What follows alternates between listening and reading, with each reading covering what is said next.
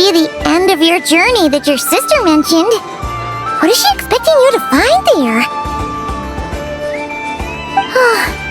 Snezhnaya still feels like a long way away.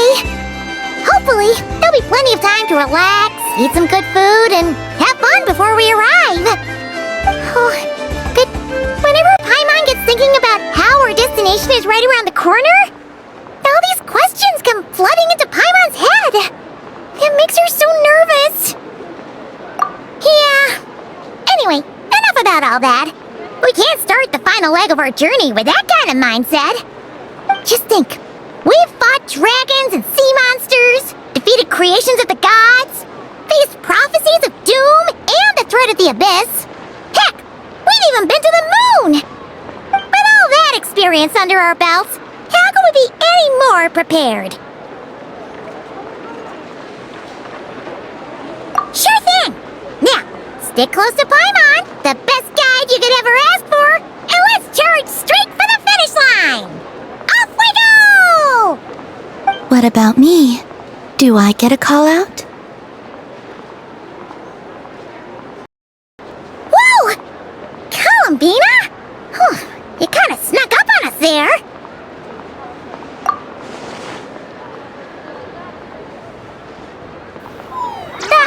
Don't look at Paimon! Paimon didn't sell you out this time! Oh, so it was you! Alright, guess there's no hiding it now. All your friends have gathered at the flagship to see you off. I invited Snezhnaya too, but she said she had to go back to Snezhnaya. She must be busy.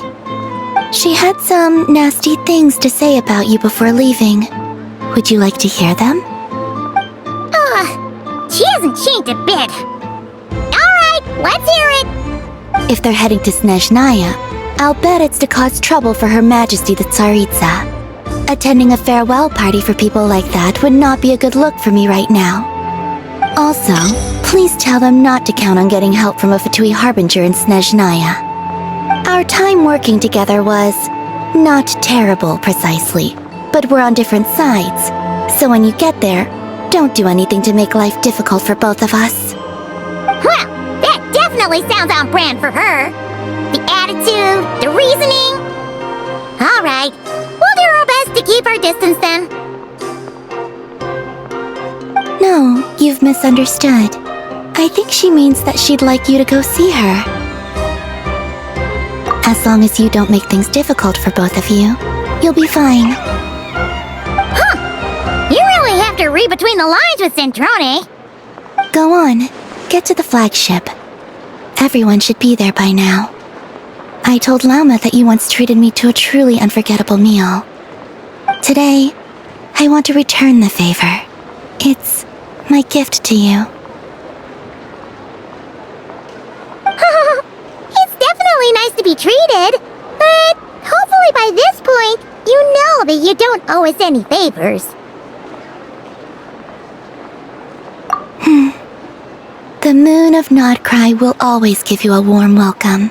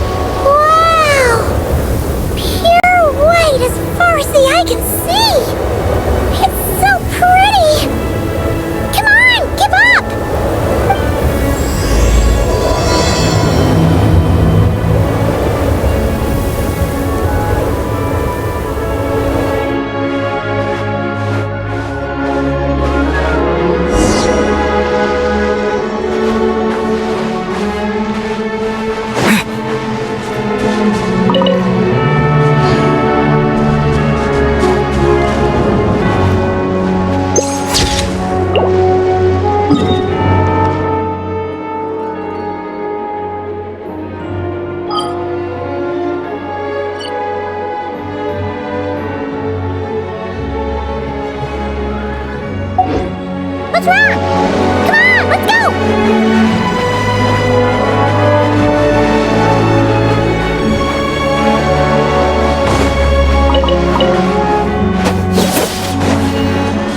What?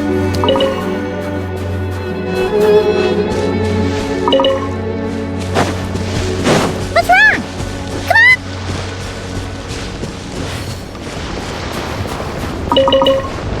Look! They look similar to the ones in Notcry. You know, just minus the effects of Kawaki. That's a sure sign that we're officially in Snezhnaya now.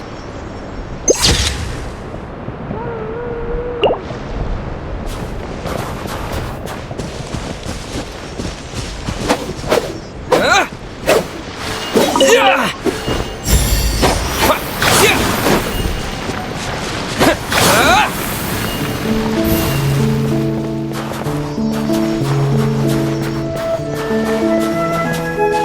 There's gotta be a treasure chest around here somewhere. No adventure is complete without a chest or two. Wah!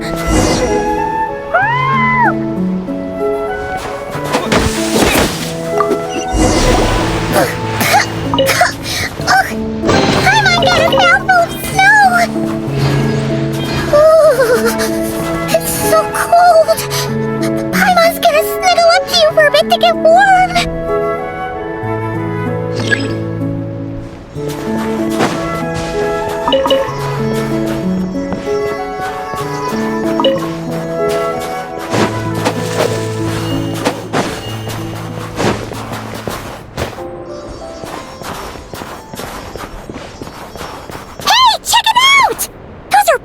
Right?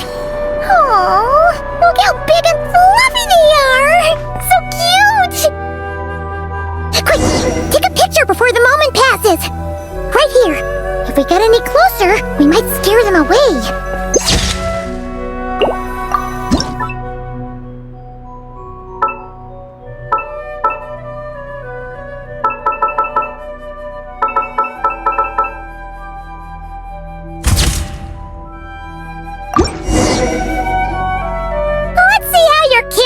Are these days? Oh, wait a sec. Paimon sees something! Come on, quick! It looks like a train carriage!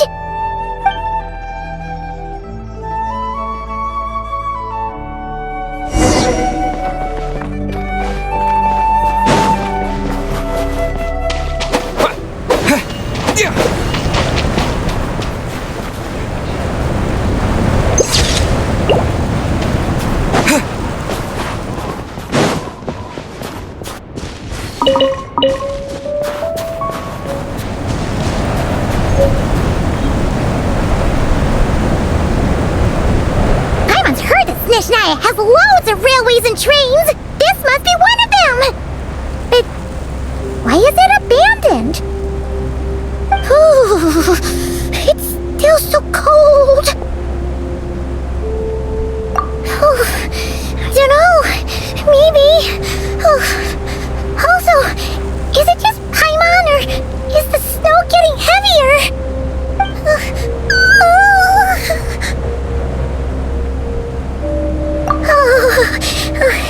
Thanks for offering, but this isn't just the weather. It's hard to describe, but Paimon feels so weird. She's never felt like this before. Everything feels heavy. Getting kind of dizzy, too. Oh, no need. Paimon's just feeling a little low on energy. That's all. It's nothing serious. Not worth ruining our travel plans over. Yep, sure thing. Snezhnaya, here we come!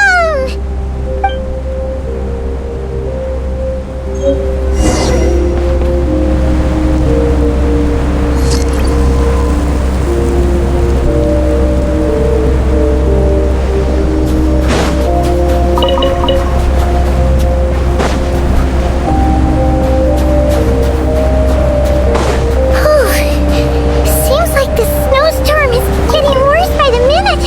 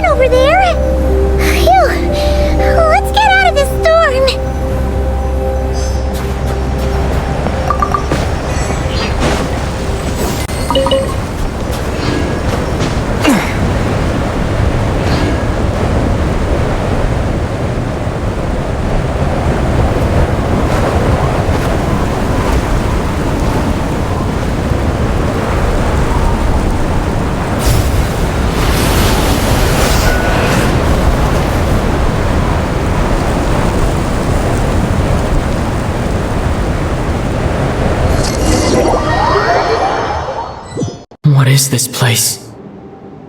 Where's Paimon? I need to find her fast!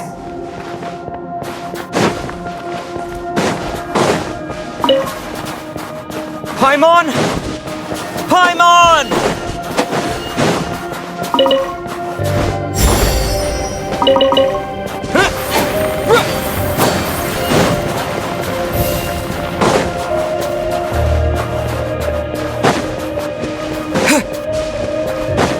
That's strange. Where could she be? I guess I'll try further ahead. Hang in there, Paimon.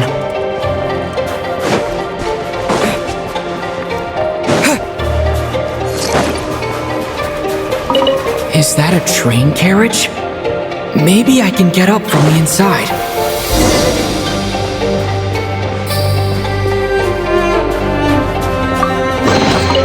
Is this an answer from this world?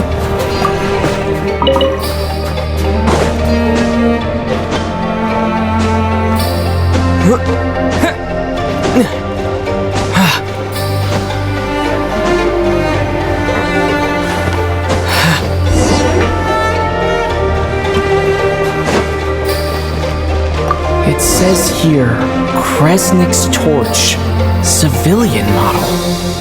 It's definitely getting a little warmer now it's turned on. I really hope Paimon's okay.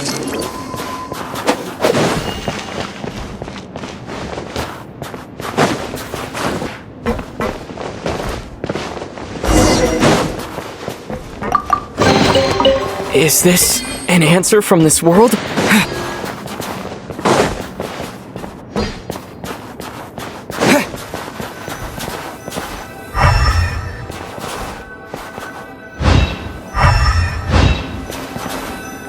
What was that strange sound? I can't tell if... Paimon? Paimon, is that you?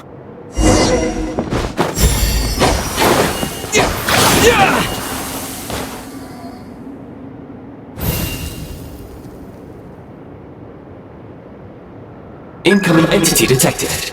Authorization granted. Initiating original. Hello, Descender, who's reached the eve of tomorrow. Eye of Grey at your service. Time since last activation. Time measurement unavailable due to the influence of... Anyway, it must have been a very long time.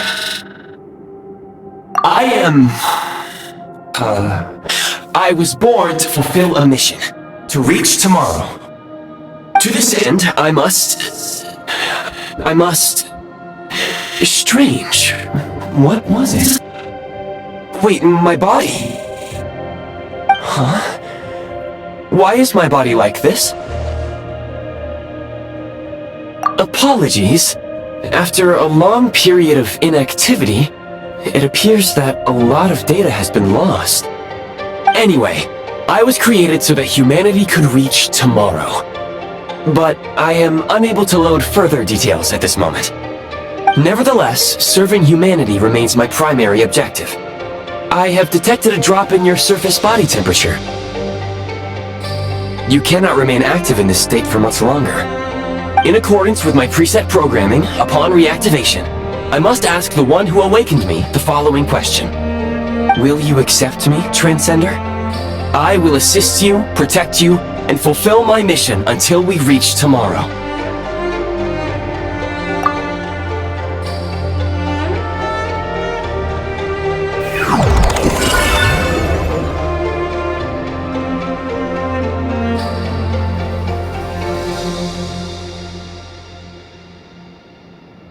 You have made a very wise decision. Now, I detected that you called out a name earlier. Presumably that of your missing companion? The name was Paimon. After helping you get out of here, I will search for a match in the nearby area and pinpoint their location. Merely the tip of the iceberg. Now that we have reached an accord, you will be my new user. May I ask your name? Very well. I will remember this name until the mission is complete. I need to recover my body, retrieve the power to unlock tomorrow, and help the suffering masses to reach the far shores where the empty Ark floats. I can sense my power scattered across this ice-covered land. I even have a vague sense of where it might be found. But right now, that is not essential. The key right now is you. You must survive and reunite with your companion.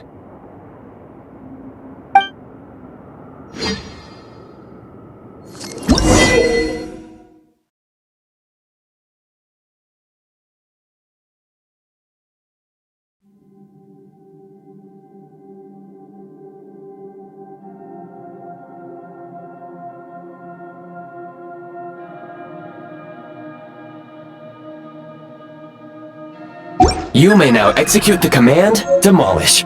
Use it to remove the prime ice blocking the path and obtain prime ice units.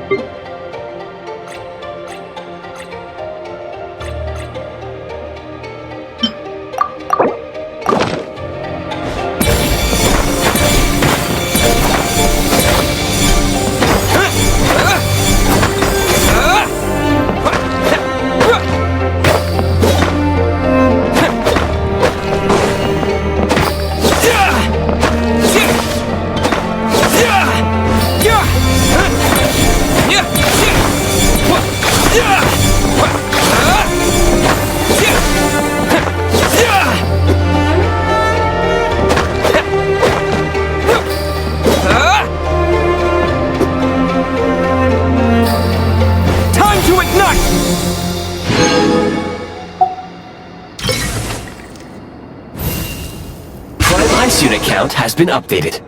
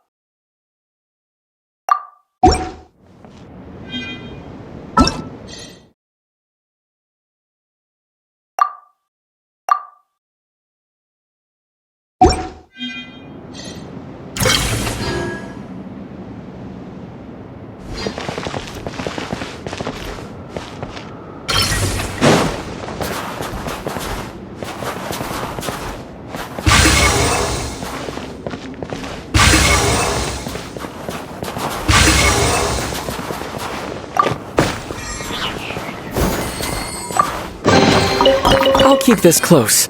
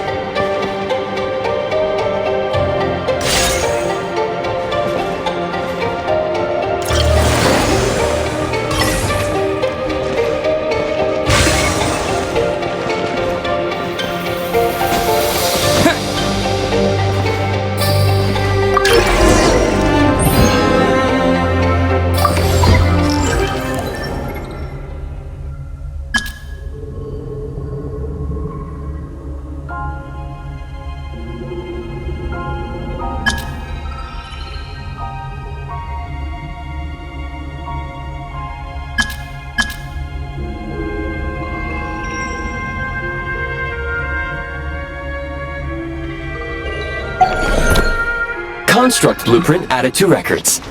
You may now execute the command, Build heat source. Generate a temporary heat source to rapidly melt the solid ice.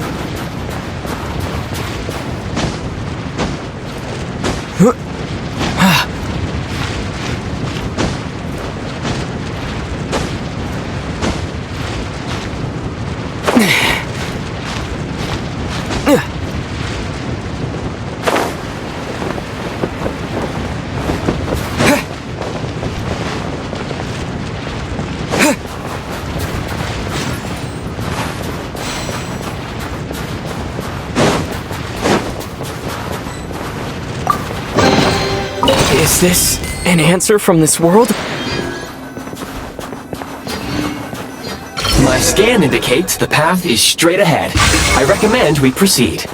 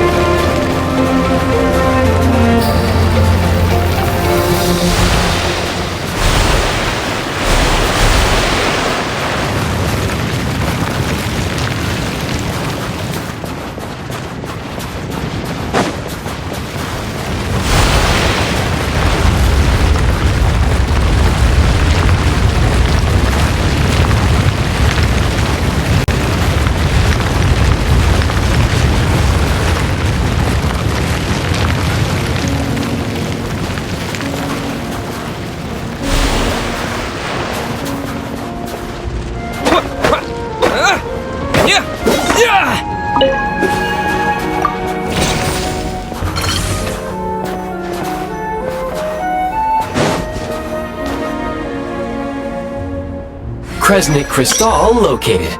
Please collect at your earliest convenience.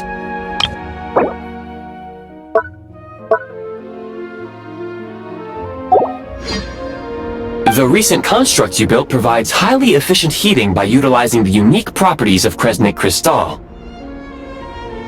Unfortunately, prime ice constructs have a very short lifespan and cannot be stabilized during the development period. Hence, the authorization to use Kresnik Crystal was granted. That said, I have already forgotten what warmth feels like. Yes. Perhaps then, we can warm ourselves by the fireside together. But for now, all you need to remember is this. If you collect Kresnik Crystal, I can extract the energy within and use it to maintain your body's surface temperature.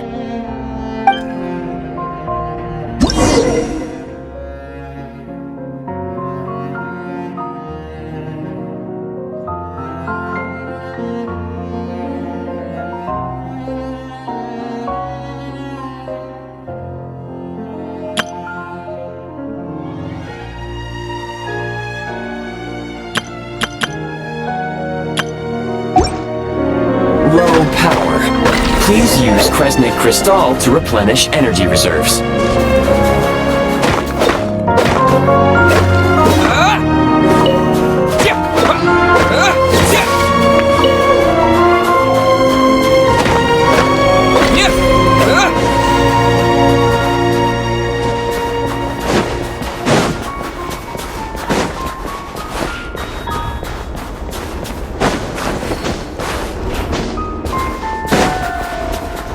Signs of physiological activity detected in the distance. It is highly likely to be your travel companion, Paimon. Go. Go now. Be reunited and sing together.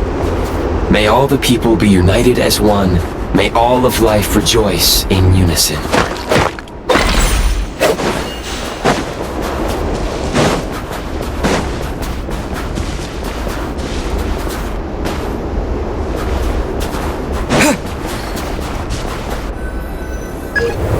Approaching the target location, scanning for signs of life.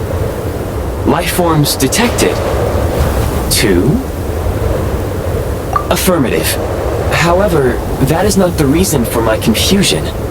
According to my database, this location is a train station, meaning the number of life forms is unusually low.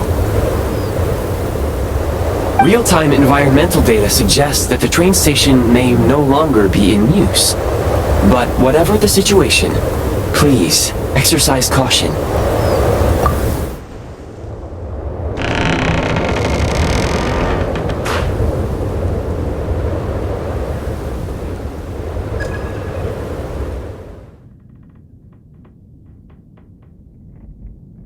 Paimon!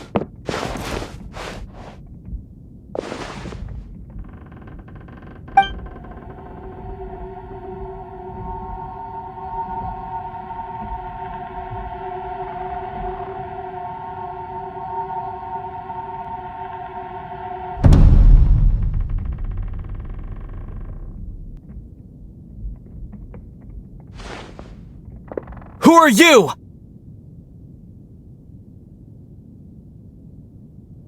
Don't worry. She's only sleeping. You must be the Traveler. She called your name repeatedly while attempting to battle her way through the blizzard. Newcomers to Snezhnaya struggle to adapt to the sheer cold at the best of times. Lately, even the locals are suffering, with a powerful monster having summoned a bitter snowstorm.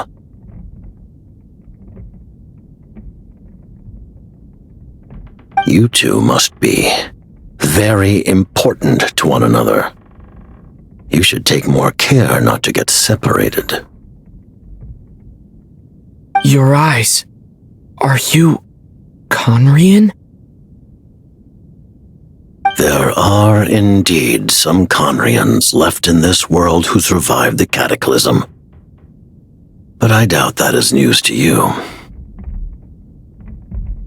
It would be unwise to interrogate my identity here. Focus your attention on your travel companion instead.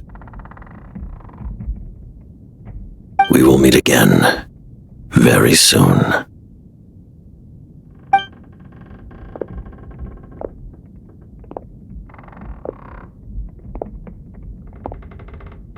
The unidentified subject has now left the area. He appears to be an individual of great significance, but my search has yielded no relevant data. I will try searching the database again. Against the odds, your companion is safe and sound. The other person even left a blanket for her.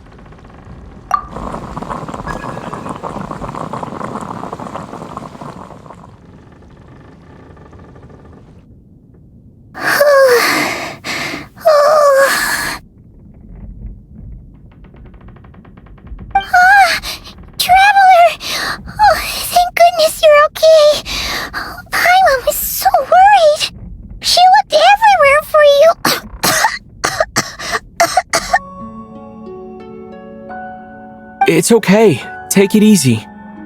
Are you feeling alright? Pretty much the same as when we first got to Snezhnaya. Paimon must have got a cold. She was feeling so faint. She just couldn't keep going any longer. So she had to lie down and sleep it off. Wait, where did the jester go? Yep, the director of the Fatui. The Jester Piero. So, you met him?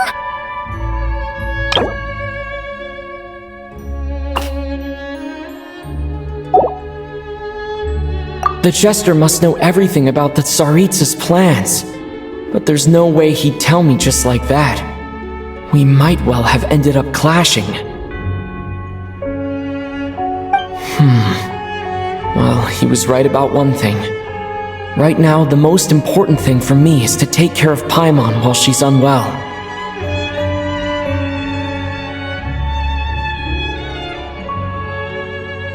He had no intention of explaining his motives, and he left in something of a hurry. Hey! What the? Who is that? It looks like half a pair of goggles. How amazing! A self-aware, talking pair of goggles! Snezhnaya was once the land of the Fae. There are many ancient creations here that I'm sure would broaden your mind further still. Mind you, my database is also expanding as we speak. You must be a rare creature yourself. Oh, wow! Well, thank you so much! You've earned yourself some of Paimon's favorite candy! Oh, but by the looks of it, you probably can't eat that, can you?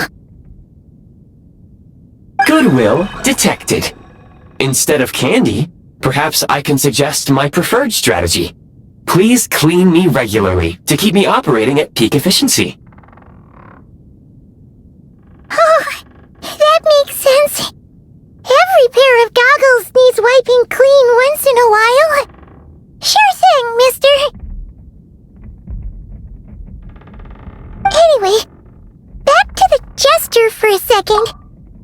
Paimon's still confused about something. When he first showed up, he already knew Paimon's name. And he acted like he expected Paimon to know who he was, too. Paimon could tell that he was conning him from his eyes. And he definitely seemed like someone pretty important.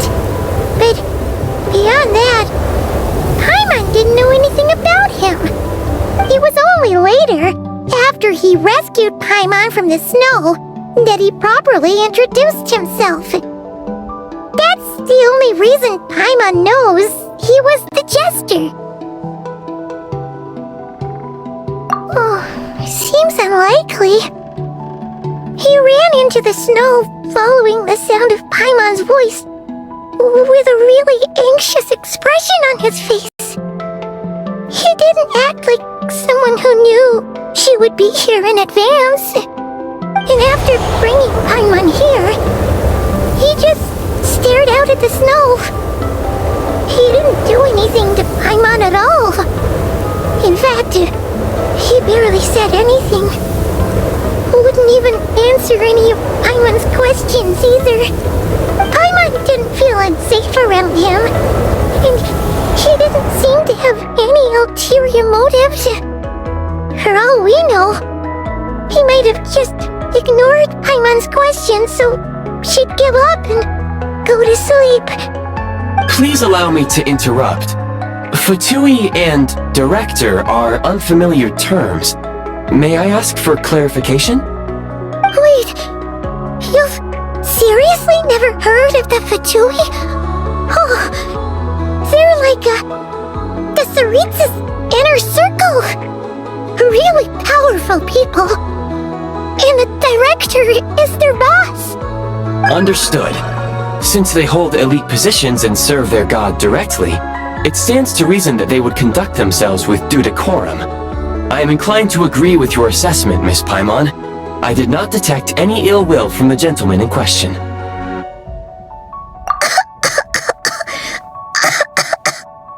Sorry, I shouldn't have encouraged you to talk so much. Paimon, new plan. Let's get out of Snezhnaya for now. We can come back after the weather clears up and you're all better. The jester mentioned that this snowstorm, being the work of a monster, is worse than most. Even if we made it to Snezhnagrad, we'd still have to wait out the storm before we could do any exploring. Oh, well, it's really nice of you to look out for Paimon, but she doesn't want to hold you back. We were really psyched up for this journey when we first set off. Just think of all the burning questions we have.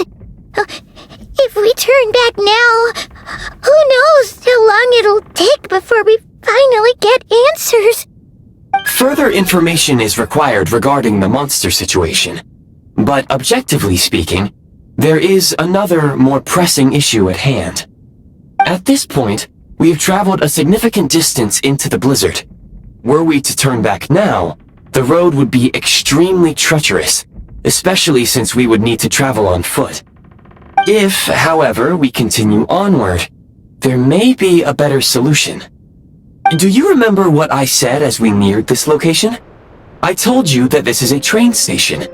While it has evidently fallen into disuse for unknown reasons, the tracks remain intact. We can break through the blizzard and forge ahead by driving a train. That is the Snezhnayan way. There is a small town up ahead, which would be the perfect place for Miss Paimon to rest and recover. Paimon thinks Goggles here makes a great point. Let's do that. Oh, come on. Don't worry. Think of all the traveling we've done so far. When has Paimon ever gotten sick before? Practically never. 'Cause she's in great shape. Sure, she's a little tired right now, but it's sure to clear up on its own. Affirmative. Should you ever need my assistance during your future adventures, please call for the Eye of Grey whenever you wish. Otherwise, I will remain silent to avoid causing... Now, please follow me to the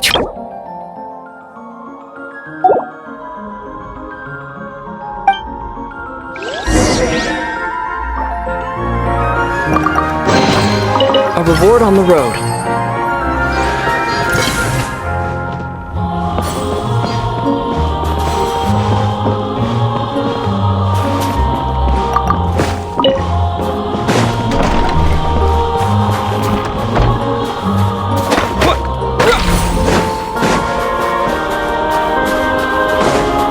Please confirm when you are ready to depart.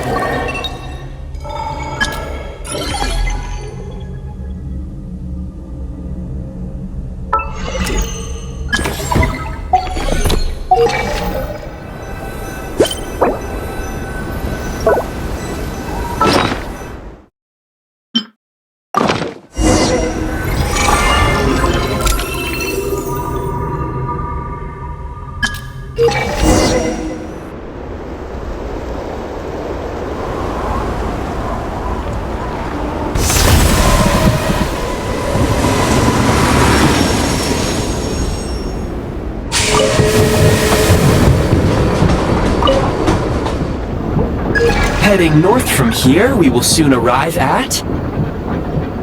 Wait, there's an error message. Could not detect clear tracks. What exactly does clear mean?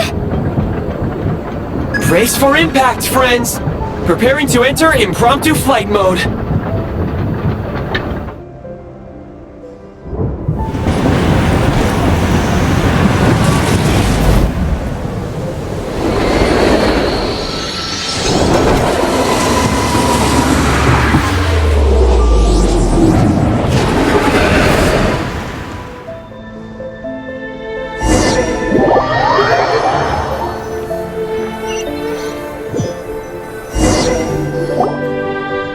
How strange. Not only was the station's status different from my records, but even the railroads and the terrain itself have changed substantially. Yeah. Thanks to your quick reflexes. My sincere apologies for putting you in danger. I'm afraid I'm as confused by all this as you are. Agreed. This is likely a consequence of outdated railroad data. The discrepancies between the old data and present reality are far greater than I anticipated. Fortunately, our crash landing has at least brought us much closer to the town. According to the data, anyway. Your data had better be right this time. I can assure you, it certainly is. Please look this way, and you will see a Kresnik's torch. It seems our ill-fated train ride was a blessing in disguise. We have taken the shortest possible route. Rest assured that I will take user preferences into account next time I plan a route. Next time, I will get it right.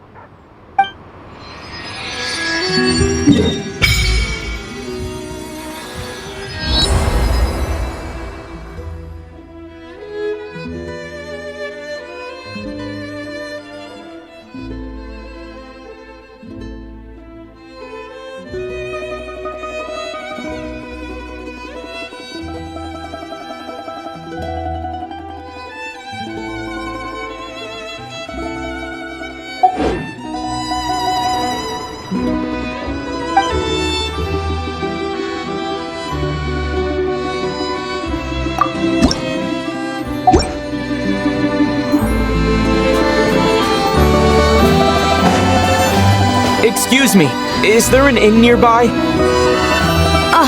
I'm sorry, but they've all closed.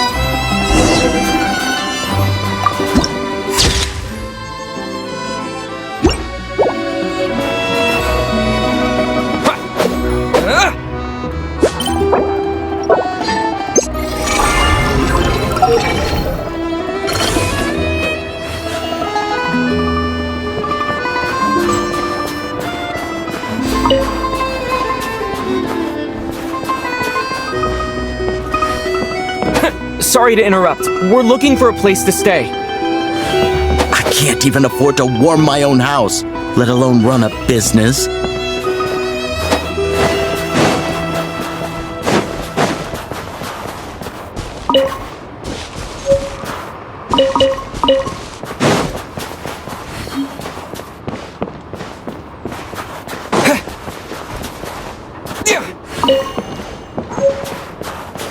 Excuse us. Is there anywhere we can stay around these parts? I'm afraid not. You'll have to try your luck somewhere else.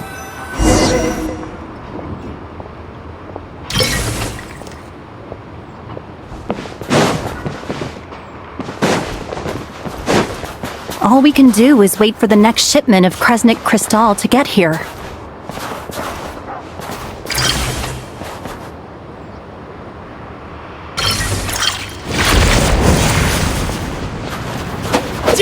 Yeah.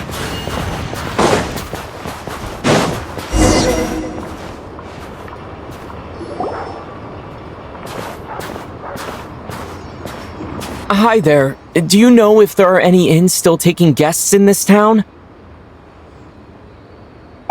Doubt it. They're probably all closed. No one has enough Kresnik Crystal to heat their own homes, let alone a business. Oh, what a bummer. I clocked you a while back. You adventurers or something? We don't get many tourists in inland Snezhnaya these days. Why is that? Because of the snowstorm? In part, but the bigger reason's Project Stuzha. Since it's Her Majesty's will, we have to put up with it whether we like it or not. Oh, sorry. I assumed it was common knowledge by now. Basically, the Tsaritsa is planning something big. Something that requires an enormous amount of energy. Even if they used all the surplus Kresnik Crystal in Snezhnaya, it still wouldn't be enough to meet demand. So, the Vecha passed a resolution requiring all factories and households to reduce their energy consumption. The policy has thus been charmingly named Project Stuzha, meaning bitter cold.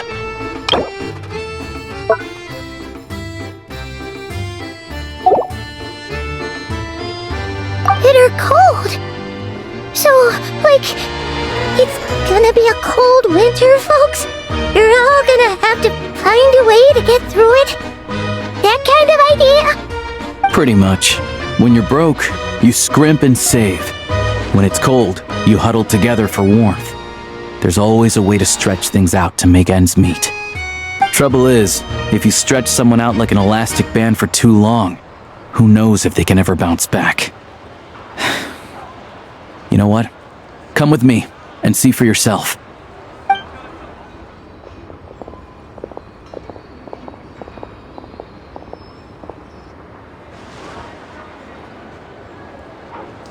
Can you please explain to me why the price of Kresnik Crystal has gone up by 1/3 again? Even as our purchase quota has gone down. You only come here twice a month. This won't even last us a week. The supply and pricing of Kresnik Crystal are based on current production volumes and price data. We Fatui are only responsible for delivery and security. I'm not in a position to explain to you how the figures are calculated, but I assure you, they are as fair and reasonable as possible. Oh, so our lives mean nothing to you? How can you expect anyone to survive a single night in this weather without heating?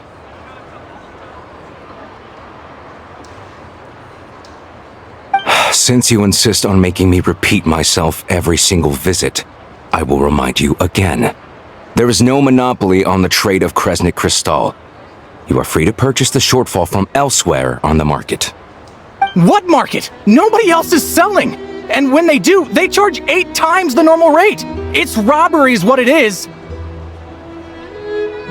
Which is why the Snezhnaya Veche passed a resolution to support border communities, without which you wouldn't even be able to buy crystal from us to begin with.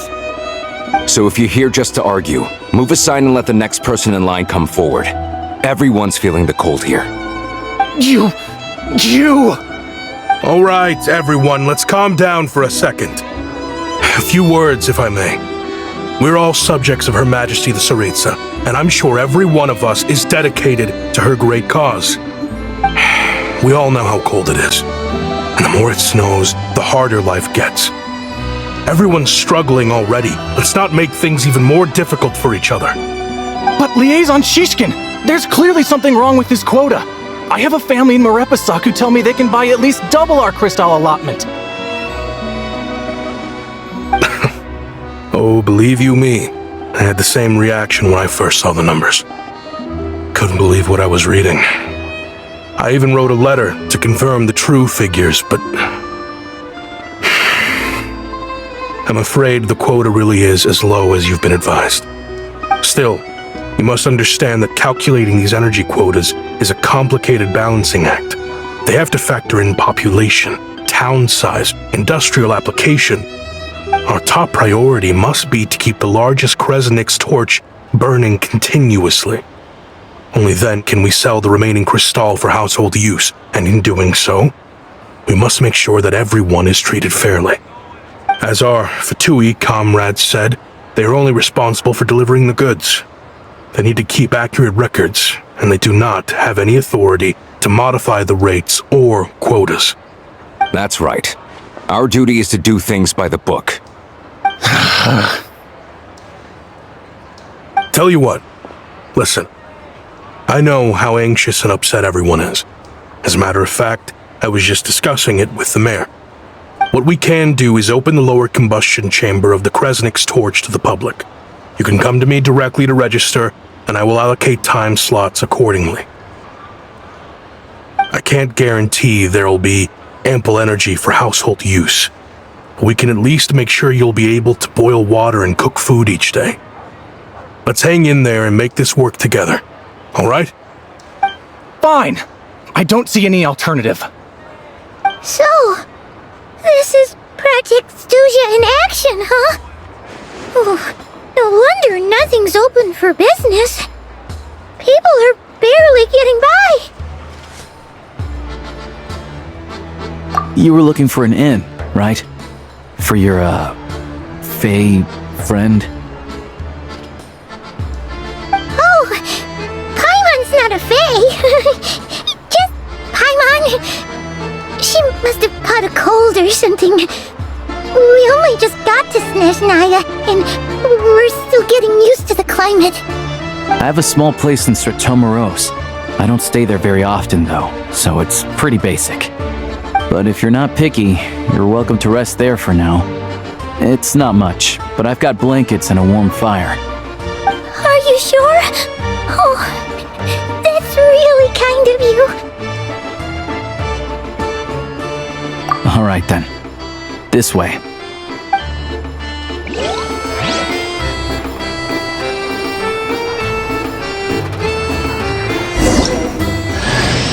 Hello, I'm Alosha. I'm a hunter. Though, if you've talked to any highwaymen, you might have heard a different side to my story. But anyway, let's keep that between us for now.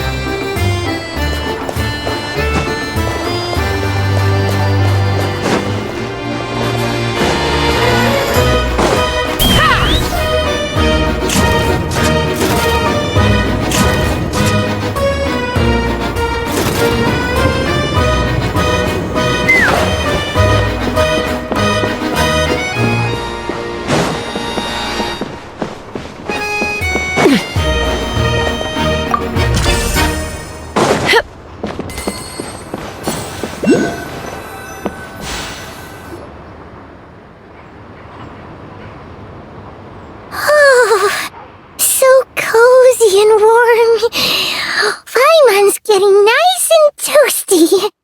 Oh, wait. Paimon only introduced herself so far, didn't she?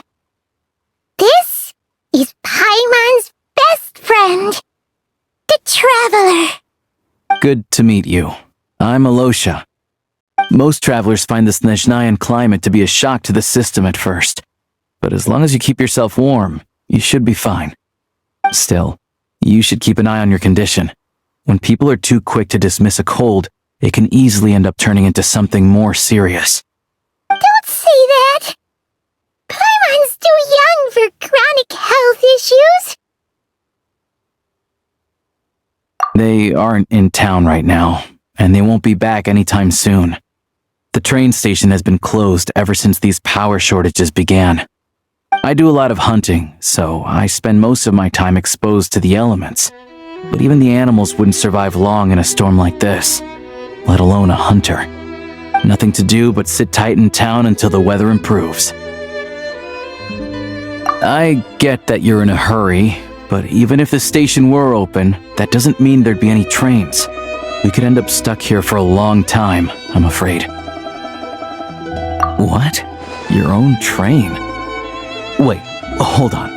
That train? The one that suddenly fell out of the sky and crash-landed on the ice? Oh, we got lucky and found it in a cave. Oh, then our luck ran out and we had a little accident. Pretty crazy for a random find in the mountains. Well, as long as your train's good to roll, you might get to Snezhnaya after all. I've been doing some digging recently. Turns out, the real reason for the current energy crisis in Stratomaros is that some of the supply is being seized for a private stockpile. But to expose what's going on, I need to catch them in the act. So, I'm heading off to catch a rabbit. Huh? Wait, a rabbit stole the crystal? It's a figure of speech. Real rabbits couldn't pull this off.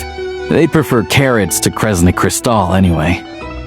Shishkin, Mr. Positive Attitude, let's all get along now, shall we? Him? Really? Paimon never would have guessed. Huh? You're coming with? Huh. Oh, okay then. Just give Paimon a second to get ready. Alright. Guess there's no point pushing myself. Paimon will stay here and hold the fort then. Be careful, you two. Oh yeah, there's one more introduction to do. Tagarin, get in here. Oh, a doggy. Oh, angry doggy. Oh, Tagarin doesn't like being petted then. He likes to think he's above that kind of thing. He's my hunting partner, so he'll be joining us when we head out. Carrots aside, we'll need to stay completely undetected. We can't risk spooking our rabbit, or there's no telling which burrow he'll scurry back into.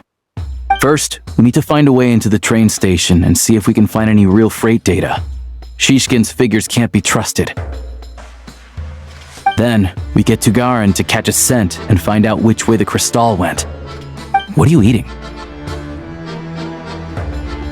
Oh, check it out. When you're all out of carrots, try jerky.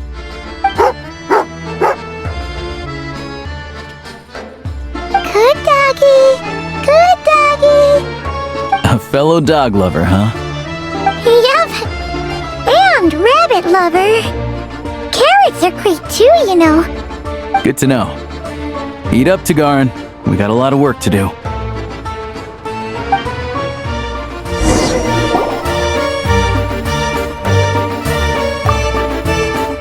Paimon's just gonna stay here and get some good rest. You guys, be careful out there.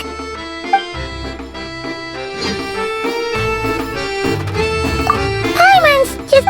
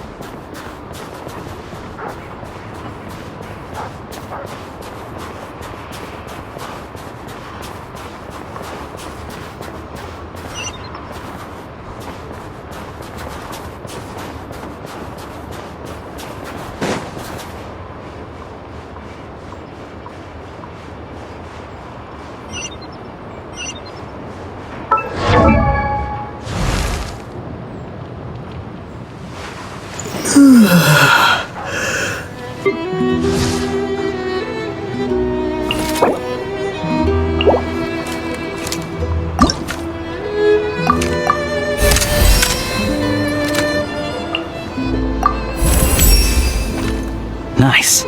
Feels like my aim is more accurate.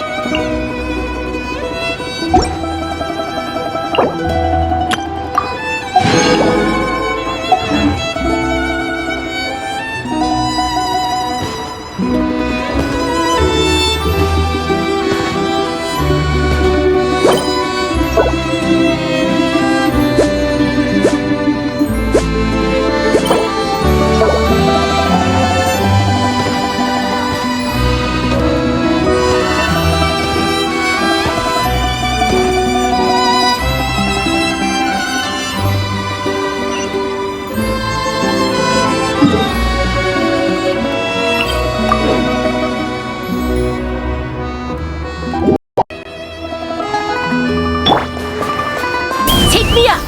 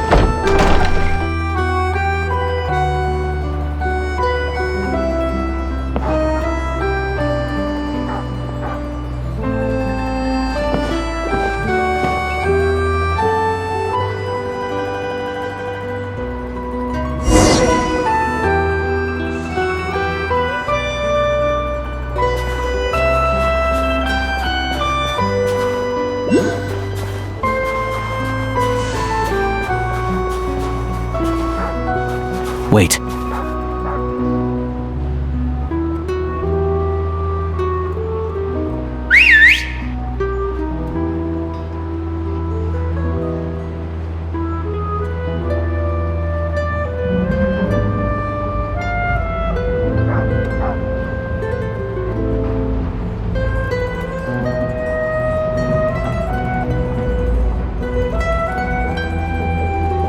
Nice work, Tagarin. Come on, we'll go around.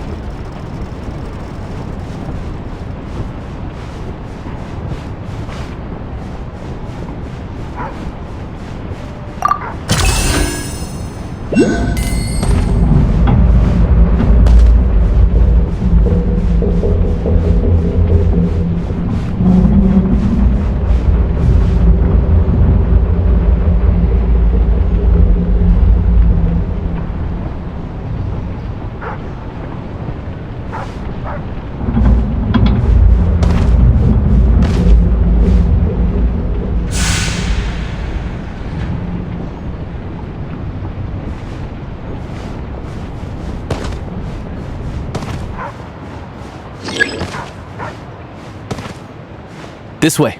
We'll enter from the upper floor.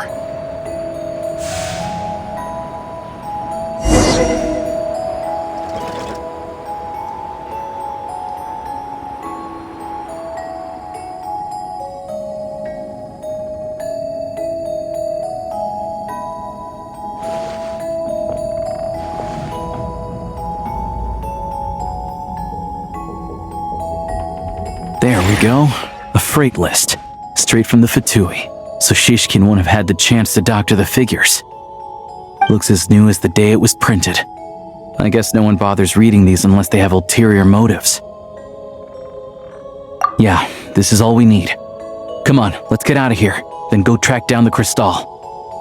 Tugarin's a keen hunter, and catching rabbits is his specialty.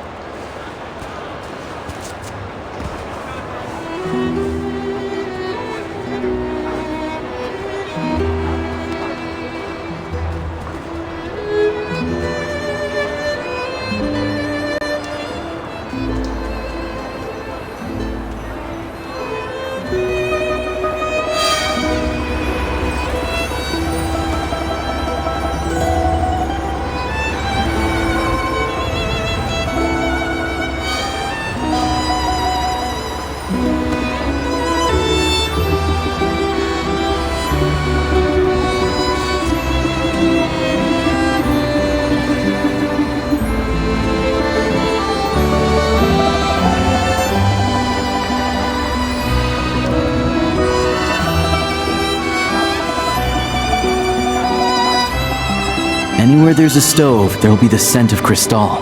That's normal.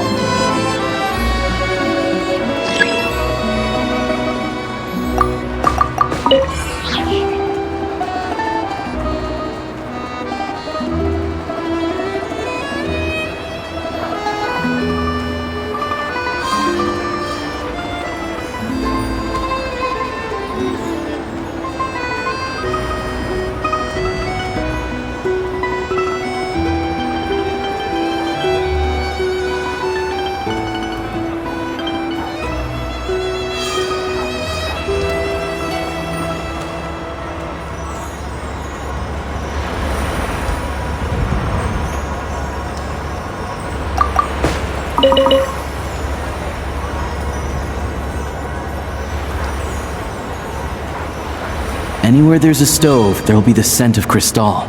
That's normal.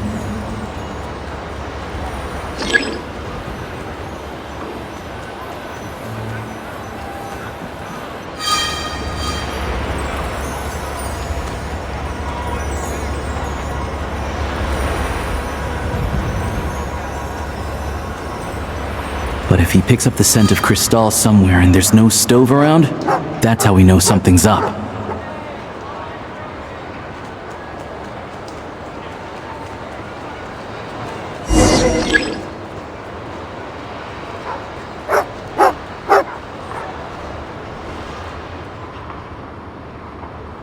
This must be the rabbit's warren.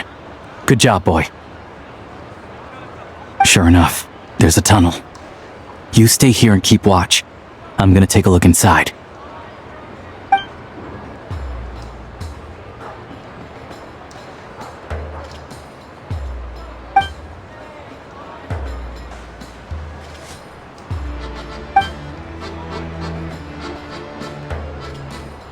Thanks for looking out for us.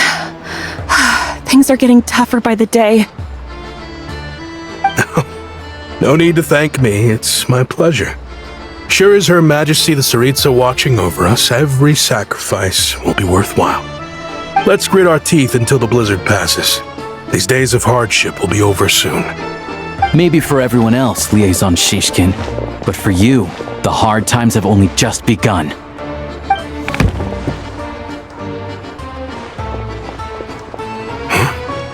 Who are you? What's the matter?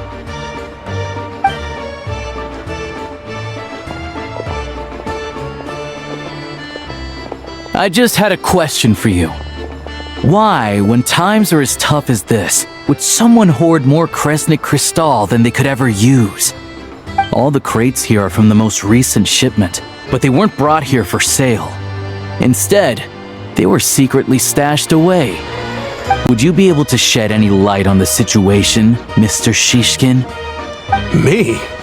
Why, I have no idea. But look at how much there is! It's quite a godsend. Now there will be plenty to go around. This godsend was found in a cellar adjacent to your residence following a tip from Mr. Alosha. And this is only a fraction of what we found down there. We're still taking a full inventory. The official figures will be finalized shortly. I've always been grateful for your efforts to mediate between us and the townspeople of Sretomaros. But now, Mr. Shishkin, it appears you were the source of the conflict all along. How could you do this to us? We trusted you to have our backs. You've been lying to us this whole time? Hey,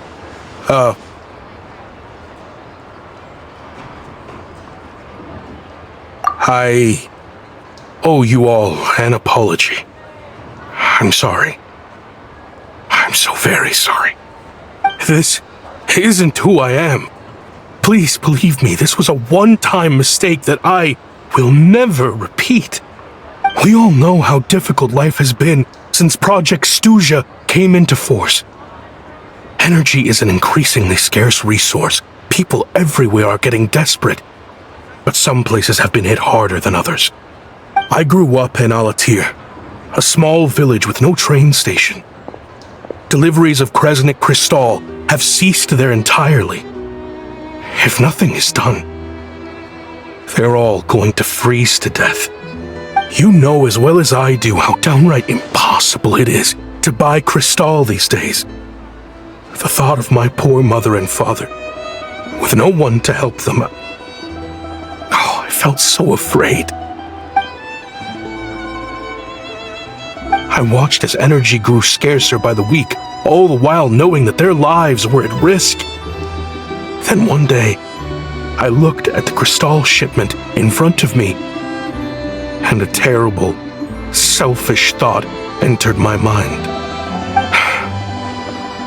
Looks like I'm just not cut out to be a criminal. I'm so sorry. Once the Fatui have finished their count, you'll see that the numbers match their waybill.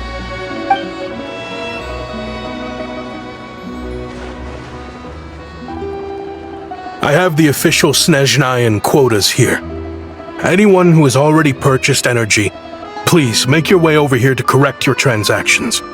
I'll make a batch purchase of Crystal worth 3 months' salary for you all to use free of charge. As for Alatir, I'll think of something else. You don't have to go that far. Yeah, owning up to your mistake is enough for me. You've done plenty of good for the community in the past. I'm not looking for a handout. Drop the act. You claim this was a one-time mistake, but the real reason there's only one shipment's worth of stolen Crystal in your basement is that you have an accomplice. Reporting in, sir. We've conducted a full search of the mayor's house. As expected, we found many crates full of Crystal, half of which were still in their original shipping containers. This wasn't your first time at all. You've been colluding with the mayor of Sretomaros for a long time now. The train station's currently out of service, but it does open for a short window every time there's an energy delivery. And every time a train pulls in, you're there on site to take inventory and oversee the workers unloading the cargo. The mayor handpicks said workers. Per his instructions, they transport the Crystal by tunnel at night to the mayor's house, and he sells it out of town. But since he can't get the goods out of town by train, he had to arrange an alternative method of transportation. This meant slower sales, which gave me plenty of opportunity to catch him in the act. Wait, the mayor's involved in this too? Preposterous. What proof do you have of any of this? Basic math. I've spent a lot of time lately counting carriages as the snowstorm rages. Counting carriages? What? The energy consumed by a train depends on its total weight. And since energy is a limited resource right now, it's fair to assume that every carriage is packed full. So, if we take the energy required for the Kresnik's torch, add the sales figures you provided, then compare that figure to the train's theoretical cargo capacity, guess what? The numbers never match. It's always off by 1 or 2 carriages worth. This time, you set a new record. 3 carriages missing. You mean to tell me that you sat around outside, counting carriages, in this weather? I'm a hunter. I have 2 options. Hunt or starve. Well, I've heard enough.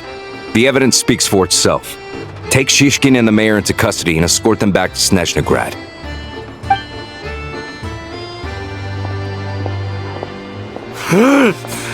You cocky little brat! Ruining my business! Just you wait!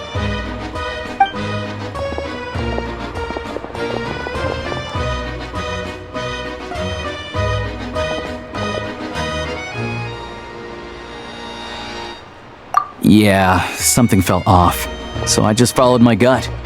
Math isn't my strong suit, though. I'm lucky my dad made me learn enough to get by, but all this number crunching was a million times harder than the aim and fire work I'm used to.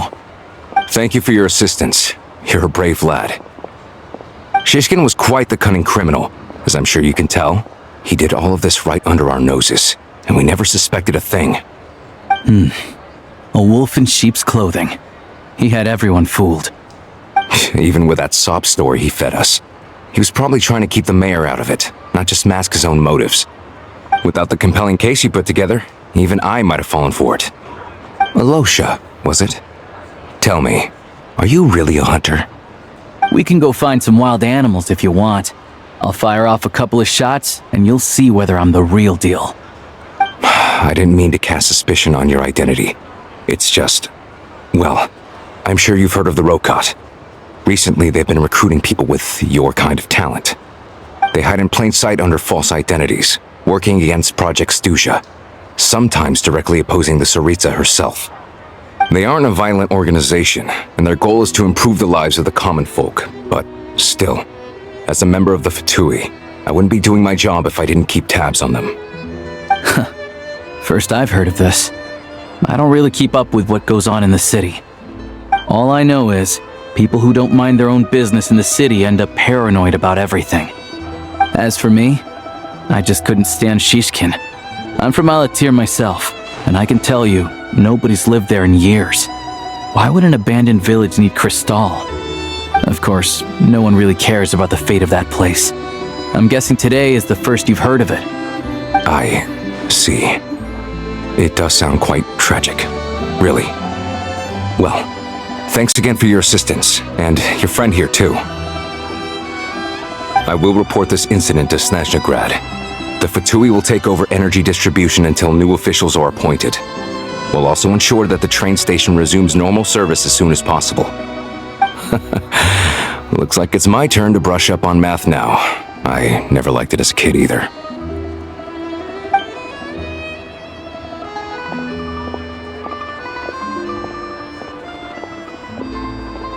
Don't mention it. Isn't the soldier overseeing the delivery supposed to verify the quantity of the goods? Was he just careless? Or was he being paid off too? Who knows? Excuse me. I'll take a share of Kresnik Crystal too. Thanks. I need to take a detour before we head back. There's someone I have to deliver this crystal to. Take me up!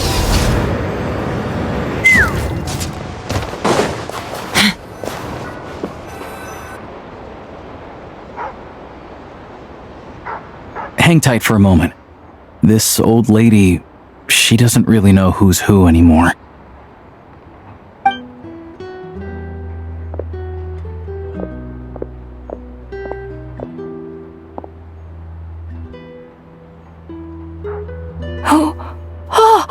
Grandson, it's so cold today. You must be freezing. Ma'am, it's me, Alosha. Alosha? Alosha who? You know me. I came by earlier today. Cleaned the ashes out of your stove, gave you some warmer bedding, and washed your back.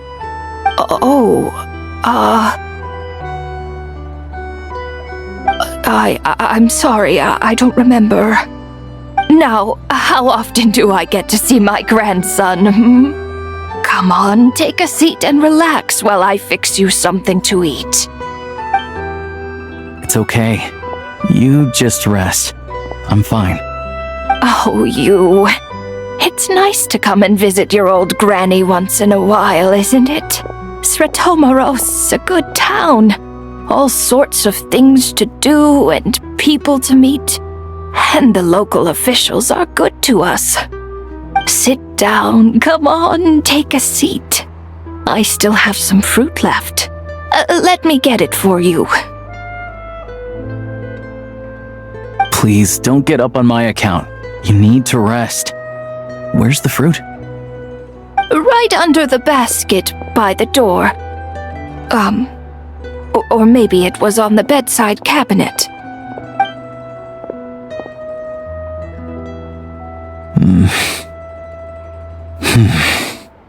Well, grandson dear, do you like it?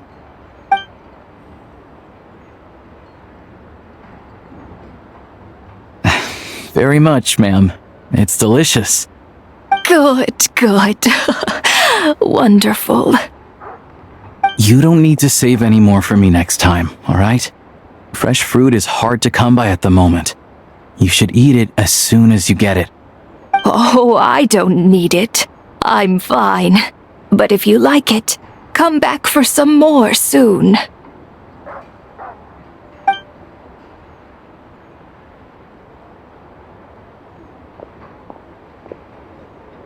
Some kind soul must have given these to her. But she always saves the nicer things for special occasions. I met her at the market back before her health began declining. She was a lovely old lady. We're from the same hometown. Not many people have heard of Alatir. And if they have, it's usually for all the wrong reasons. There's a gang of highwaymen that came from there. Now that it's an abandoned village, it's rare to find anyone who shares fond memories of our hometown. So after we got talking and realized we were from the same place, we decided to keep in touch by letter. I first learned of Sretomaros' energy supply problems from a passing comment in one of her letters. Then, after her health went downhill, I started visiting more often to check in on her. The town's been in decline for a while now, but because of her memory problems, she thinks of it as the bustling, prosperous Sretomaros still in its heyday. That said, I kinda appreciate her optimism. There's not much of it going around in this world of ice and snow. It's fine. Everyone grows old. In Snezhnaya, some people believe that in your final moments, you'll sense a familiar presence by your side. You turn to look at them, but their face is blurry. So you focus hard, trying to make out who it is. And when you finally see their face, the Grim Reaper reaches out and takes your life. She still calls me grandson, though. So at least I'm not a blurry face in her world just yet. Come on, let's get back and see how Paimon's doing.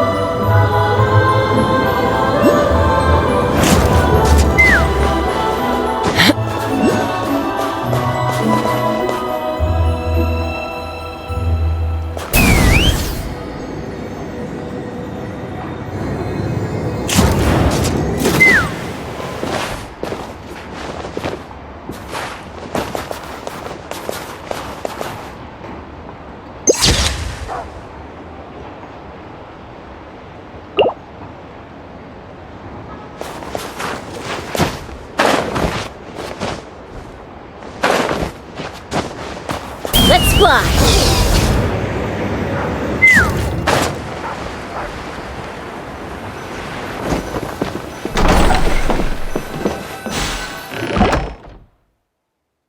Paimon, we're back. Are you feeling any better? Yep. Paimon's not cold anymore, but she's still a little dizzy. Flying probably isn't a good idea right now. Paimon might lose her balance. But Paimon's sure she'll be fine. It's probably just from getting hit on the head by that pile of snow when we first arrived in Snezhnaya. Her complexion's looking much better. Let's keep an eye on her.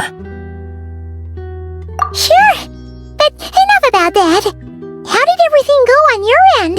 Are you all set? Did you have any trouble? I'll explain.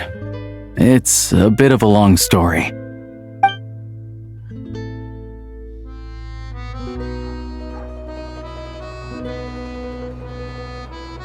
Jeez, you guys got pretty busy. Sounds like the liaison officer and the mayor were running quite an operation. Huh. Good riddance to both of them. It's a good thing you managed to catch them. So, you said the train station will open again soon, right? And everyone has enough crystal now? Yeah. Well, enough to survive at least. Project Snezhnaya isn't going away anytime soon. People will still have to scrimp and save to make ends meet. Don't know. The goal of Project Snezhnaya is to gather energy for the Tsaritsa, but no one knows where that energy's going. It's never been made public.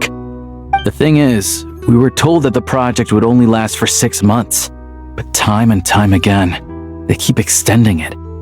Extending it? Does that mean the Tsaritsa's plan isn't going very smoothly? That's what everyone suspects. In principle, any proposed extension needs to pass by majority vote in the Snezhnaya Veche. But even though opposition has been growing, any detractors end up caving into political pressure from the rooster, Pulcinella. He's the chair of the Snezhnaya Veche and a key figure in the voting process. He has the backing of many powerful and influential people. How come the Fatui are picking on ordinary people even here in Snezhnaya? I don't see it like that. Fundamentally, the Fatui will always think and act in the Tsaritsa's interests. But that doesn't mean they don't care about the plight of the common folk. The only reason Stratomero still receives crystal shipments is because of a relief proposal put forward by the rooster himself. Then there's the Fatui soldiers providing support in every corner of the nation. Even the Northland Bank provided some mora for disaster relief, and they're as conservative and indifferent as they come. It's just that the rich and powerful in their fancy palaces live in a completely different world from us. There's always going to be some conflict when those worlds collide. Yeah, well, even though we all believe in Her Majesty the Tsaritsa, there are still many differences of opinion on how best to tackle the big issues of the day. Regular folk don't have an easy way of getting their voices heard in Snezhnaya, while the rich and powerful are either unwilling or afraid to speak out for all sorts of complicated reasons. The Rokad provides the disaffected with false identities and an outlet to vent their frustrations. Of course, an organization like that exists in a gray area. The moment the Veche think they've crossed a line, there's sure to be a crackdown. But so far, they've been doing their best to help the common folk. Like us, don't you mean? You didn't hesitate to join in. You're not new to this, I can tell. That's because we're adventurers. It's our job to help people out with commissions and get to the bottom of things. Sounds like we're going to get along. So, what's your business in Snezhnaya? Aside from taking your friend to see a doctor, of course. I want to meet the Tsaritsa. It's complicated. I've had run-ins with many of the Harbingers along the way, and I really need to know what the Tsaritsa is up to. Her ultimate goal? What the Gnosis mean in all of this? Since I've made it this far in my journey, I have to find the truth, whatever it takes. Wait, so... No way. Are you who I think you are? Sounds like you've heard of us then. We're getting more famous by the day. I didn't realize I was in the company of giants. Honestly, we're all as curious as you are about what the Tsaritsa's planning, and why it has to involve us freezing to death in the snow. But getting in the same room as her won't be easy. The common folk aren't permitted to meet her at the best of times, and right now, she's probably not even in Snezhnaya. Word is, she's heading east on a campaign to slay a monster. Yeah, so you've heard of it. A wild, unpredictable monster with the power to summon snowstorms. It also absorbs everything around it into its body, so it's growing constantly. Now it's so big that the Tsaritsa has deemed it the #1 threat. Luckily, as it grew, it became increasingly less mobile, so it doesn't pose an immediate threat to this town or to Snezhnagrad. I'm sure that Tsaritsa and her personal guard, the Druzhna, won't have any trouble defeating the creature between them. It's just a question of how long it'll take.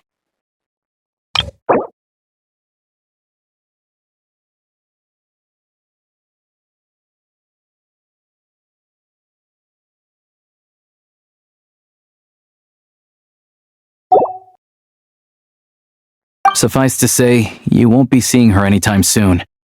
You'll have to wait until she gets back. Fair. Well, the Fatui will be taking over management of the train station for the time being. Things should be up and running by tomorrow. Once it's open, we can see about getting your train towed to the station. Whoa! That's gotta take a lot of manpower. Are you sure we can talk them into it? The Fatui aren't exactly spotless in this whole mess. Plus, we helped them out. Should be easy enough to negotiate. As far as I know, all the paperwork is dealt with upon manufacture. I've never seen anyone check it, so I wouldn't worry. Having a train makes everything much easier. We'll reach Snezhnagrad in no time. I need to head there myself anyway. Got some game to trade for Mora. I know a good doctor in the city. I'll introduce you when we get there. Oh, thanks so much. Let's get a good night's sleep ahead of our big trip tomorrow.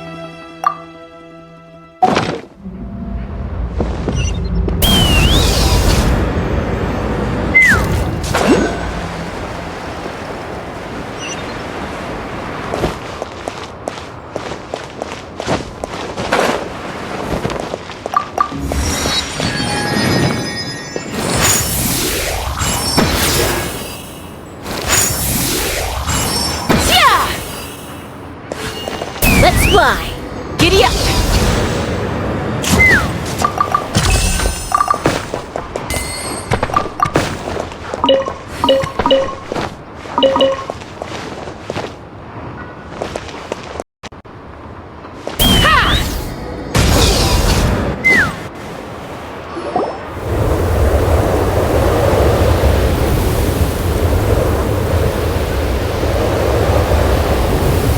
Drive carefully, all right? You don't want to end up in this situation again. Also, I don't think I've seen a train like this before. Is it a new model or something? Not a fan of small talk, are you? Anyway, take this. It's an up-to-date map of the Snezhnayan rail network. All the track switching is automated, so as long as the train's moving, you don't need to worry about collisions or anything. We'll leave you to examine the train's conditions yourselves. Fingers crossed nothing's broken. I doubt Sir Tomoros has any engineers with experience working on this model. Shouldn't be a problem. Thanks for everything. All right then. Have a safe journey, and make sure to check everything's working before you set off.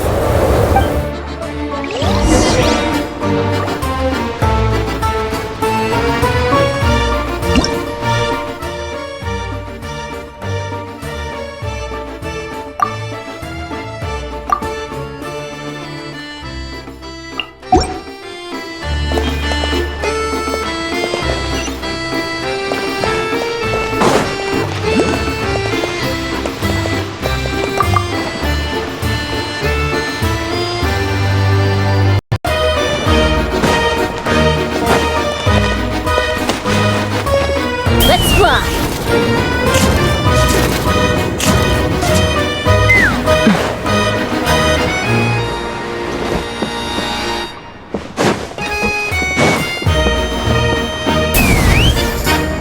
Giddy up!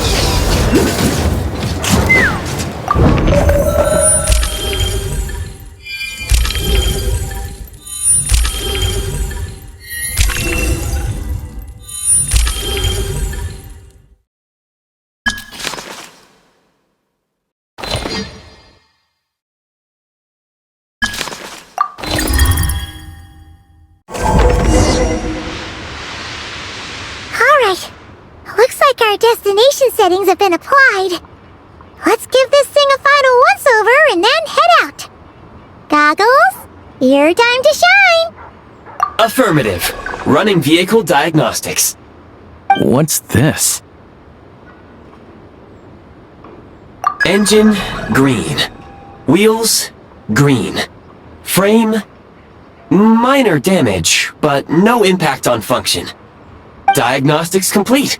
All systems nominal. Wait! Huh. Paimon still can't get over the fact that you just found this tech lying around in a random cave. I've lived in Snezhnaya my whole life, and I've never heard of an interactive, talking train autopilot. Strictly speaking, I wasn't designed purely to drive trains, though I doubt you have any interest in navigating the practically unreadable operator's manual yourself. All configurations are complete. Should you require any further assistance, please call for the Eye of Grey. Away we go! Oh, nope. Paimon's gonna find a warmer seat.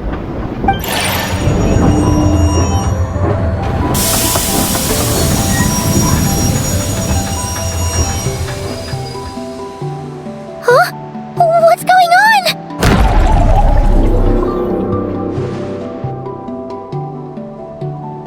Oh no.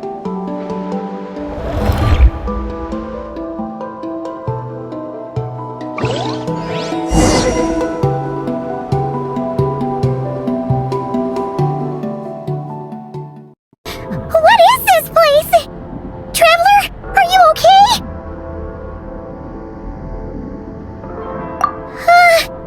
Paimon's still airborne, but it feels like swimming through thick, gloopy water.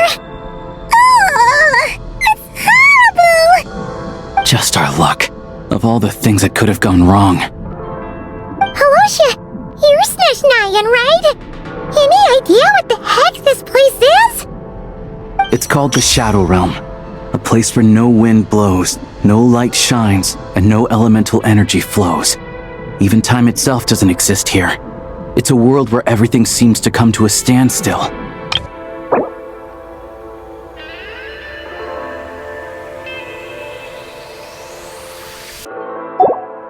I've only seen it a few times before, and this is my first time inside. It's a dangerous place. Most people who get sucked into the Shadow Realm are never seen again. And the few who do make it back, they're never quite the same. Huh? Then, what the heck do we do now? Oh, maybe Goggles knows something. Goggles? Great! Now we're done for! Hold it together. Let's not get ahead of ourselves. I heard a story once about the world of shadows. If it's true, there's a way to escape. We just need to find the exit. Come on, let's explore.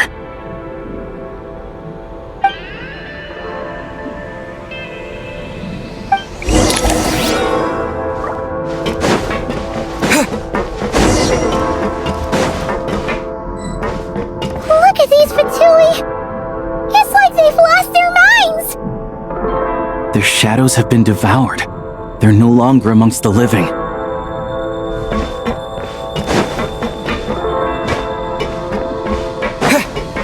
Let's hammer this out!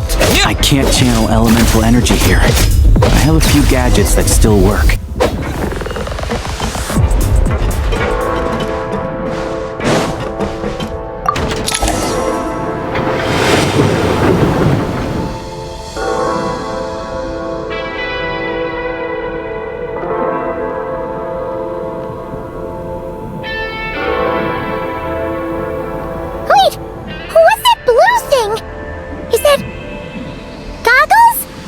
Guess we'd better find a way over.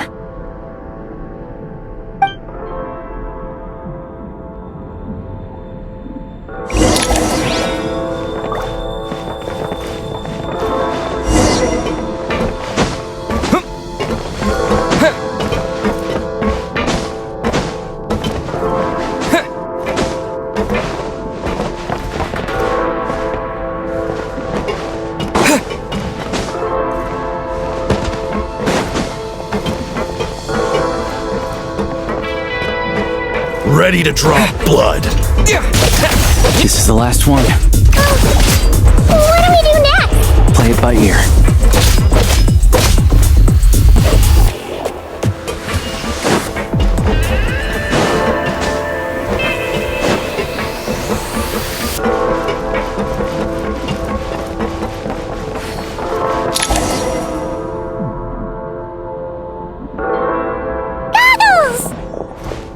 Hello. I am glad to see the three of you safe and sound. For now, at least. But things aren't looking too good. Correct. We are now inside what is known as the Shadow Realm, the darkest space in the shell, where even the Most High is loath to cast its gaze. Time and space hold no meaning here. It intersects with the world of the Light Realm only rarely, like an air bubble that rises to the water's surface. We must leave this place before it sinks back down into the depths once more. Sounds like you have a plan. Yes. In fact, the very purpose of my creation was likely to... from the Shadow Realm. It appears that key data is currently inaccessible, but now is not the time to resolve that problem. I have marked the exit to the Shadow Realm for your convenience. In addition, I have prepared some equipment to aid you as you traverse the Shadow Realm, traveler. It may well be one of my core functions. Scan complete. Construction in progress. Activation code? We once peered into the past from the ruins of the shadows. This is what remains of the Golden City, Hyperborea.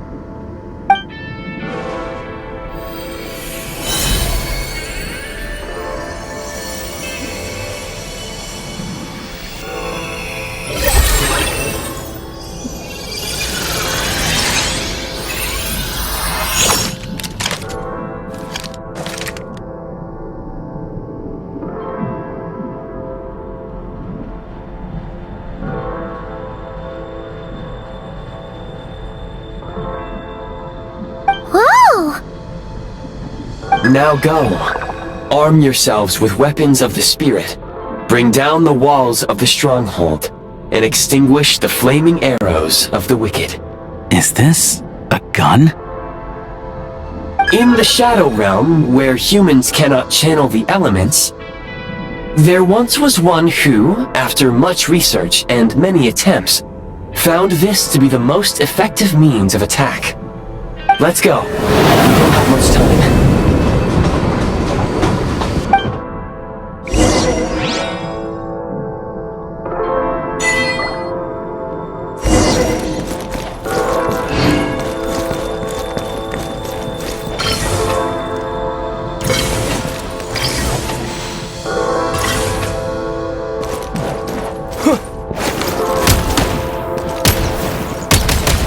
Need a refill!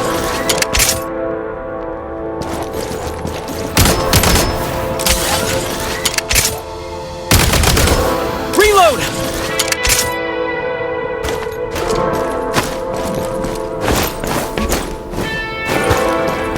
When When you encounter small obstacles, you can simply clamber over them. You can slide to navigate through low, narrow tunnels. Obstruction ahead. You may be able to use the explosives nearby. Shoot the explosives to detonate them and clear the path. Since elemental energy is unavailable in the Shadow Realm, ammunition is an important resource. You can replenish your ammunition at various supply points.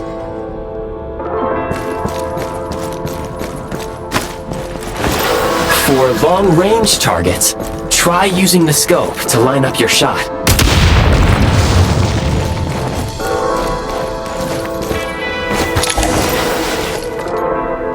Many hostile units approaching. I suggest a new strategy. Take cover and pick them off one by one.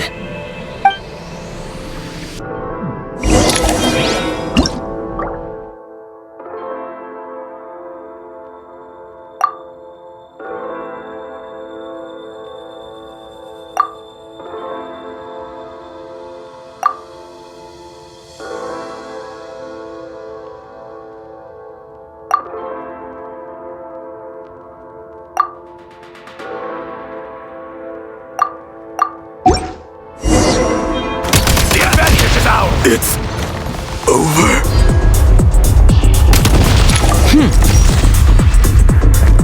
Need a refill!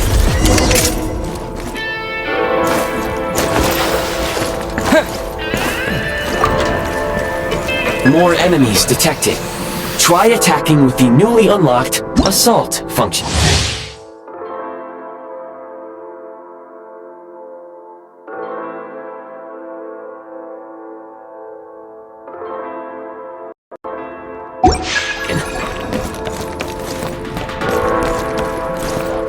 State number 2. Light him up!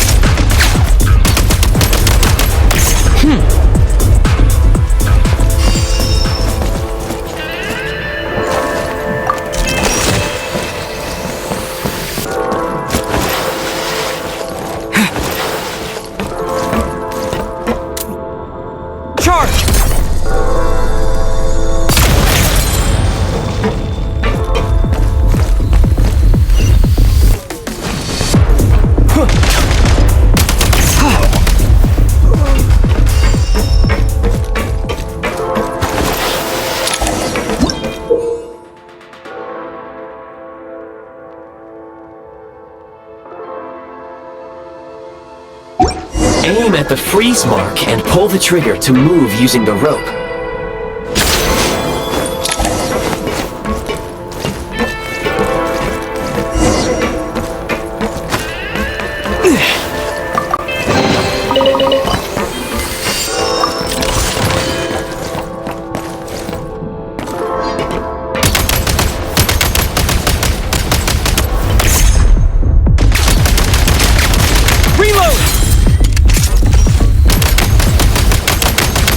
Supply points can restore a small amount of stamina. Press on. Nice. Light him up! Fall back. I'm hit! It's over.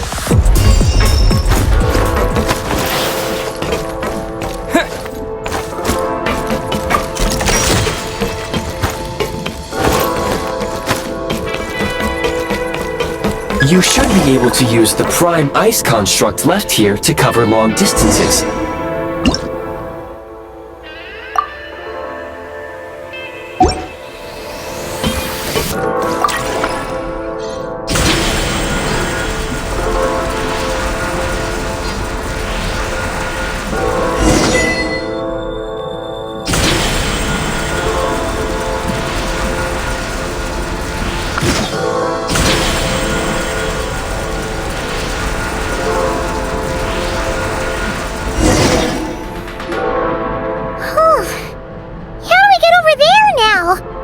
I recommend using this grappling gun. Such devices were originally used to secure structures in the Shadow Realm. If you detach the connected hook, the grappling gun will automatically fire a rope to another nearby hook. Okay. So, we just remove this hook, right?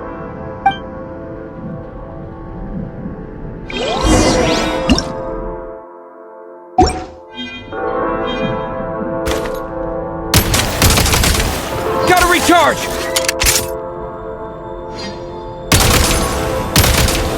Switch mode!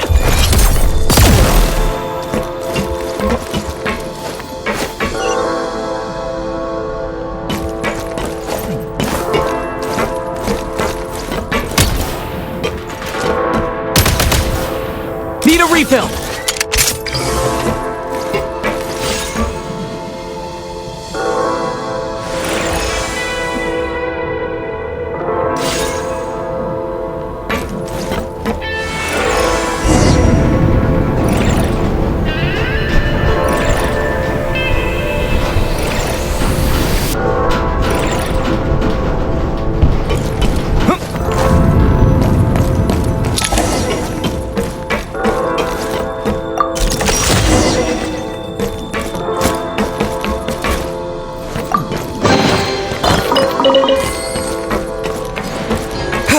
Time to catch my breath.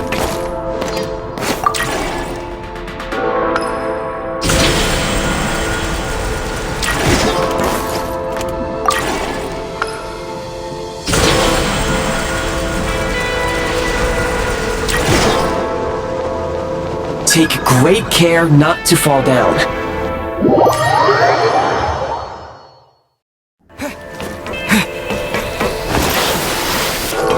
Back in business.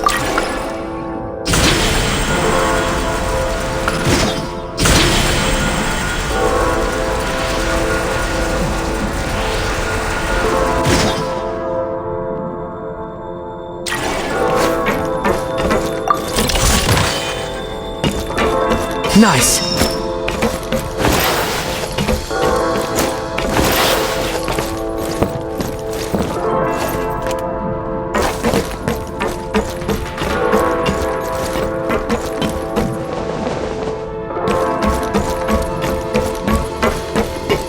Nice.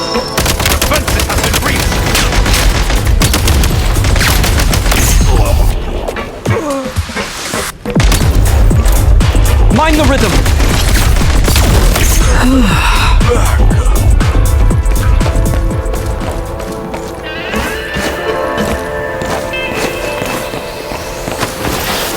Sprint at the prime ice launcher to reach high places with ease.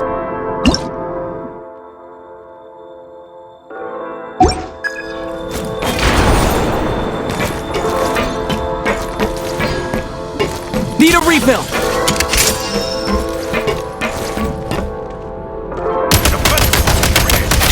Much more.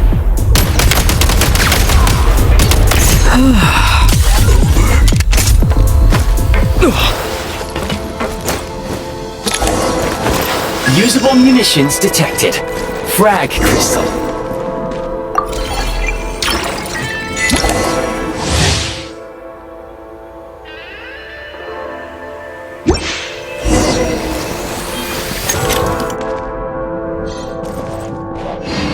Try this! The advantage! Full.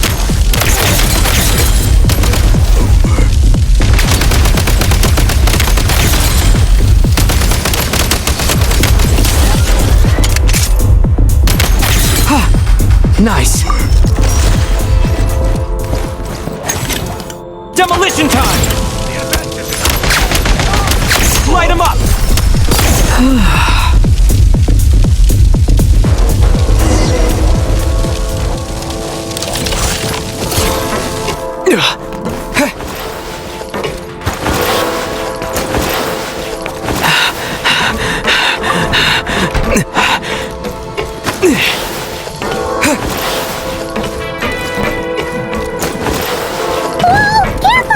Shift your center of gravity and slide down.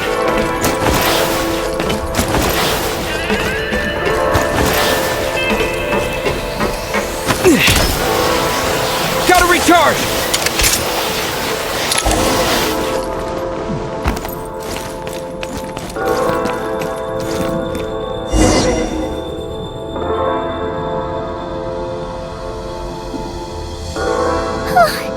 How much longer is this gonna take? The exit is right ahead. We are very close now.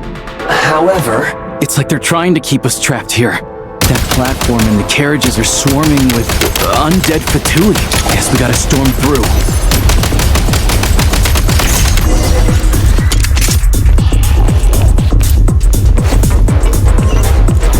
Light 'em up!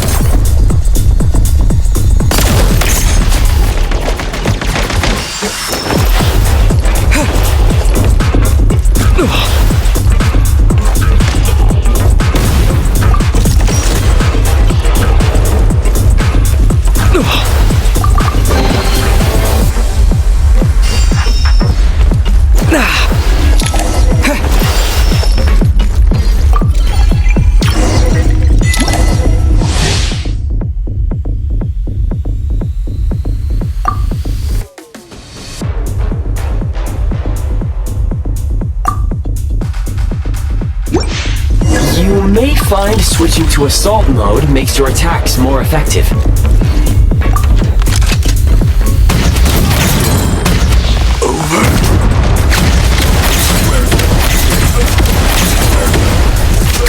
Reload!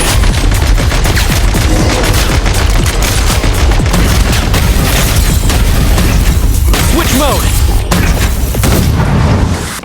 Gotta recharge!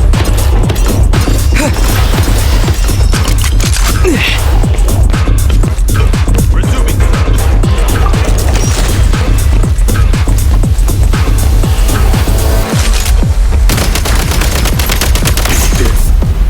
Over. Where are you? Where's the back? Reload!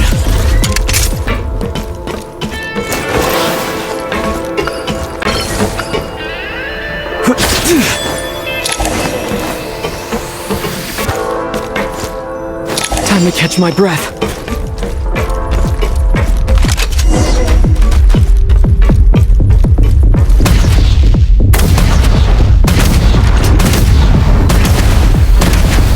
Need a refill.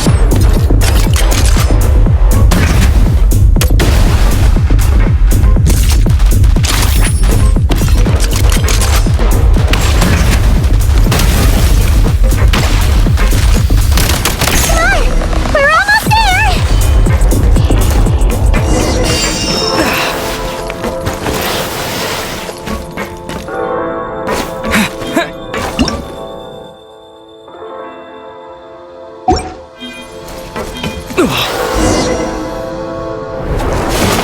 Huh? Why is everything shaking so much? Looks like the Shadow Realm is about to sink back down into the depths. The exit is right here. You mean this weird bubble thing? Wait, how exactly do we... No time to think. We just gotta go for it.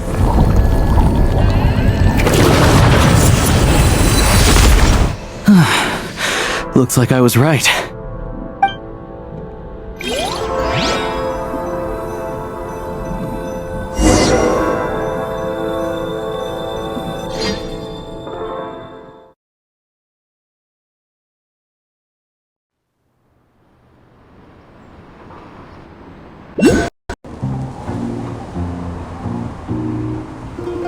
I can't believe the Shadow Realm manifested right on the railroad tracks. It's almost unheard of. Lucky we made it out. All thanks to you and that awesome gun.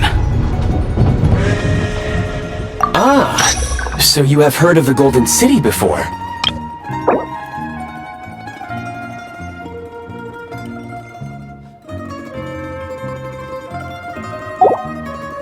Yeah, it came up a whole bunch in Nokrai. You're a pretty neat surprise in that sense, aren't you, Goggles? We had no idea they left cool gadgets like you behind. Make no mistake, it was a team effort. For a first-time firearm user, your performance was quite outstanding. far beyond my expectations. As Alosha said, it is highly unusual for the Shadow Realm to manifest in a place like this, but we should still watch out for similar dangers ahead. Let's hope not. If anything else goes wrong with this trip, Paimon's gonna have train trauma for life! The Shadow Realm can appear anywhere, not just on the railroad. I am simply advising that we take sensible precautions. Now, if you wish to further calibrate and upgrade your firearm, you may do so over there, provided you have the necessary components. Please take a moment to catch your breath while I repair the body of the train. Amongst other things, this will ensure Paimon is a little warmer while on board. Oh, thanks, Goggles! You're a trusty train conductor! Well, maybe trusty isn't quite the right word, considering. Anyway, at least you get the job done. Yes, of course. And just like the Eye of Grey, I am sure it will be a great asset to you in your future adventures. If not the trustiest, then it will at least get the job done. Let's get some fresh air while the Eye of Grey fixes the train. Yeah, sure! Paimon wants to forget all about the Shadow Realm. It was so creepy in there. Stretching our legs might help take our mind off things.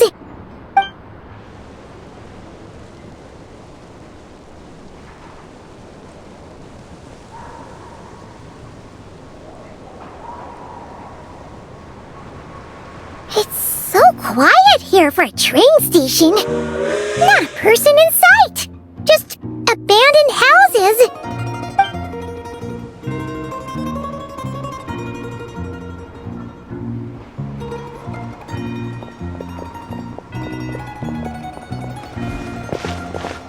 Huh? So much for repair? You've swapped our train out for a whole new model! My plan was to restore the train to its original appearance per my records as quickly as possible. Now that the repairs are complete, the train offers optimized performance and a significantly improved trendiness level. Didn't know trendiness was a parameter.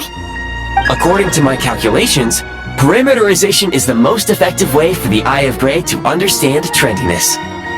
Hyperborea, huh? I'm sure I've heard of that in a story somewhere. What an incredible little gadget you are.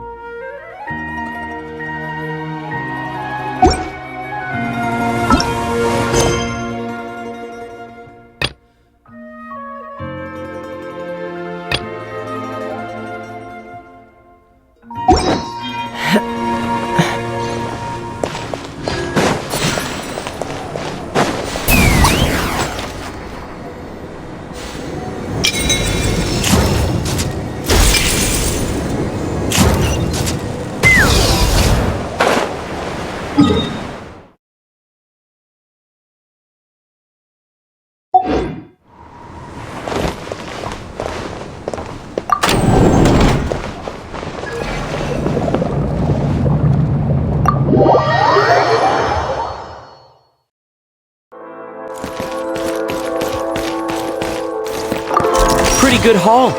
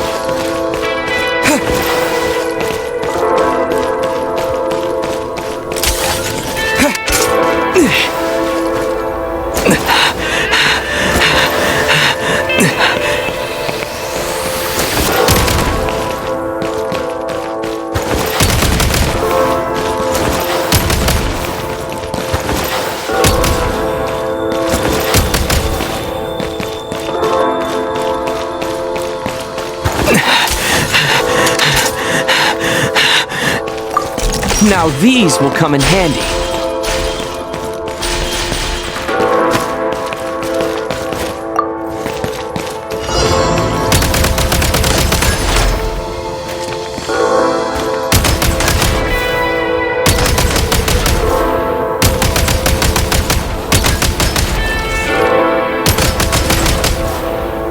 Gotta recharge!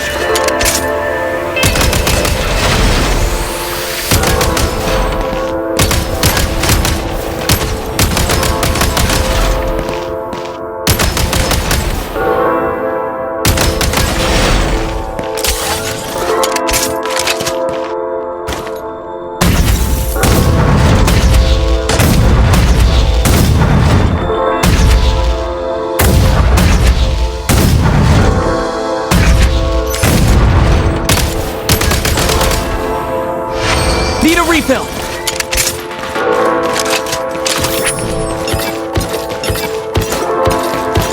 Pretty good haul.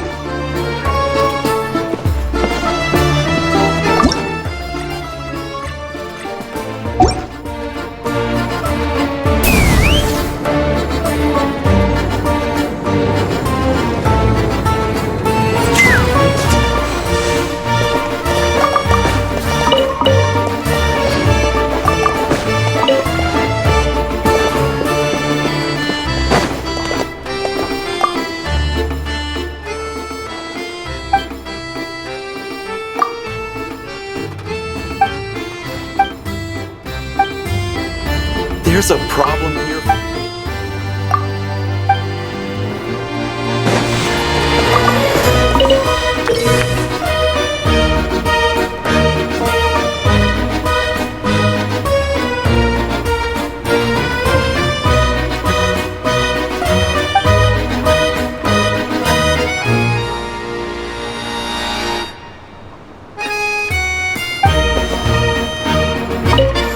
There's a problem here for sure.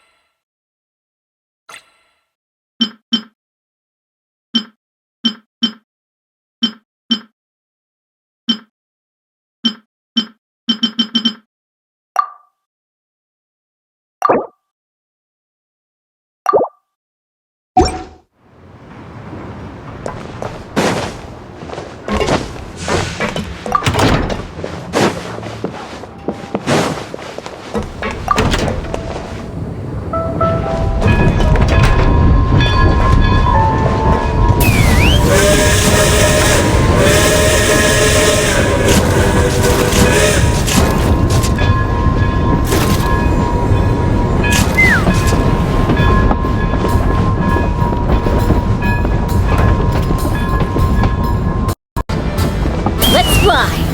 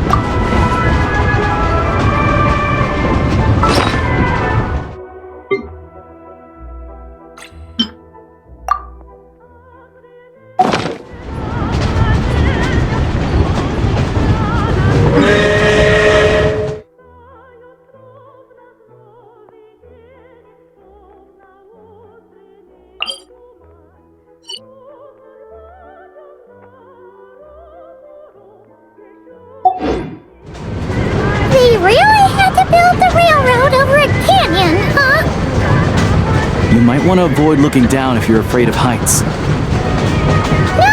it's not that. Paimon's just praying that we don't have yet another accident.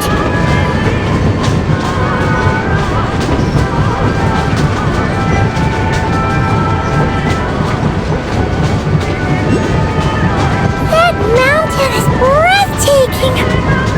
Reminds Paimon of Dragonspine. They say this mountain's the domain of a Snegovic lord. A lot of the Snegovic retreated there to live in seclusion, so it's a pretty mysterious place. We hear all kinds of stories. Even the residents of the nearby town of Svietlo-Lidovka steer clear of the summit, and they make a living off of harvesting prime ice.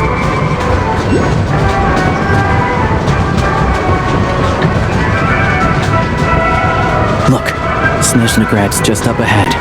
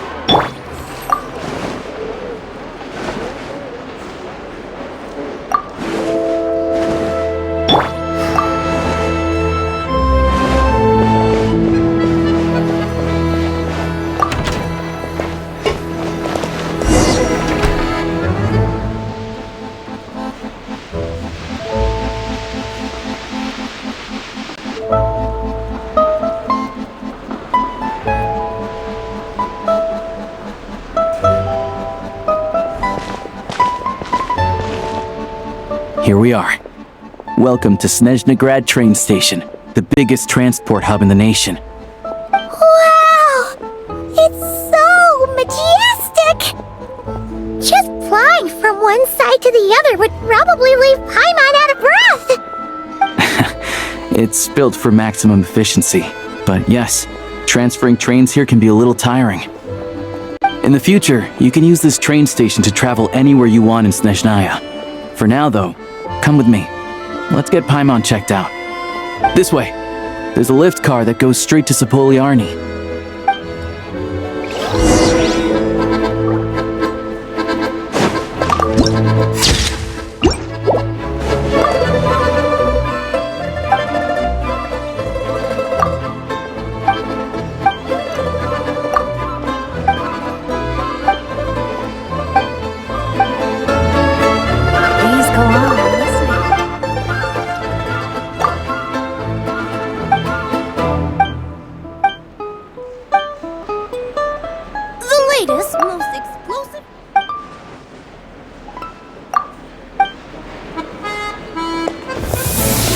Where was I just now?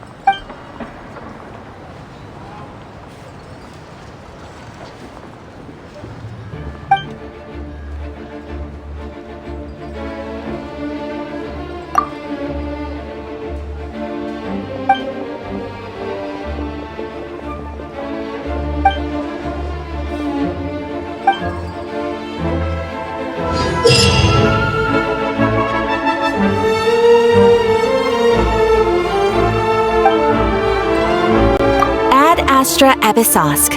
Welcome to the Adventurers Guild headquarters.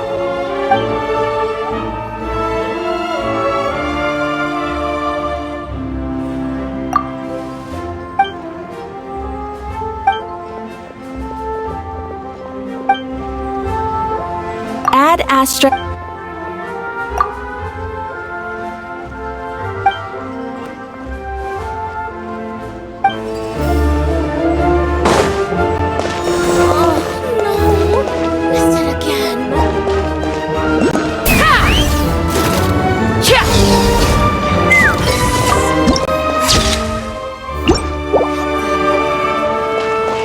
It's a strange feeling being watched. That kid.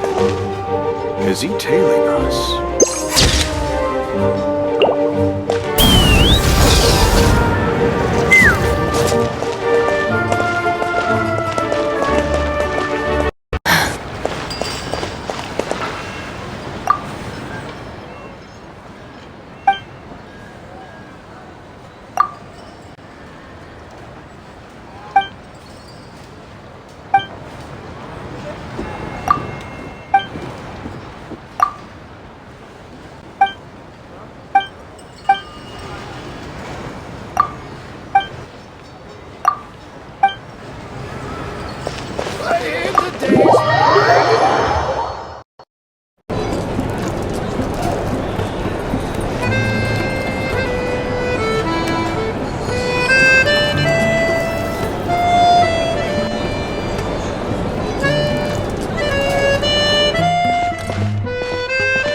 Looks like you get what you pay for, huh?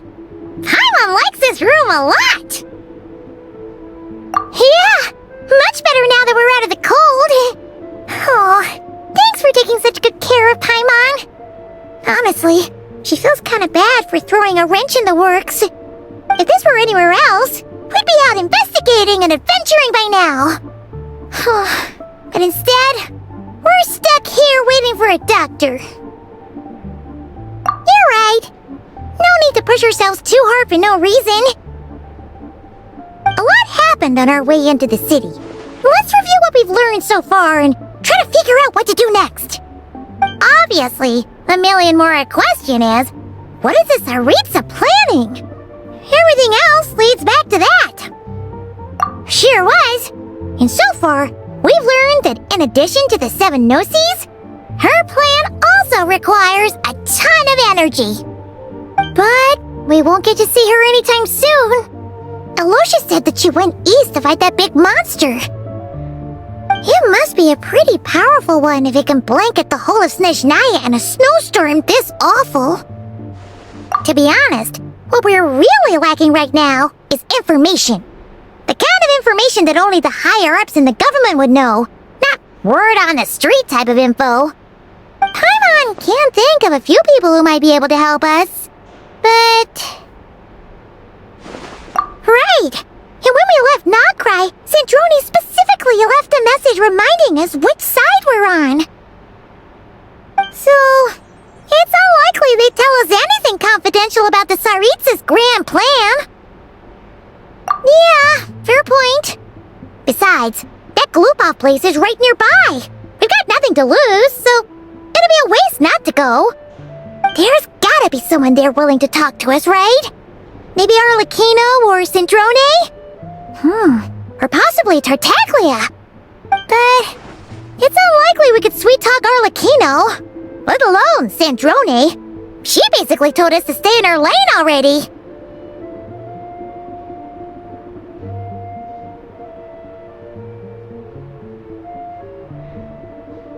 Yeah, the last time was all the way back in Fontaine, right? Too bad we missed him in Nocry.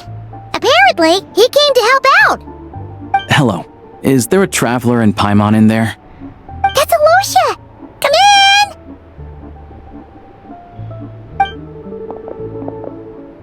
Hello, I'm Dr. Luneva.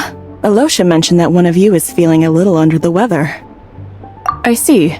So you're my patient today, yes? And you're Fae, I presume? Good question. Paimon's not too sure either, but she's definitely not the same kind of Fae as the ones we saw at the train station. Is that gonna be an issue?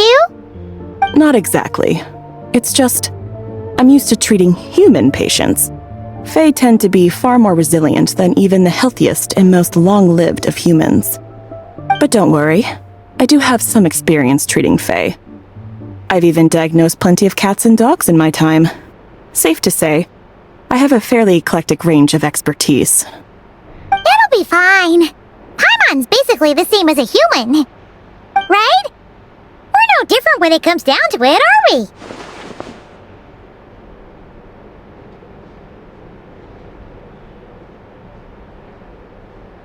More like you don't eat enough. The more talking you do, the more you need to eat.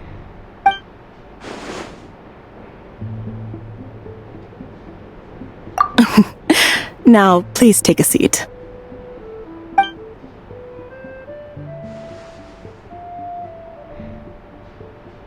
Okay, vital signs are good. Test results are all within normal ranges. I don't think it's anything serious. More than likely, you've just caught a cold.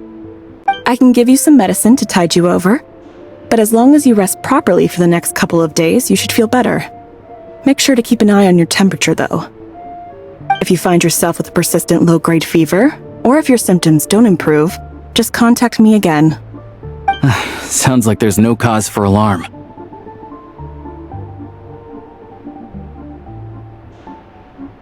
Thank you, Doctor. You're very welcome. Just doing my job. I'll leave you in peace now. Time to visit my next patients. Take care. You heard the doctor. Best you rest up here for a couple days. No sightseeing for the time being.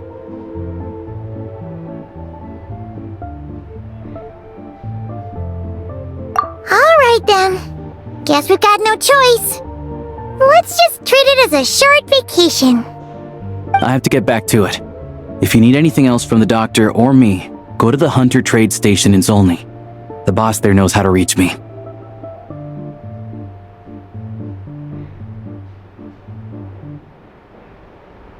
Hey, no big deal. You saved my life in the Shadow Realm. This is the least I could do. See you around.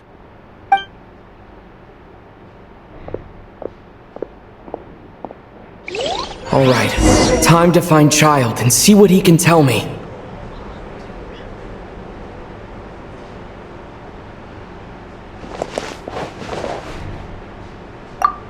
I'd better not disturb her while she's asleep. With any luck, I'll be back before she knows I was gone. I'd better not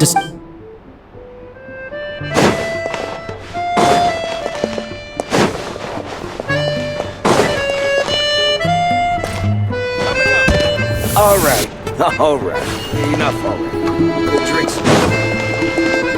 If there's anything you need.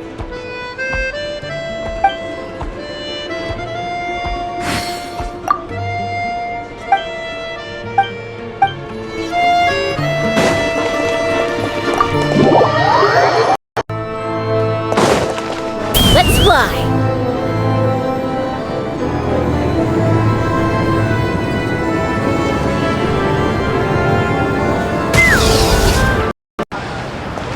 Take me up!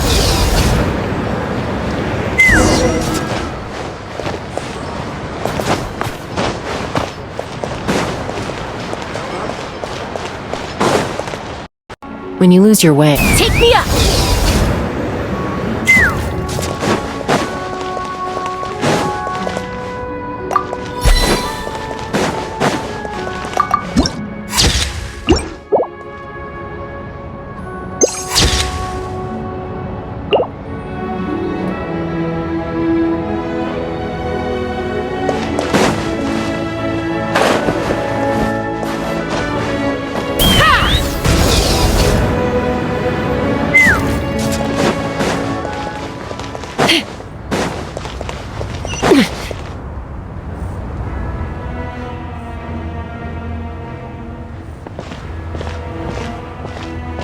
Hold on. Please display your invitation letter or permit. Glupov does not accept meeting requests without a prior appointment. You'll have to apply per the advertised booking process and wait until your invitation letter is issued. Might I ask who you're hoping to visit? Another one who thinks the rules don't apply to them. I don't understand why people think they can just talk their way in here. You don't just show up and land a meeting with the Harbinger. But I have to go through the motions for protocol's sake. Honestly, it's such a waste of time asking when I already know what the answer's gonna be. Wait a moment. I'll pass on your message. If Child is unavailable, you'll have to go through the proper procedure.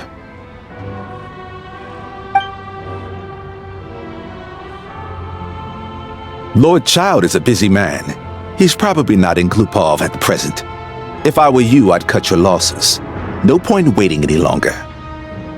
Even if you two are old friends as you claim, please understand that the Fatui Harbingers are often busy with their official duties.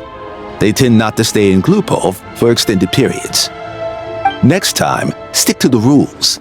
You'll make life easier for both of us, Greetings, Lady Marionette. I'll take care of our guest here. It's his first time in Snezhnaya, so it's no surprise that he doesn't know the rules yet. I trust no choice words have been exchanged. No misunderstandings I should be aware of. No, Lady Marionette. No incidents to report. Whew, that was a close call. Good thing I played it cool. Is that right? Good to know. Wait, where's Paimon? Under the weather? That's hard to imagine. She's always buzzing with energy. I take it she's still adapting to the climate. Happens to a lot of people. It's even colder here than in Nodcry. Has she seen a doctor? I can get you one if you need. All right then. Well, let me know if you run into any other problems. Why else? I was just about to sit down for some much-needed tea time when I heard that an old friend of Tartaglia's had shown up outside. No appointment, nothing. And, as obnoxious as it may be to show up uninvited at Glupov, I couldn't help but take pity on the poor soul who was waiting outside in vain. So I had no choice but to abandon my freshly brewed piping hot tea and come to see this mystery guest for myself. Well, I felt our time working together in Nodcry warranted some courtesy. I couldn't exactly let you freeze to death out here in the wind. Unfortunately, I can't invite you inside either. The rules of Glupov wouldn't allow it, and as a Harbinger, I have to lead by example. On the plus side, Snezhnograd actually has some class, unlike Nasha Town. Torchlight Books has a very nice selection of teas and cakes, so we can catch up there. Your treat, of course. Because I already wasted one perfectly good cup of tea today. That's why.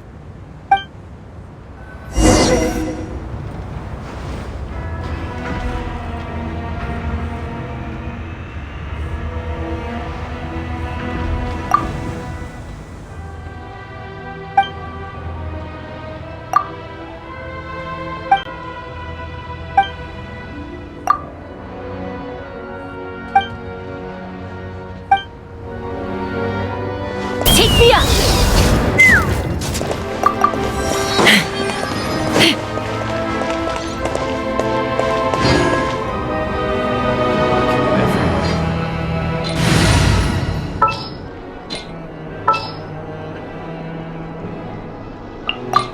Let's finish this. That's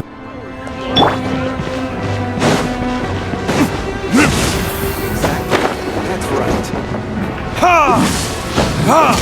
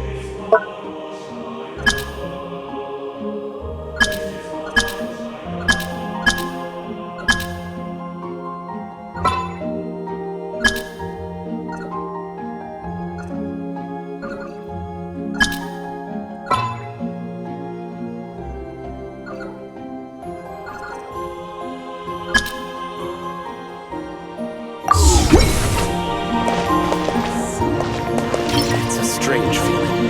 Watched. Take me up!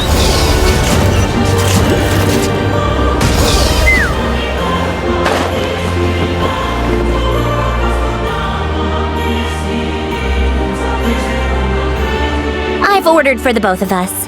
No objections, I assume. I'm sure you trust my taste.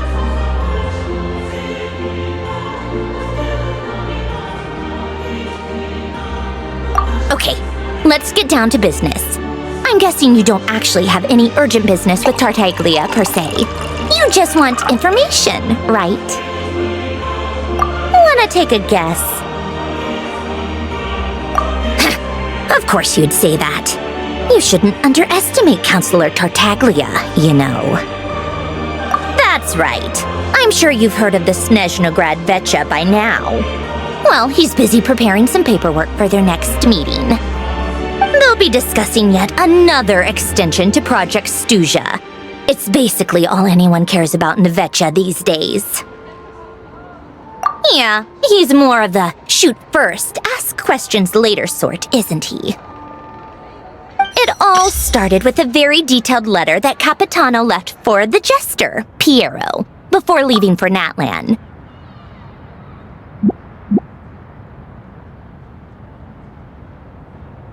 In that letter, he detailed the future arrangements for his subordinates. All of his key people were reassigned to Tartaglia.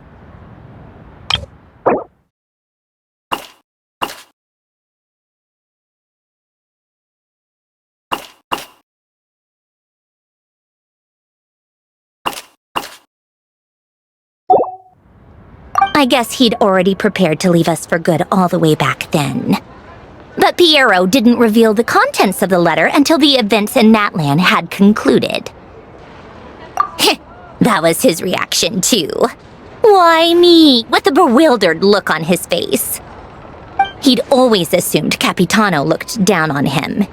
He was a man who kept his thoughts to himself and barely spoke to him the whole time they'd known each other. But he occasionally brought Tartaglia along to my tea parties back in the day. So to the rest of us, it was clear that Capitano had quite a lot of respect for his young comrade. By the rest of us, I mean my tea party regulars. Arlecchino, Rosaline, and... actually, not Columbina. She was probably oblivious to it. Anyway, then the Liues situation happened. Normally, it took a lot to get under Capitano's skin, but that time he was furious. It's not really my place to talk about it, though. You can ask Tartaglia about it sometime. Basically, Tartaglia probably had the wrong idea about Capitano all along, right up until Piero revealed the letter he'd left behind. Capitano believed that despite Tartaglia's immaturity, he showed great potential. Plus, he possessed a kind of purity rarely seen among members of the Fatui. Yeah, it's one of the few things that I'd agree those two have in common. But there's one other reason why Capitano chose Tartaglia to assume command of his troops. He knew that after he was gone, several of the others would swoop in on his army like vultures. With the ones who stood to benefit the most being the rooster Pulcinella and regrator Pantalone.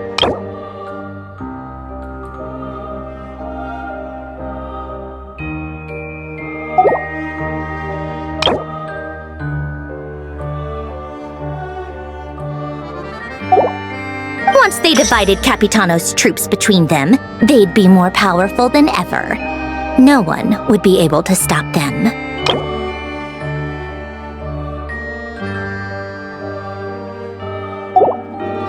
So, you can see why Capitano chose to hand that letter to Piero, right? Exactly. Piero also needed to back a harbinger as soon as possible. And all things considered, Tartaglia was the best choice. Even though Tartaglia has had the support of Northland Bank for a long time, he and Pantalone are ultimately not cut from the same cloth. I'd say Capitano made a good judgment call. Anyone else caught in this situation would probably feel like they'd been hung out to dry. His best course of action will be to distance himself from any shady business, while still maintaining friendly relations with Pantalone, but seeking Pulcinella's support at the same time. What's the point in having a tea party if you don't spill a little tea? Besides, none of this is confidential anyway. Ask any journalist out there. They'll give you all the lurid details. You'll see it firsthand if you ever sit in on a session of the Snezhnaya Vecha. All the factional strife, whether open or unspoken, it plays out for all to see in that one little room. Having a voice in the Vecha is the only way to steer policies in your favor. So, every person in that room represents a particular interest group. Pantalone, for instance, represents the financial sector, and Tartaglia represents the Fatui soldiers. Personally, I have no interest in political jousting, but since I have a number of engineers and researchers under my command, I have to make their voices heard. Then there's Pulcinella, the linchpin of the Vecha. He represents politics itself. Everything involves him, so nothing can bypass him. Any issue that comes up, he knows how to mediate. That's what the Tsaritsa values most about him. I'm starting to see why everyone is so frustrated with the way things are, but also powerless to change it. A complex web of interests connects all parties involved, and the Tsaritsa sitting at the top adds another layer of complexity. It must be nearly impossible to come up with a perfect solution. All right, I'm done carrying this conversation. Time for you to answer a question of mine. You must have known that you can get the info you needed from me. So why was Tartaglia the first person you asked to see and not me? Huh? Jealous? As if. Wait. Oh, I think I know what it is. Columbina passed on my message to you before you left Notcry, right? I only meant you should be mindful of which side you're on. Is that actually why you didn't ask for me? Because you took that to heart? Fair enough. It's not your fault. I blame all these politicians I've been hanging around with lately. Always beating about the bush when they talk. I guess it must have rubbed off on me. Anyway, just ask for my help next time, okay? Little things like this are no problem. Lady Marionette.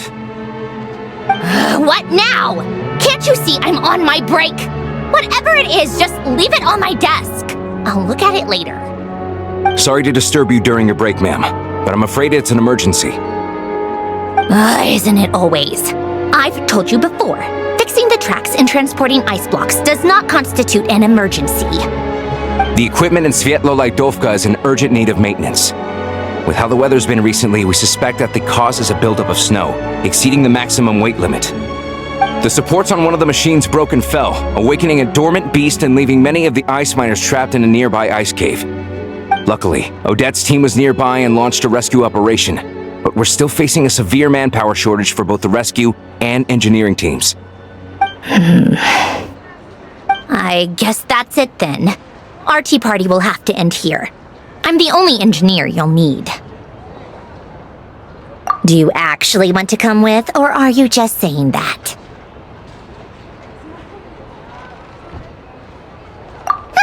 Nice of you to return the favor. I'll have a couple of people look after Paimon. They can let her know that you had to step out for a while. Given how urgent this is, I'm sure she'll understand. And honestly, I'd rather have your help than anyone else's. Between your skills and experience, you'd be reliable help. Then let's go. You, take 2 people to Pavoye restaurant. Find his room and watch it like a hawk until we get back. If anything happens to Paimon, you'll be answering to me. Yes, Lady Marionette.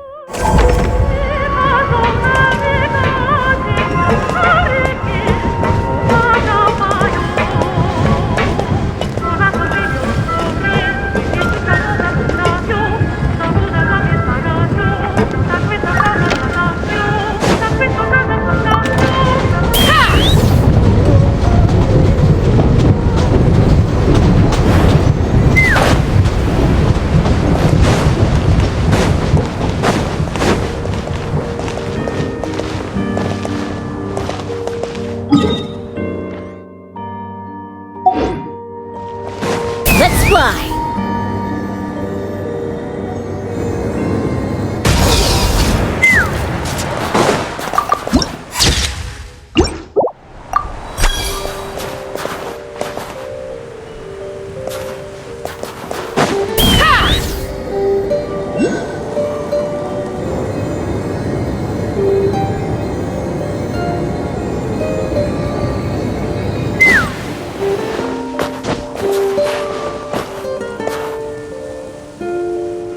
Let's fly!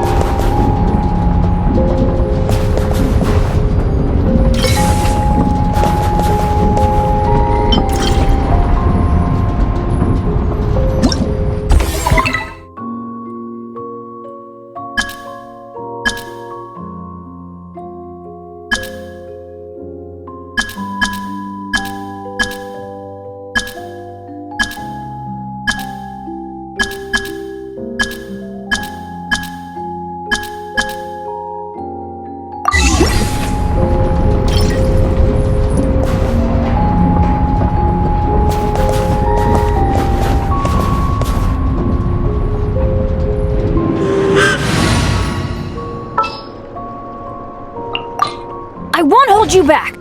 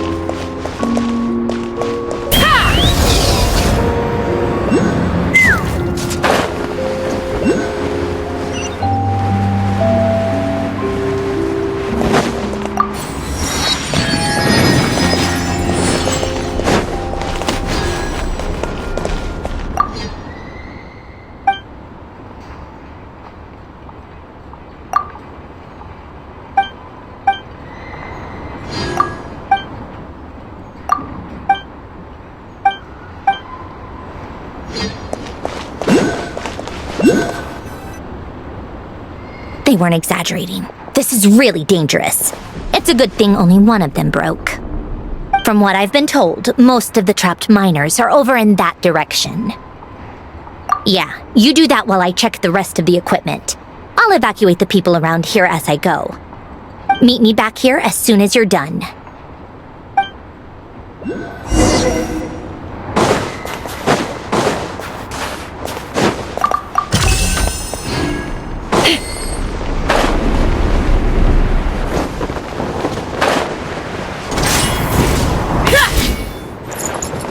Let's fly!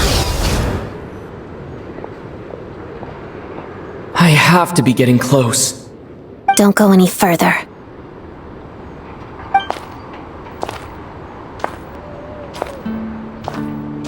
It's too dangerous here. There's a highly aggressive monster on the prowl. You need to leave, now. Ah, I see. You're the backup from Snezhnaya. Well, I'm Odette. Good to meet you. Ah, so this is Odette. She was the first member of the Fatui on the scene. There are 5 people trapped in the cave. Monster type is unknown, and so is its location. Let's go. Every second counts.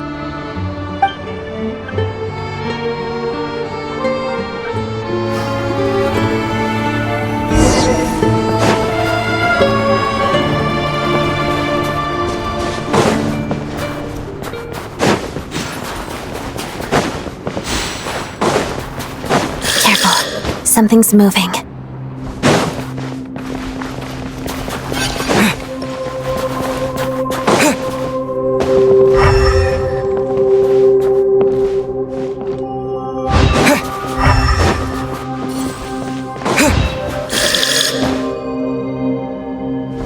This must be the monster's shadow. Looks like a tough opponent.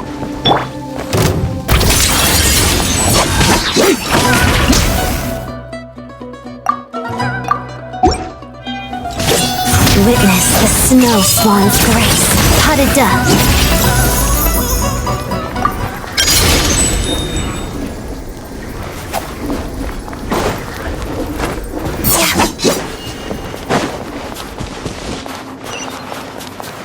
Let's begin. Stay back!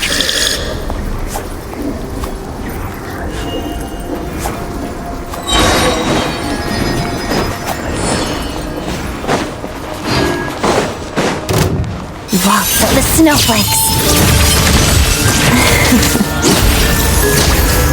Yeah.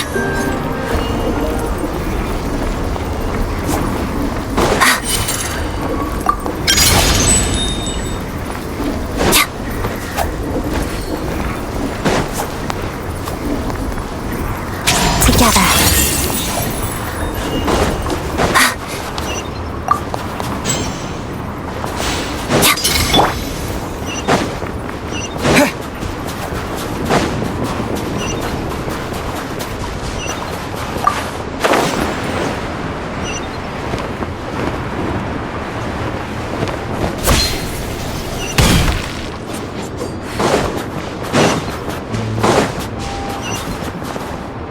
I see them. They're right behind the monster. The monster seems very agitated. It could attack at any moment. Let's make the first move.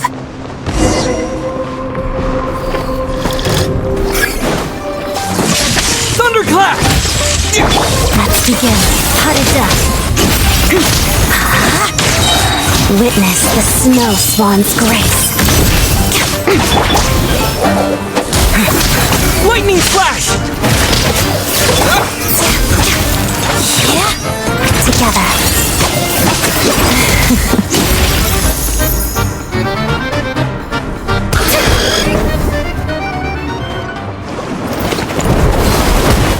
Oh, thank you for saving us. We'd have been monster fodder otherwise. Thank you. Thank you.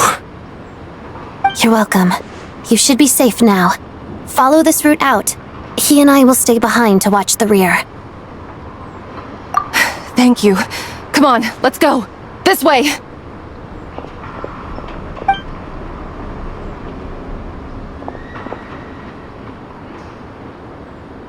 I've searched the area. Pretty sure the monster made a tactical retreat. Yeah, but with us here, it won't be coming back anytime soon. It may be small, but don't be fooled. It's a ferocious beast. People are just food in its eyes. It's lucky we got here when we did. The trapped miners have been successfully evacuated. Time for us to leave. Wait, this place. There's something unusual about it.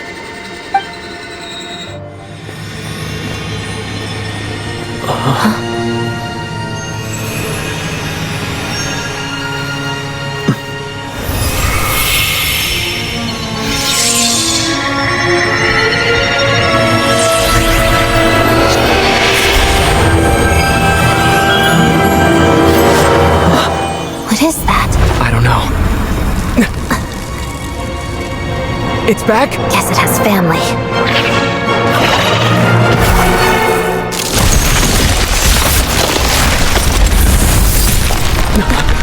This way. Run!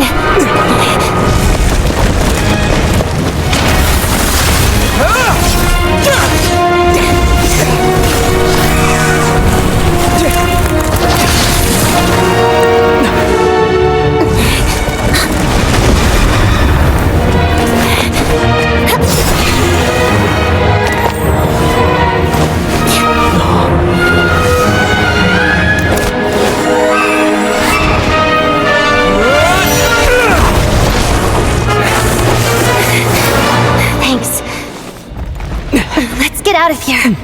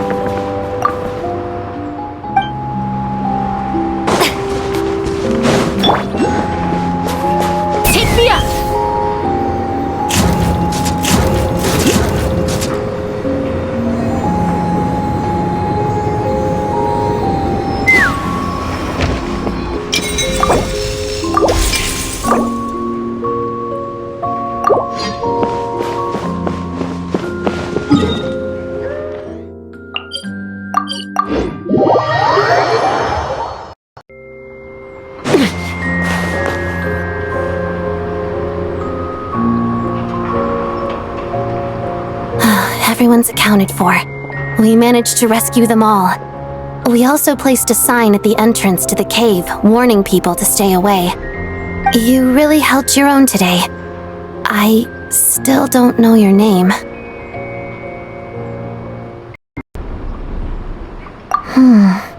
Don't think I've seen you before. I'll remember the name. All right then.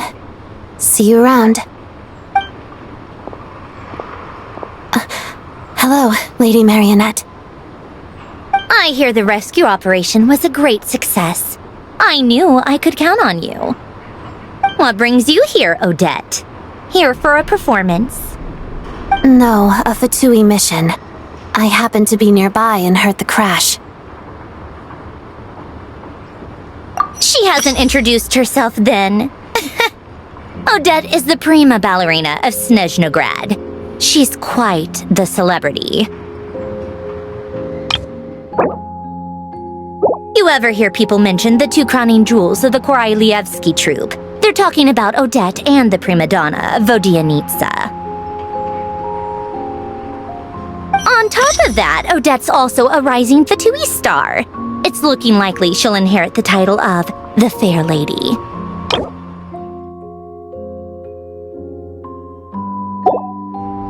She learned all her combat skills from Rosaline herself. Used to be one of her most valued subordinates, too. You flatter me, Lady Marionette. If she's Rosaline's protege, that makes me... Never mind. There's no need to bring it up. No point making things awkward. How's progress on your end, Lady Marionette? Equally successful. I finished reinforcing all the equipment. Took me a little longer without Polonia's help. But the outcome is the same, of course.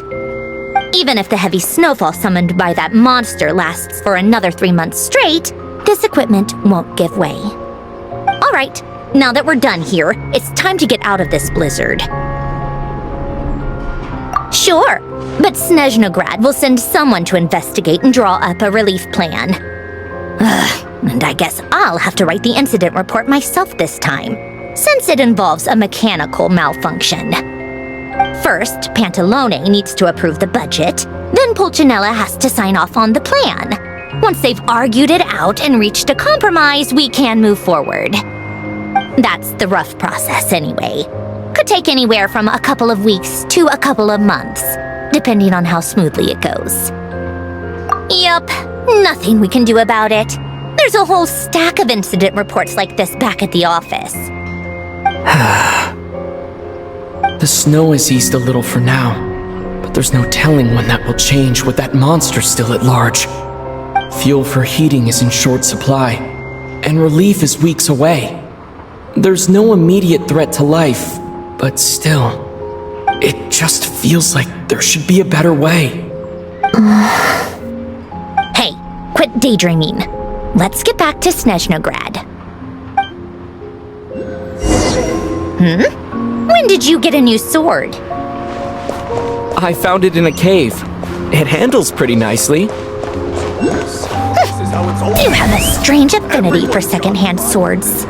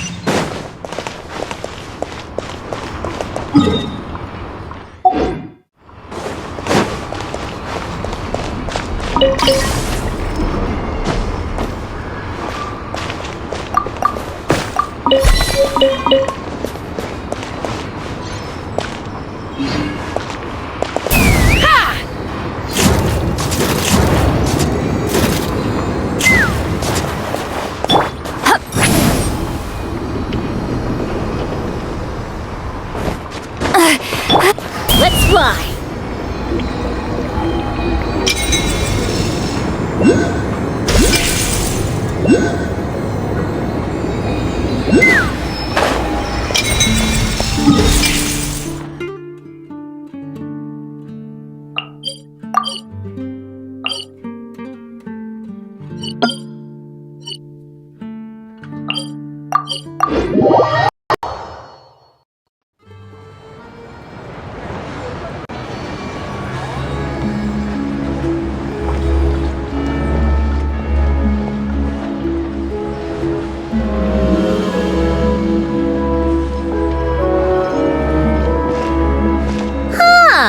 Well, if it isn't Counselor Tartaglia, Mr. Big Shot himself.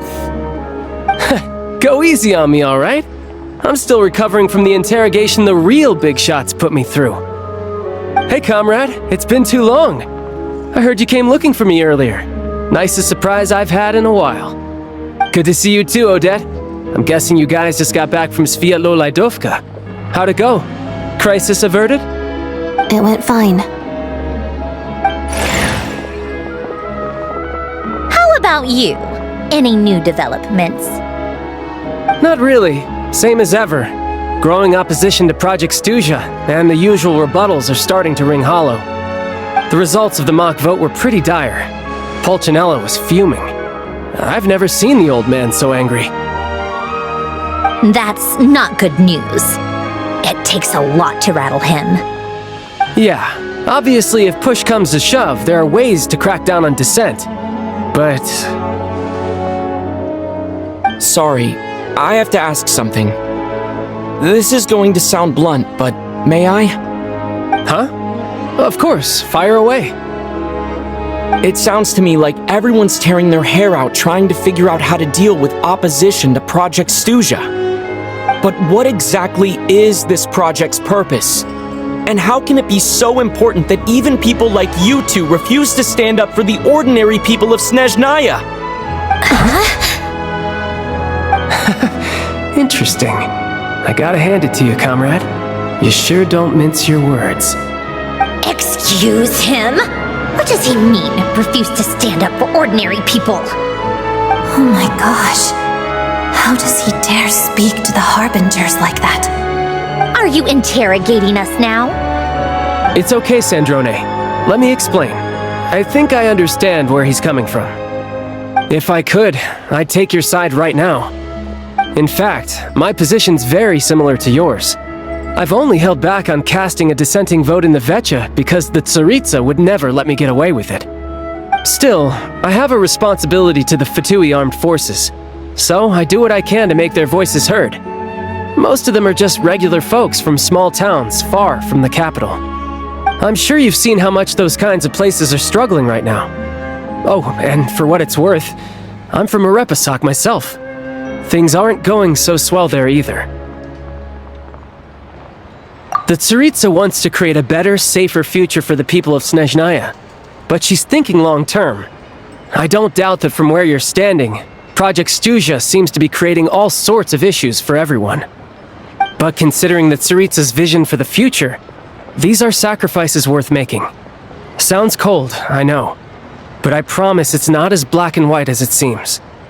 Maybe Sandrone and I can't oppose Project Stuzha outright, but we're constantly raising our concerns in Vecha meetings. And even though we can't put an end to it, there are plenty of other ways to make a difference. We're trying everything we can think of, and so is Pulcinella. I respect Her Majesty the Tsaritsa and trust her decisions. But at the end of the day, I'm still just a normal guy who cares deeply about my homeland. And my family, who all live here. There's no way I would ever abandon them. As contentious as things can get within the Vecha, there's no selfishness or malice behind it. Everyone wants to get through this period as smoothly as possible. The issue is that there's no way of pleasing everyone under the present circumstances. Most of the time, we're trying to decide on the lesser of two evils, which obviously isn't a great look. But that is not the same thing as being blindly loyal to the Tsaritsa. No one's got their head in the sand here. We're all well aware of the way things are. We're just doing our best to make it work. In fairness to Sandrone, she rushed to Svetlolaidovka's aid the moment she heard that people were in danger.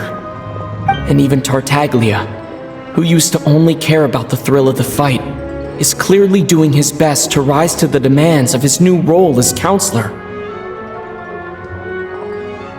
Hey, come on. There's only so much we can say, so don't press us too hard. Look, I know how untenable the Tsaritsa's position looks if you don't understand her motives. Maybe you've heard already, but she's currently leading her army on a campaign to the east to defeat the monster that's been causing these brutal blizzards. Striking that monster down will be a significant step in dealing with the present energy crisis. As laser-focused as she is on realizing her lifelong ambitions, she's still putting time and energy into taking down this powerful monster. To me, that says a lot. If she thought Snezhnaya and its people didn't matter in the grand scheme of things, why would she waste her time on something like this? Thanks. I meant every word I said, though. I wasn't just trying to placate you. I've already done more than enough diplomacy for one day. I still think this adventurer raises a very important point. Our two harbingers have made their positions very clear. But there are many others in the Vecha who must feel trapped and forced to vote against their conscience. I think it's a very valuable quality to be willing to speak one's mind, despite the risk of offending powerful figures. You can say that again. I highly doubt we'd feel the need to explain ourselves so much if we didn't know you so well. Forgive me, adventurer, but might I be so bold as to ask about your background? How is it that you can converse so openly with two harbingers? Oh, haven't you been properly introduced? Easier said than done. I like to think I'm not the kind of person who goes around busting open people's old wounds. I've only learned his name so far, and no details of his experiences. Is something wrong? Uh-oh. Is there no avoiding the subject of Rosaline? No, it's just... all right, I guess there's no getting around it. This is the world-renowned traveler, who helped resolve the storm terror threat in Mondstadt, cleaned up after the mess I made in Liyue, and then went to Inazuma, where there was a duel before the throne, in which the traveler defeated Rosaline. Oh. I'm sorry. I didn't think you two would be seeing much of each other, so I figured it wasn't worth bringing up. It's fine. It was a long time ago. It's fine. Sorry, I just remembered that we have a rehearsal coming up. Please excuse me. I should get going.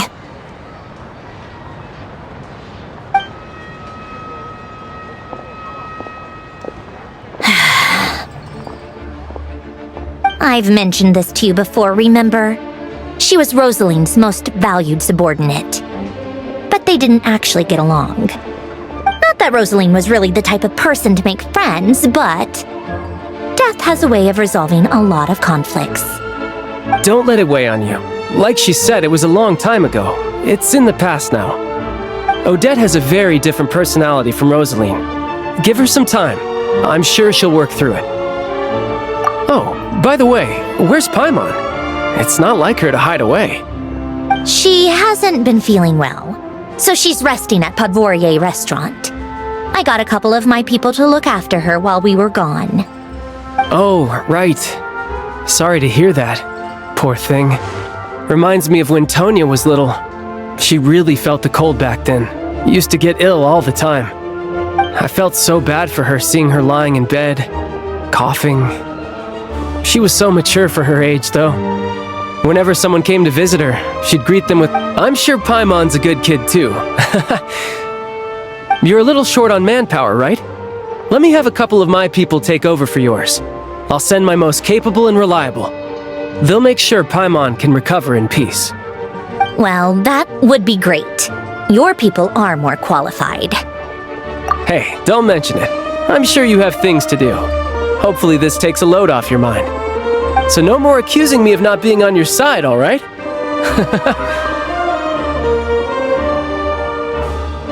Already? That was quick.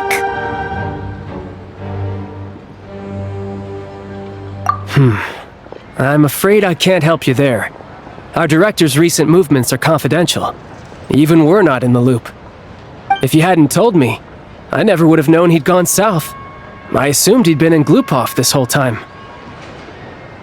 Well, I guess I'd better go sort out Paimon's security situation. I have some other work to catch up on at Glupov anyway. Me too. I have an incident report to write up.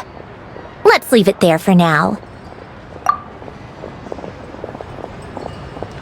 I guess everyone's in a difficult position. But Tartaglia's right. I have things to do. Things I want to do. And things I ought to do. To start with, I should ask Alosha if he knows any way to help Svietlo Lydovka.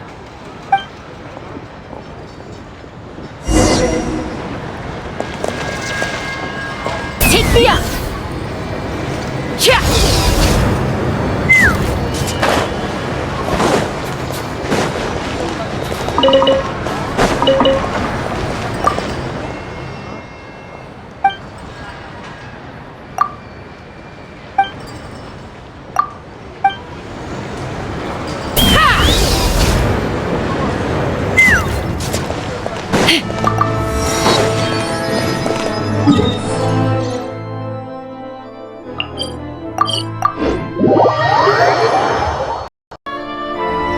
How strange. This sword seems to be vibrating of its own accord.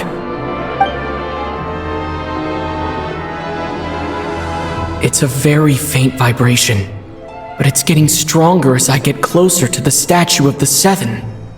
Does this sword have some connection to the statue?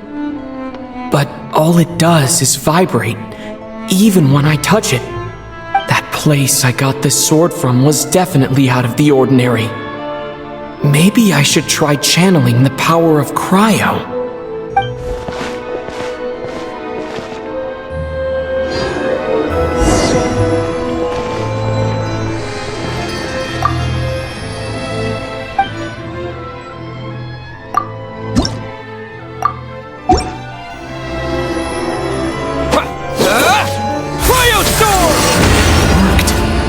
There really is something special about this sword.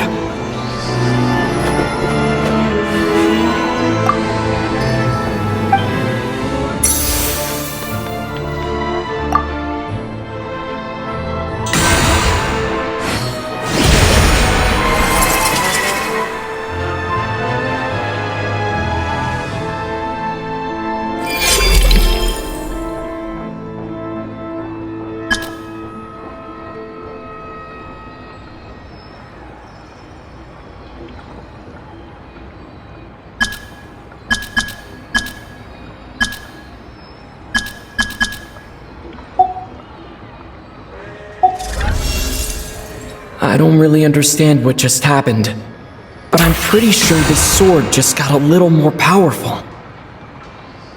I'll have to try the same thing again when I come across another statue of the Seven. In the meantime, I'd better go find Alosha.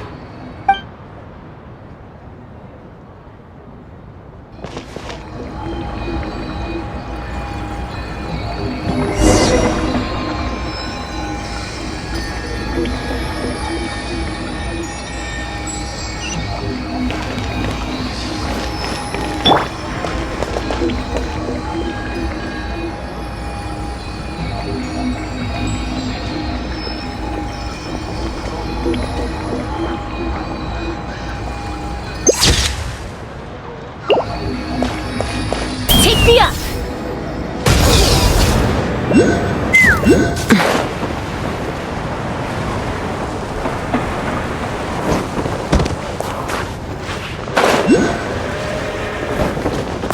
Let's fly!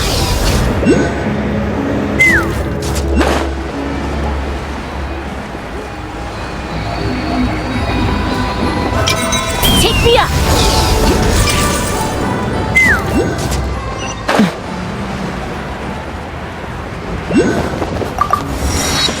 Let's fly!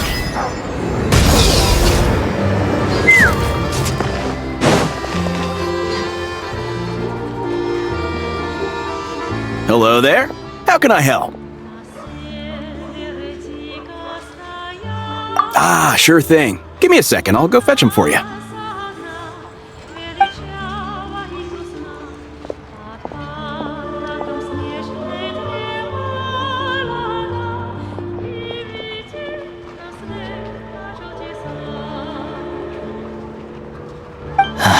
It's a familiar story. I've had similar experiences. Although Snezhnagrad doesn't deliberately delay or withhold relief, those first few days of waiting for help are always the hardest. It's a fundamental contradiction. If emergency relief can't be delivered in time, what's the point in even calling it emergency relief?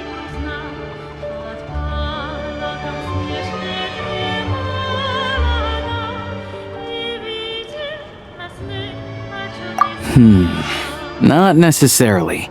I think there's a good chance that Kresnik Kristall from Stratomoros will start flowing into the market. When we resolve Stratomoros' energy issue, it's like we open the floodgates. A huge backlog of Kristall is now available to the townspeople. There's no way they can use it up at once. A lot of them will probably stockpile it and slowly work their way through. Probably a good idea, since energy prices are only going to keep rising.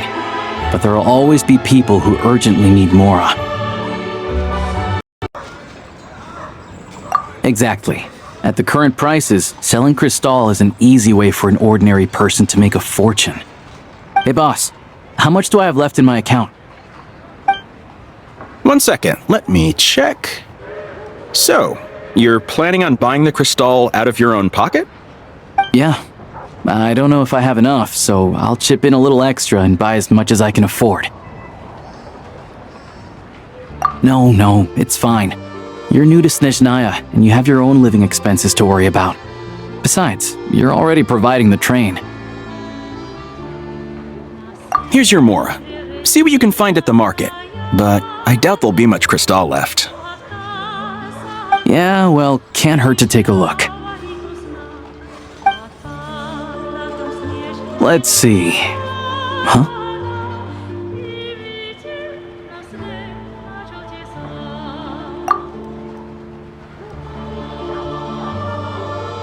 Oh, Alosha, and...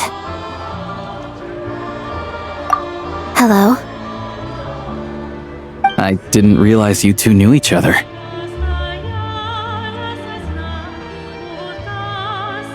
Yeah, I take on some odd jobs in the city to supplement my hunting income. Sometimes I work as a cleaner or prop hand at the theater where Odette is one of the big stars, so I've met her a few times. When the weather's as bad as this, it's better for a hunter to adapt than to keep looking for game. Yes, and we sometimes need extra help.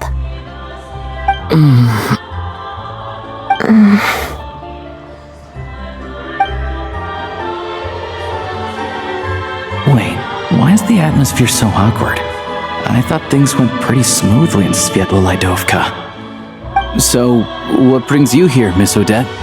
Looking for some new props? No. After I got back to the theater, I couldn't stop thinking about the situation in Sviatlo-Lidovka. It bothered me so much I couldn't focus on my dancing. So I decided I'd come here and see if there's anything I can do. You too, I presume. I suppose that's why you're here. I didn't feel comfortable expressing my true opinions in front of the Harbingers. Not least because ordinary Fatui like me don't even know what Project Stuzha is all about. Without knowing the full picture, I can't make sense of it. And at some point, if things aren't making sense to me, I can't just keep going along with it. So many people feel the same way. They wish they could do something, but all kinds of reservations hold them back. Explains why groups like the Rokot are springing up to fill the gap. Yes. Well, that's one option. But there are risks to consider with organizations like that. The Fatui does not encourage their activities. Right, because things can get out of hand, and it's hard to hold the right people accountable when they do. I've heard about a few cases like that. Sandra to inherit the title of the Fair Lady. If so, she'll be able to find out what Project Stuzha is really about. Still, it's probably a little soon to ask her about that. There may be more to the story. What's on your mind? I think we can both agree that no matter which side you're on, it can't stop you from doing the right thing. Where there's a will, there's a way. I know what Rosaline did while she was abroad. You made the right decision, so no hard feelings. So, what's your plan? Oh, we were gonna buy some crystal.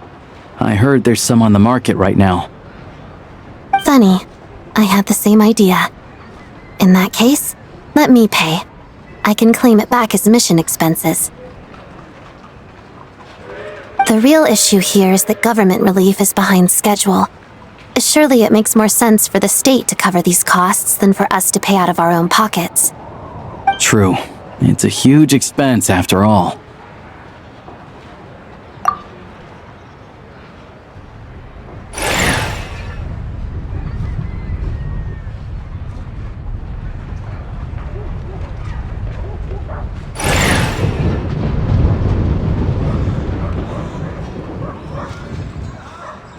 Let me see. I'll take it all, please. And I'll be needing a receipt. Right. Choose mission budget under the expense category, but be sure to specify emergency rescue operation in the description. Otherwise, the normal reimbursement limit will apply. Let's book this train. Regulations say that if we need to transport Kresnik Crystal during Project Stuja, extra carriages can be added 1 hour before departure.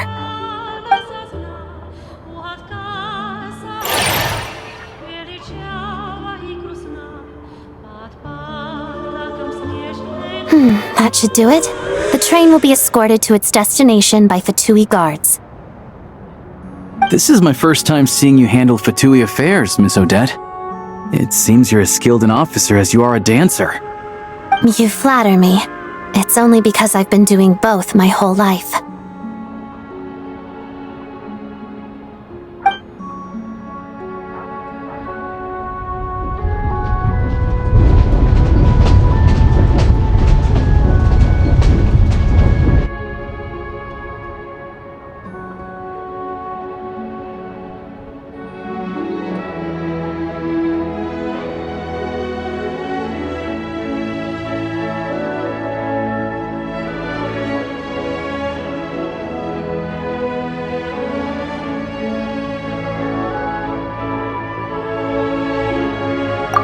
Anyway, I bet you've been non-stop today, am I right? Any idea how Paimon's doing? What's wrong? Who's Paimon? His travel buddy. Hasn't been feeling well. She caught a cold right after they got to Snezhnaya. Sounds like she's important to you. I can't believe you've been dealing with this on top of everything you've been doing to help the people of Snezhnaya. I've got nothing going on right now, so I'll join you. I want to see how she's doing. May I come too? I have some candy that someone gave me back in Svietlolaidovka.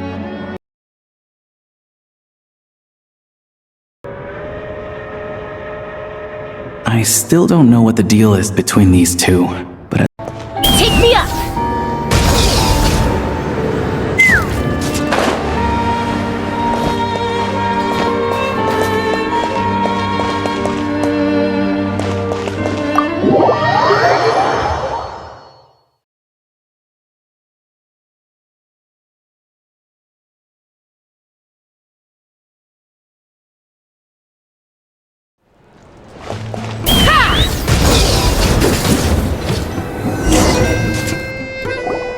Hello.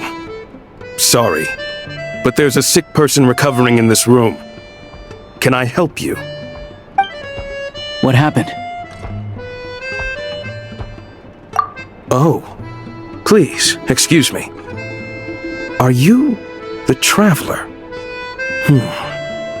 Could I take a quick look at your Adventurer Handbook? Master Child said I should verify your identity.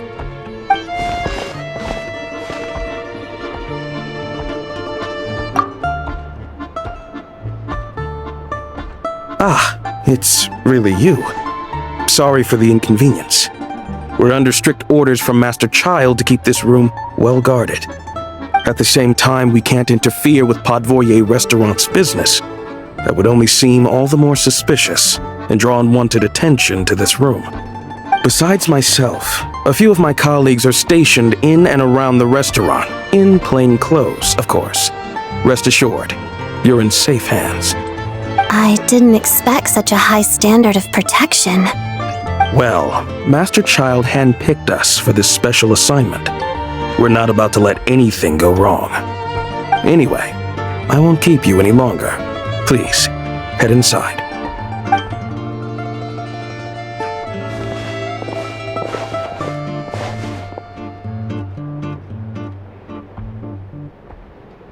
Traveler! Alosha, you're back! Oh, hey! Who's our new friend? Hi, I'm Odette. The Traveler and I crossed paths a few times. Another friend from the Fatui, huh? You're practically a member yourself by this point. Paimon's definitely on the mend. We should be back to our usual travels in a few days' time. Seems like that doctor was right. It's just...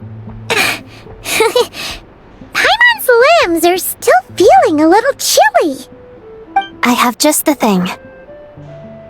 Whoa! What's this? Is that a flame inside an ice cube? Wait, is this real ice? How's it not melting? And how does the fire keep on burning? All keen observations. You're right. This is called core ignis. Whenever I've caught a cold in the past, I found I recover much more quickly if I place this by my bed. You're welcome to borrow it. Awesome! Wow! It's so nice and warm! Oh, it's like magic. Your name was Odette, right? How did you two meet again? Looks like she's in pretty good spirits. That's a relief. Any progress with your investigation yet?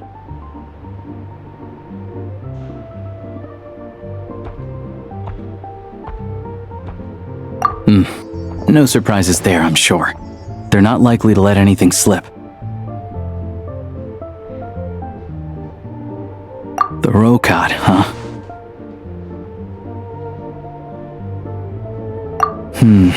Let me think. Members of the Rokad keep their true identities hidden, but I think there might be someone I can introduce you to. Leave it with me. Meet me at the Korolyevsky Troop tomorrow, and I'll tell you how it goes. Would anyone like a drink? I'm gonna head to the bar. Paimon will have... maybe some hot milk? Yeah. Paimon's in the mood for something warm. Enough with the secret chat, you two. Let's catch up properly in a minute. Paimon wants to know everything that's happened today. It'll be kinda like Tabletop Troop. No reason why listening to a story can't be an adventure.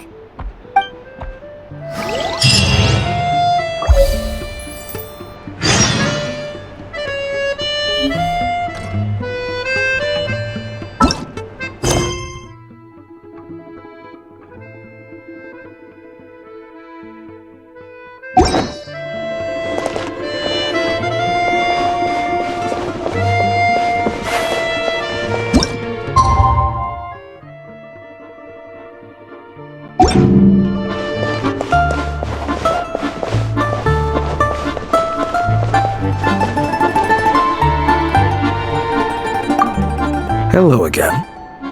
Please rest assured, we'll keep a close watch on this place.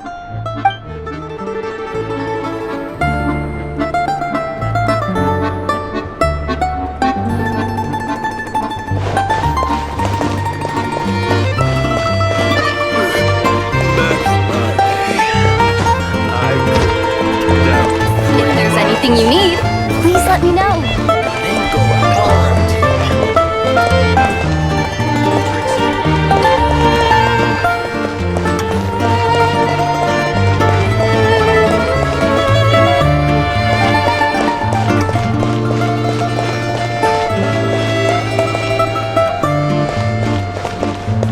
How about a fire water to warm up? What's the next step again? If there's anything you need.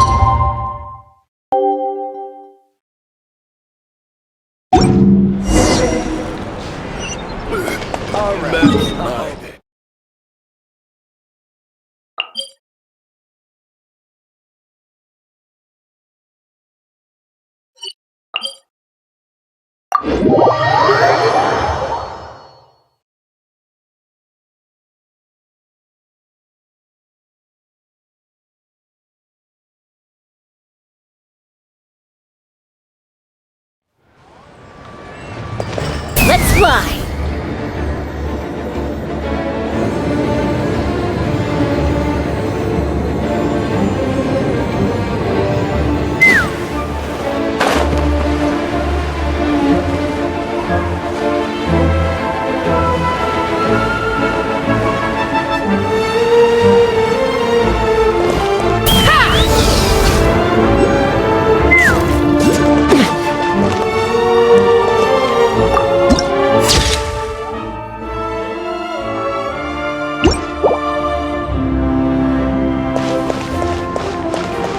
Knock him down.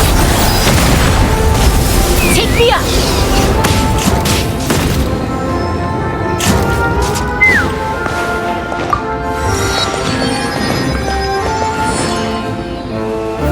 Ah, you made it. I've got some tickets, and I managed to set something up with the Rokat. It'll have to wait until after the show, though. Happy to stay and watch? I doubt you've seen the Korolyevsky troupe on stage before. Pleasure. Here, this is the way in.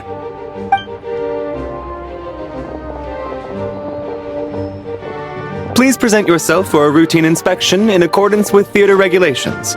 Thank you.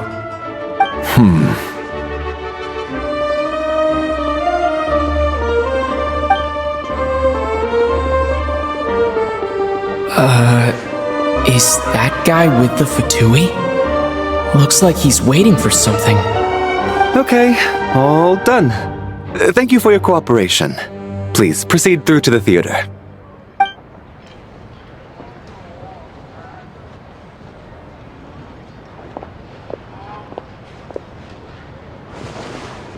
What's up? Everything okay? Snezhnaya's business and political leaders are always passing through here, so it makes sense that security's tight. Still, it's a little unusual to see the Fatui's Armory Palace guard here. You saw him, right? The guy right at the back. Strong, silent type. His name's Valeri. He's part of the Special Assignments Battalion, but I only ever see him here for one thing. To look for a guy named Mitya.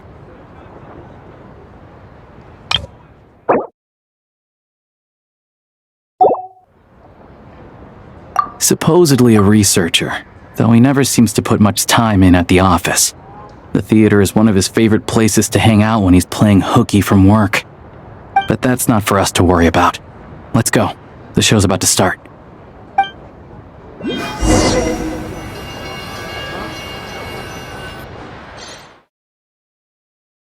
What do you think? Pretty impressive, huh?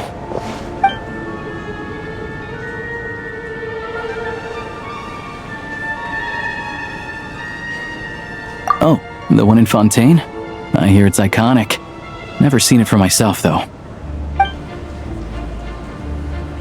Here we are, just in time. Sorry, coming through.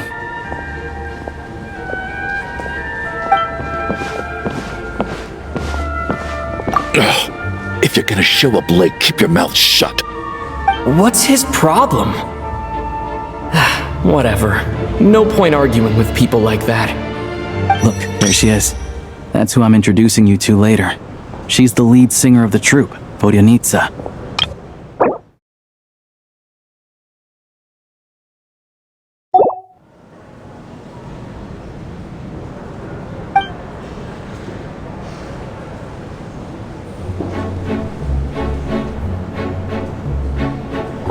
Что мне приходил во сне, старость борется без тона тьме, потоки будничной суеты, неистребимые мечты, тянутся годы мои, бесцельно их больше нет любви.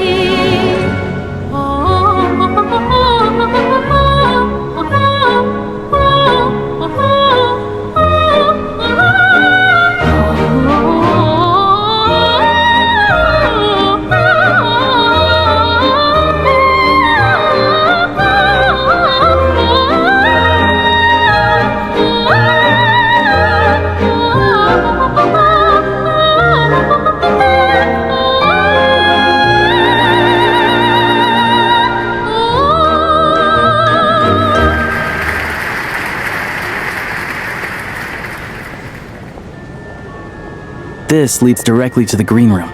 They're expecting us. Vodionitsa will be waiting for us there.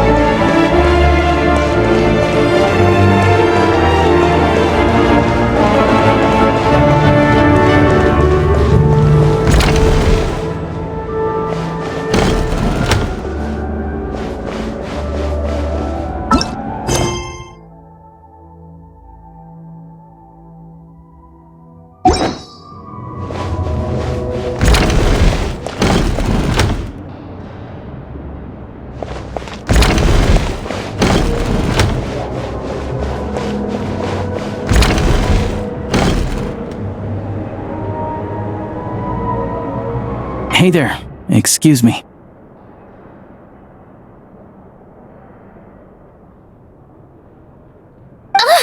Can you believe it? I am so mad right now. Come in. Oh, it's you two.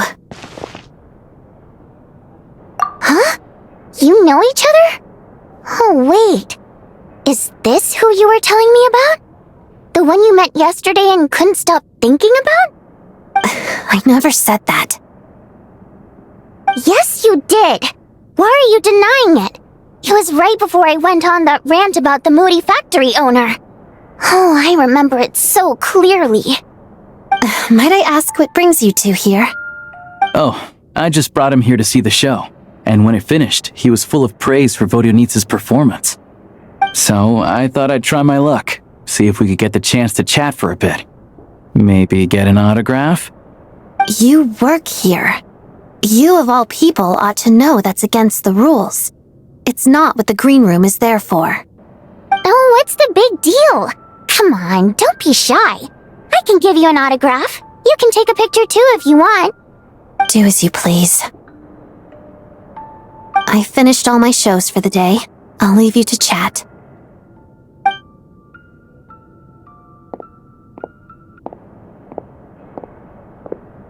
I wasn't making that stuff up, you know.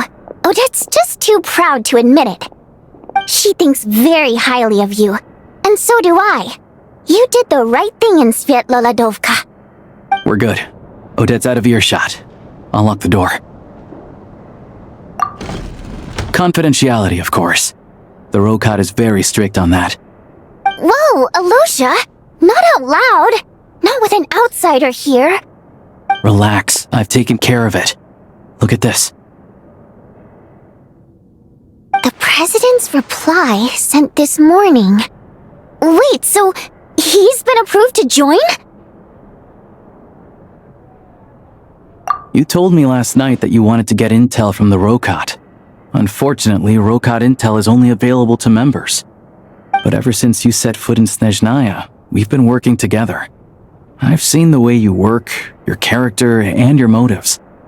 Everything about you is perfectly in alignment with what we're trying to achieve in the Rokat. So I figured I might as well cut to the chase. I wrote a letter to the president explaining your situation, including just the right amount of detail.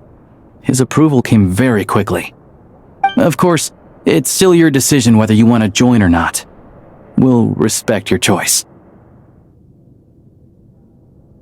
Well, assuming Odette was telling the truth and she didn't misjudge you, I guess we don't need to worry about you blowing our cover. Still, you gave me a real fright. I didn't know that's why you came looking for me. So, that stuff you said about admiring my performance, was that just because Odette was here? Did you actually mean it? Now you're talking. That's what I like to hear. Anyway, let me give you a quick rundown of how things work.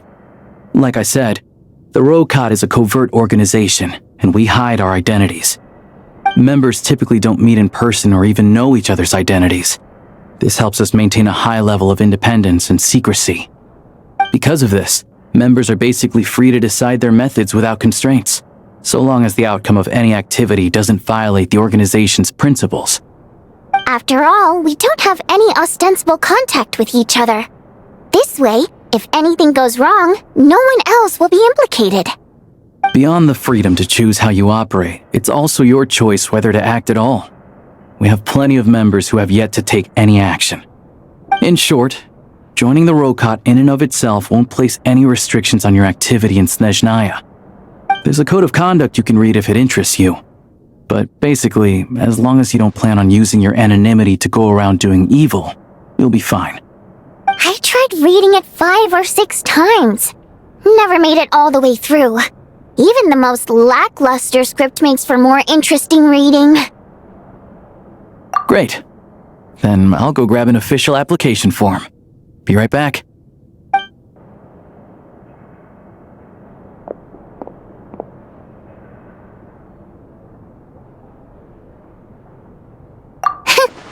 Well, Alosha has this pet dog, you see.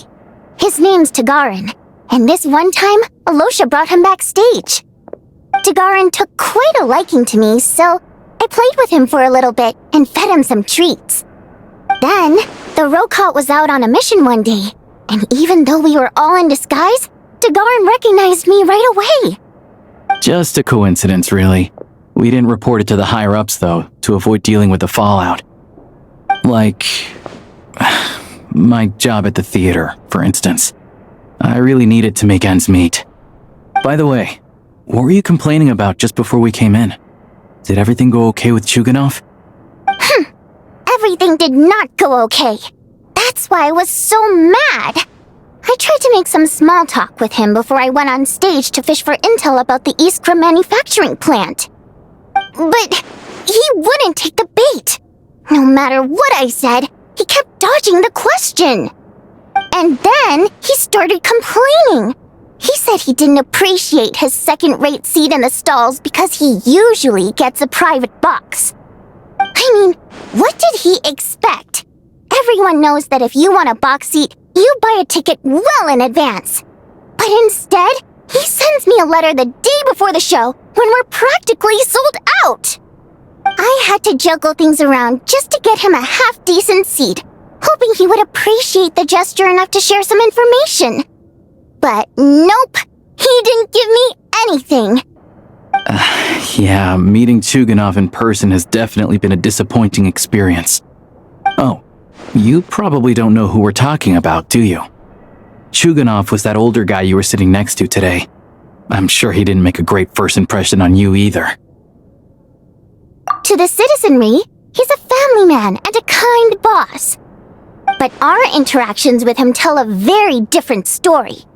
It's one thing to ask for a favor, but he acts like it's his right. He always expects special treatment. Take the ticket situation, for instance. I've actually gotten him a private box in the past. But not only was he not even grateful, now he's acting like I've sold him short this time. Not to mention that he's never paid for a single one of his tickets. And another thing, if he's such a big family man, why doesn't he bring his wife and daughter to see the show once in a while? I've never seen them here, not even once. Calm down, Vodyanitsa. If you won't do it the easy way, we'll have to try the hard way. But first things first, here's your application form. Go ahead and fill it out.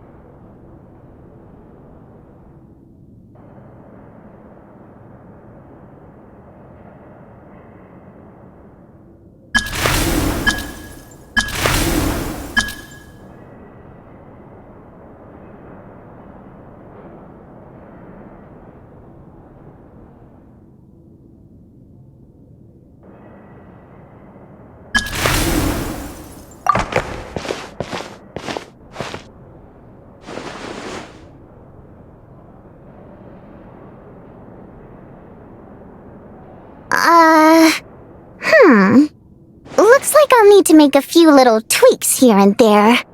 But other than that, you're good to go. We'll hold on to this for you. Alright, now that we're officially Rokot comrades, I can tell you. Chukhanov is the target of our current operation. Recently, we've done some recon work at the Iskra manufacturing plant, which pretty much confirmed that their energy consumption is way beyond the legal limit. All we need now is some direct evidence to present to the Vecha, so we can demand that they shut the plant down. That way, the Kresnik Crystal can be allocated to where it's needed most. I was hoping he might let slip during one of our chats, but he's too tight-lipped. We'll have to find another way. I'm meeting another regular theater-goer tonight, Mitya.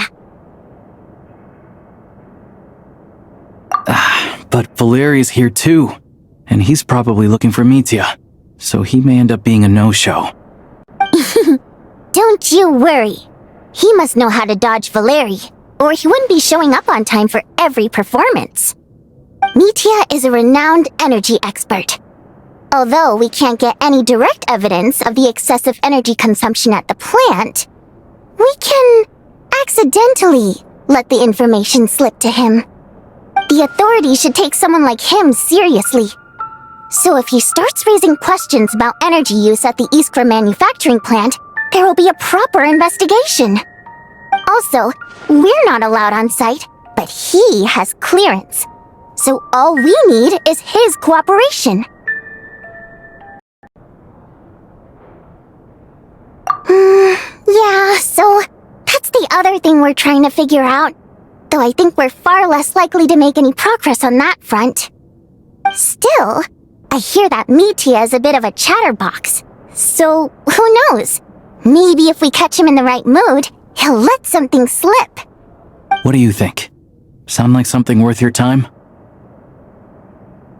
Okay, in that case, you guys find a seat somewhere nearby, pretend you're a couple of buddies there to eat, and keep your ears peeled for useful information. He's a huge fan, so I doubt he'll have his guard up around me. But you two need to be convincing. If he suspects anything at all, he might stop talking. Sure. Don't worry. We'll make a believable pair of buddies.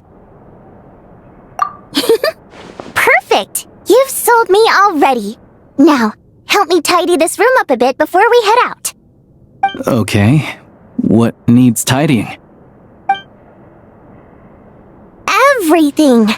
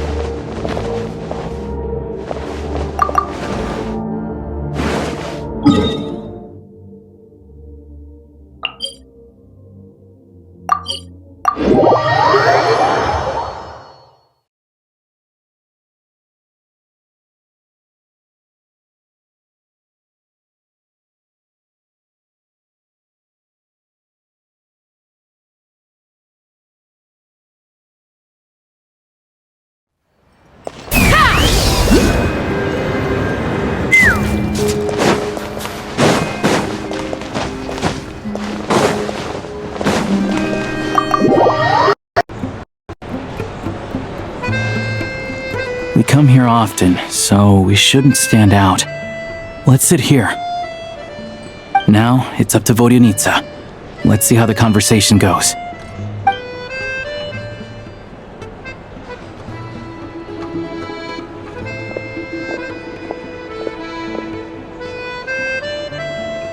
Mr. Mitya! Over here! Over here! Ah, sorry. I got a little held up on my way here. Now we have even less time than we planned. Go ahead and order some snacks and drinks, whatever you like. Let me see.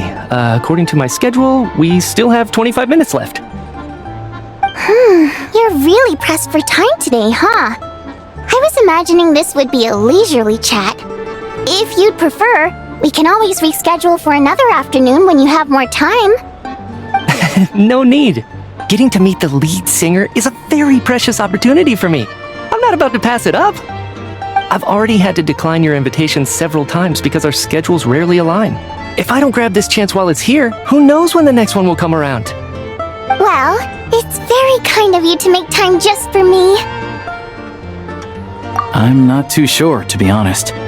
But Snezhnaya's full of weird and wonderful things like that, so people tend not to bat an eye.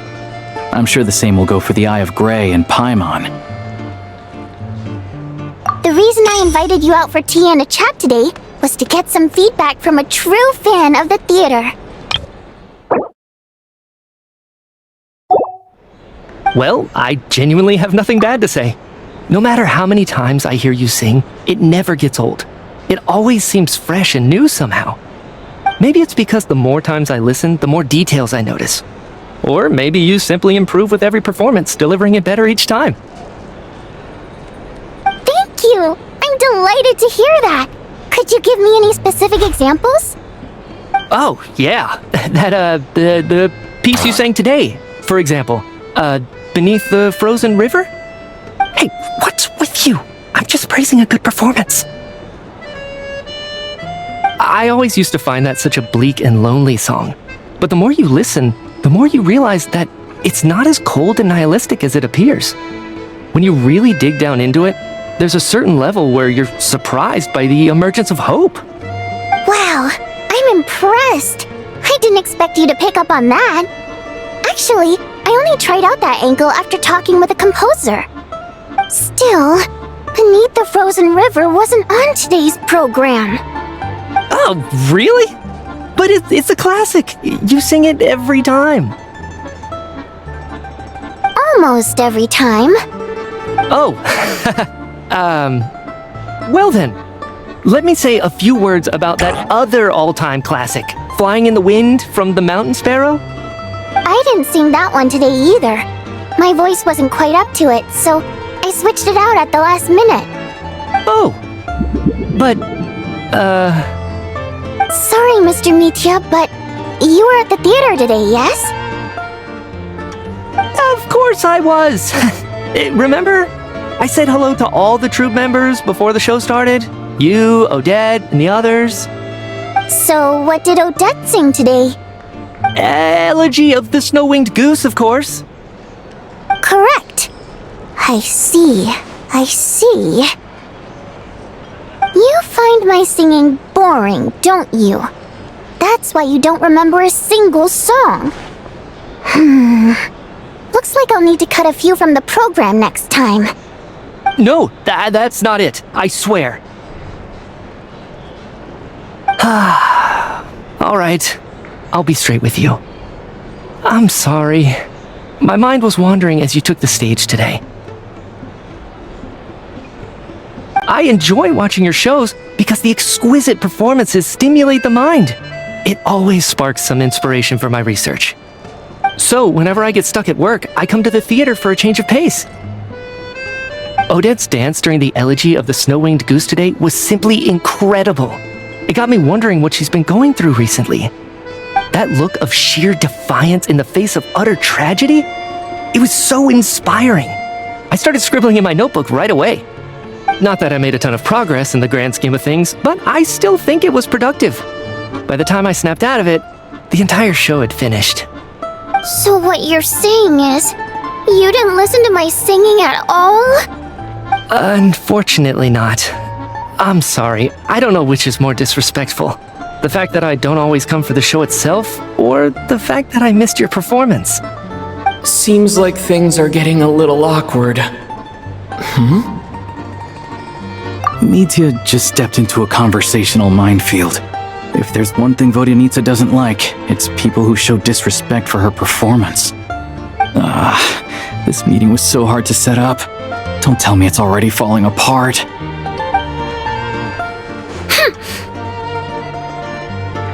It's fine. I suppose this is affirming in its own way. At least, it shows that our performance really touches people's hearts, right? Don't let it bother you. It certainly doesn't bother me. She's showing a lot of restraint. Well, I'll be sure to let Odette know how much you adored her performance. Please don't say that. I always love your performances too. It's just that inspiration struck at the wrong time today. I'm usually all ears. I know, I can tell. That's why I value your opinion. I'm sure some people can't stand it when others praise their coworkers right to their face, but not me. No, sir. Fair enough. I still feel kinda bad, though. But you know what I really can't stand? People who only show up to the theater to pretend that they're cultured. Makes me sick to my stomach. Oh, yeah, 100%. There are too many of those people around. By the time they're walking out the door, they've forgotten all about the show. What's wrong? You look furious. I don't know if you've heard about the boss of the Iskra manufacturing plant. He isn't even a theater investor, but he always demands the same privileges as actual investors. Box tickets only, premium drinks, even the right to request specific songs. Well played, Vodyanitsa. Seems like she's harnessing her rage to steer the conversation back on track. Now that you mention it, I've interacted with that guy before. I gotta say, everyone holds him up as an example of a benevolent businessman, but I don't know. I don't see it. Yeah, he couldn't care less about what's happening on stage. He's just there to flaunt his social status. I hate that I have to prepare programs for guys like that. What's the big deal with that factory he runs anyway? I asked around a bit and heard some pretty shocking stories. Sounds like he's just another greedy capitalist. Oh, really? Yep, the things people are saying are pretty damning. Low wages, insanely long working hours, equipment running around the clock. And as if that's not bad enough, he also strictly forbids his employees from giving any kind of interview. Project Stuja has now been extended so many times, we're at the point where crystal rations for the common folk are barely enough to survive on. Yet he even wants to get his greedy hands on them just to boost his own profits. If the rumors are true, he's in serious violation of the law. Interesting. So you've heard about it too. What? So it's really true? Who knows? I've only heard the same rumors you have. But there's no smoke without fire. The rooster's been coming down on us hard lately, demanding that we track and trace every single batch of crystal. My coworkers in the Department of Energy have been tearing their hair out over it. The rooster? I didn't realize he cared that much. Yeah. Even though there are no restrictions on crystal trading, the poor will wind up freezing to death if we let the rich buy as much as they want. That's clearly unfair. Looks like we'll need to arrange an investigation into the Iskra manufacturing plant as soon as possible. I never knew you kept up with current affairs beyond the theater, Miss Vodyanitsa. You really have a heart for the common person. Most Fae in your position have long been indifferent to the plight of humans. Well, those of us who choose to live in human cities are naturally going to pay attention to any significant upheaval. Isn't the rooster a Fae himself?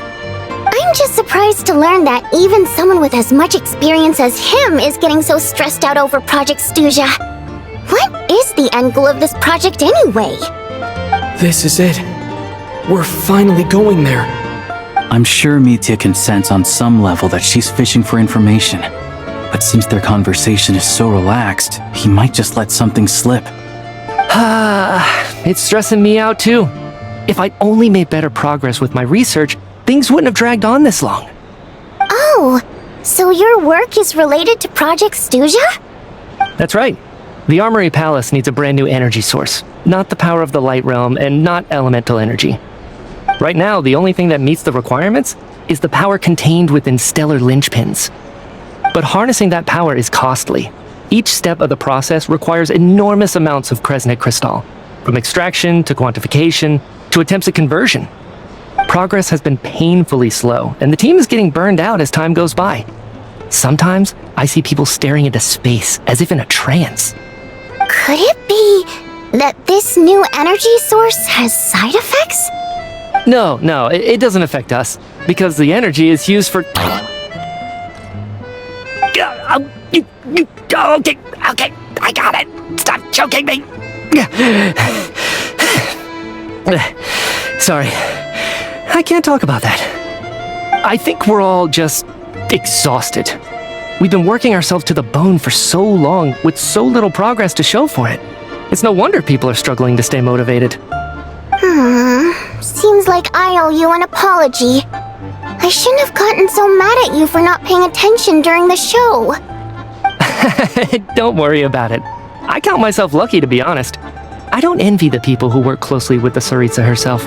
I'd much rather be in my current position. At least I don't have to shoulder any major responsibilities. So they're trying to develop a completely new kind of energy.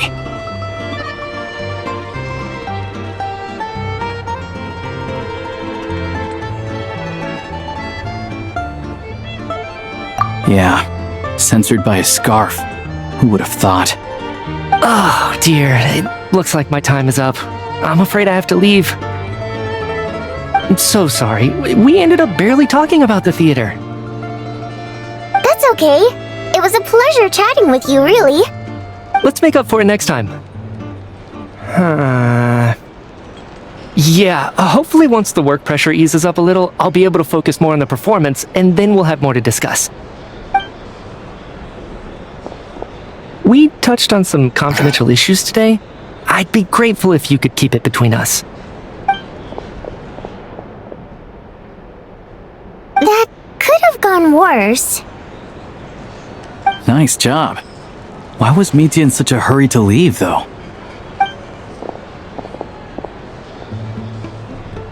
Sorry, routine inspection.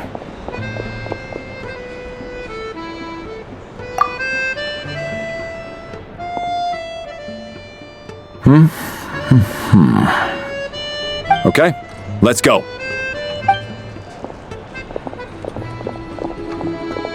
So he wasn't rushing to get back to work. He must have calculated that Valeri would find him here in exactly 25 minutes. That's frighteningly accurate. One of the main duties of the Special Assignments Battalion is to ensure that important figures stick to their schedules. All right, time for us to get going too. Excuse me, check please. We'll settle our check too, then. Oh, hello there. Mr. Mitya paid the check before leaving. He also asked me to pass on a message. He said it was an honor to share his tea break with Miss Vodyanitsa and her two friends. Wait. So he knew we were here all along? This raises a lot of questions. Did he deliberately mention the new energy source so that we'd overhear it? Maybe his work isn't confidential after all. Maybe the key here is the purpose of this new energy. I guess that's the next thing to look into.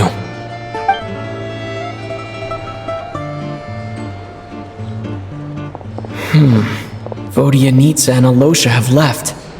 Time to head back and call it a day.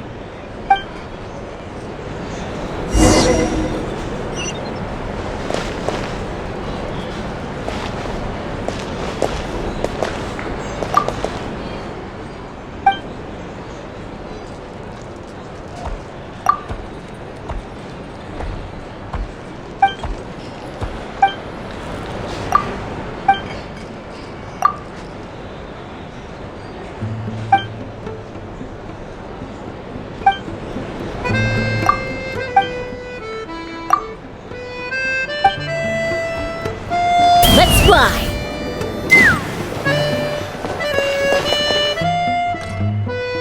You're back! Here pretty early today. Paimon was just gonna mention that. After she woke up today, Paimon felt like her temperature was completely back to normal. But her strength still hasn't returned. Still, there's some good news. Paimon thinks she might have figured out the source of the problem. It's like there's some kind of mysterious power affecting Paimon. Paimon's never felt this way before during any of her travels. She only started feeling this way since we arrived in Snezhnaya. That's right. The Armory Palace needs a brand new energy source. Could that have something to do with this? What is it? You're making that face again. You know, the one you get whenever you have a light bulb moment?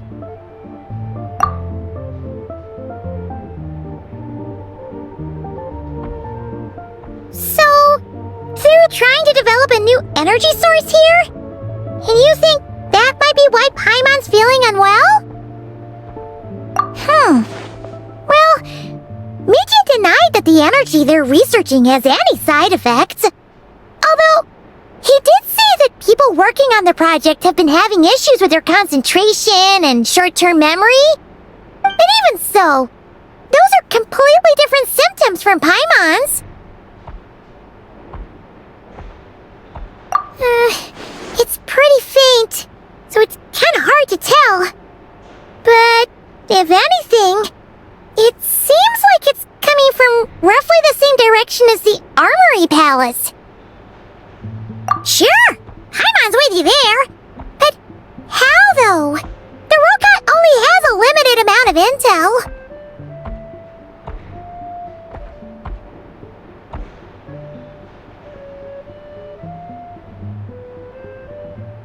Oh, great point! They argue about Project Stuzha every day. If we could sit in on one of their sessions, we might pick up some new leads. Good idea! Oh yeah, while you were out, Paimon tried all the yummiest looking desserts in the Potforia restaurant. This one seemed right up your alley. So, Paimon saved some for you. Come try it once you finish writing your letter.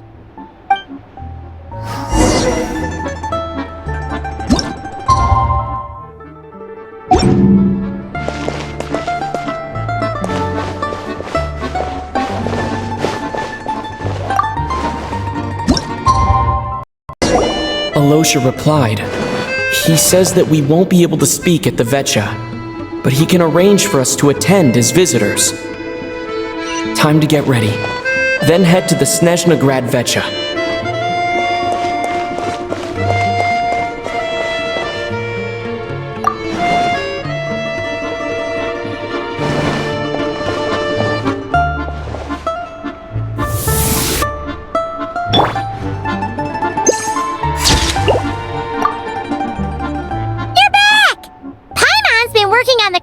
Puzzle in the newspaper.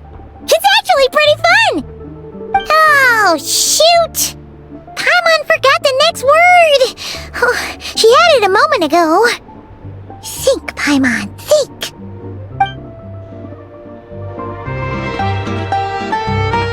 Adventure time!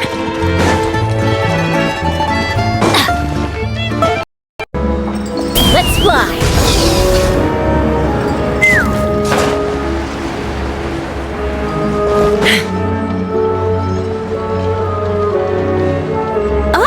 Miss Vodyanitsa, prima donna of the Korolievsky troupe.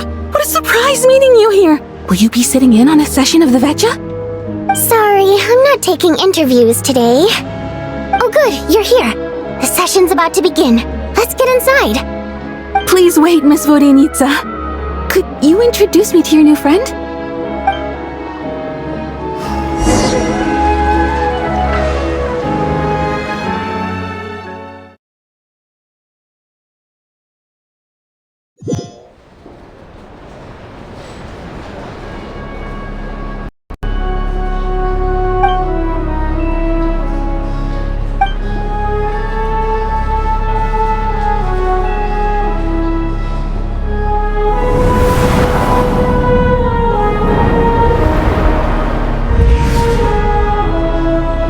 In summary, the energy management commitments made for the outgoing period have been delivered upon. Furthermore, both the production and consumption of Kresnik Crystal show clear signs of stabilizing. The relevant agencies have assessed the present circumstances and determined that the status quo can be sustained until the next period. For detailed statistics, I would refer you to the industry reports that have been distributed to all persons present.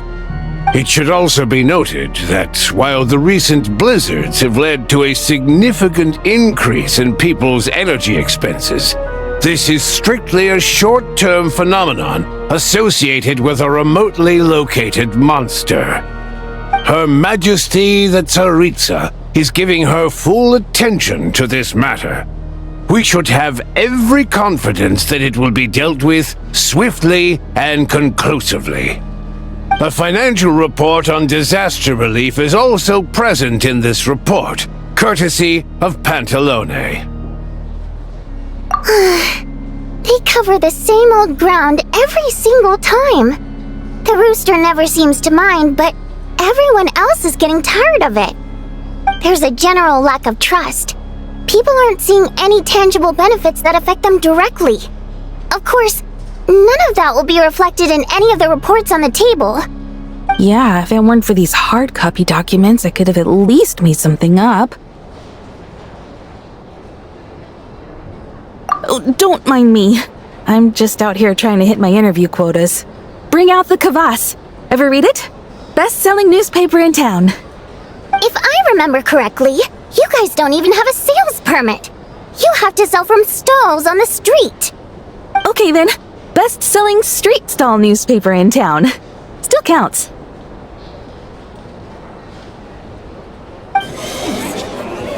Order!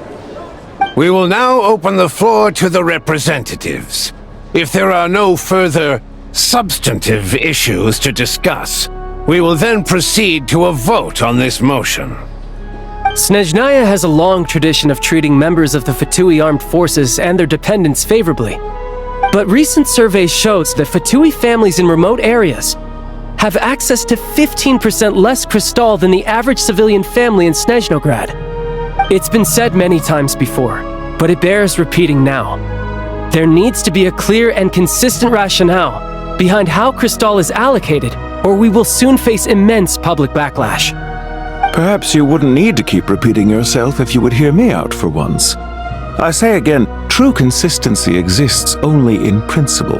In the real world, fairness is relative. You appear to treat resource allocation as a simple function of production and population. So what about when the equipment used in production breaks down? Have you factored that into your equation? And do you even know how long it's been since Snezhnaya last conducted a census? If I knew the answers to questions like that, I'm sure I'd be a very wealthy man. And I doubt I'd be going by child. I'd like to bring the focus back to the specific issue I raised. Or do you wish to deny that favorable treatment for Fatui dependents is our long-standing policy? It's easy to be a critic when there's no accountability. That seems to be a running theme in the anti-Project Stuja cohort. Defeat the ringleader and all other problems will magically resolve themselves. That's what they seem to think. But in case you aren't aware, not one jot in my report would change whether Project Stuja continues or not. So you have no intention whatsoever of finding a solution to this problem? On the contrary, I'm the only one here who ever brings solutions. Child opened by speaking up for the armed forces. Regrator struck back with style and a war of words ensued. Our reporter was live on the scene to get the audience's reaction as it all unfolded. Who do you support? The people have spoken! Regrator delivered a deft rebuttal to Child, as we've seen so many times before.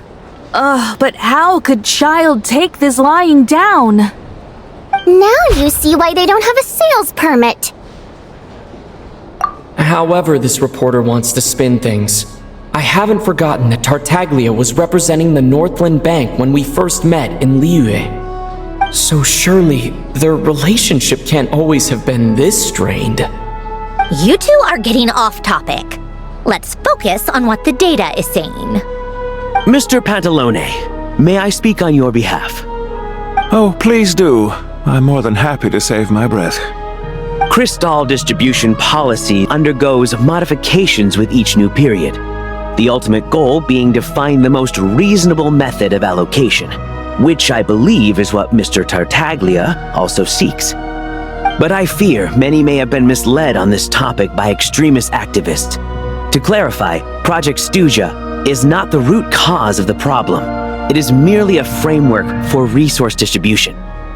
The most recent reports all point to Snezhnaya's resilience and adaptability during this period of fine-tuning, and give clear indications that a distribution framework is improving with each iteration. To make drastic adjustments without first considering the risks would likely do more harm than good. It would be a waste of the hard-won experience we've gained to date. Renowned scholar of finance, Arapov spoke up to clarify the fiscal logic, clearly alluding to social organizations like the Rokot in his words. With the notorious Lelek still active to this day, should the Rokot be held responsible? No, there is someone else to blame. She's just rephrasing what Mr. Pantalone said. The Rokot are the critics he accuses of taking no responsibility for their actions.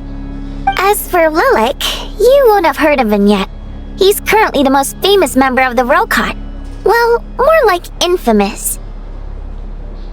Ending Project Stuja has become an obsession for him. Unlike the more decent ones among us, he believes that votes in the Vetcha are all that matter. So whether it's threats, coercion, or bribery, he'll use whatever means necessary to get people to change their vote. And since we're already on the subject, what do you think of Lelek's methods? Are you for or against? Well, whatever the story is, his actions benefit us all. We stand with Lelek. At least someone here wants to take this discussion seriously. I've been considering that issue myself. What you really need is more precise regional data, right? I think it would be easiest to let the Fatui handle it, since they're already in charge of Crystal shipments anyway. We may as well get them to collect some data while they're at it.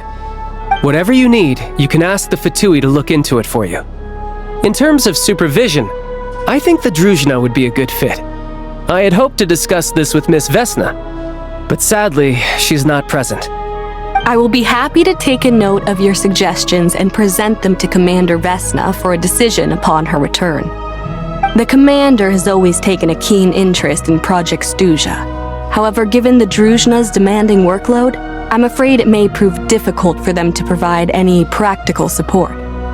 Let us refrain from jumping to conclusions until a concrete and actionable plan is in place. My apologies, Lord Rooster. There are numerous issues to address here, including manpower, time sensitivity, and reporting lines. Nevertheless, I support drafting a proposal. Follow the usual procedure, and it can be raised as a new motion for all parties to evaluate at the appropriate time. In that case, I'd like to share one thought before the proposal is drafted. The issue of time sensitivity was raised just now, which I presume relates to the official reports. In fact, the Energy Commission already collects regular statistics on each urban center and its surrounding area. Would these be of any use? That's a good idea. I read every issue of Sviet Lolaidovka's report, and although my focus is mostly on the section about equipment operation, the energy consumption statistics also yield a lot of insights. Be that as it may, does no one see an issue with using local data to determine Crystal quotas? In the long term, it seems like a very risky solution. Not if they are used purely for reference. So long as we have the report from the Northland Bank's headquarters to corroborate it, no one will be able to fool me. Very well then. It appears that this arrangement is acceptable to all parties. Yeah, sounds good to me. The members reached a provisional consensus on the issue of improving treatment for Fatui soldiers.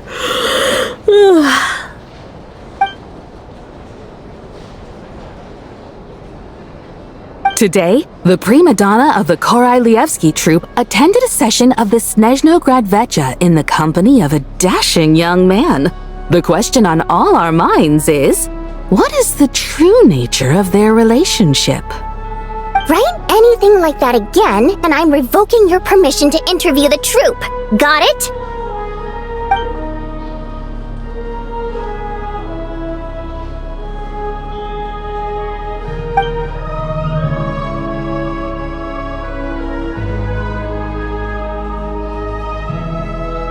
Now then, if there are no further contributions from those present, we shall proceed to the final vote. Hey, check it out! What made him vote against? Why now?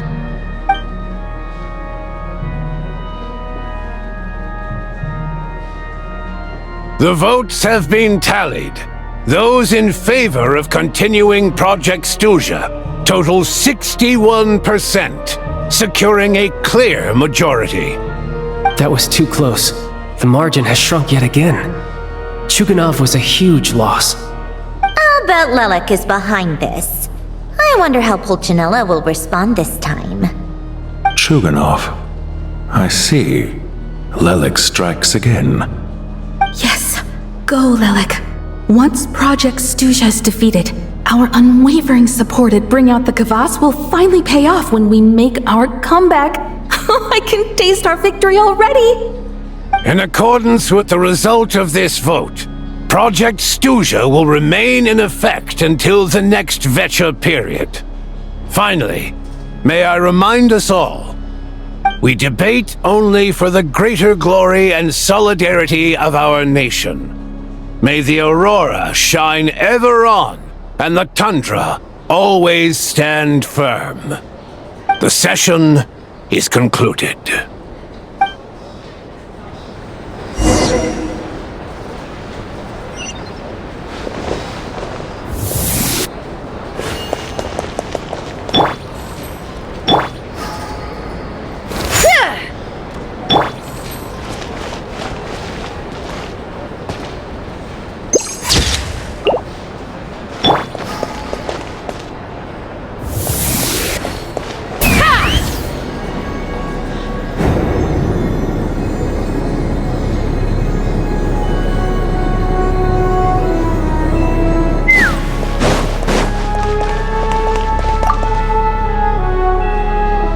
I have to say, I really wasn't expecting Chuganov to vote against Project Stuzha.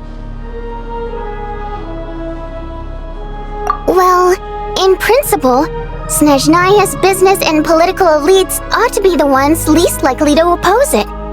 As we heard, Project Stuzha is basically just a resource. If the policy got cancelled, the I got a letter from Mr. Mitya just before today's session. He said he's confirmed that there are issues around overtime and excessive energy consumption at the Iskra manufacturing plant.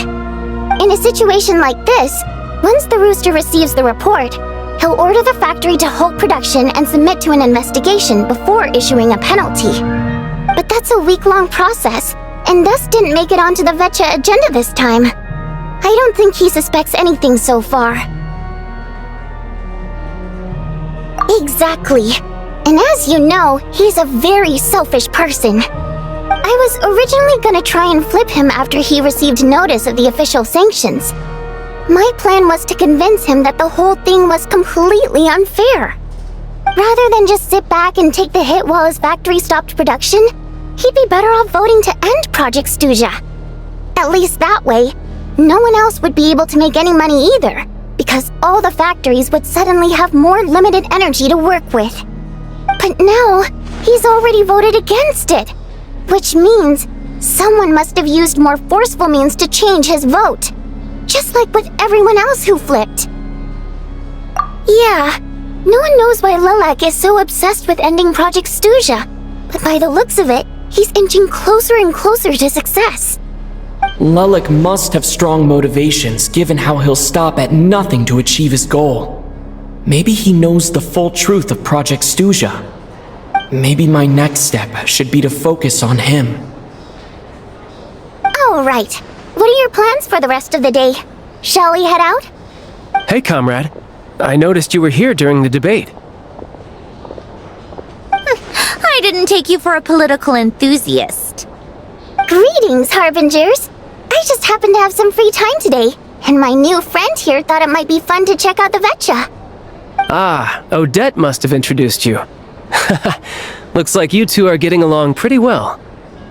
I'll leave you to catch up. I should head back to the troop. Sure. Break a leg and all that.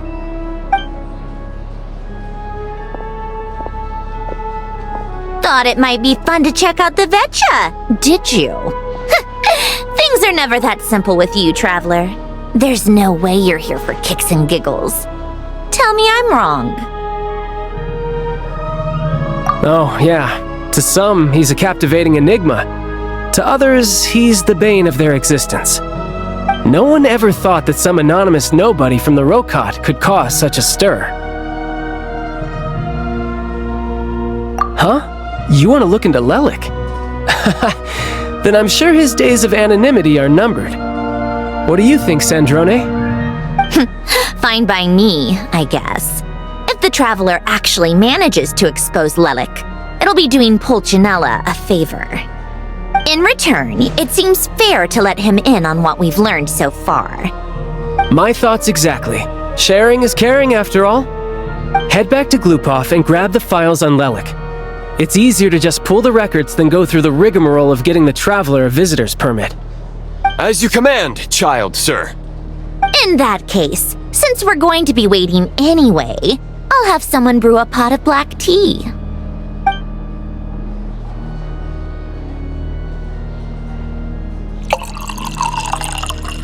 One common thread among the many incidents Lelik has been involved in is that the victims are all too scared to share any real information about him. Clearly, he must have threatened them in some way. His modus operandi is to silently infiltrate the scene and leave a threatening letter behind. But neither the letters nor the crime scenes ever yield any clues to his identity. So all these files have to offer are short statements by the people affected. They don't give us a lot to go on. If nothing else, it shows we're dealing with a trained professional who's versed in counter-surveillance. Yes, and to that point, he often strikes in highly secure locations. The victims are high-ranking and influential people who take their personal security very seriously. Somehow, Lelik slips right into their rooms without making a sound. There's never any eyewitnesses, nor the slightest trace of a break-in. If he can get in and out undetected, it means he can strike without warning. Not that that's ever happened so far, but the thought is enough to scare these people sleepless. It's hard to believe that a human being could pull this off flawlessly every time, so they switched the focus of the investigation to Faye. Unfortunately, no one's found anything yet. Careful, don't underestimate me. Although truth be told, I'd probably find it hard not to blow my cover. Direct confrontation is more my style. We haven't ruled out the possibility of Lelik being human. It's just, there can only be a handful of people in all of Teyvat who'd fit the profile. Faye, on the other hand, plenty would have the ability, but few would have the motive. No, not as strong as me. You'll never find the culprit with criteria like that. Let's go with a little weaker than me. Oh, you hit me right where it hurts. I'll admit, he's strong and meticulous. But can we at least limit this to candidates who have something to do with Snezhnaya? He's just trying to find a reference point. Stop getting fixated on who's stronger than who. But that's the most important thing. In my opinion, anyway.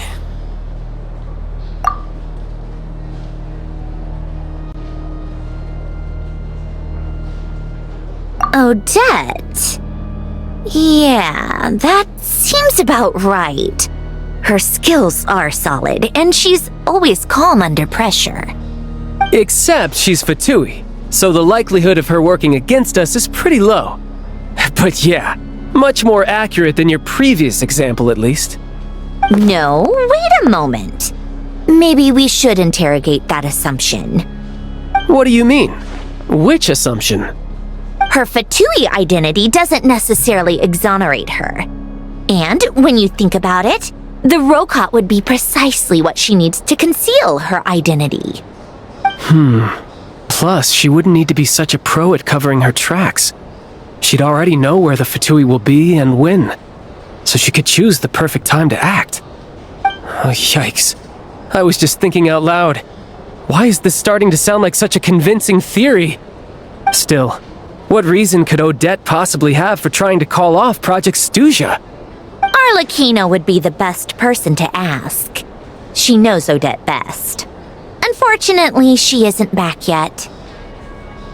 Rosaline used to open up to her in private about her struggles with Odette. As I'm sure you can imagine, Arlecchino is quite a lot better with children than Rosaline was. She gave her some tips on how to handle the situation, and Rosaline managed to reach a settlement with Odette before leaving. So I suppose there were at least no lifelong regrets left behind. Beyond that, I don't know the details about that side of things. But I do know that Odette definitely has a motive to hold a grudge against Project Stuzha. The reason being, her father passed away during the early stages of the project. That was back before it had been named Project Stuzha, when things were still being worked out. But in essence, it's remained the same ever since. Huh, the more you know. Rosaline was always so self-centered. I never understood why she started paying so much attention to Odette. Is that such a surprise? If you cast your mind back, you may remember that Rosaline and I weren't exactly close. We had tea together a few times, but that was about it. Odette's past is no secret. Her father was a fatus and her mother was a very famous ballerina. On the surface, it looks like she followed right in her parents' footsteps. But the truth is quite a different story. After her father passed away on a mission, her mother was overcome with grief. She broke her leg during a performance and could never dance again. Odette was only interested in ballet at the time, but this tragedy left the family with both breadwinners gone. They could barely make ends meet. Per Capitano's policy, family members of Fatui who died in the line of duty had to be appropriately accommodated and provided with adequate assistance. So, regardless of how Rosaline may have felt about it, it fell to her to resolve the issue of Odette's family's livelihood. In the end, the solution they agreed upon was to have Odette join the Fatui. Right, because the alternative would have been a one-off compensation payment, I guess. In that sense, joining up was definitely the better option. Still, she must have had mixed feelings about it, right? If she doesn't even like the Fatui. It's just a theory, a possibility. But as a motive for Odette to become Lelik, it holds up. That said, I have no idea where Odette's head is at right now, or what her conflict with Rosaline was about. Plenty of people were on bad terms with Rosaline. I have no intention of trying to figure it all out. Yes, but there's not much point in discussing that now. Yeah, back to Lelik. Since our investigations so far have turned up next to nothing, we've got nothing to lose by trying a new angle. Funnily enough, Tonya and I had actually made plans to go to the theater tomorrow to watch Odette's rehearsal. Unfortunately, thanks to this Lelik situation, I'll be stuck working overtime again. Which means you can go in my place. No point wasting the ticket, plus you'll get to meet Tonya. Spirit Seeker. Quite the classic ballet. It was passed down through Odette's mother's family for generations, though it hasn't been performed in years. But Odette's been practicing it diligently, and it's finally ready for a return to the stage. Excitement is through the roof. Tickets for the official performance sold out long ago. Tonya's excited for it too. She's desperate to see it no matter what. Personally, it's not really my kind of thing, but since she's my little sister, I had to figure something out. I've actually seen it several times before. The story's pretty straightforward. The lead character follows a trail of clues left behind by a spirit, gradually recovering her memories along the way. It's a tale of love and regret. So not exactly reinventing the wheel, at least by today's standards. But when that classic melody kicks in and the lead character begins to dance, it always gets me. It really is beautiful. Not an easy dance to do justice to, though. I know it's always been Odette's dream to perform this piece, but I'm not sure she's really ready. In that case, I think that even if she is Lelik, we should wait until her performance is over before we respond. I'll let you take it from here, comrade.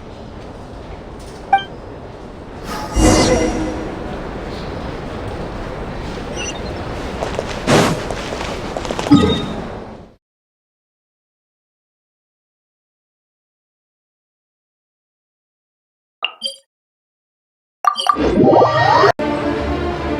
me up!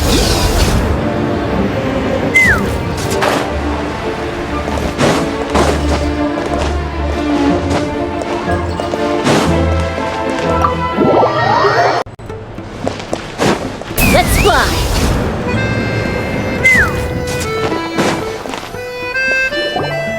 You made a ton of progress today! It's good that everything's going so smoothly! Next step is to head back to the theater and get a clear answer from Odette. Either way, Paimon doesn't get the sense that she's a bad person. Sure, she might have done some pretty extreme things, but Paimon bet she has her reasons. Maybe this is going too far, but with everything she's managed to do so far, wouldn't it make more sense in theory to be even more, heavy-handed? Why leave a letter when she could, well, we know there are plenty of other ways to keep people in line, right? The point is, she could have gone further, but she didn't. So, if it is her, she's got some principles at least. Yeah! Well, all you can do is follow the facts wherever they lead. No change, really. But that thing Paimon told you about yesterday? Paimon feels like she can sense it more clearly now. Hearing you talk about your day makes Paimon itch for an adventure. If only she could be there with you so we could experience it all together.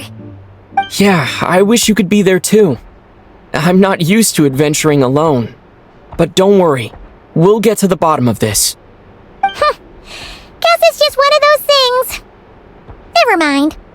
Paimon will behave herself and keep resting.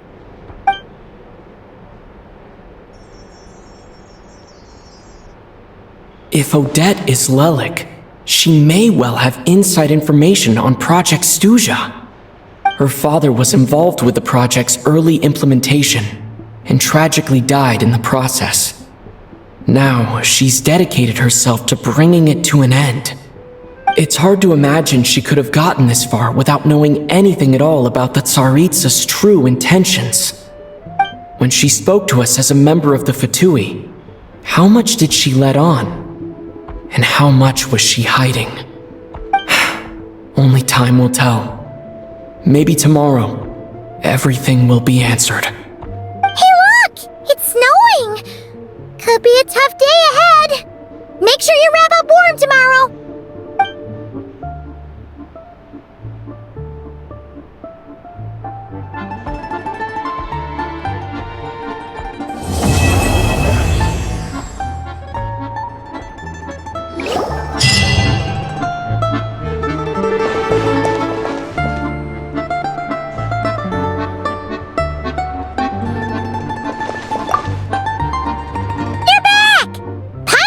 Working on the crossword puzzle in the newspaper.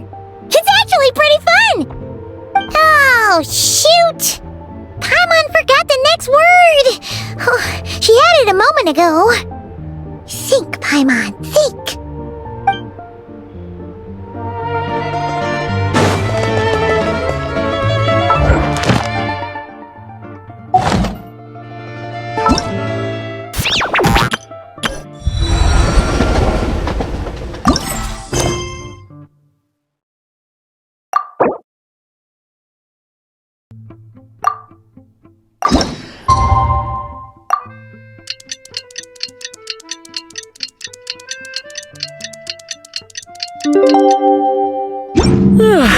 Any conflicts around?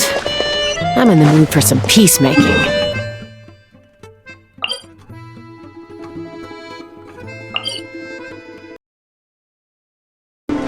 Let's fly!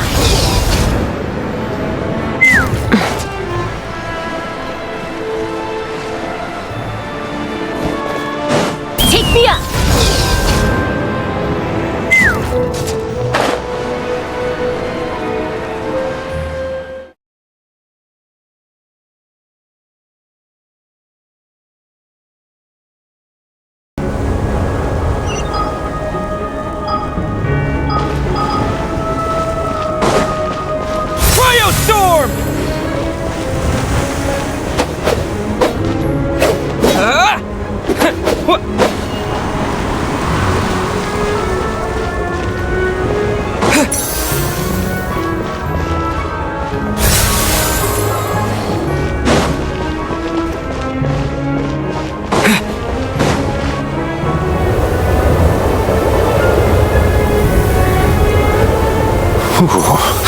It sure is cold today.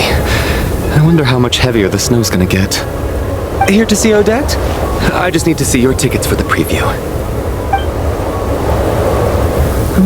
Perfect. Thank you. I'll hold on to your tickets. Come on in. It's freezing outside.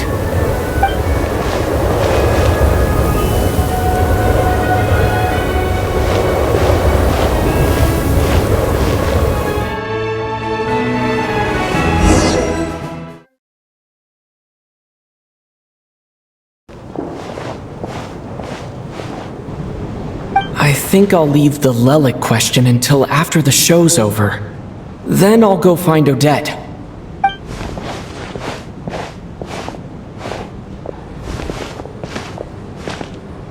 Child said he was originally going to come with Tonya. So I'm guessing Tonya's already here somewhere. Is there anyone here who looks like a Tonya? Let's see. It's a small audience. Makes sense for a preview. But wait, I do see some familiar faces. Mr. Chuganov's back again by the looks of it. Oh, and is that Mitya? And that Fatui officer, Valeri. Guess he must be playing cat and mouse with Mitya again. Oh no, it looks like the show's starting and I still haven't found Tonya. Never mind. I'll just have to take a seat for now and see if I can catch her afterwards.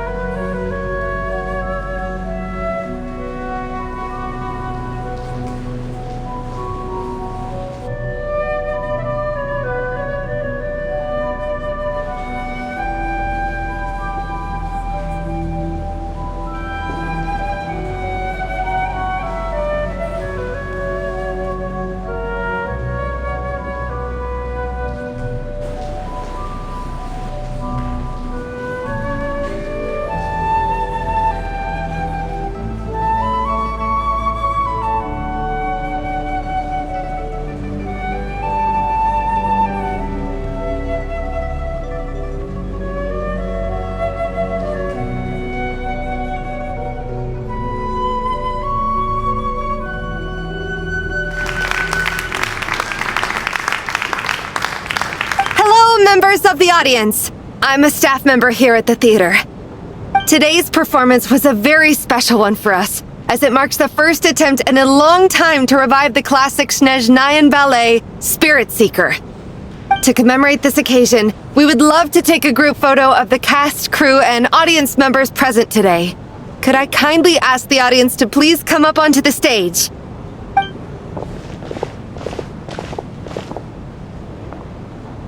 All right, everyone, huddle in a little more.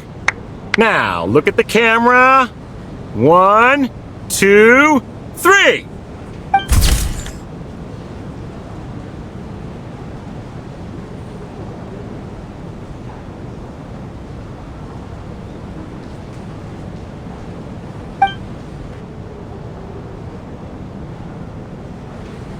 Are you quite satisfied, Mr. Energy Scientist?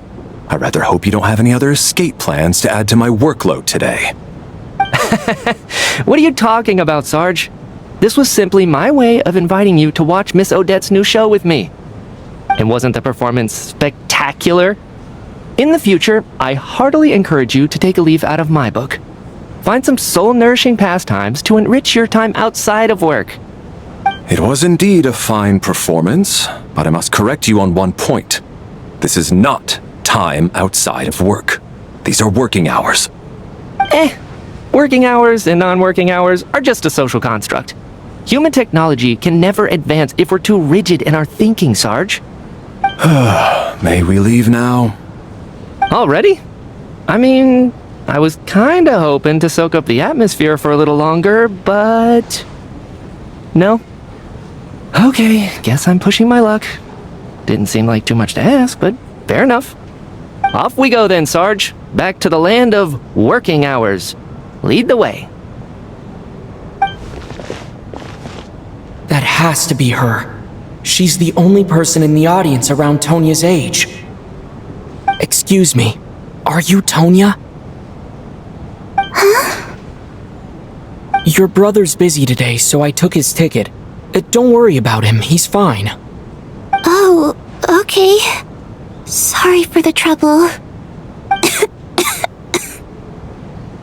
What's wrong? Are you sick? No, I'm fine. It's nothing. Maybe she caught a cold on the way here because of the weather.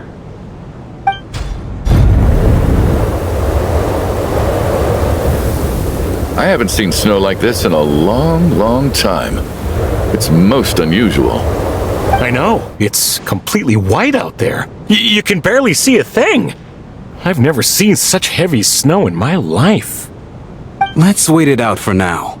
You'd be lucky not to freeze to death in this weather, let alone find your way. Well, look at that. Maybe we shouldn't be in such a rush to get back after all. What do you think? Let's wait and see. Why do you need to take it so seriously? Fate has given us this wonderful chance to take a break. We owe it to ourselves to make the most of it. Come to think of it, there's a small inn not far from here that always keeps plenty of extra blankets on hand for guests. I know the route well. Shall I head over and borrow a few blankets? That way, anyone in a hurry can wrap up warm for the journey back. Just remember to return them next time you're over this way. Sir, there's really no need to go to all that trouble. Hey, it's no trouble at all. Wait here, I'll be right back. What a kind gentleman. Very good. My wife and daughter are waiting for me at home, so I shall be heading back as soon as I get my blanket. So... are you expecting us to go back to the Armory Palace wrapped in blankets too? Don't worry about that. I made arrangements in advance. Should I not return to the Armory Palace within 3.5 hours after Operation Showtime begins, an armed squad will be sent to collect us. They will escort us back. You are one of our key military personnel, so any weather-related risks must be eliminated. Operation Showtime? So, wait. Every single time you drag me back to work when I sneak out, it's a whole official operation? I gotta say, you've really turned this into quite a moral dilemma for me. It's snowing pretty hard out there. I think you should stay here for now. You seem a little under the weather. Sure. My brother might come pick me up in a bit anyway. Time to get to work. I should head backstage and find Odette. I need to look her in the eye and ask her about Lelik. Excuse me, are you looking for someone?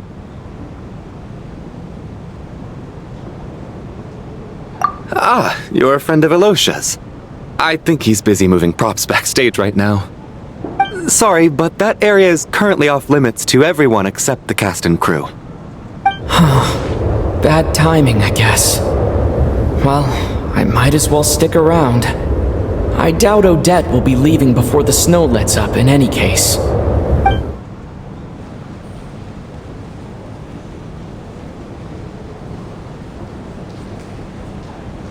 What happened to the gentleman who went to fetch the blankets? How has he still not returned? I was thinking the same thing.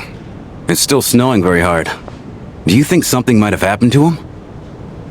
Whatever the reason for his delay, I must say I hate nothing more than people who make empty promises and fail to deliver.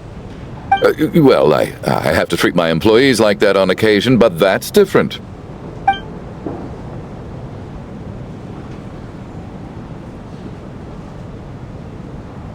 You seem anxious, Mr. Valeri. It's been nearly 4 hours since I left the armory. The army should have arrived to extract us by now. They know how much I despise tardiness and disrupted plans. There's simply no reason that they shouldn't have shown up by now, barring exceptional circumstances. Surely a snowstorm like this one counts as such. Few things in this world can stop the Snezhnayan army, Mr. Mitya. And a snowstorm is certainly not one of them. Why don't you go out and take a look? They might be right outside, waiting for your orders before they dare come in. An absurd hypothesis. I have no intention of leaving your side for even a moment until I have escorted you back to the Armory Palace. This doesn't look like an ordinary snowstorm to me. That guy who left earlier, it looked like he just vanished into thin air. Either that, or my eyes were playing tricks on me. A man-eating snowstorm? Come on. Night hasn't even fallen yet. Spare us the ghost stories.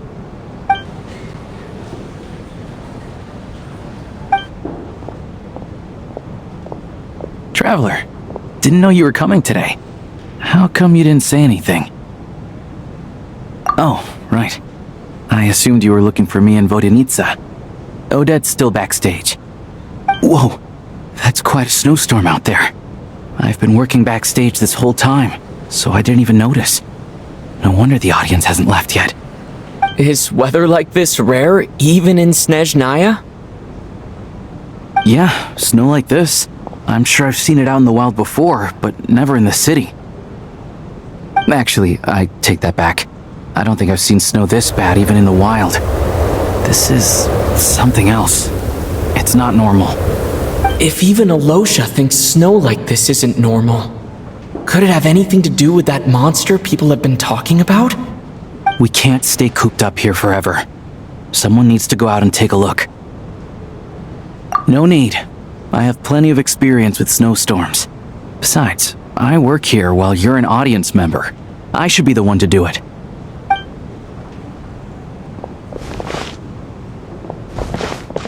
Everyone by the door. Careful not to let the snow soak into your shoes. In a snowstorm, you gotta look after your toes above all else. Heading out, my man? Be careful. I've been told the snowstorm eats people alive. Thanks for the advice. I am planning to be careful. I just want to take a quick look at the situation out there.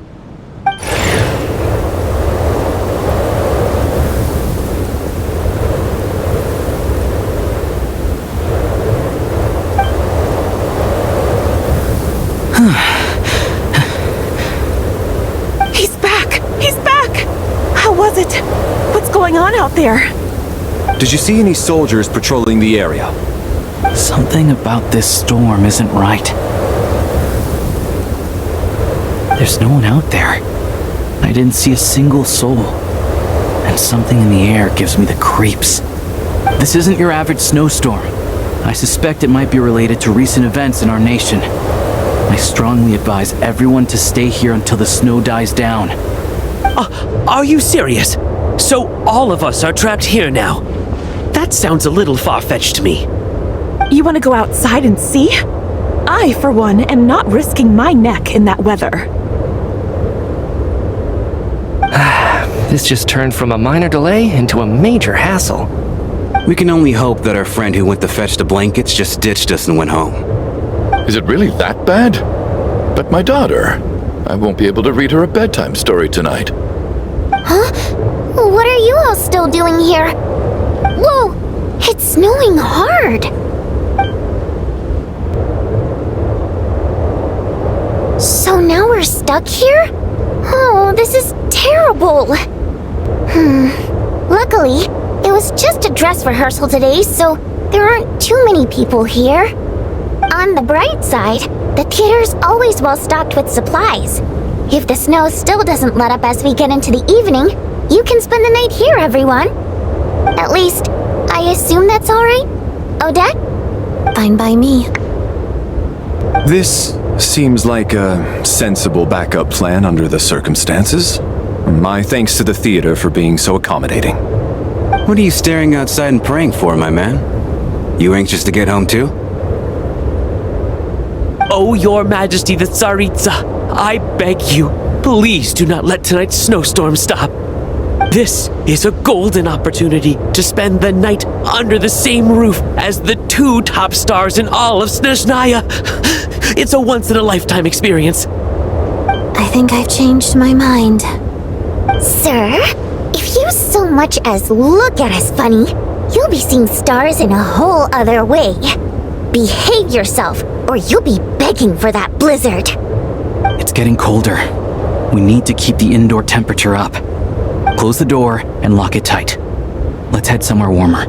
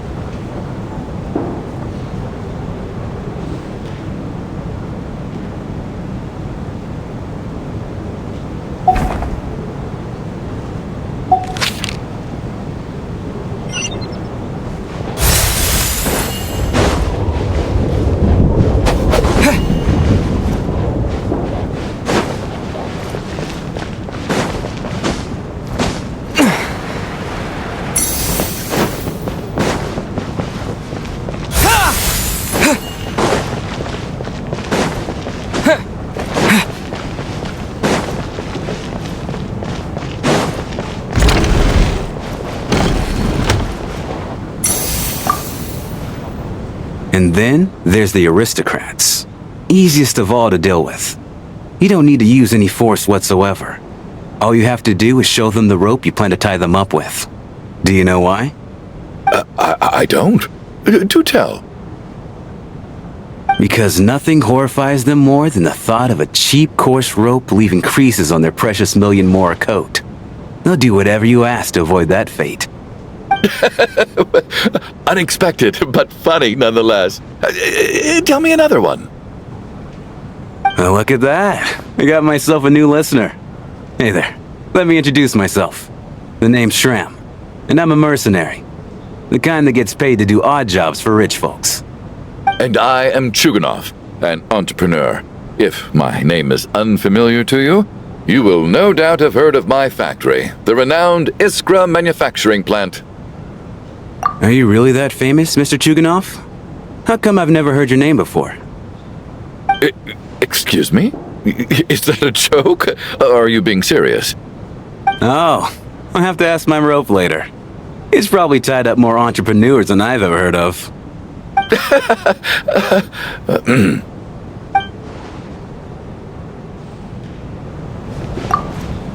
Excuse me?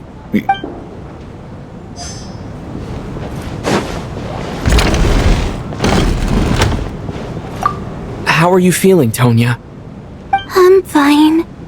Sorry to worry you. I'm used to it by this point. I take medicine for it. My brother usually helps to get it ready for me. Child must take great care of his sister. He's never mentioned Tonya's illness, though. You know, I actually find this whole thing kind of exciting. Stuck in a strange place thanks to a snowstorm, having to spend the night with a bunch of interesting characters. It's pretty cool, don't you think? Exactly. It's like One of those stories where an ordinary school trip turns into a magical adventure. I've always wanted something like that to happen in real life.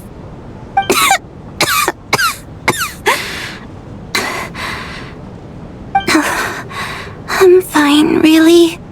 Just got a little overexcited. Look after yourself. Otherwise, your brother will come after me.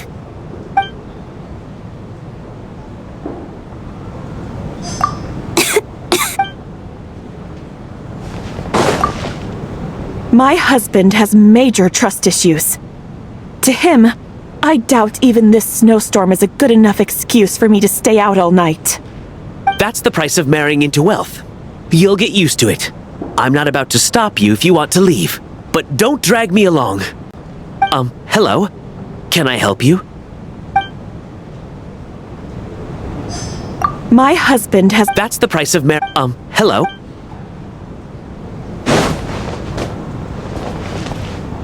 My husband— That's the price of, hello?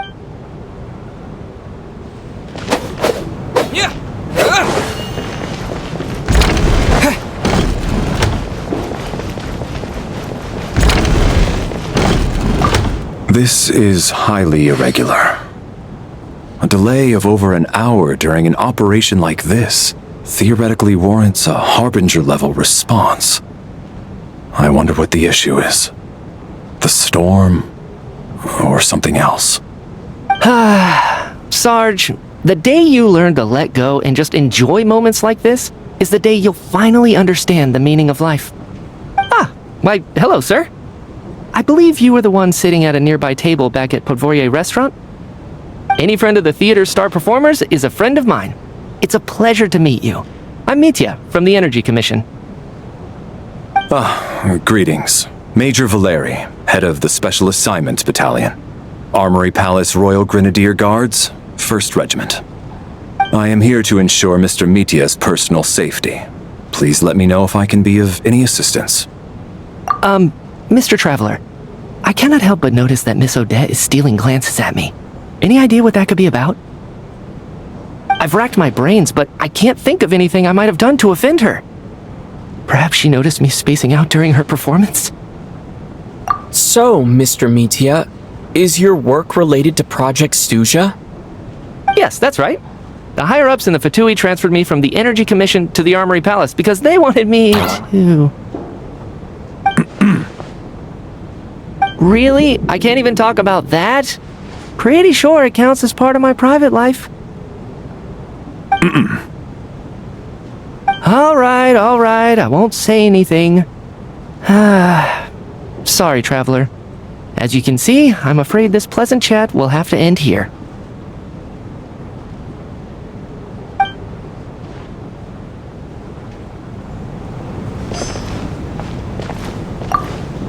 This is highly irregular.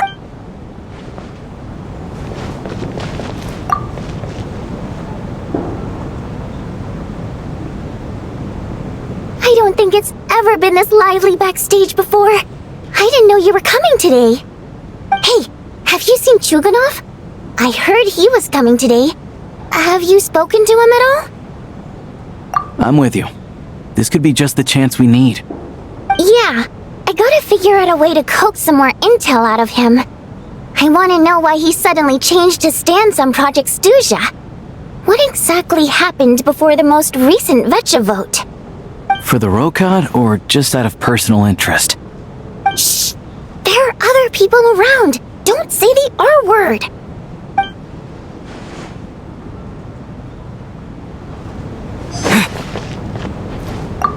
I have to say, even though today was a rehearsal and there were some hiccups along the way, Miss Odette's performance was one of the best I've ever seen, even compared to an actual show. Oh, I couldn't agree more, especially considering the weight of the subject matter. It takes a truly seasoned professional to do justice to a theme like love and regret. Do you think we were coming on too strong? Odette's ignoring us again. What about you? What did you think of today's performance?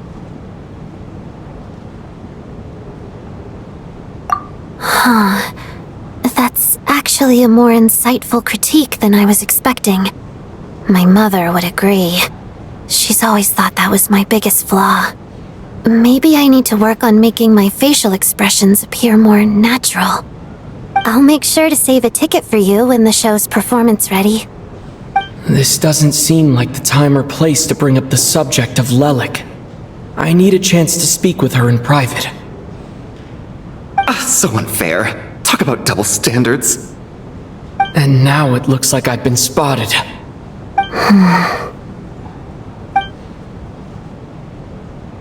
You know Mitya too? No, I don't. I just have a feeling that he might be dangerous.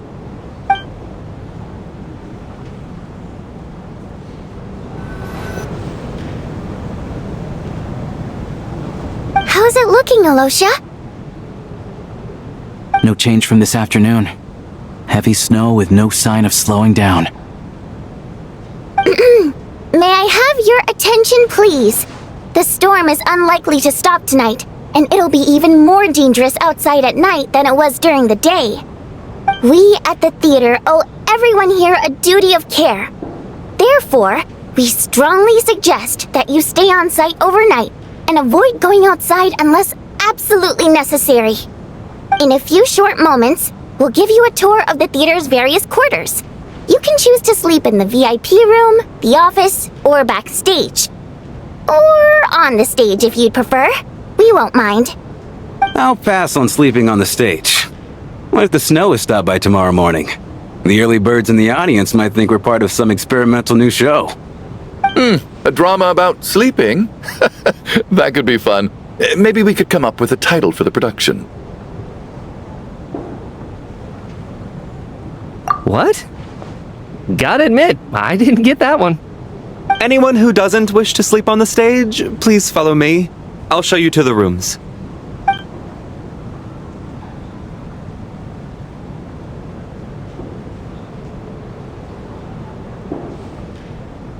I guess I'll call it a night. Though I feel like I won't sleep very well without Paimon here. I'm sure she'll be worried that I haven't made it back yet. But as long as she looks out the window, she'll probably realize what's holding me up. I wonder if she's feeling any better yet. At least she hasn't been getting any worse. Still, I should try and get back first thing tomorrow morning.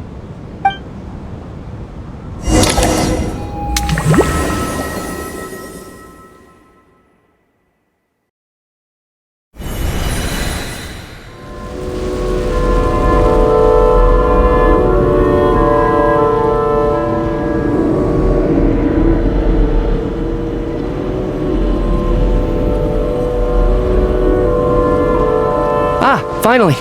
Welcome back to the world of the living, lazy bones. I was about to wake you. The black mist is almost on us. Still waking up, huh? You know, the black mist. It's been chasing us from below ever since we were born. You're just dozy. There's no way you've forgotten. Come on, let's keep heading up. Onwards and upwards is the only way to survive. Don't listen to a word those black mist cultists say. Here we go again. The endless march toward survival. What's going on? That black mist down there is creeping me out. And it's rising. Guess I should head upwards and get away from it. The black mist cultists believe that being swallowed by the black mist leads to everlasting peace. But if you ask me, they're just lying to themselves. We're the only heretics left, the only ones who refuse to give in. We have to keep going. But how do you actually know that they're wrong? Dangerous question there, Torgoff. The moment your faith wavers, you start a chain reaction that ends in the collapse of your will. Put the question out of your mind. Stay strong and believe that the black mist means certain death. Okay, but it's not my mind that's the problem. My body's about to give up on me. It's already starting to falter.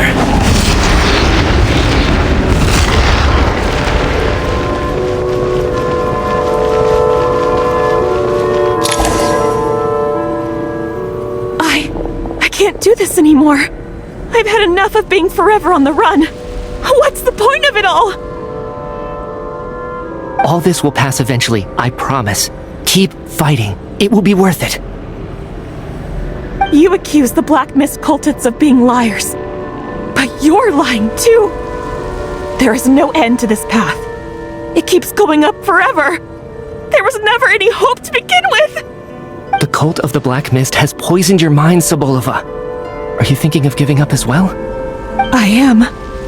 I think I'll take my chances with the Black Mist over this perpetual torture. As much as I detest the Black Mist cultists, I'm just too weary. Then I bid you both farewell. Let me put my personal opinions aside for a moment and say, I hope that you both find peace within the Black Mist. Fate always appears so impossibly complicated. But at moments like this, its raw simplicity is laid bare. Their fate was sealed from the instant they entertained doubt. From then on, the outcome was both inevitable and irreversible. Let's go.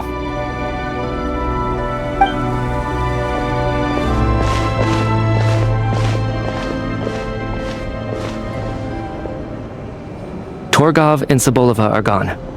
I never thought the day would come when even they would be swallowed by the Black Mist. It's just you and me now.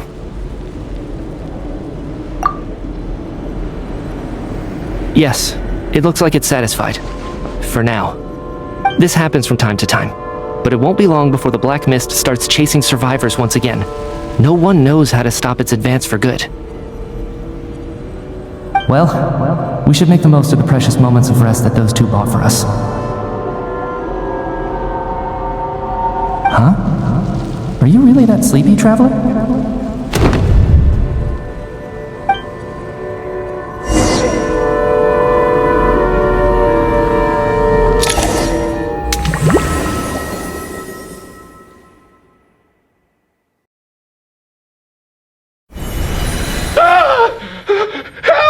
Somebody, come quick!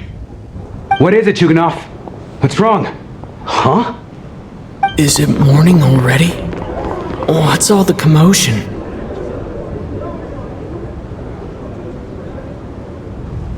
Sounds like it's coming from next door. I should check and see what's going on.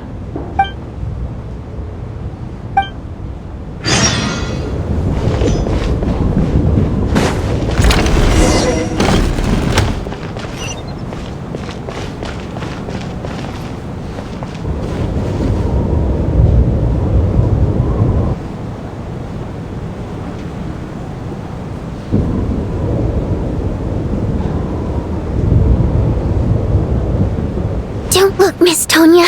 Stay here. Okay. What happened to them?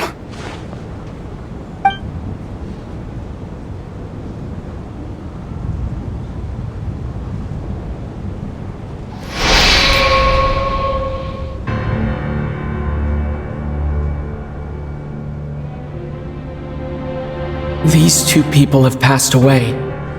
And the strange thing is that somehow, I knew this was going to happen. I knew that they would be the ones to die. Have I seen this moment before? Or did I have some kind of premonition? I can't remember what it was. Let me take a look.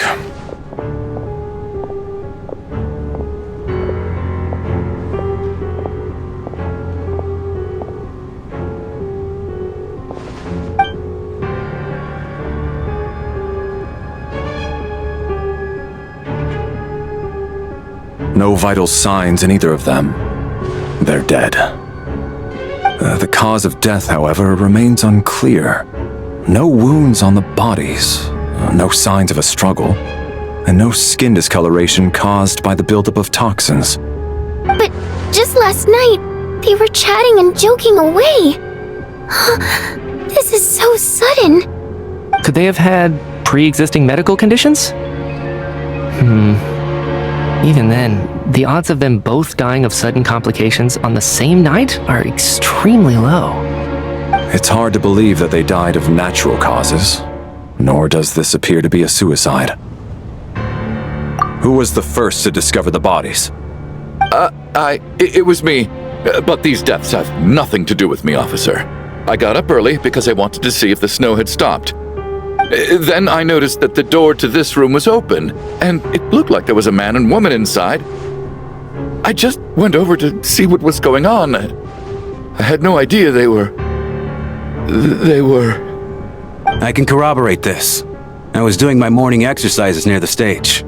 When I saw Mr. Chuganov heading this way, I followed him. I can also confirm that I didn't see a single person approach that room before him. The snowstorm was raging all night, and it's still going now. There's no way someone could have come in from outside, correct? You mean an intruder? No, not possible. I slept by the door last night as a precaution. There's no way I wouldn't have noticed if anyone had tried to open it. Everyone, split into pairs and search the theater for anyone in hiding or any signs of suspicious activity. I'll follow up with a full search of my own shortly. Go. There is no time to waste.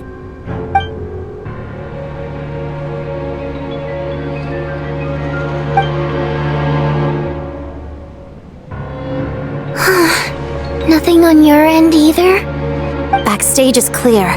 No signs of suspicious activity. We checked the basement. Also clear. I don't think there's anywhere here that a living person could hide.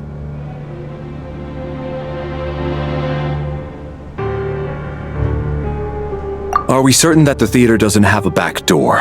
Or any tunnel or passageway wide enough for a person to fit through? No, there's nothing like that. If people were sneaking in through some secret tunnel to avoid buying a ticket, we'd have sealed it off ages ago. I also checked the windows. All of them are locked from the inside, and there's no sign of anyone entering or leaving. It sounds like we can safely rule out the intruder theory.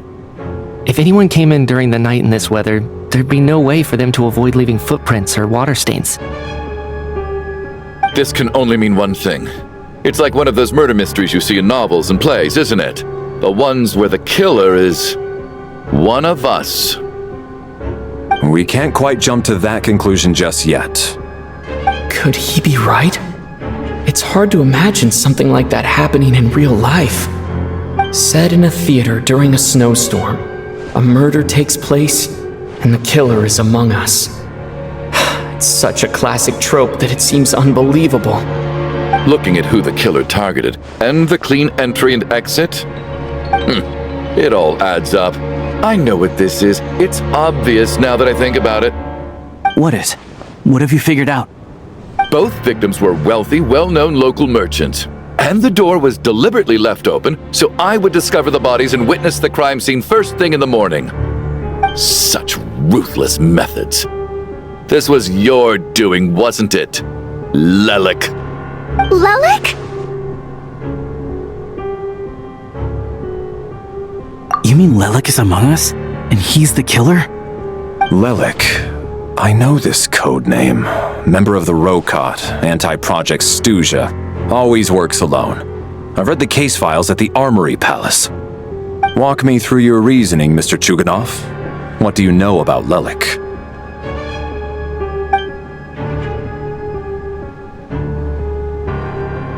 What now, huh? What now, Lelik? What more do you want from me?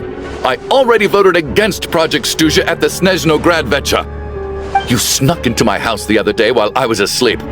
Left a threatening letter. And I did all that you asked. But Project Stuzha cannot be so easily shaken. Not with the rooster in charge.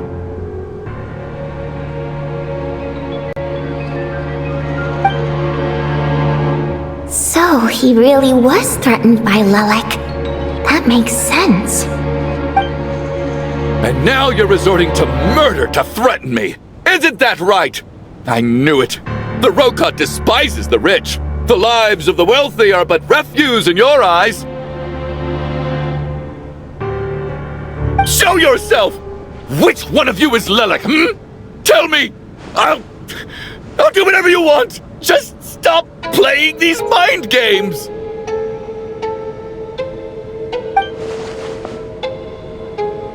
Was this really Lelik's doing? Would Odette really do something like this? If Odette really is Lelik, this seems out of character. But then again, how well do I really know her? I'm probably the only one here with a compelling theory about Lelik's true identity. But if I reveal it now, I'll be putting Odette in the line of fire.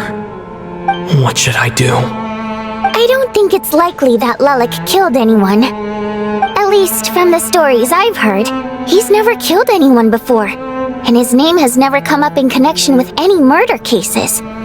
Besides, even if Lelik did want to threaten you, why resort to such an extreme and roundabout method? It's not his style at all. Vodyanitsa doesn't know that Lelik might be Odette, but her assessment is pretty much identical to mine. Miss Vodyanitsa, why do you suddenly feel the need to speak in Lelik's defense? Defense? Oh, no, it's just... I'm worried that we're jumping to conclusions here, so I wanted to share my point of view. Also, I don't think the Rokot is as bad as you're making it out to be. Well, if you think I'm so wrong, what's your theory then, Why don't you tell us who the killer is? The case is still evolving, Mr. Chuganov. Please do not prevent others from expressing their opinions so early on in the discussion. Even so, there's no denying that the recent threat received by Mr. Chuganov may well be an important clue. So there's still a good chance that Lelik is right here among us. I can't do this anymore. I don't care if it's still snowing outside. I have to get out of here.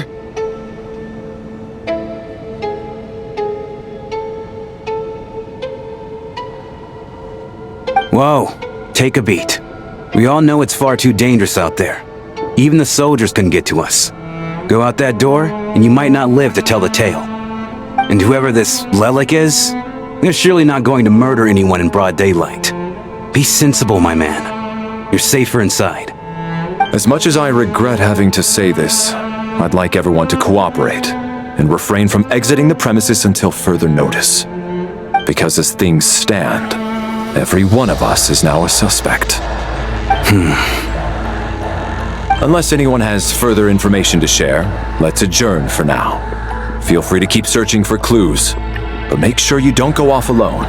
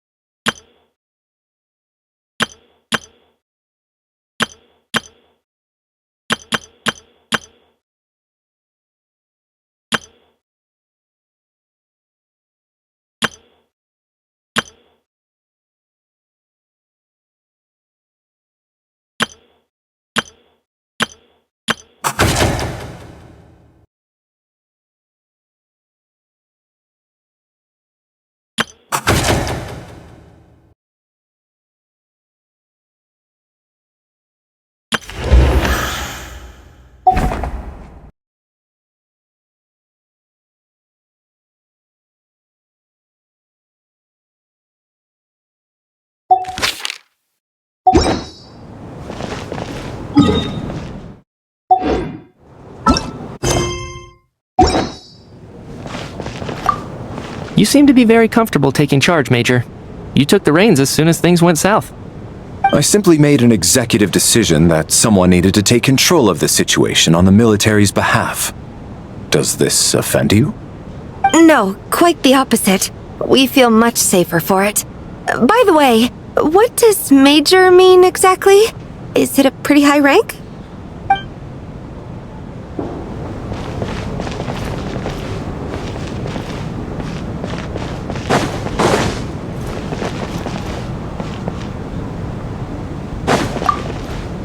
We don't move in the same circles, so I'm not clued up on Project Stuzha and all this political intrigue. Nor does it interest me. Nevertheless, sir, I think your top priority as soon as you get out of here should be to hire a good private bodyguard. Such as... Yourself? Such as myself.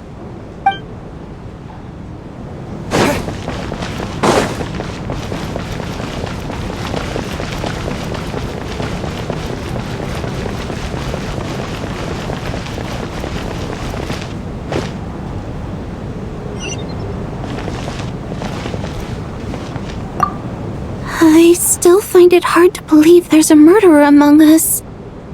Just last night, I imagined we were like classmates out on a hiking trip. There's no guarantee that you can trust your classmates, especially not when you're locked up together.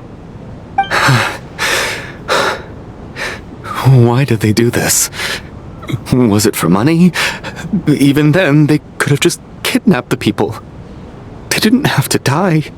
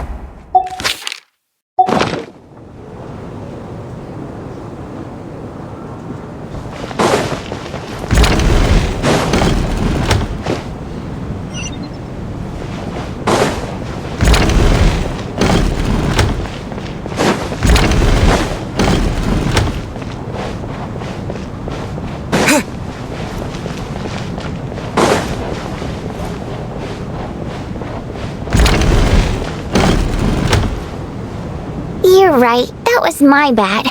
It was a knee-jerk reaction. I didn't think it through. Luckily, no one suspected my identity. Oh, phew. It's just you. I thought someone was eavesdropping. Since Vodyanitsa and I were on the same page earlier, I think I should share my thoughts with the Rokot members first.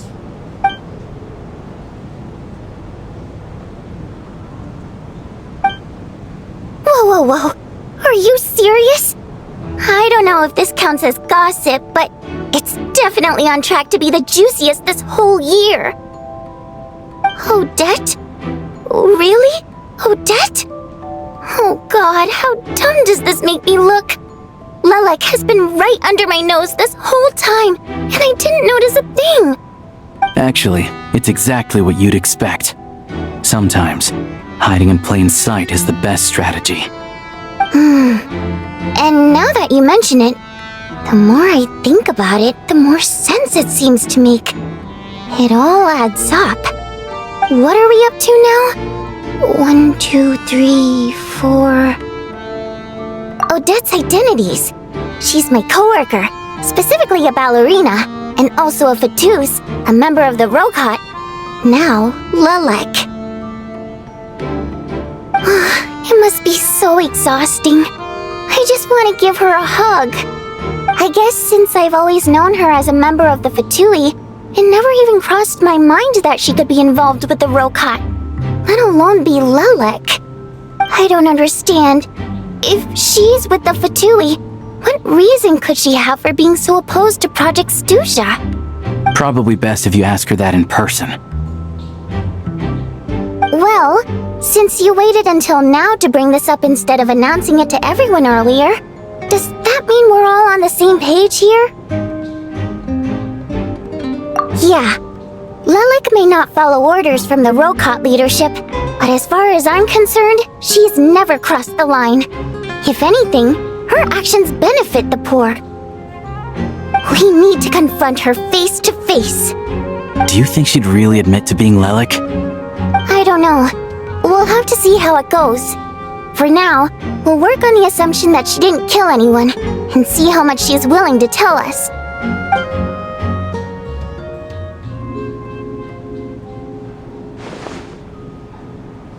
Now's our chance. Odette's alone. Let's go. Hey, Odette! What is it, you guys? Shh! Keep your voice down. We need to talk. So, you're Lilac, aren't you? Alright, fine. You don't have to say anything or explain yourself. Just hear me out first. None of us believes you kill innocent people. Whoever murdered those 2 people last night, it wasn't you. The Traveler was the first to figure out your identity, but he kept quiet during the discussion just now. Still, it's clear where the group consensus is heading. Everyone believes Lilac is the culprit. If your identity is exposed, you'll be in a really bad spot. We're your colleagues, and we know what kind of person you are. I don't want anything bad to happen to you. So, can you clue us in? Tell us everything. The more we know, the more easily we'll be able to cover for you. Alright. Yes, I'm Lilac. And no, I'm not the murderer. And thanks, but I don't need you to cover for me. Actually, I'm planning to reveal my identity. Huh? You're gonna reveal that you're Lilac? Here? That's right. I'll admit I was surprised at first when Chuganov guessed that I was here. It was just a lucky guess, but it caught me off guard. But after taking some time to assess the situation and confirm where everyone stands, I don't believe I have anything to worry about. Are you sure you don't need a second opinion? Given the circumstances. Mr. Valeri! What?!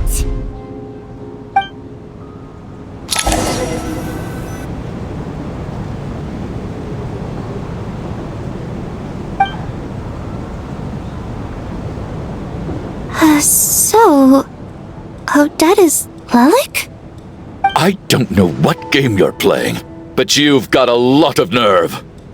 It's just one identity. So what if it's exposed? I can disappear and adopt a new identity anytime I please. I made my peace with this when I chose to become Lilac. But more importantly, I promise I am not the murderer, which means that someone else is. So, if anyone still insists that I did this, you'd best produce the evidence now. Otherwise, I suggest that you bite your tongue.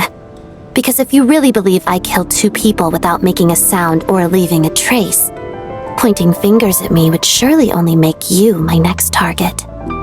Is this really the truth, Miss Odette? That's confidence, all right. I believe you.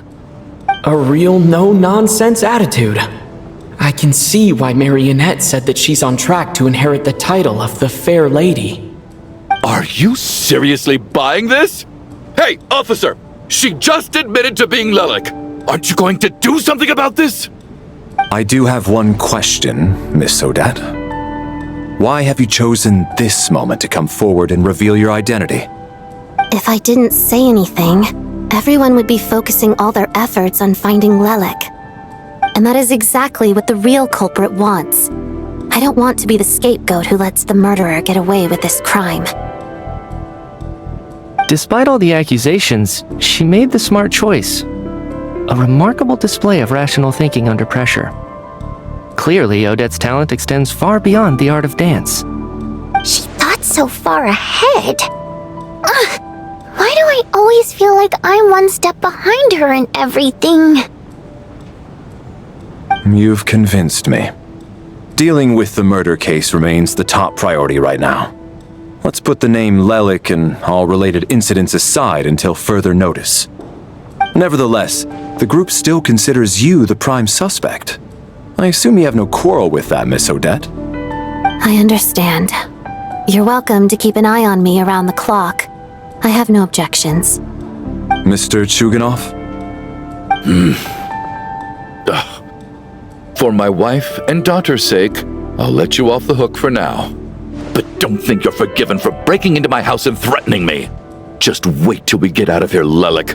We'll settle the score then.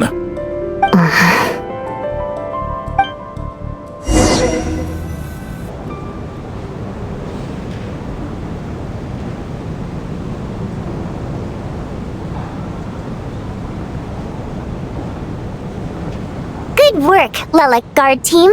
And Lelik too. Here, have some hot water. Turns out Valeri knew about my exploits. So now I've been told I have to guard Lelik with him. Shouldn't you be facing my way if you're guarding me?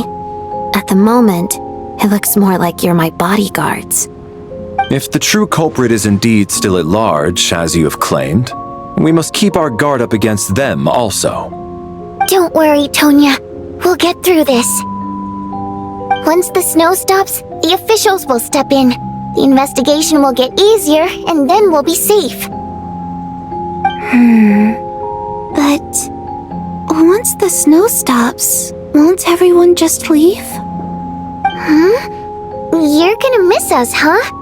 Well, some of us work at the theaters, so we'll still be here. I'll even give you a special backstage pass. Really, Miss Vodyanitsa? That's awesome! You've made a fan for life! Aw, you're so cute, Tonya. All right, let's swear to it. I promise to give you the pass, and you promise to never change your mind about being my fan. Promise. Don't indulge her, Tonya. You don't have to swear an oath over things like that. You really do get carried away sometimes, don't you, Miss Vodyanitsa? Hey! Mind your own business!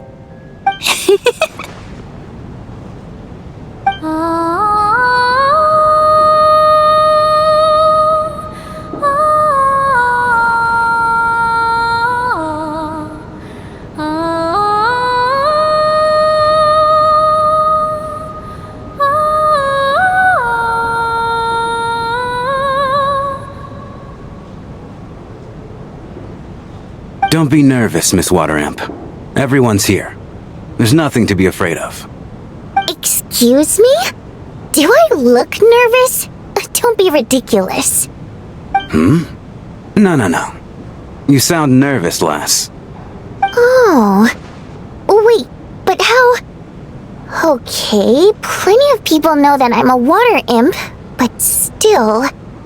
How come you understand our primary mode of expression? Primary mode of expression. I've not come across that concept before. Do enlighten me, Vodyanitsa.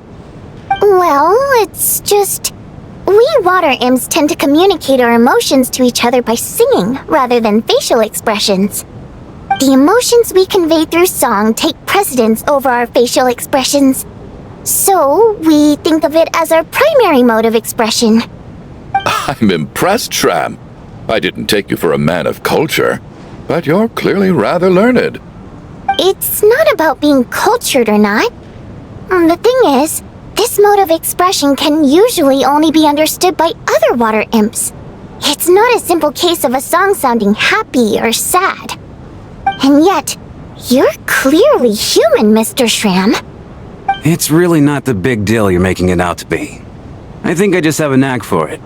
Plus, I have a... very close friend who's a water imp. A delightful lady. But keep that a secret. Anyway, we spent so much time together that before I knew it, I noticed I could understand her expressions. Oh, Guess that makes sense. Still, the fact that you have a water imp friend is even more surprising. I'd better watch what I'm singing when I'm around you from now on. Hey, what are you implying? You're not secretly insulting the audience in your songs, are you? Heavens! Why would I do a thing like that?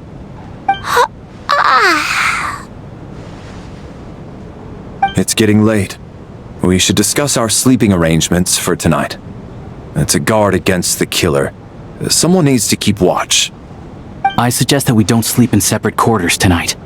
It will be safer if we all stay together. As long as someone keeps an eye on Lelik, I'm quite sure we won't have any trouble. Are you saying that you wish to bet your life on Miss Odette being the killer? Nonsense. Of course not. Then I propose the following arrangement for tonight. The Traveler, Odette, and I will form the Night Watch. We'll sleep in shifts, but 2 of us must be awake at any given time. An excellent idea. This allows us to handle the Night Watch while also keeping an eye on Lelik. Meanwhile, the rule of taking shifts in pairs resolves the other issue. Namely that we can't necessarily trust the Traveler or Valeri either. I expect that plan took you quite some time to come up with, didn't it? Actually, our field combat manual outlines a similar approach. Although the scenario there involves guarding prisoners overnight during field operations. That being said, I must clarify that I harbor no disrespect towards you personally, Miss Odette. In fact, Lelik's numerous covert operations make fine textbook examples for military agents. I care less about respect and more about the fact that you just robbed me of 2/3 of my sleep tonight. I'm calling dibs on being the first to rest. Good night.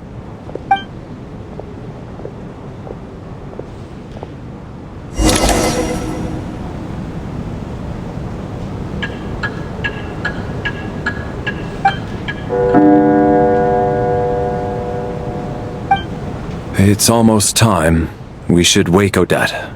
How are you faring? Oh, not going to argue with that. I'll take a quick nap.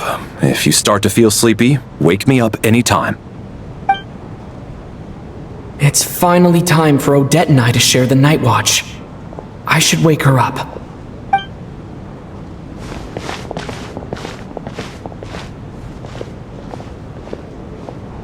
I came here to get information from her in the first place.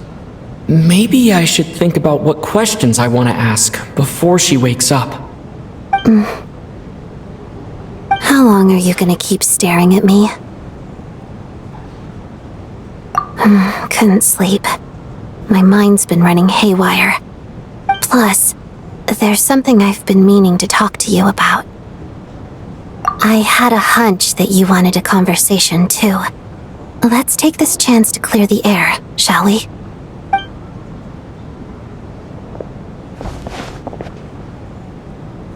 I just had a simple question for you, really. It's, Rosaline. In her final moments, did she have any last words or anything? I see. Well, that was all. I have no other questions. No. She was utterly ruthless in pursuing her goals. That kind of person should be hard to miss. And yet, even though I never approved of her methods, and she was an abrasive person, the fact remains that I am indebted to her. Oh, she told you. I guess that makes sense. I think she and Rosaline were on pretty good terms. Yes, Rosaline wasn't the kind to gossip about this sort of thing. Not that it's any huge secret to me, though. When I was a child, I had to join the Fatui for the sake of my mother and me. I trained under Rosaline. It was extremely grueling, and it didn't exactly come naturally to me. All I could do was try to ignore the biting cold and practice. I was a newcomer who'd managed to make a good first impression on a harbinger. There was pressure to live up to her expectations, to be worthy of the fair lady's reputation. Every day was a struggle against the cold, pain, and fatigue. And most nights, I struggled to fall asleep. After enduring all that, I've become almost immune to the sensation of pain. I suppose that was the cost of survival. Surely, any child who had to experience that would grow to hate her lot in life, don't you think? So, I put an equal amount of effort into my ballet. Because in my young mind, that was the only way to defy my fate. It was my way of telling her, the Fatui's demands and your expectations of me are not what I wish for. One day, I will leave. I think she probably blamed my poor performance in training on my passion for ballet. She knew my heart wasn't in it. One time, when I was secretly practicing a dance at night, she suddenly showed up. I knew she was there to catch me red-handed. I told her, "You don't deserve to watch the dance I learned from my mother." She looked stunned. I guess she was surprised that I lashed out first, before she had the chance. But strangely enough, on that occasion, she wasn't fierce with me like she was during training.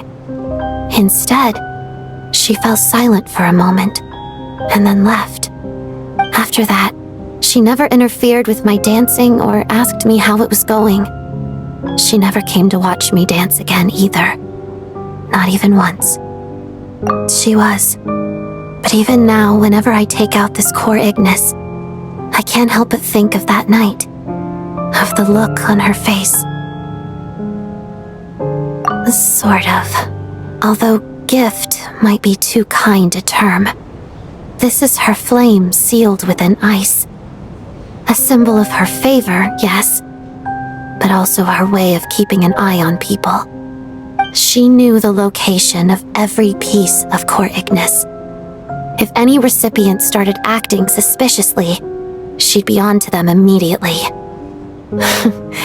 Trust her to make even a mark of approval feel suffocating. So, when news of Rosaline's death reached Snezhnaya, many people immediately crushed their core Ignis. It gave them a profound sense of relief, like they'd broken free from her shackles. But I kept mine. With my sensitivity to pain being as dull as it is, the warmth from this core Ignis is one of the few things I can still feel clearly. I still wonder, did she really come to stop me that night? I wasn't sure, but I was scared, so I said some really awful things. I guess she didn't leave anything behind. Not that I expected her to. It's fine. It's just a bit of a shame that we couldn't settle our differences before the end. She did. Are you sure she was talking about this event?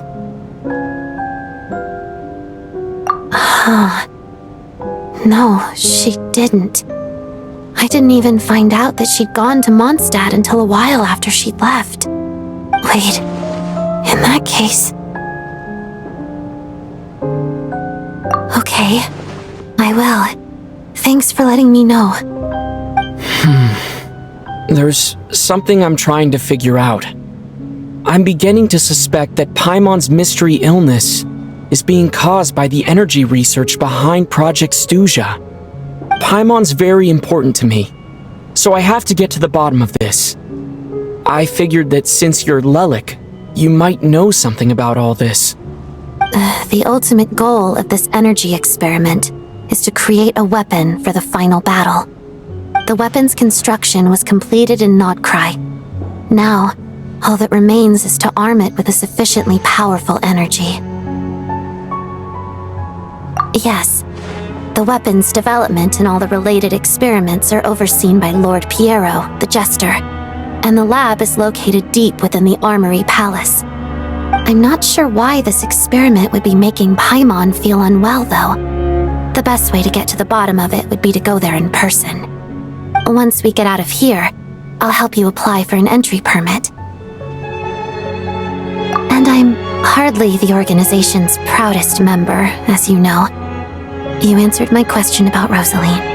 I want to do you a favor in return. It's that simple.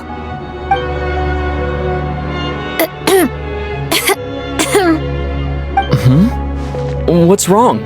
Are you not feeling well? You two seem to be hitting it off.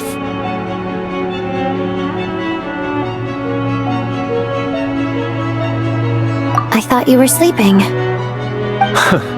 Of course I was. In the military, one learns to fall asleep quickly, even in the most inhospitable environments. It's vital to staying alert and energized. Why? Is something wrong? Even if he was awake, he can't have overheard us, right? Well, thank you both for keeping watch. Traveler, I'll take over for now. It's your turn to get some sleep. Sure.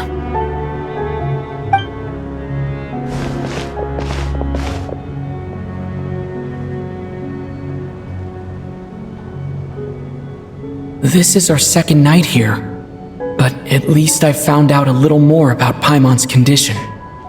I hope she's been sleeping well the past couple of days. Why do I feel like I'm being watched?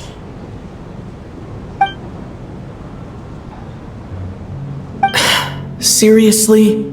Is this payback for when I stared at her earlier? But I thought she was asleep.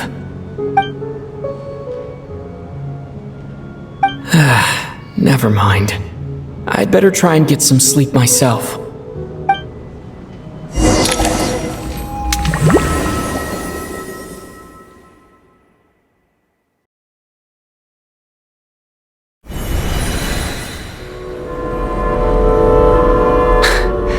Hey, what are you spacing out for? Are you reaching your limit too? How long have we been walking for? Do you remember? Time's lost all meaning.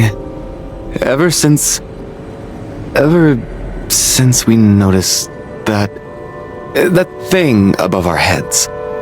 What was it called again? A star key? Or key star? Anyway, the person who named it was swallowed by the black mist. Whatever it's called, ever since we noticed it, we've been walking up and up, hoping that as long as we reach it, we can find a way out of this place.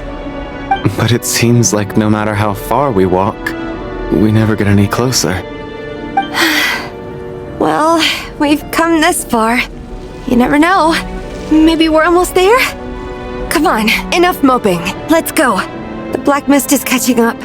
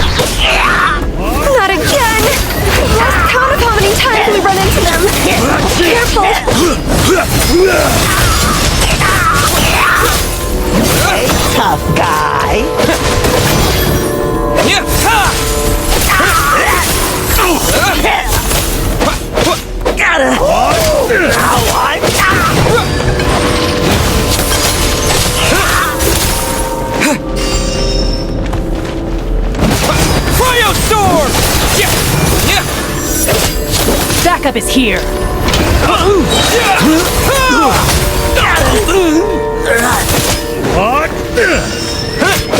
That's it! Shoot him! Run faster.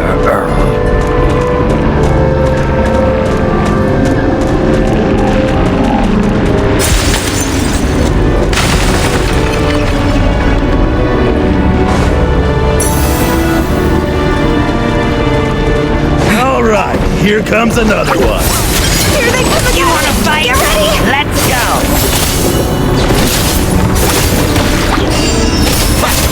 Having second thoughts?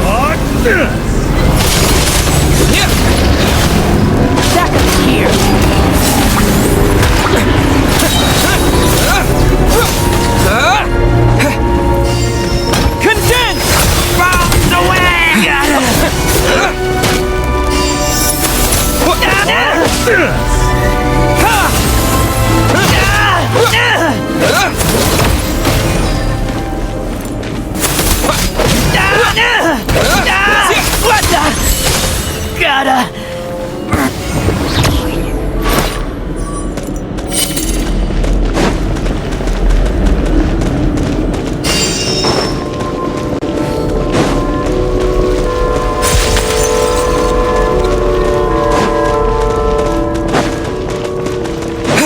No! Monsters ahead of us. The black mist behind us. It feels like there's no escape. Fine. Shut up! Run faster. Encase!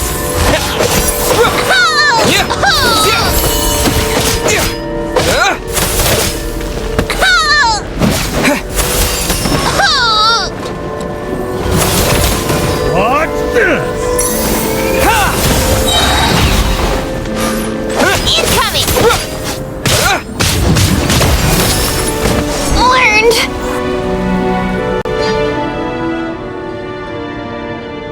Are you hurt, Coolish? No. I'm fine. It's just... Suddenly I don't want to walk any further. I get you. In fact, I reached my limit a long time ago. Sometimes it feels like there's hope where there shouldn't be. Yeah. The hope that the star gives us is the only thing keeping us going. But I'm not sure it's real at all. It may just be a collective illusion. Otherwise, why would it always be out of reach?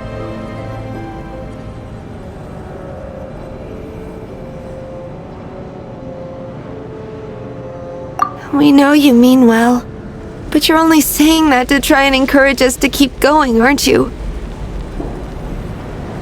Thank you, friend. But enough is enough. Please don't give me any more false hope. Hope is poison in this place. You're going to continue, aren't you? I admire that. I've given up, but I wish you the best. May there come a day that you catch up to the star and leave this godforsaken place.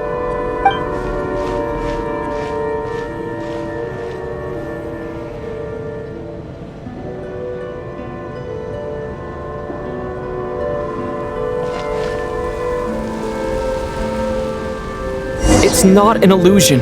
We really are getting closer to the star.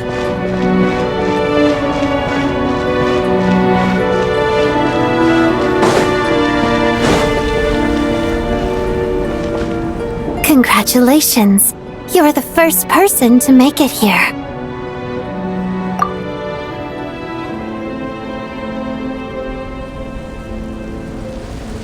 I'm the star's envoy. The black mist has stopped rising. Its hunger is satisfied for now, having devoured your two companions. This is a good opportunity. I'll let you get some rest before we continue. What do you mean, leave? This star represents the starting point. It's the waypoint for the beginning. Congratulations on reaching the starting point. Once you are ready, we will head out and walk upwards. I will be right by your side the whole way.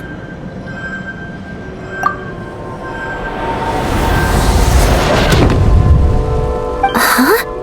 What's wrong? Hey, don't give up before the journey's even begun.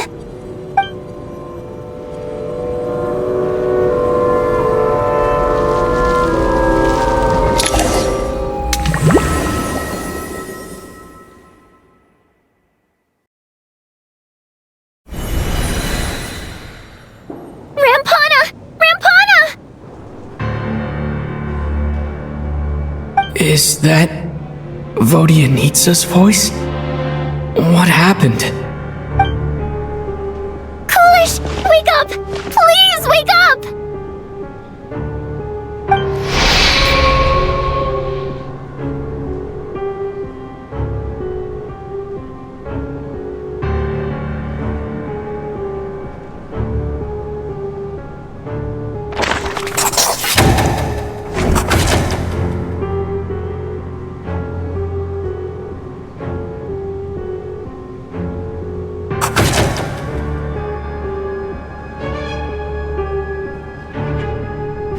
The situation is identical to that of the 2 casualties yesterday. We cannot ascertain the cause of death. At least there are some elements that we can rule out this time. They slept on the stage with everyone else, so I suppose the surrounding environment can't be a relevant variable. Rampana. Coolish. Weren't some of us keeping watch last night? 3 of us, in fact. How could you not notice something was wrong? I'm as confused as you are. Certainly nothing unusual happened on my watch. Likewise, and from what I've observed so far, both Miss Odette and the Traveler can be trusted. To be honest, I didn't get a wink of sleep last night. I couldn't help but think I was the target, so I just laid there with my eyes closed. I heard the Traveler and Lelik chatting, but otherwise I don't recall hearing any commotion during the night. Me too. I didn't want to wake everyone up, so I was concentrating hard, trying not to cough. I hardly slept at all. If anything had happened, I'm sure I would have noticed. Then, what could possibly be causing this? Once was bad enough. I can't believe it happened again. I worked closely with Rampana and Coolish for so long. I never imagined that one day they'd... And on the stage of all places... Florianitsa... 4 victims in just 2 days, and we still don't have a single lead. I need to get to the bottom of this as soon as possible. And above all, keep Tonya safe. I'd never be able to look Child in the eye again otherwise. Still snowing? Yes, I just checked. Still no sign of anyone outside either. So we only have ourselves to rely on. If you ask me, this killer can clearly strike whenever they please. The Night Watch was a useless endeavor from the start. Lelik must be an expert in poisoning. Clearly she used some poison that can't be detected on the corpse. Here we go again. Listen, I was already thinking to myself last night, was Lelik's reason for revealing her identity the real story? Well, now I have my answer. It most certainly was not. She's been playing us for fools. You get off on this, don't you? Revealing your identity, only to carry on with your killing spree? That's a hideous thought. One that only a hideous mind like yours could dream up. How dare you! That's enough! Yesterday, you named Lelik as a suspect because the victims were both wealthy merchants. Lelik might have had a motive then, but today's victims were just ordinary people, not to mention that they were colleagues of Odette and mine. What reason would she have to murder them? Let me guess, just to scare you? Who knows? Maybe you don't know her as well as you think. I implore you all to ask yourselves, how many people are there really in this world that have what it takes to kill another person? Not many, I'd wager. Lelik is well known to be a ruthless operator, and now she has revealed her identity. How could it be any more obvious? Everything you've said so far is still just conjecture, which doesn't constitute a concrete lead. You need to back up your claims with some evidence. How can you defend her, officer?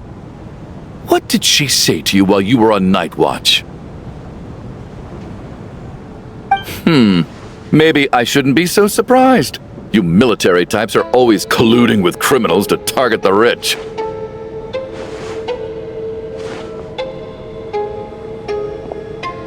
All so you can get your grubby paws on our hard-earned fortunes, then tell us to fall in line. The Fatui, the Druzhna, and the Rokot. Thugs, the lot of you!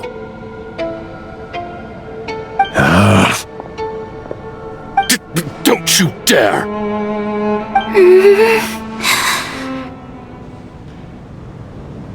Sir, but... you were the one who told us not to stop other people from expressing their opinions yesterday. 4 people have already died. Only yesterday I was chatting with Mr. Coolish. Then we woke up in the morning and he's... turning against one another is the last thing we should be doing right now. Little girl. Even if Mr. Chuganov is a puffed-up, pig-headed windbag who doesn't have a clue what he's talking about, he's still one of the victims here, isn't he?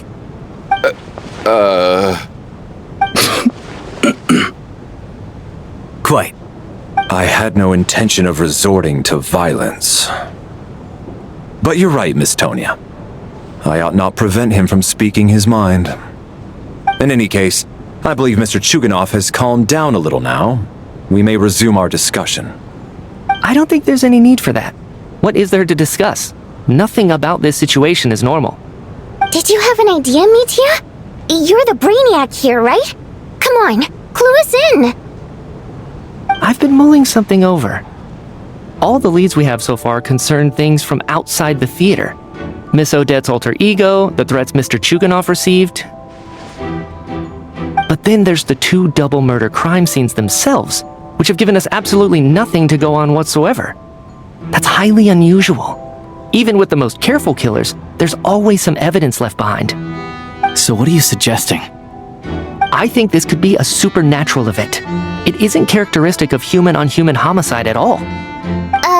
Correct me if I'm wrong, but aren't you supposed to be a scientist? That doesn't sound like a conclusion someone like you is supposed to make. I got into scientific research because of my insatiable curiosity. But if the present situation defies all known scientific explanations, I don't mind shifting my curiosity toward the paranormal instead. Now that you mention it, I remember when I first came to the theater, I heard rumors about this place being haunted. Haunted? Yeah, I think I heard the same thing. But I mean, they're only rumors, right? We've worked here for years. Surely we would have noticed any spooky goings-on by now.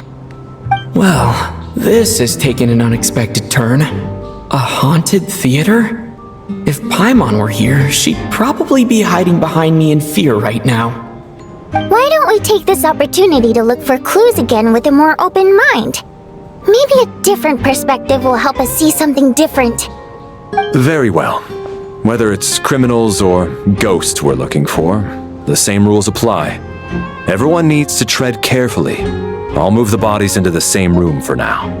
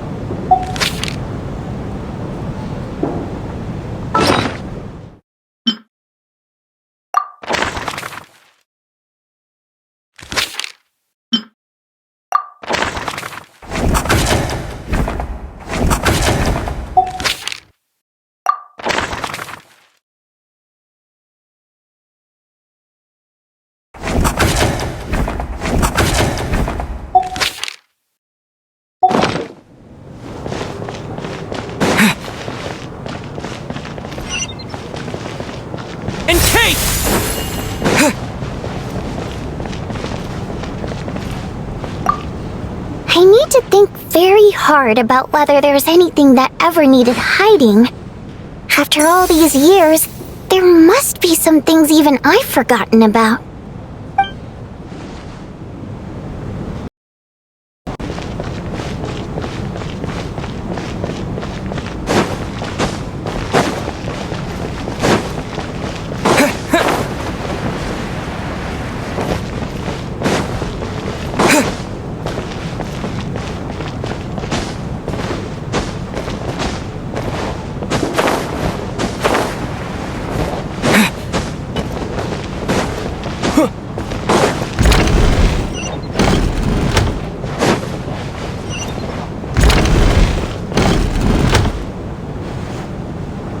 Larry, come take a look at this.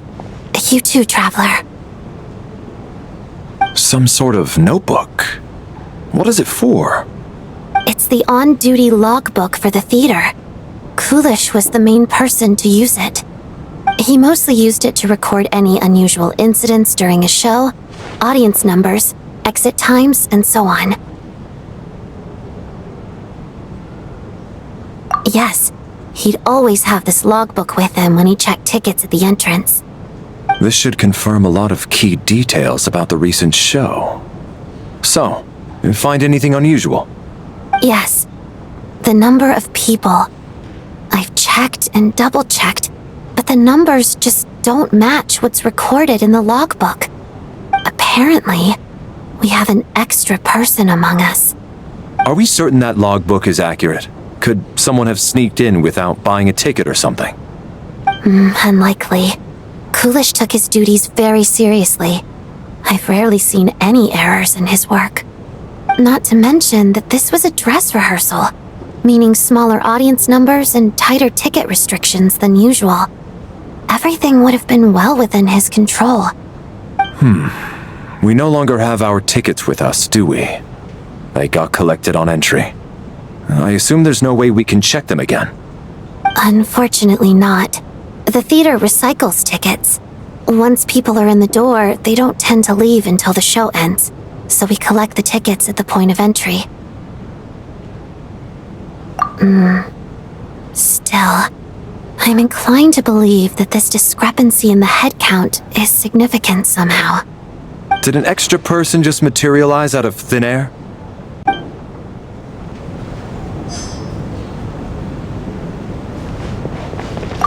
Did an extra person just materialize?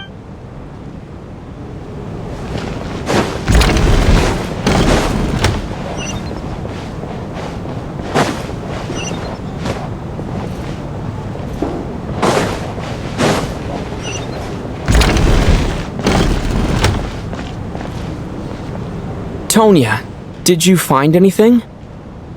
Not yet. Still looking. So... Are we supposed to be looking for something paranormal? I think I'd prefer teaming up with you than looking around on my own. This looks like somebody's notebook. Shall we read it together?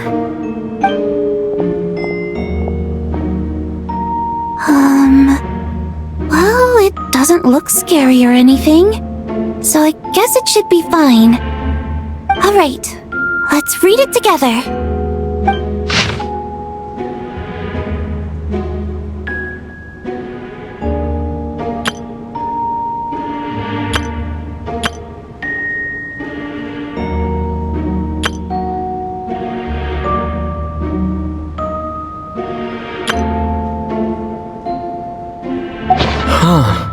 This has to be Vodyanitsa's writing, surely.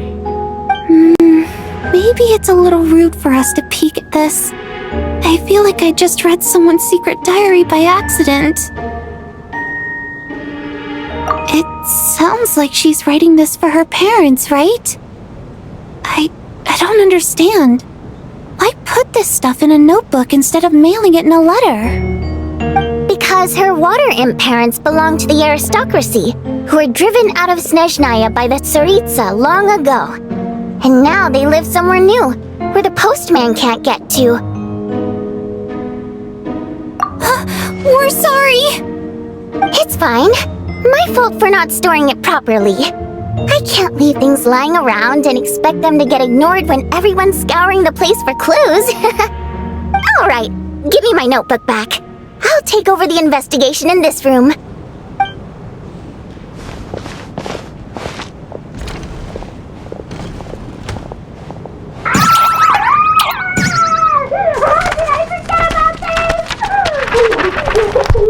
Oh God, and this one! Oh my! Why am I so embarrassing?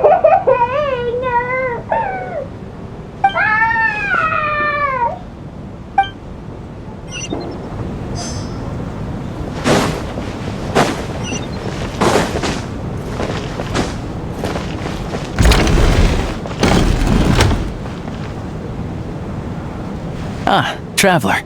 Since you're here, Come take a look at this. Alosha found it. We're both curious to hear your perspective. It appears to be an investigation report.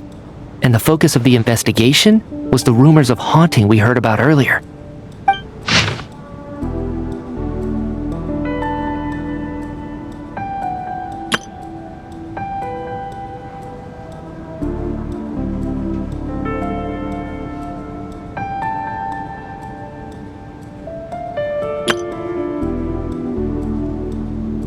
An investigation report, huh?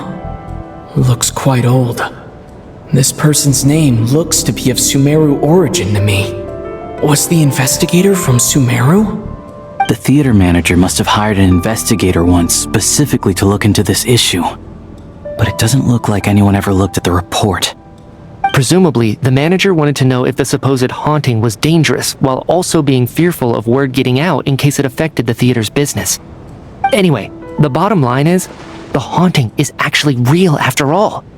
It's caused by an obstruction in the ley lines. Is there any chance this is the key to finally making some progress with the murder cases? Ley line problems are pretty unexceptional to me by this point, and while it certainly offers an explanation for the ghosts, it's hard to imagine what connection it could have to these two murder cases. Some of the language that appears at the very end of the report caught my eye. Angel civilization, ley line renovation? My area of research doesn't touch on any of that, so it's completely outside of my wheelhouse. Huh? A piece of paper just fell out from the report.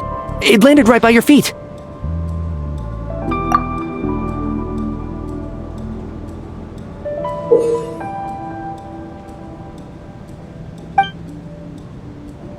How unnerving.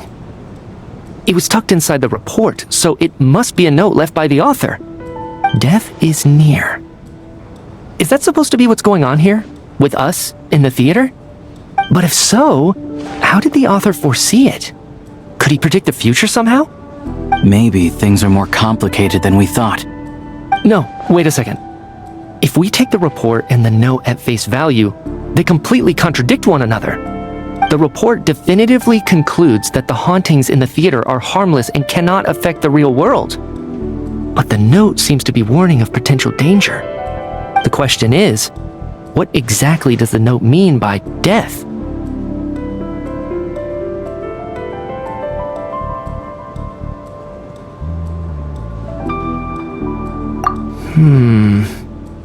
The various ways we could interpret this keyword lead in completely different directions.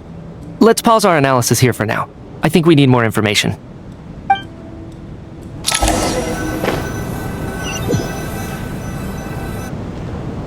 All this together, it's not impossible, is it? If anything, it's the natural conclusion. Oh, I beg to differ. This sounds to me like a product of a researcher's vivid imagination. And perhaps it's because I'm still viewing this through the lens of a typical murder investigation. But still, I'm struggling to be persuaded by your theory. Does it really sound that far-fetched? Alright, well, let's treat that as speculation for now. I do agree with what you've said, so let's go with your idea for now. Good. Okay, now that we finally have some meaningful leads, I think it's time to reconvene. Let's get the others.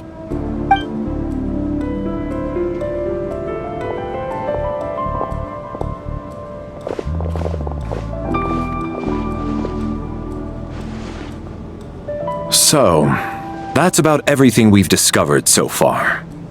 I'll share my theory first. Based on what we've learned from the logbook, I believe the extra person among us is most likely the killer.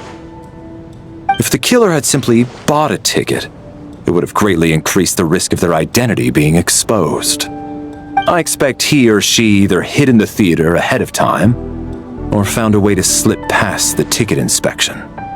They then blended in with the group and waited for an opportunity to strike. What about the note found in the investigation report? Any thoughts on how that fits in? The killer may have simply planted it there as some sort of sick joke. I've seen my fair share of psychopathic killers. They love playing cryptic mind games. So, it has nothing to do with the haunting of the theater after all. This theory makes sense to me. If we have an audience member unaccounted for, Chances are they didn't come here to watch the show. Could it really be that simple? So, in other words, all we have to do is find out who got in here without a ticket, and all our problems will be solved? Then let me make one thing clear. All the theater staff should be well aware that I came here for the rehearsal legitimately, yes? There's no way I'm the one who didn't have a ticket. It's true. I hear you used every trick in the book to get a hold of that ticket, too. Everything short of throwing a temper tantrum and rolling around on the floor at the entrance. I most certainly did not degrade myself in such a way. Probably a stupid question, but I might as well ask. Did anyone here get in without having their ticket checked? Guess it was naive of me to expect them to just admit to it. Especially after the unprompted Lelik reveal. Once was already a miracle. Twice would be unfathomable.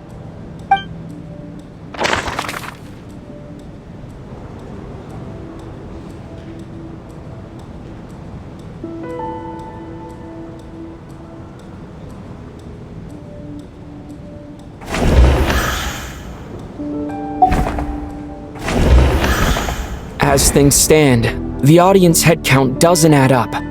I guess we can rule out the theater staff members. Tonya received her ticket the same way I did. I assume Child got both of them together. In any case, I knew in advance that Tonya was coming. Sounds like Chuganov went to a lot of trouble to get his ticket, because everyone at the theater knows about it.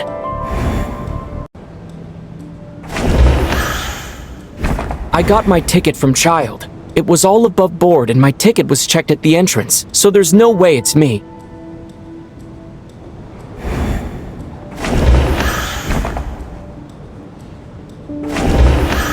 As things stand, the audience head count doesn't add up. I guess... As things stand... We have to catch this extra person. Even if only for the victim's sake. We have to catch... We have to catch the... We have to catch this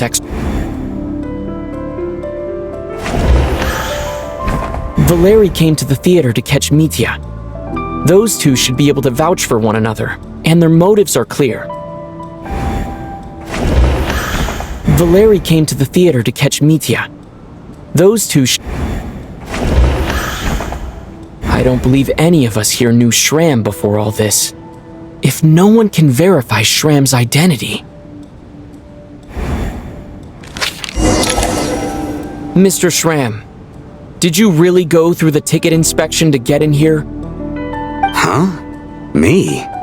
Why am I being singled out, my friend? Do I seem that suspicious? It's not that you stand out as suspicious, more that everyone else has been ruled out as trustworthy. Okay. Well, we spent the best part of 2 days together now, so I'm sure you can all tell what kind of person I am. I'm a true gentleman. I never dream of doing something like sneaking to the theater without a ticket. Yeah, I have no doubt that you're a good person. But the problem is, none of us here actually know you, so no one can say for sure that you are who you claim to be. Although, actually, what was it you said last night? Yeah, you're friends with that water imp, which is why you understand our primary mode of expression. Last time I checked, there were barely any of us remaining in Snezhnaya, since most of the water imps left. Could you tell me a little bit more about your friend? There's a good chance I actually know her. And I suppose it's also kind of a way for everyone else to get to know you a little better.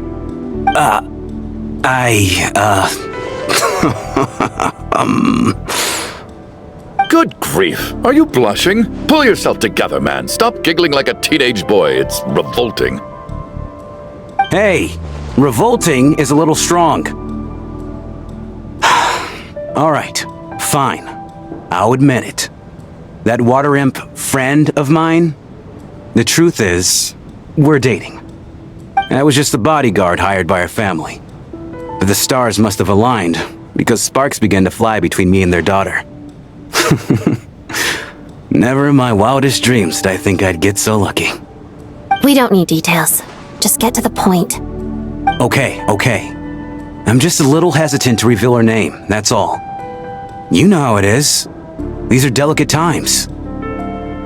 Even with me to protect her. If word gets out that she's dating a human, both the Fae and human factions will give her a hard time. Really? Wait, no. That can't be. Huh? Shram, what the devil are you talking about? Why is everyone looking at me like that? Surely you can understand where I'm coming from. Delicate times? Factions? Yes? You know, the Civil War? Last time I checked, the Fae and the humans were still at each other's throats. If I'm not mistaken, the last significant civil war in Snezhnaya history was over 400 years ago, when Her Majesty the Tsaritsa had just taken the throne and was consolidating her reign. What do you mean, 400 years ago? What's going on here? Is Shram from the past? All right, Mr. Mitya, you win this round. As far-fetched as it is, it appears that your theory may be correct. I'm just as amazed as you are. I didn't even believe it myself, to be honest. Is someone going to explain what's going on here? From the look on your face, you figured it out too, haven't you, Traveler?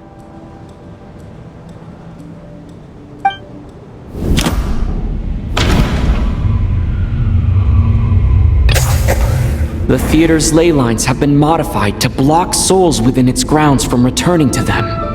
Some souls can even wander this place forever. Mr. Shram's statement proves he is from hundreds of years ago. And according to the investigation report on the theater hauntings, Mr. Shram is very likely a lost soul wandering the theater.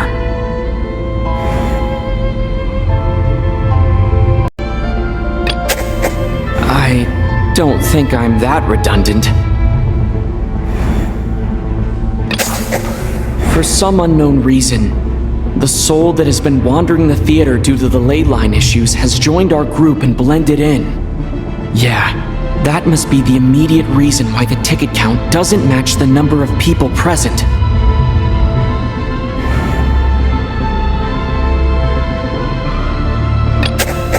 Since we discovered that Mr. Shram is from the past, it seems we need to broaden our assessment of this incident beyond the bounds of common sense.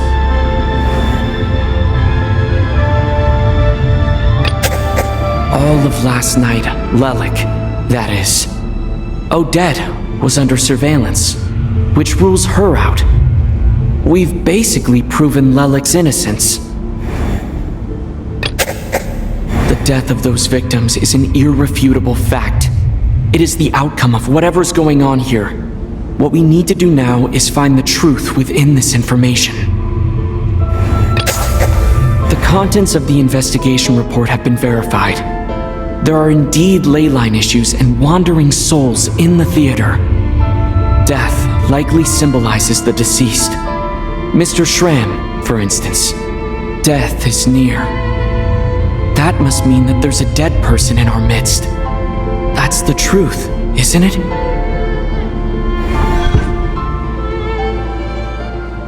Yeah, the logic is clear now. The investigation report said that there would be souls stuck wandering around the theater because the ley lines were cut off. Mr. Shram must be one such soul who died in the theater a long time ago. In which case, that also makes him our extra person. So when the note said death is near, it must have been referring to death as in the deceased, people who died a long time ago. Someone who died a long time ago. In short, there's a dead person among us. The extra person we've been searching for is a ghost from the past. You mean I'm a ghost? No. Don't make jokes like that, my man. There must be some mistake. But even if I was dead, I know for a fact I didn't kill anyone these past 2 nights. Yeah, even if all that's true, The report also said the souls inside the theater can't affect reality, right? They're harmless. Then what if the problem isn't the souls at all, but the ley lines themselves? The ley lines have a powerful ability to attract and devour souls. Let's say that the ley lines are like a black hole, constantly seeking to engulf souls. But the souls that don't want to return are trying to avoid being sucked in. Huh. Why does this analogy sound so familiar? What happens when the black hole can't achieve its goal?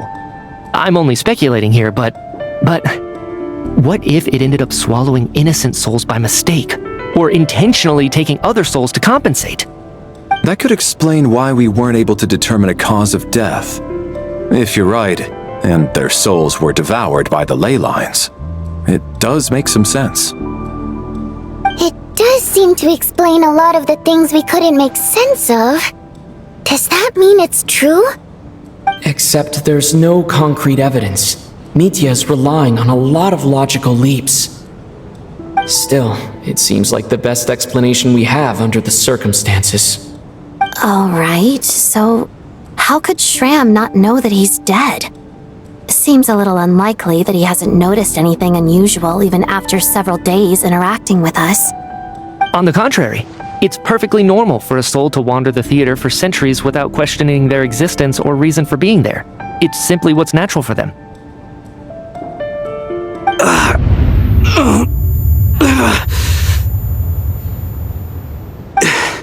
You know what, Mr. Brainiac? I think you might actually be right after all. I'm trying to remember and...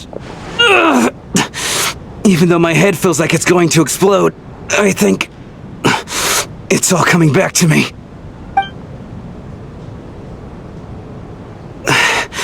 I was the one who didn't want to remember my own death, so I forced myself to forget. Well, I'm sure those are painful memories. My lady and I snuck out to go on a date one day. We bought tickets for the theater. It wasn't really my thing, but I was just happy to be together. All of a sudden, a group of people burst into the theater, shouting for all the water imps to get out, performers and audience members included. It was clear the conflict between humans and Fae had reached a boiling point. This time, the extremists were even coming after the water imps who had nothing to do with the war. I thought I could pull one over on them, so I took off my jacket, draped it over my lady, and tried to sneak out amid the chaos. But I got caught. They started shouting, calling me a traitor to humanity. But I was going to do whatever it took to buy our chance to escape, no matter how many people stood in my way. I had to, both as their bodyguard and out of love.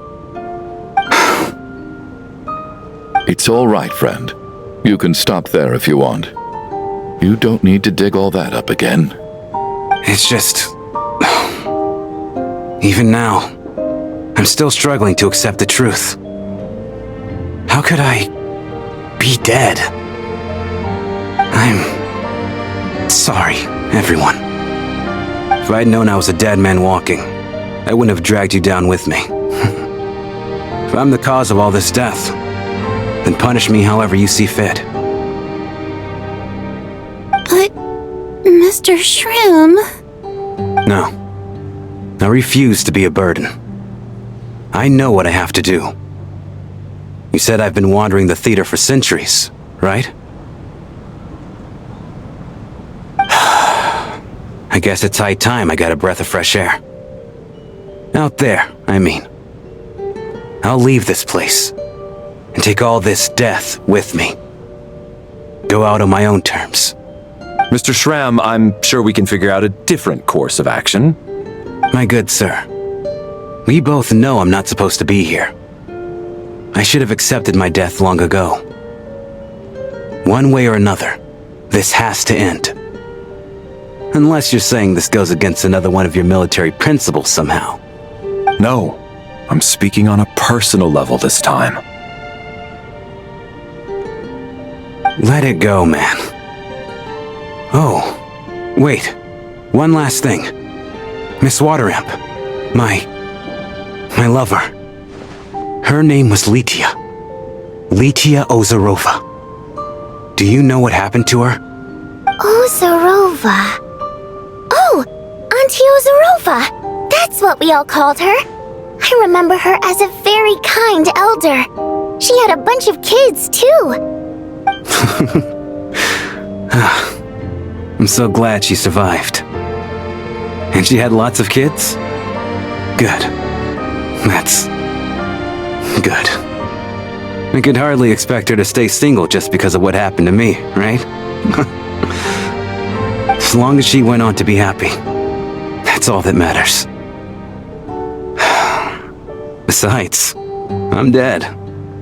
My soul has been wandering around here for so long because I was worried about her. But now, I can go without regret. There's no need to see me off, my friends. I've enjoyed our time together over these past few days. Perhaps we'll meet again in the next life.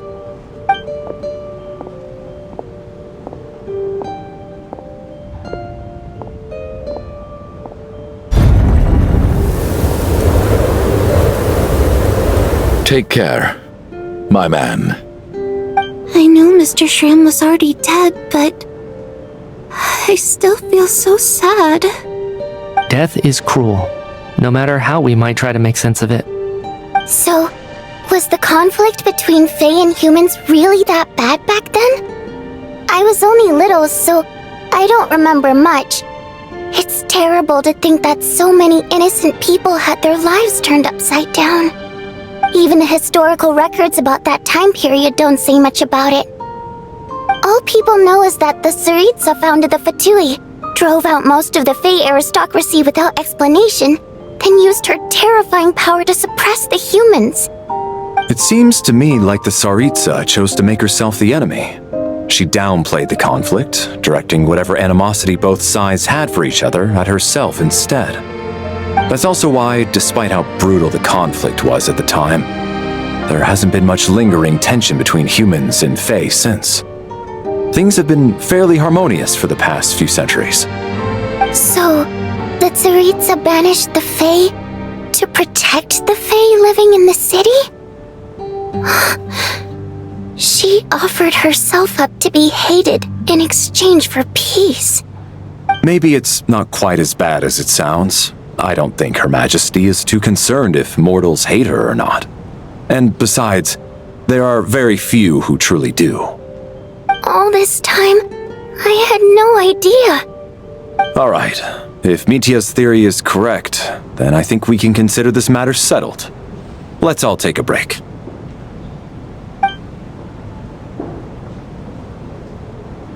Ugh, if only this blasted storm wasn't still raging on.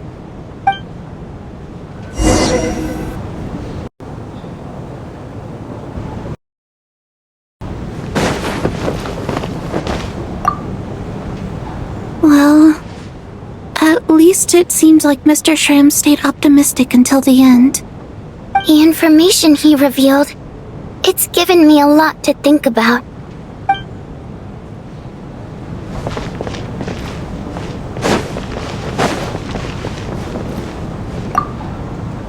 At least the lingering regret that kept him here has been put to rest. That's not necessarily a bad thing.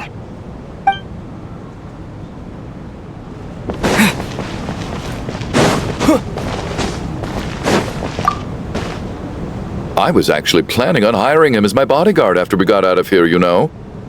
Oh, poor guy.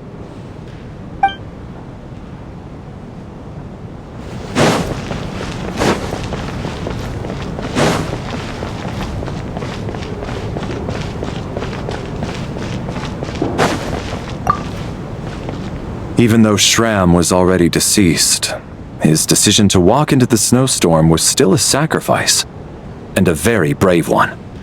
This is one of the few times I don't feel at all happy to have my theory proven true.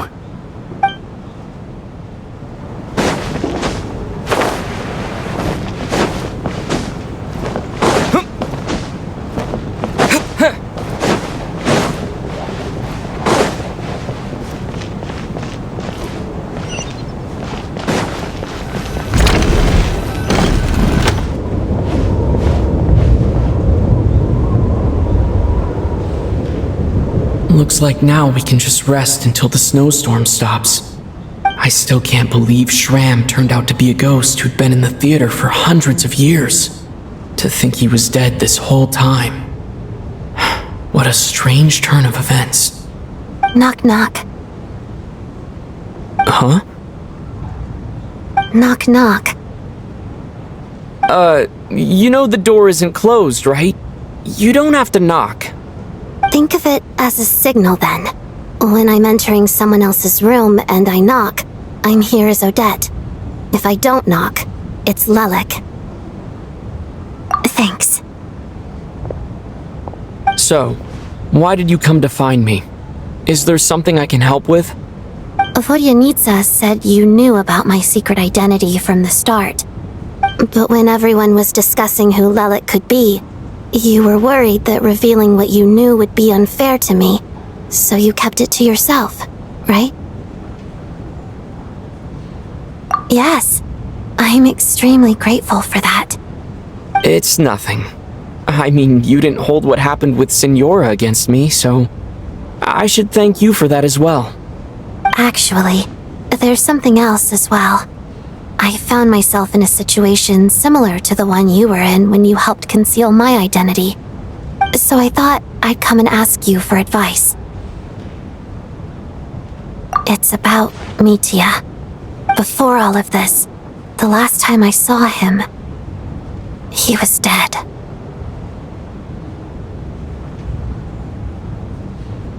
As I'm sure you know, my goal as Lelik was to stop Project Stuzha. Well, when I found out the tech lead for the experiment behind Project Stuzha was Mitya, I immediately started planning to track him down and threaten him to back out.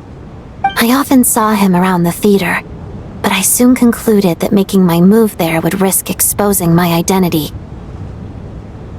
So I decided to infiltrate the Armory Palace and go directly to his lab.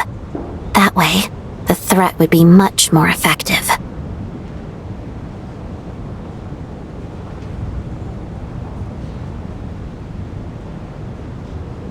Well, I suppose there was a bit of luck involved, but I am a Fatus, so I already had some familiarity with the building's layout.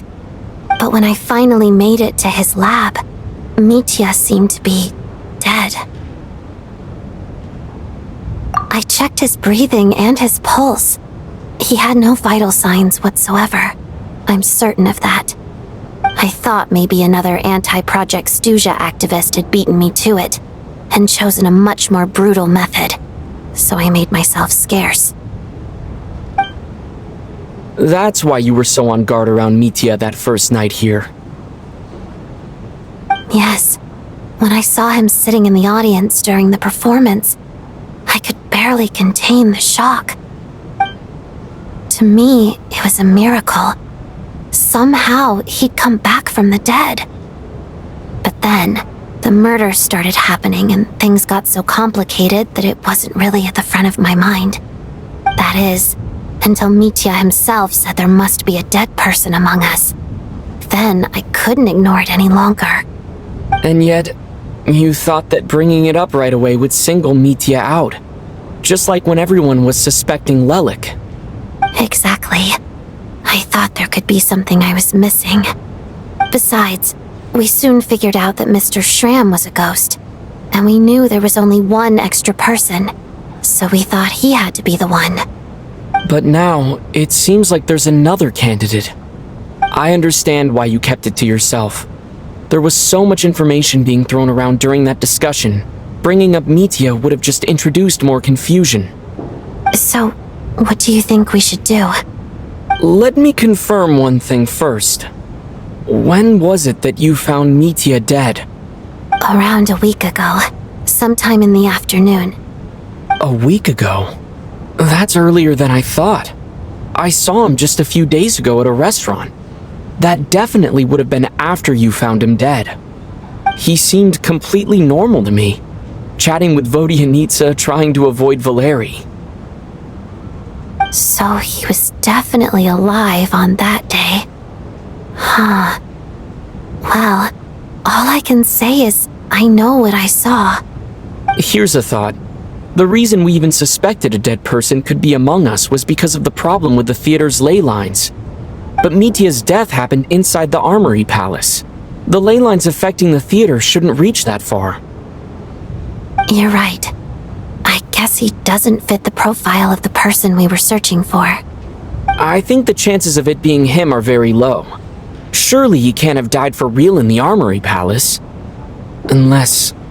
Unless what? Unless he really did come back from the dead. You're right. Do you think we need to disclose this to the others? Huh, what's this? A private meet and greet?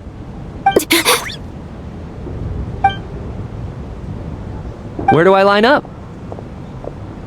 That's not what's going on here. Well, I was just making the rounds. Thought I'd try to lighten the mood a bit. Bodyanitsa's handing out food if you're hungry.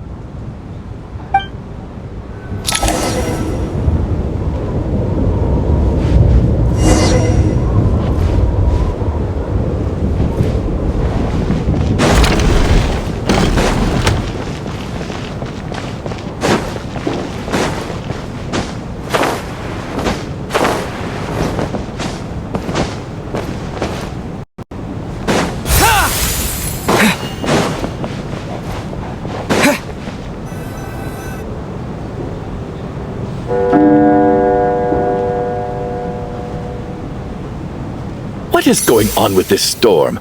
Could it be connected to that monster that just arrived in Snezhnaya? I almost hope it is. Her Majesty the Tsaritsa left to vanquish that beast herself. We just need to wait for her triumphant return. Do you think people still feel the cold after they die? I'm wondering about Shram. Oh, maybe we should have given him a coat before he went out there. Death itself is cold, isn't it? I'm sure the storm will embrace him. Well, I hope he has a safe journey. I'm going to miss him, I think. It's not like we can blame him for Rampana and Kulish's deaths.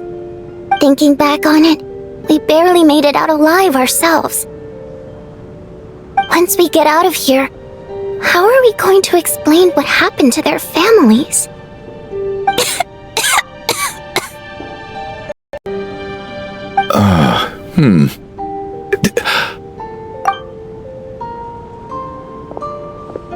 Are you okay? Here, take this. I've never used it.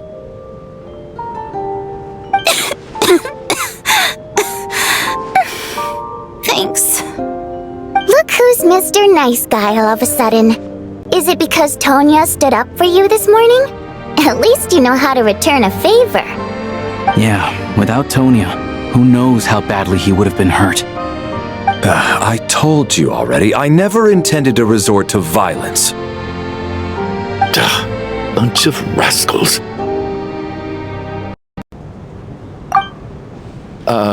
Little girl? I was rather surprised when you spoke up for me this morning. I didn't think I had many admirers here, so, thank you.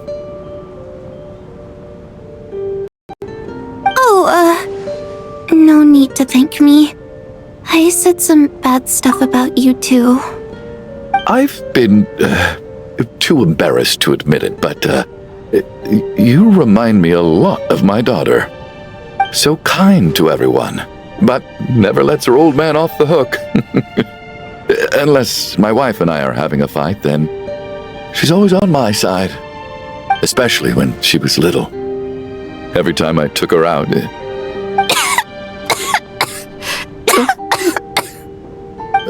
All right, easy now. How long have you had that cough, Tonya? I don't know. It's probably been a while. I'm fine. Are you taking anything for it? Yeah. I'll be fine once I see my brother. He's gonna pick some frost fairy flower leaves and brew a tonic for me. I'll feel much better once I drink that. I see. That's good to hear then. We should probably discuss arrangements for tonight. Now that the deceased has left our midst, There shouldn't be any more incidents. However, out of an abundance of caution, I'll keep watch. Shouldn't we take shifts? I can take one if needed. No need. I managed to get a nap in earlier, so I have plenty of energy right now. After all the tension of the past few days, everyone else should just focus on getting a good night's sleep.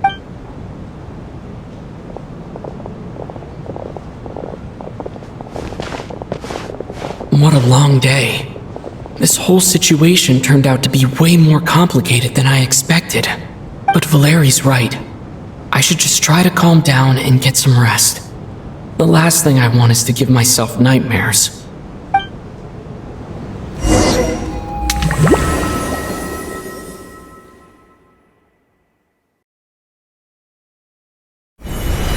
He's awake! He's awake!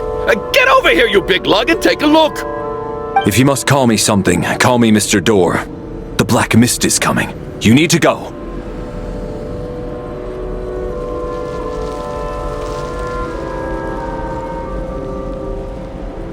Are you all right? Can you walk? We just got attacked by monsters on our way up. That Mr. Door fellow protected us. He just seemed to come out of nowhere. Not much of a talker, but when it comes to taking down monsters, that man doesn't hold back. Curses! The Black Mist is catching up to us. We need to keep going. Mr. Door, I don't believe I've ever seen you around here before. Why is that? There's no need to try to get to know me. I'm just Mr. Door. I have to find the door that belongs to me. Oh, well, Mr. Door! Monster! Looking for trouble? Get rid of them! I can just push these ones off. On the ground. No need to thank me. This is where my duty lies.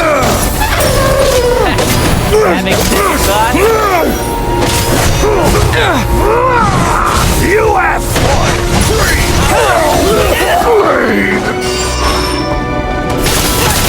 You! Curse you! What the?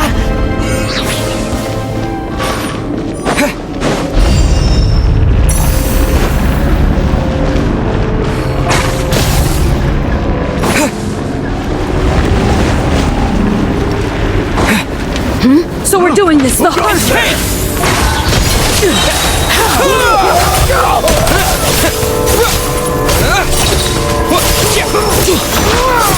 You have win this whole... Remarkable work, Mr. Door. If I had your muscles, I'd do the same.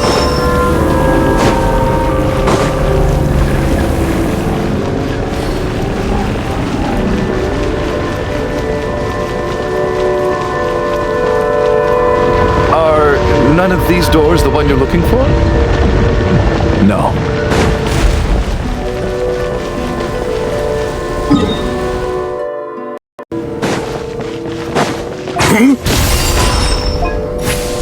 Firestorm! How about this?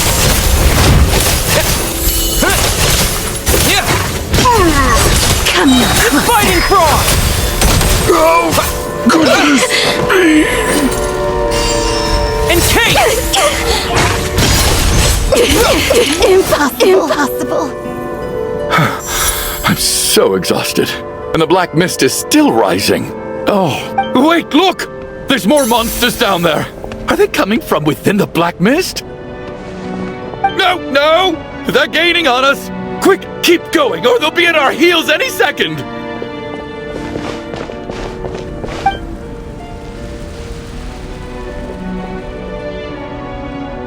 Mr. Door, what are you doing? We need to get out of here. They're coming! Found it. This is my door. What? You mean you're going to stay here? I am a door. This is where my duty lies. No! You saved us. We can't leave you behind. You must keep going. A door can only keep things out for so long. You must make haste. But... Oh, you're right. Let's go. We can't let Mr. Door's sacrifice be in vain!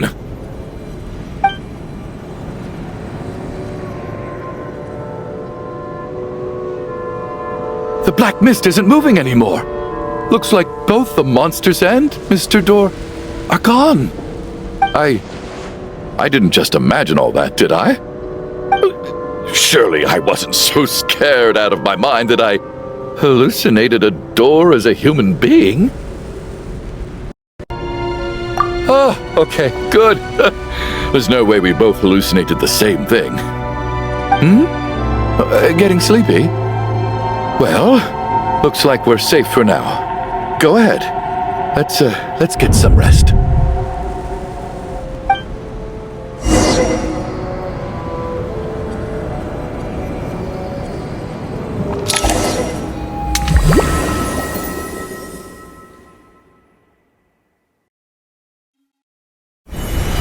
What time is it? Is it morning?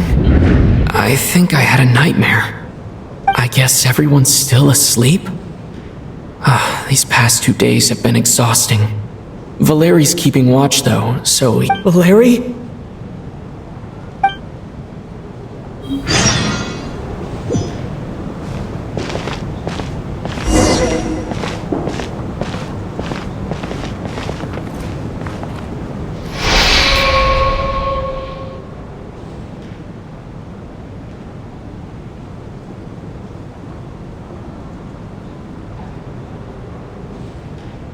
Wake up! Everyone needs to wake up!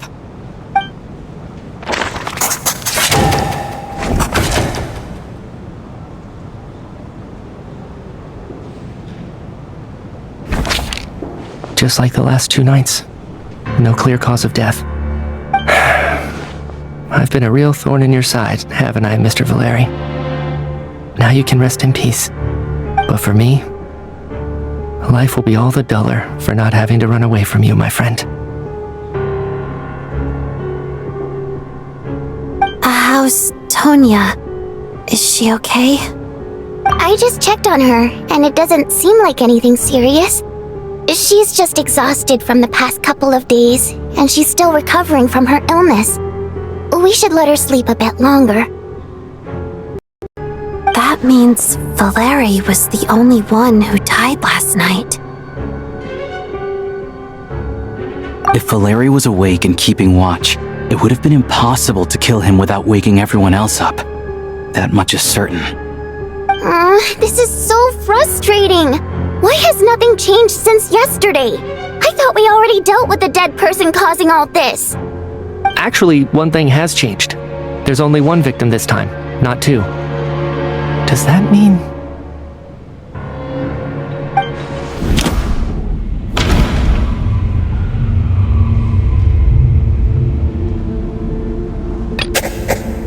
No similar cases have ever been confirmed, so this theory doesn't seem to hold up.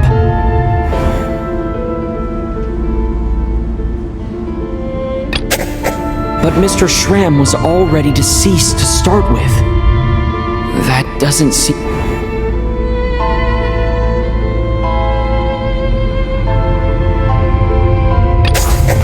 After the deceased Schramm left, there was one less victim last night. It's a reasonable conclusion, considering the only variable that changed.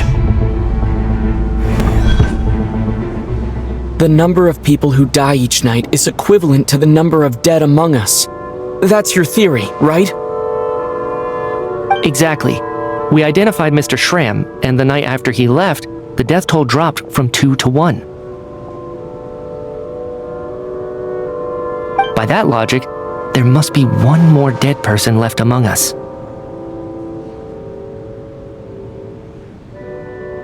Another one? But there was only one person unaccounted for in the ticket checks, right? The head count should match up now. Having an extra person was definitely a cause for alarm, but being one person short isn't nearly as unusual. Someone could have left in the middle of the show, or made it out before the storm hit. One more dead person among us.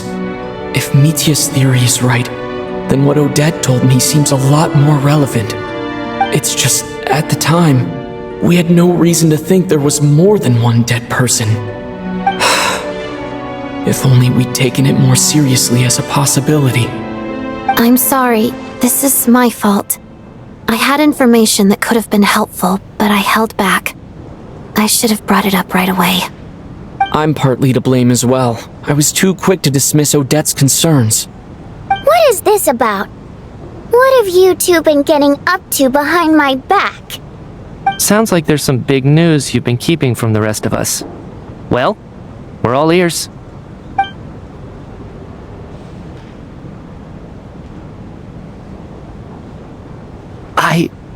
I'm the dead person? Wow, that's certainly news to me. Odette and I talked about it yesterday, but we thought it just wasn't possible, so we left it at that. Yeah, I don't blame you. If I'd been there, I probably would have reached the same conclusion. It just sounds too unbelievable. Let me just try and verify this.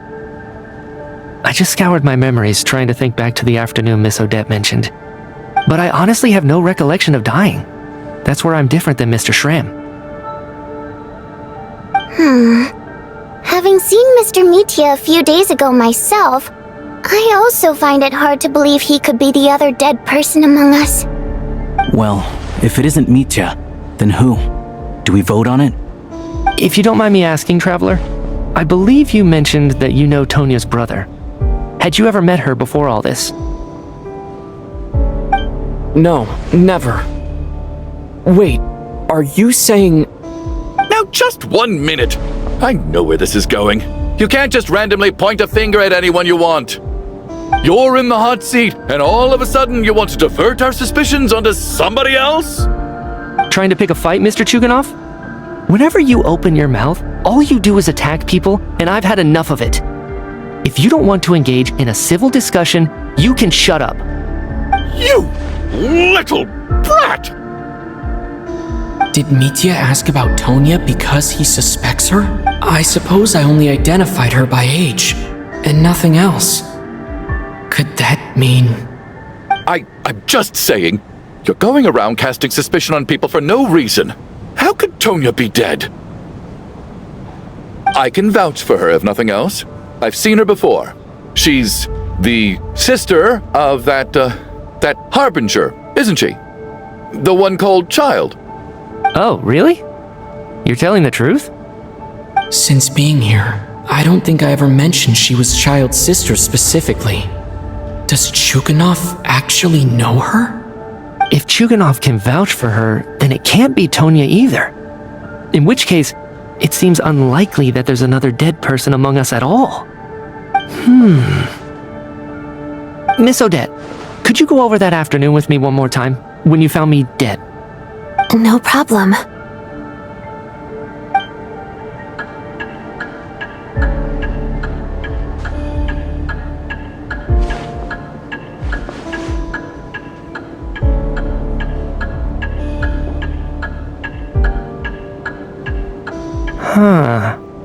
No matter how hard I try, I just can't remember anything about dying. But I do remember something else. Miss Vojanitsa, during our last meal together, I told you how some of the researchers were suffering from temporary memory loss. Do you remember that? Oh, yeah. You said it was hindering the progress of your experiments. You thought they were just under too much stress or something. Right. And even though I don't remember dying that day, I'm pretty sure I experienced something like amnesia. Some of my memories from that afternoon are missing. Are you suggesting you're missing the memory of your... Of course, how am I only just realizing this? Humans aren't necessarily aware of their own death. You mean being silently assassinated, or dying in your sleep? Situations like that? The researcher's amnesia. Suddenly it all makes sense. I must thank you, Odette. I think your perspective just helped me reach a breakthrough on a series of issues that have been troubling me for quite some time. All right. It's decided then. I'll be the one to leave today.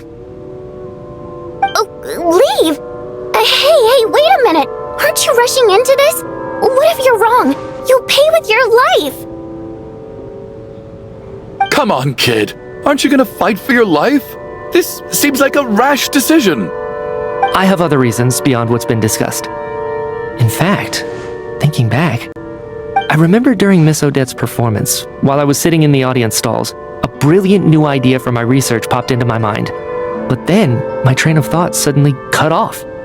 I can't remember it now at all, and I didn't take any notes. I guess that must be another instance of temporary amnesia. No. Hold on. I see where you're going with this. You're suggesting that each instance of temporary amnesia is a death, right? There's a glaringly obvious flaw in that idea, no? How can one person die so many times? I believe Miss Odette's account. During the period where my memory is blank, I must have been either dead or in a similar state. All it would take is for the same thing to happen in the theater, and I would come under the effect of the ley lines in this vicinity. This increases the likelihood of me being the deceased, does it not? There's no evidence to suggest that anyone other than me is a candidate for the deceased. So allow me, as a scientist, to treat this as an experiment. Please relax, everyone. I don't think things are as bad as they may seem. If I really am the deceased, then to leave the theater will be a relief for me. If, on the other hand, I'm still alive right now, well, apparently you've all witnessed my resurrection recently anyway. Who's to say I won't return from the dead again this time? Mitya's right. This is the only thing we can try right now. I think he's deliberately downplaying the gravity of the situation, though. He probably doesn't want to burden everyone. What is a scientist if not someone who gambles on experiment after experiment in an attempt to obtain the truth? With this snowstorm, the ley line phenomenon, ghosts of the dead, and my amnesia, we've been paralyzed by not knowing and powerless to do anything about it. It's a terrible feeling. But if I do get resurrected, you can be sure that I'll come back with the truth of all this. Just you wait.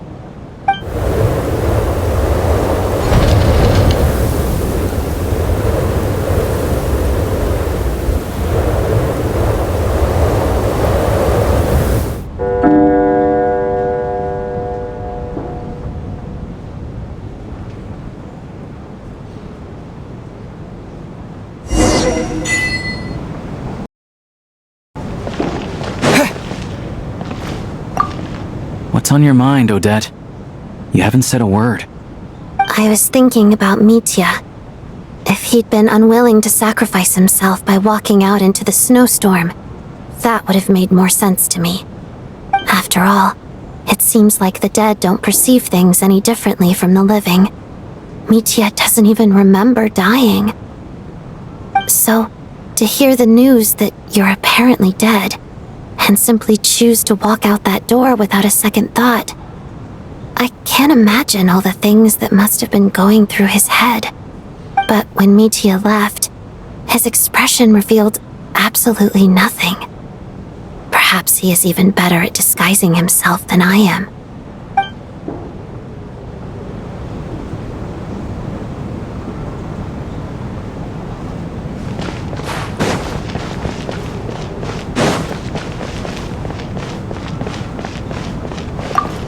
Oh, that Valeri guy was packing even more muscle than I thought. I can't believe how heavy he was. Hauling him over there nearly killed me. Oh, curse this confounded snowstorm. Go bother some other poor souls instead. What do you want? I'm not in the mood to talk right now.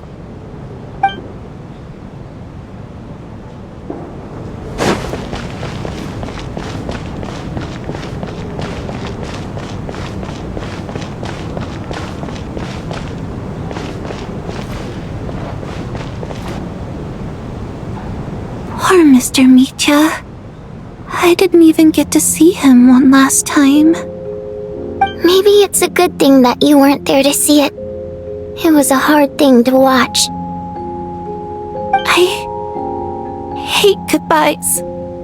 Why does it feel like everyone around me is slowly disappearing? Not just in here, I mean. In the outside world, too.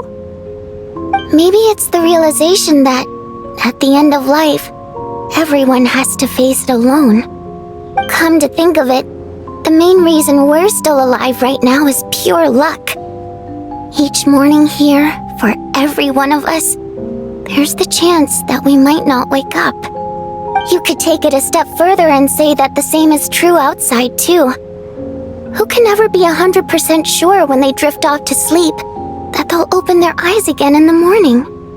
If I make it out of here, I'm going to cherish every moment that I'm awake and live without any regrets.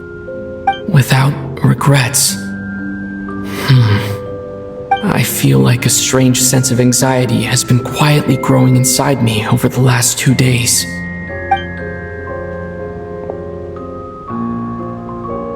Are you okay? You look really glum. If something's bugging you, let's talk about it. There's only a few of us left here now. After everything we've been through, what's the point in keeping things bottled up? I have a travel companion named Paimon. Alosha and Odette have met her before. She's been feeling unwell recently. You're worried about her, aren't you? That makes sense. We've been trapped in here for days. To be honest, I used to feel like I was just a spectator in this world, watching everything that happens from the sidelines. Maybe it's because I'm a descender. A descender? But with Paimon by my side, over time, I slowly felt my connection to this world growing stronger. She loves eating, sleeping, and having fun, but she's also a great guide. It's her authenticity that makes this whole world feel more real for me. Over the last few days that we've been apart, I've often caught myself wondering, what would Paimon say if she were here right now?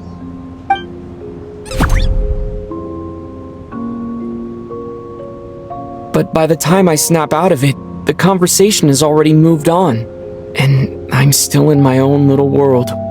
I'm trying to overcome this sense of detachment, but I really miss Paimon. I guess, in a way, she means the whole world to me. I bet she misses you when you're not there as well. Maybe you're her entire world too. I don't know if this will make you feel any better, but back when the water imps left Snezhnaya in droves, I also felt like the whole world was suddenly empty. I could be surrounded by people all smiling and having fun, and still feel completely separate from it. So, I totally understand how you feel. Later on, I started to think, maybe accepting the fact that our loved ones won't always be with us is something that takes a lifetime. All we can do is cherish their companionship from moment to moment. So, once we get out of here, you better hurry back to our side as fast as you can. You can't let your story end in regret. That's the trope I hate the most. Thank you. That's exactly what I needed to hear. But Vodianitsa, if you hate goodbyes too, why didn't you leave with your people? That's just the choice I made. I used to regret it, but I don't anymore. Like I said before, singing is a water imp's primary mode of expression. It's how we convey our emotions. Our songs have echoed through this theater for hundreds of years, each one a story pieced together through moments of joy and sorrow. But does a story exist without someone to read it? To me, the answer is no. So I made the choice to stay. That way, there would still be someone left to sing these songs and listen to their stories. Otherwise, they could have been lost forever. Could you teach me how to understand your people's songs sometime? I want to be able to truly hear them, like Mr. Shram. A fan after my own heart. Thank you, Tonya. How about I sing something for you, and you tell me what you hear? Okay, I'll do my best.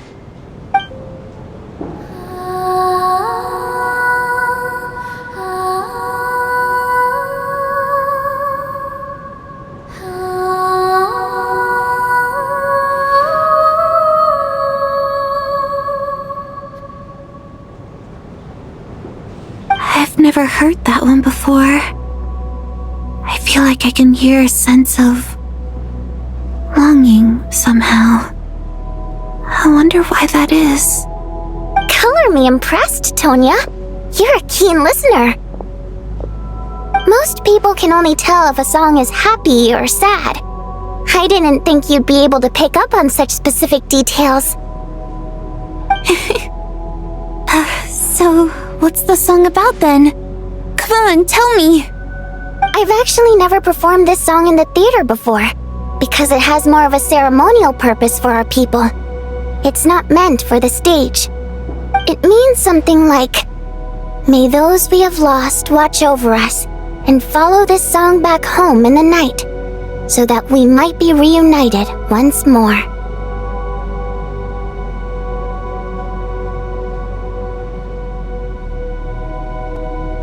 No wonder I could hear that sense of longing. You sing it for loved ones who have passed away. I hope it reaches them. It's getting late, Tonya, and you're not well. We should all turn in early. I suppose there's no reason to keep watch tonight. Okay, but, before I go to bed, could you sing that song a couple more times for me, Vodyanitsa? Of course! Anything for my #1 fan.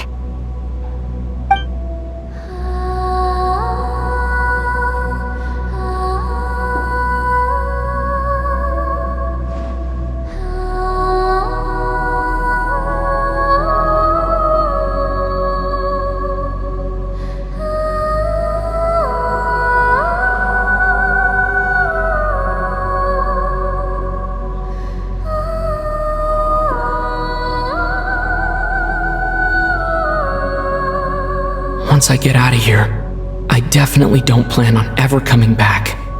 But I guess that means I'll never get to hear Vodyanitsa sing again. That's a sad thought.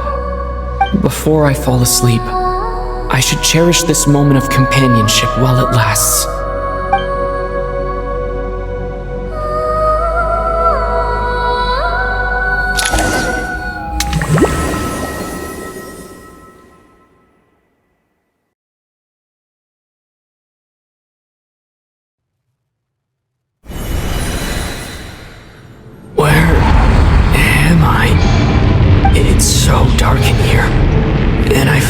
Dizzy. Am I alone?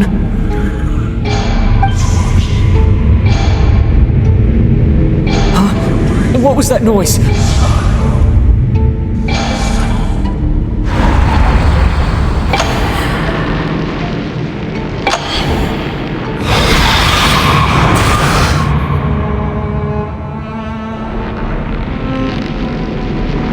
Return, O spirits! Fulfill your oath of protection.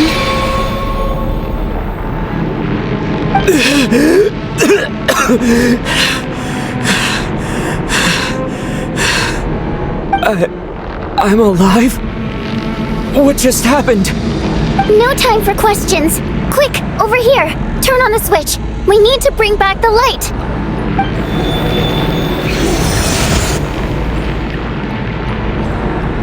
All right. We're safe.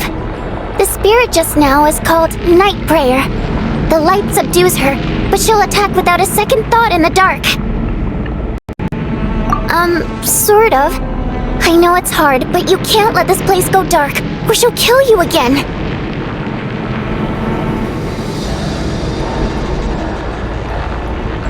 Yep. Luckily, I was here to resurrect you. Otherwise, that'd have been a real bummer. A bit more than a bummer, I'd say.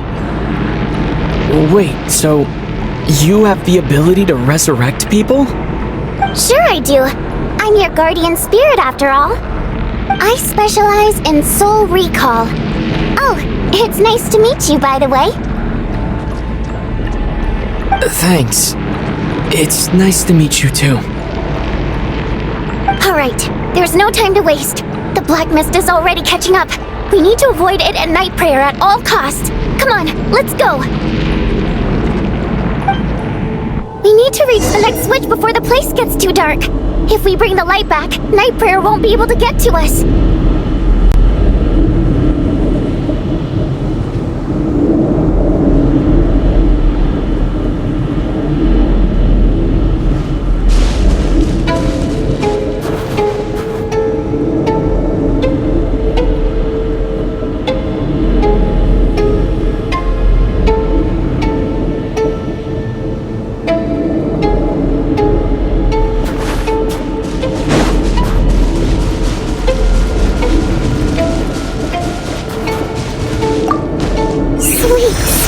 Right! It's back!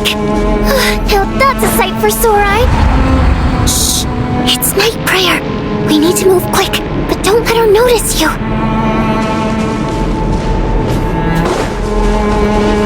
Look out!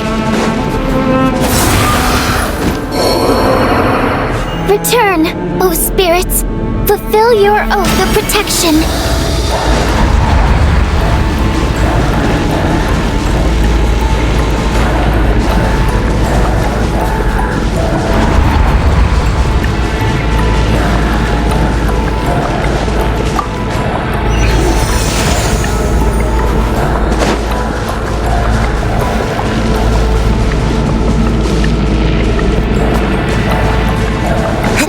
Which is over there.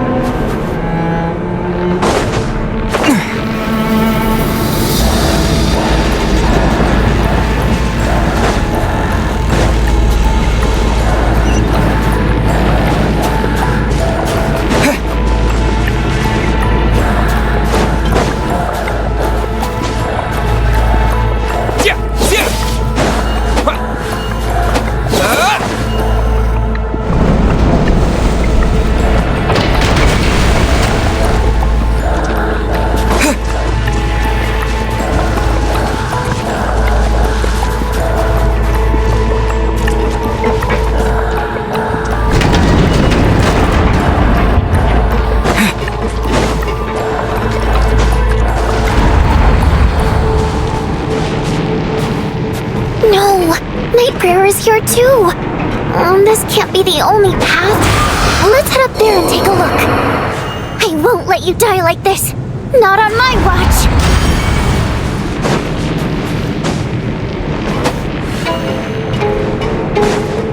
And take! Return, O spirits. Fulfill your oath of protection.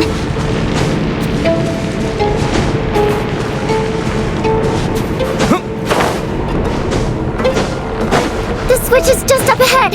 Hurry!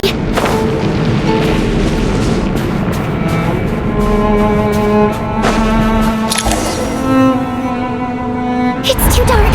We're not gonna make it! Come on, faster!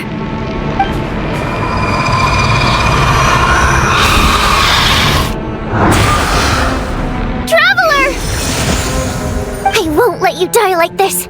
Not on my watch!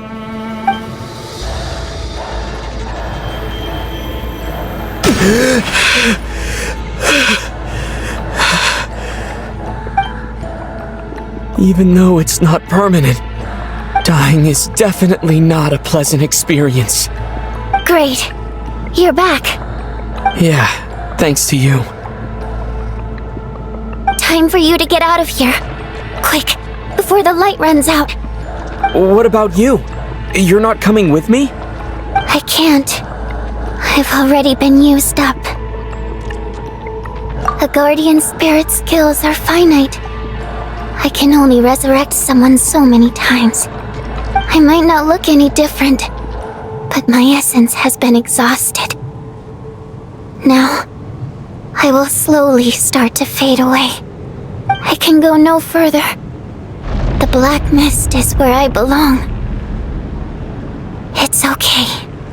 Why didn't you tell me sooner? Because it wouldn't have changed anything. That knowledge would have just burdened you.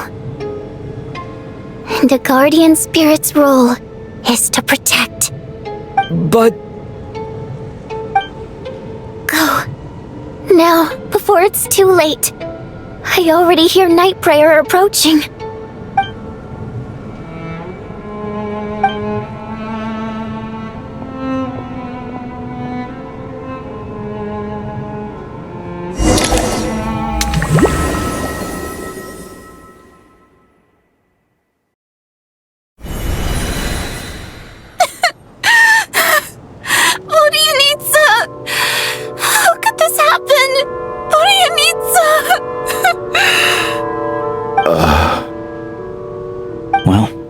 I guess there's no need to inspect the body.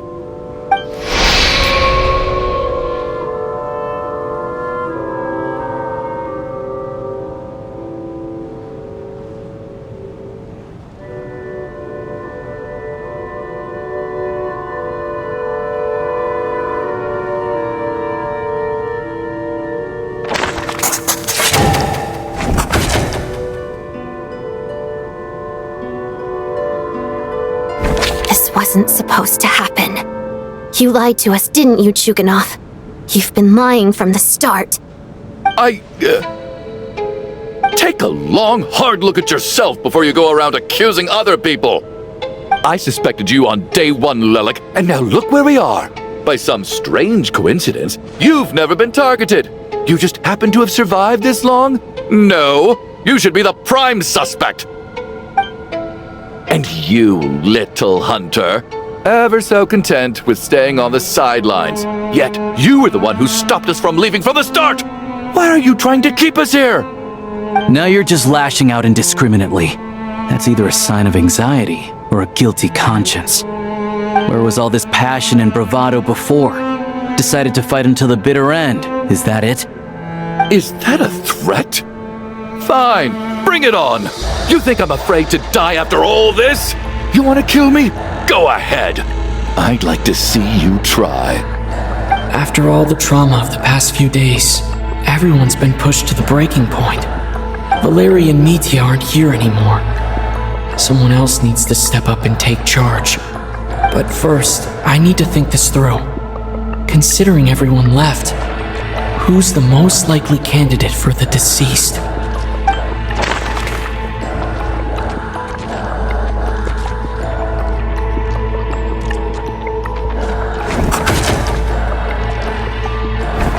They're dead, yes, but the deceased should be a spirit who's been wandering the theater since long ago, not a recent victim. They're dead, yes. He's arguably the first friend we made after arriving in Snezhnaya. While he works at the theater, we've also met him outside of it, so he can't be the deceased. I clearly remember Mr. Chuganov from the first time I visited the theater. He made quite an impression. That was just a few days ago, so he's unlikely to be the deceased. My memories are perfectly coherent.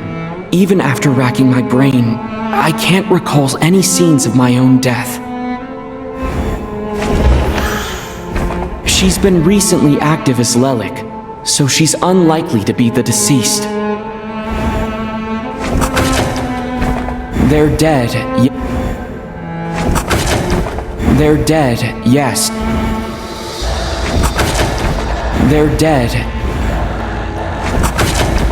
They're dead, They're dead, yes. They're dead, yes.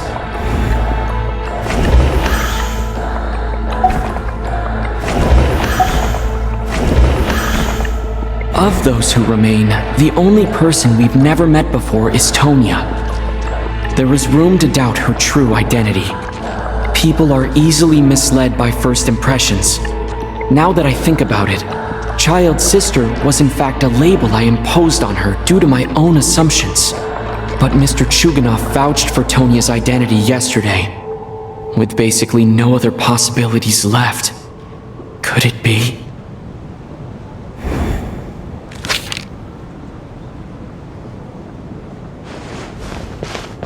Tonya, how's Tusser been lately? Tusser? Your brother Ajax must have mentioned me in his letters home, right? Did he say anything about a blonde traveler? No. And my brother's name is Razik, not Ajax.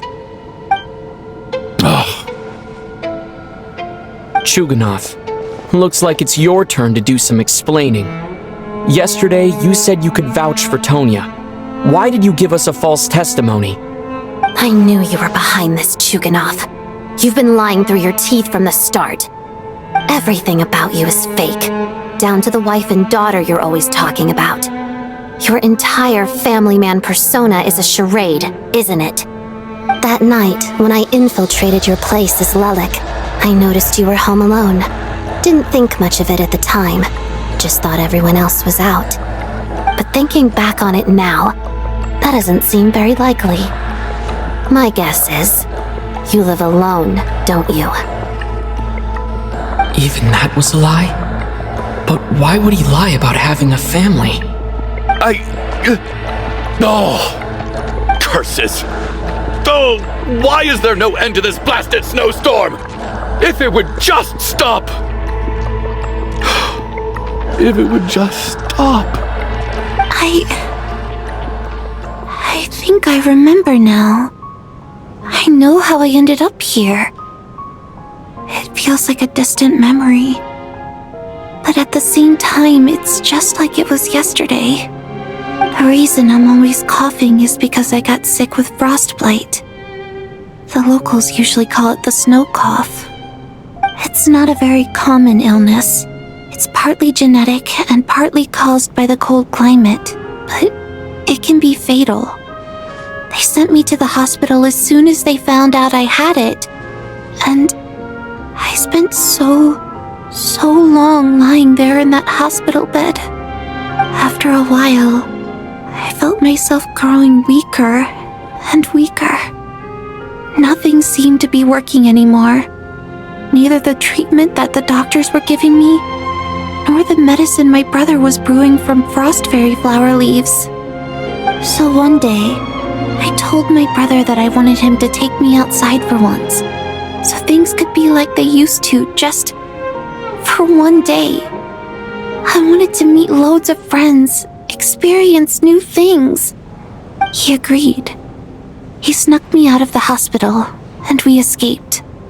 We got to the theater, bought tickets, and went inside. Oh, it was all so exciting.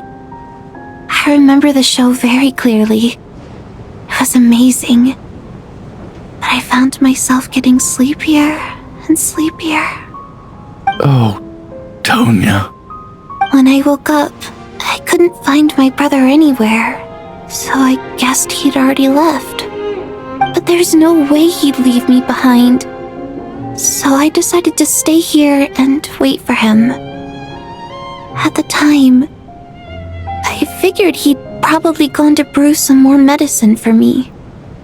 I was planning to chew him out for abandoning me when he got back. Tonya, it sounds like by then you'd already... Yeah, I know. I understand now. Dead, aren't I? This cough and the feeling weak, it's probably just my body's memory. After all of that, it turns out I can't blame my brother after all. I was the one who abandoned him. I'm sorry, everyone. I realized this much too late. It seems like death skewed my perception. And now I've dragged you all into this mess. Your name probably isn't even Tonya, is it? Didn't that ever strike you as odd over the last few days? Well, when I was little, my brother and I read a storybook, and Tonya is the name of one of the characters. When we escaped from the hospital, our family and the hospital security were looking everywhere for us. So when you first approached me and said my brother had sent you, and called me Tonya, I thought he must have chosen a fake name that only the two of us would know. Because he was afraid of getting caught. No. It seems like that was just wishful thinking. At least your memory of death isn't painful. That is a small comfort. Now it's your turn, Chuganov. Talk to us. I believe no lie is ever told without a reason. You're right.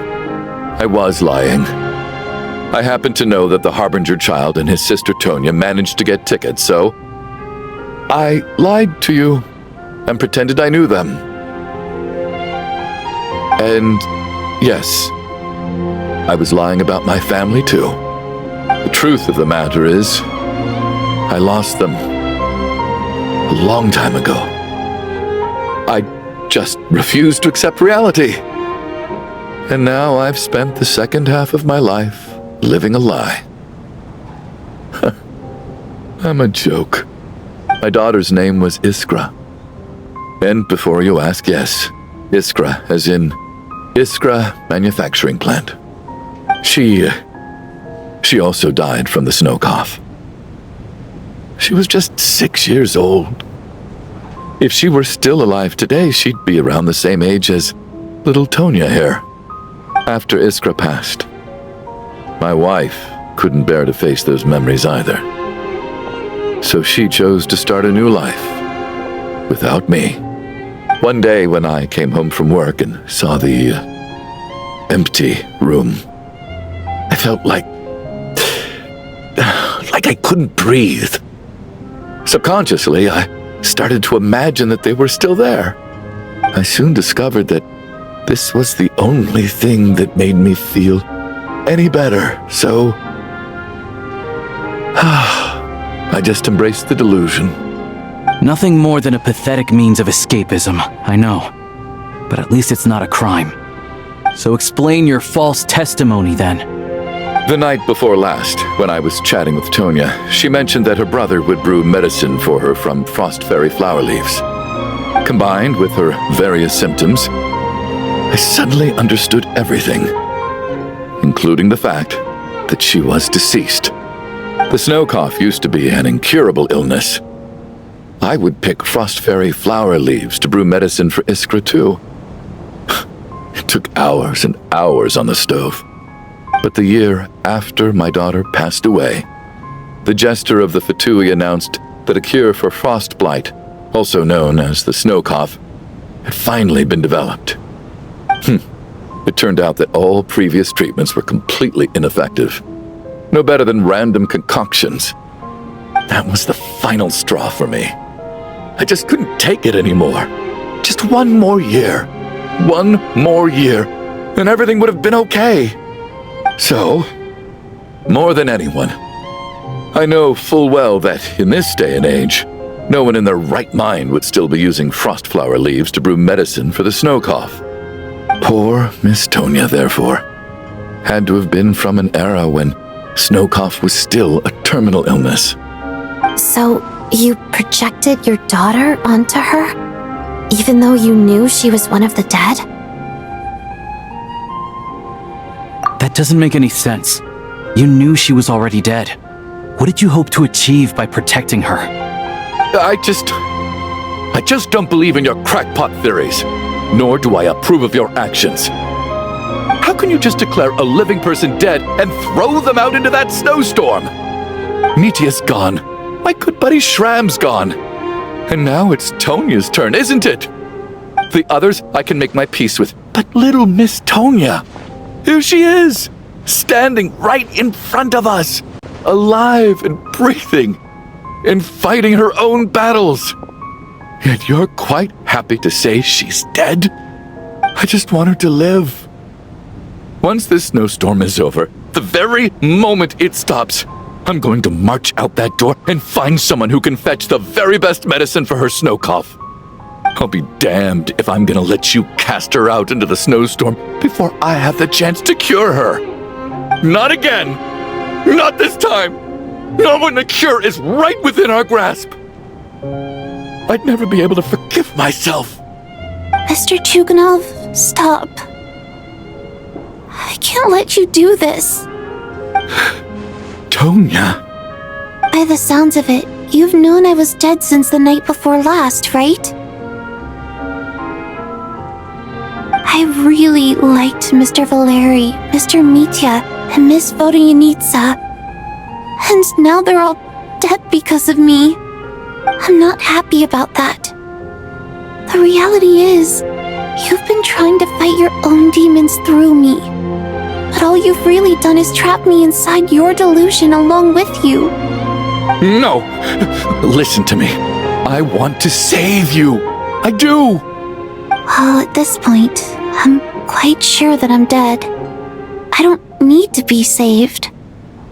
The time I got to spend with all of you is more than enough for me. Despite all the bad things that kept happening, I got to meet so many interesting people and spend so many days and nights by your side. Since the day I escaped that hospital until now, this has been an adventure I never even dared to dream of. I'm very fond of you all. If it were only possible, I'd trade my soul to bring back the ones who died. If it meant things didn't have to end like this. And that's why I'm not fond of you at all, Mr. Chuganov. I'm sorry. It's them that you owe an apology to, sir. Not me. Well then, I suppose this is it. It's time for my adventure to end. I've caused enough trouble. You're leaving already? It's still early. Don't you want to stay a little longer? No thank you. Oh, and by the way, my name is Patoshka. It was nice meeting you all. Feels strange that we're only being properly introduced now that it's time to say goodbye. Patoshka.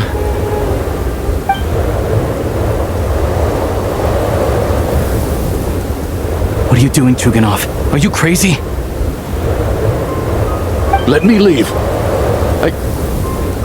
I can't keep lying to myself anymore. In your dreams. Don't think you're getting off that easy when you had a hand in the deaths of so many people.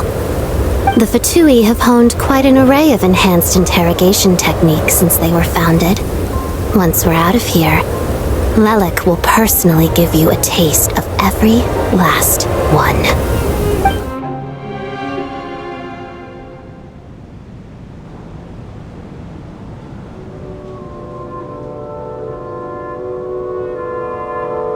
I think we should leave.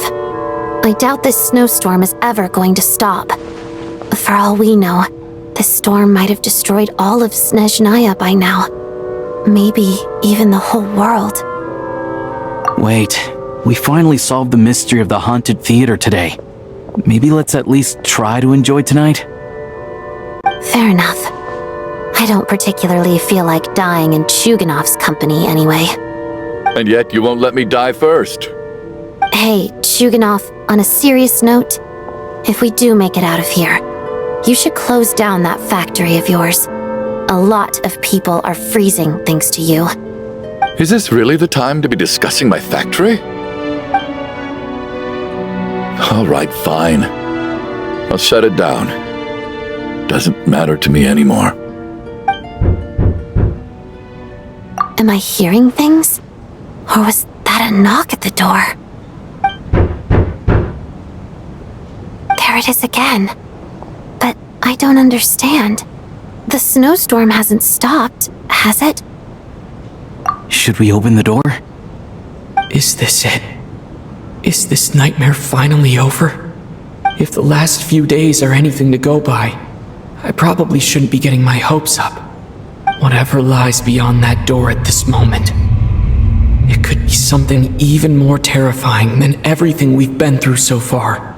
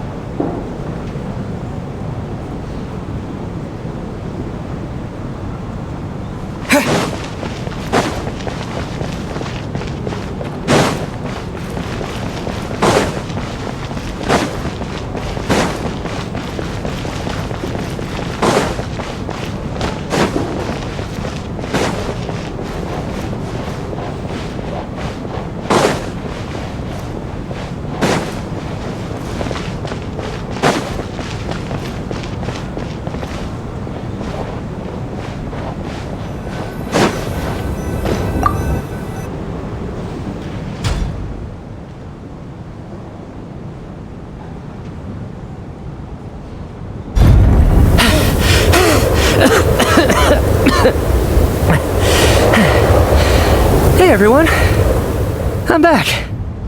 How are you doing? Feeling any better?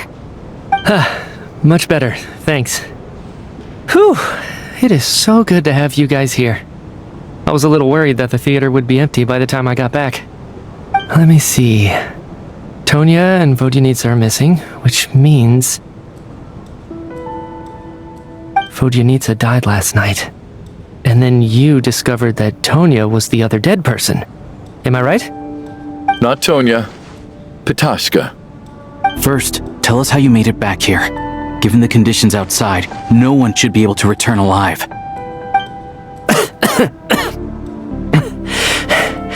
You're right. The thing that got me back safely was a song. I heard someone singing. After walking into the snowstorm, my mind grew hazy. I don't know how long I walked through the storm before my mind completely slipped away. Then, suddenly, I heard the sound of singing. The voice instantly brought me back to my senses, and I regained consciousness. So I followed the voice, searching for the source of the singing. I searched and searched, until finally, just a few moments ago, there was the entrance to the theater, right in front of me. I've actually never performed this song in the theater before, because it has more of a ceremonial purpose for our people. It's not meant for the stage. It means something like, "May those we have lost watch over us, and follow this song back home in the night, so that we might be reunited once more." That must have been Vodyanitsa's Requiem.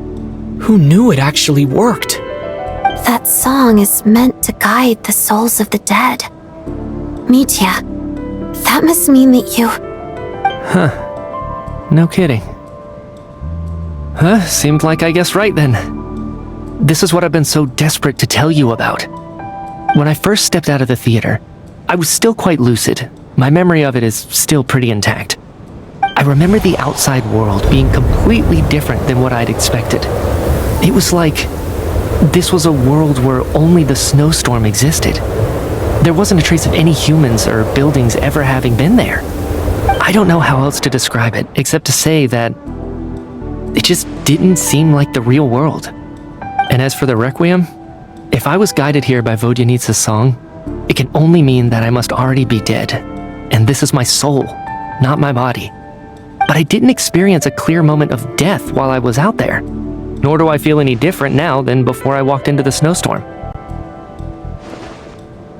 You don't seem any different to me either. In fact, this is something I've been wondering about for a while now.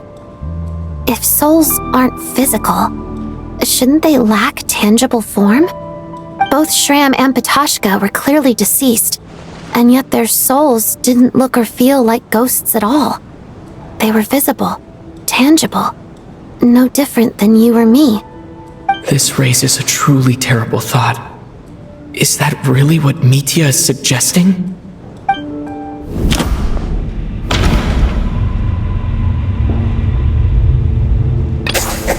Mitya's soul was summoned back by the Requiem, confirming that he is indeed already dead. And yet, he looks no different from us. Of course, if even the long-deceased like Mr. Shram can blend in with us undetected, then maybe we've all been dead from the very start. and all of us are now souls wandering the theater.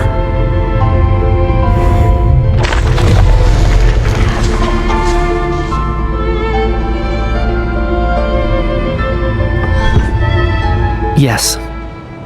I think that this is probably the afterlife. What did you say?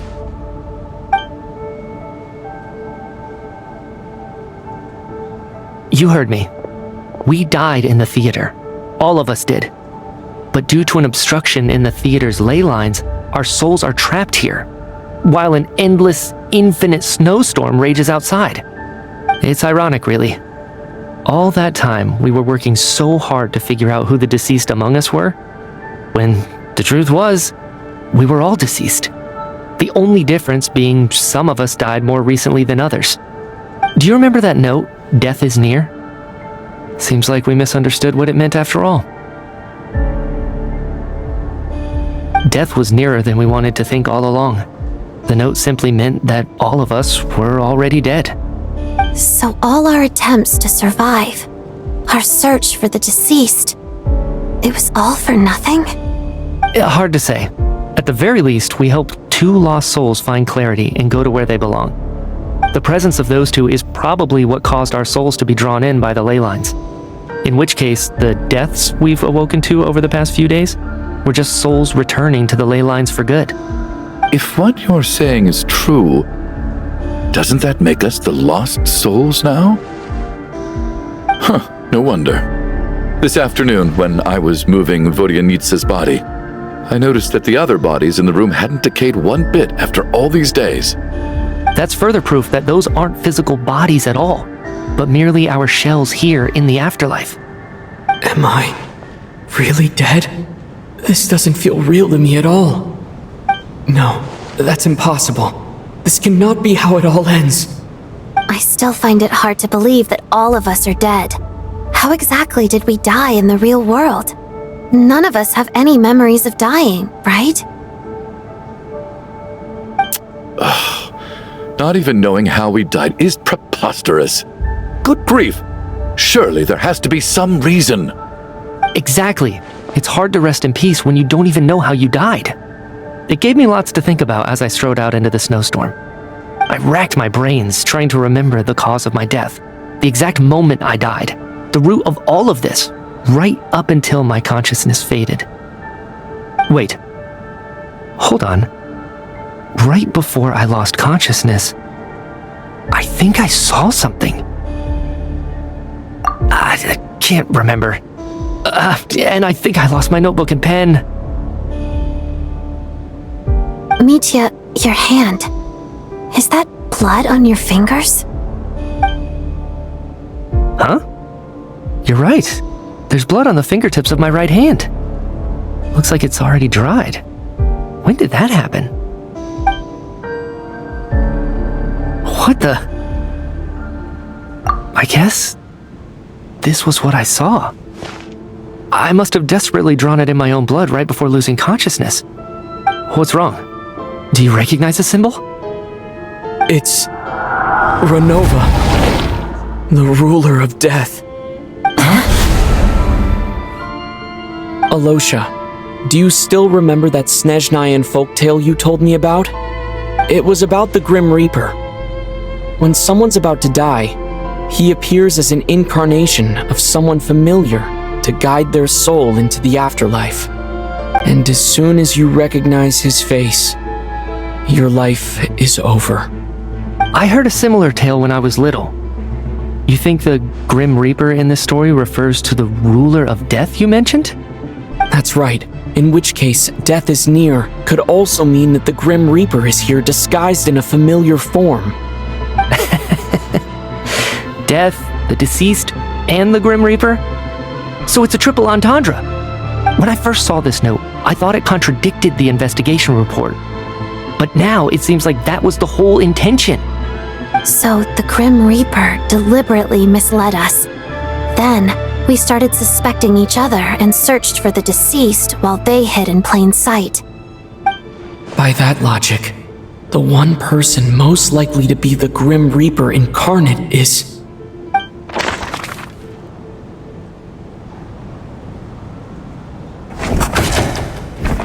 Reaper is right here among us, and won't leave until everyone's souls have been claimed.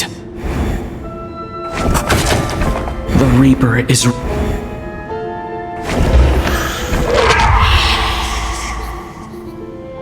No doubt about it. It's Alosha.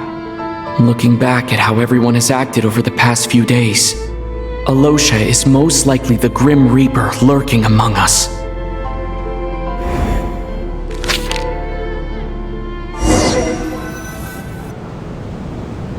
Is it you, Alosha? You were the first to discover the investigation report, and you had plenty of time to slip the note inside to mislead us. So? Surely you can't suspect me based on that alone. What if someone else found the investigation report first, slipped the note inside, and then put it back without telling anyone?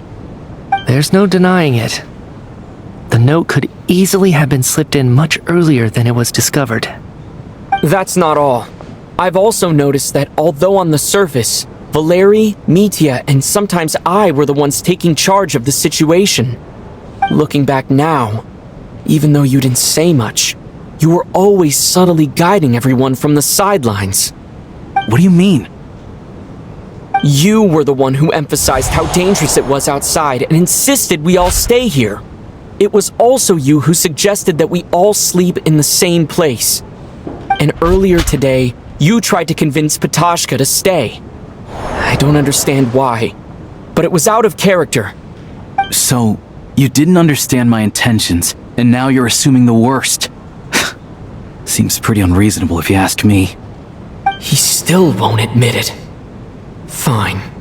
Let's see how he responds to the most damning evidence of all.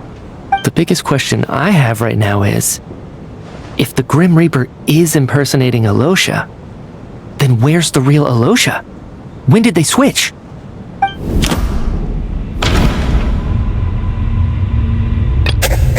No. The Ruler of Death would have needed to control how everything unfolded from the start. She wouldn't have infiltrated our ranks this late. Let me think about this again.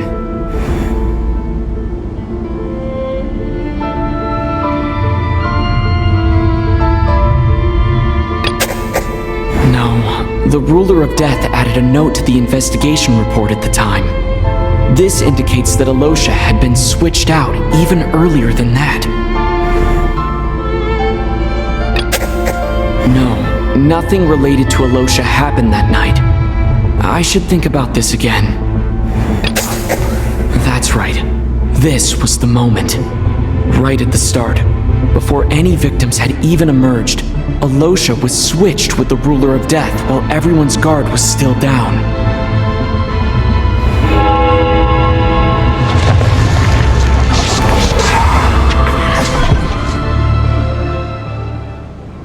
When all this began, right after the performance ended and the snowstorm began to pick up, no one suspected anything unusual. We just assumed we were snowed in. It wasn't until we discovered the bodies the morning after that we realized something out of the ordinary was going on. But it's clear now that the oddities actually started earlier than that, when Dimov walked into the snowstorm and never came back. Right. So Mr. Dimov was the first victim, not Sobolova and Torgov. And if we pinpoint that moment as the beginning of this incident, then one thing becomes clear. Alosha, you are the only person who walked into the snowstorm and came back without the help of Vodyanitsa's Requiem. More precisely, Alosha never came back at all. The one who came back was the Grim Reaper. Not bad. Well, since you've backed me into a corner, I suppose there's no point in keeping up the act anymore. Alosha? You're the Grim Reaper? I am no such tired cliché. Mortals should address me as the ruler of death. Before being wiped out for good, you identified the two deceased, and even sensed my presence. A commendable achievement, far beyond what I expected. I heard you can ferry souls. Those deaths each night. Were they your doing? Your initial conclusion was correct. Due to the existence of the two deceased, the ley lines yearned to reclaim those long-lost souls. Every night they devoured an equal number of souls to fill the void. This required no intervention from me. Though, of course, ferrying souls is indeed my authority. Here, take a look.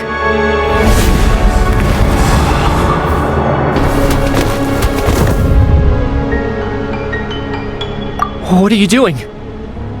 That takes care of today's too.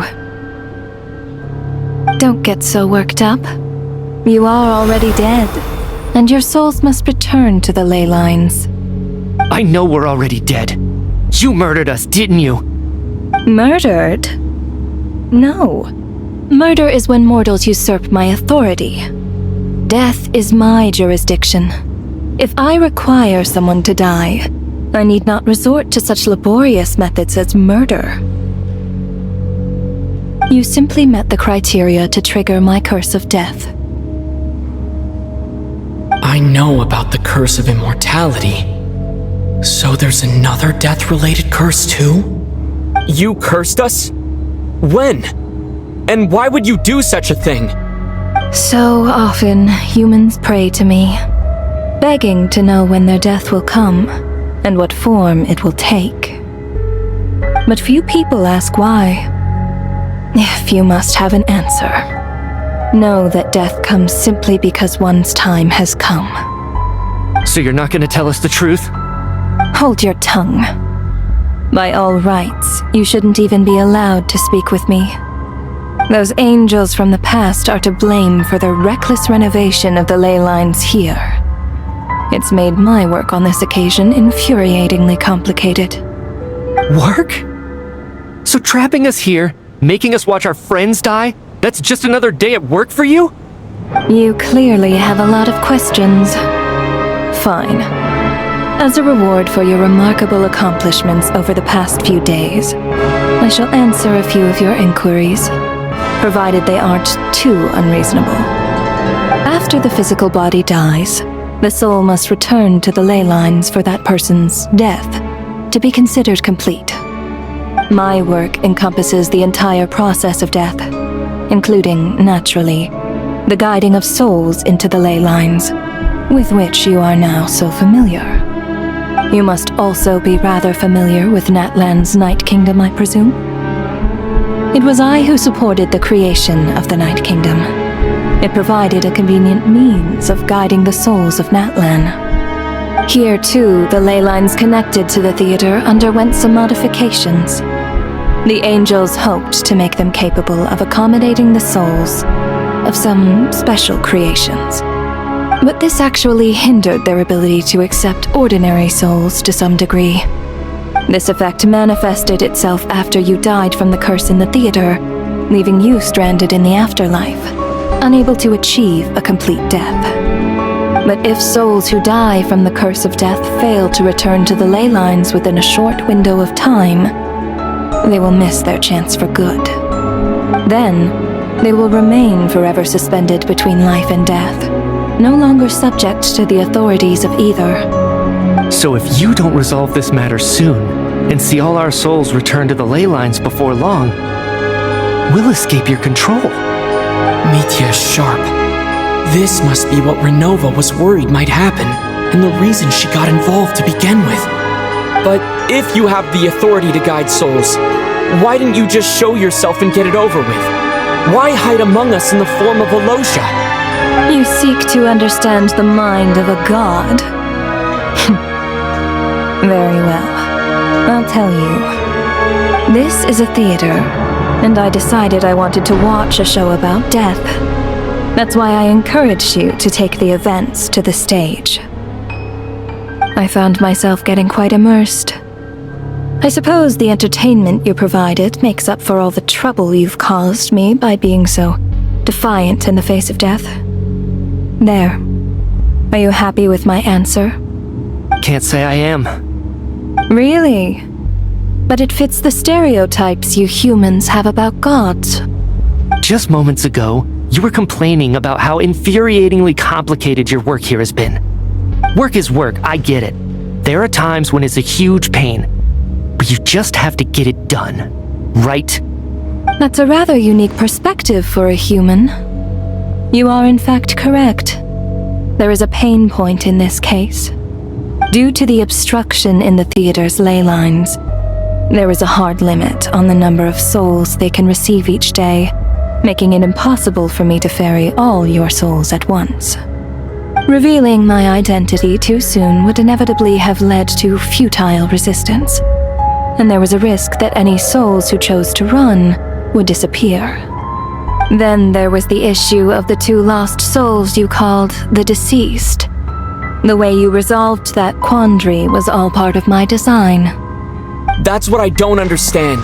If all of us were souls of the dead, what made their presence among us special? For centuries, they have refused to return to the ley lines, exploiting the issues created by the angel civilization to resist being drawn in. Centuries of obsession accumulated during this process. You may think of this obsession as the resentment of the dead, and in this quantity, it was a bomb that could have detonated at any moment. It reached the point where I could not afford to leave it unchecked. But the only way to fix it was to help them acknowledge their own deaths, make peace with their regrets, and willingly walk into the snowstorm. Only then, with my guidance, could they finally return to the ley lines. Otherwise, you would not like to know what the consequences would have been. I vaguely remember seeing Batashka, but in the most terrifying form. Was that in a dream? Is that what would have become of her if she hadn't returned to the ley lines? I see your dreams brought you many revelations. So you see, death in fact grants wisdom to mortals. Souls connect to all things in the world and see the chain of cause and effect between them. It's nothing unusual. Anyway, giving psychological counseling to lost souls is not my strong suit. That is more of an angel's role. It was something I could not resolve directly using my authority, so I decided it was easier to leave the bomb defusal to you. Meanwhile, of course, their presence caused the souls of other members of your party to return to the ley lines each night. From where I stand, that was killing 2 birds with 1 stone. As both issues slowly resolved one another without me having to lift a finger, all I had to do was stay close by and keep the situation under control. Then use my authority to wrap things up at the end. And, of course, while I was at it, I thoroughly enjoyed watching this drama, dealing with death from a mortal perspective, play out on the stage. Sounds like you had it all figured out, Grim Reaper. I just did the math. You said there's a hard limit to the number of souls the ley lines here can receive each day. It's 2, isn't it? That much is obvious, even to a fool. It's time to review this whole affair. If the ley lines can only take in 2 people per day, I need to go over the deaths from these past few days again.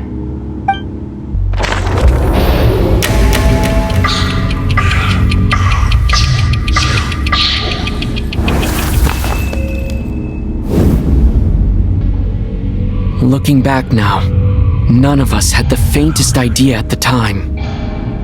From the moment that staff member named Demoff walked into the snowstorm, the incident had already begun.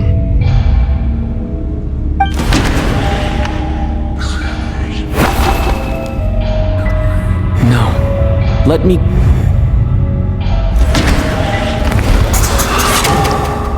Alosha was the second to walk into the snowstorm after Demoff to investigate.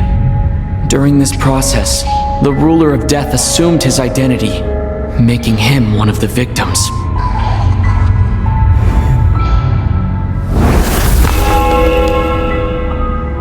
During our first night in the theater, everyone was caught up in the novelty of it all. No one could have expected there would be victims the very next morning.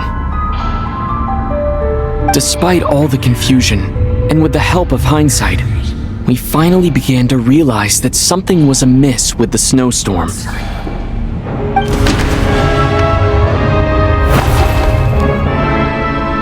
No,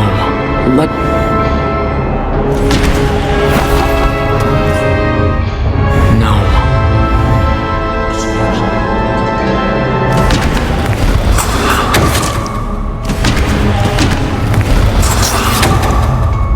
The ley lines devoured Torgov and Sobolova on the first night.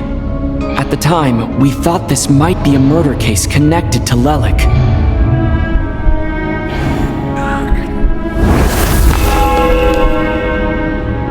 Odette and I spoke a lot that night. 3 people were on watch, but in the morning, we discovered that someone had fallen victim all the same.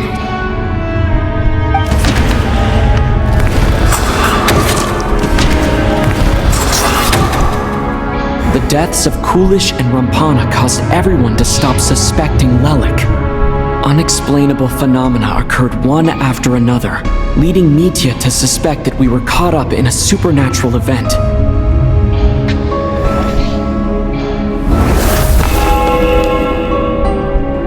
Later, we discovered that there seemed to be an extra person among us, and subsequently discovered the existence of the deceased.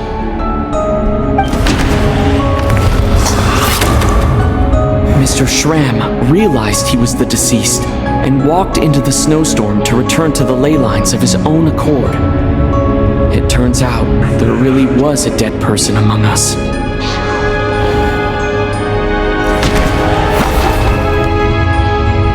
No.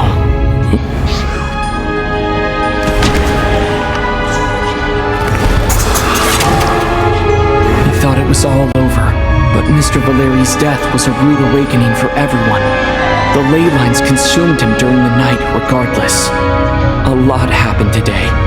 Mr. Valeri's death led us to discover the connection between the number of deceased and the number of victims during the night.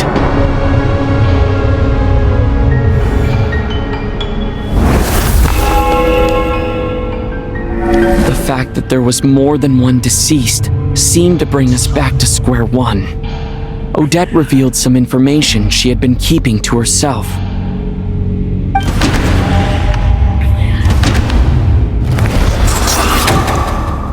As it happened, Patashka filled the void left by Mitya's return from the ley lines by walking into the snowstorm this morning. The girl I thought was child sister Tonya turned out to be another of the theater's deceased.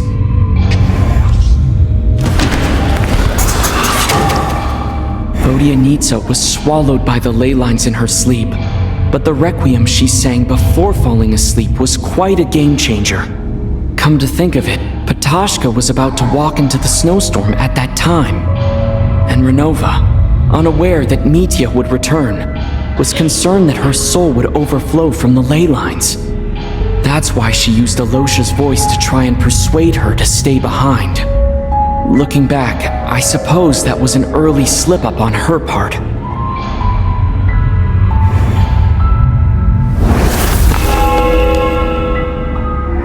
No one could have expected anyone who walked into the snowstorm to return. But just after nightfall, Mitya returned, bringing crucial information with him. Various truths began to surface, including that all of us were already dead, and that the ruler of death was here among us. Then, after revealing her true form, Renova callously claimed 2 souls.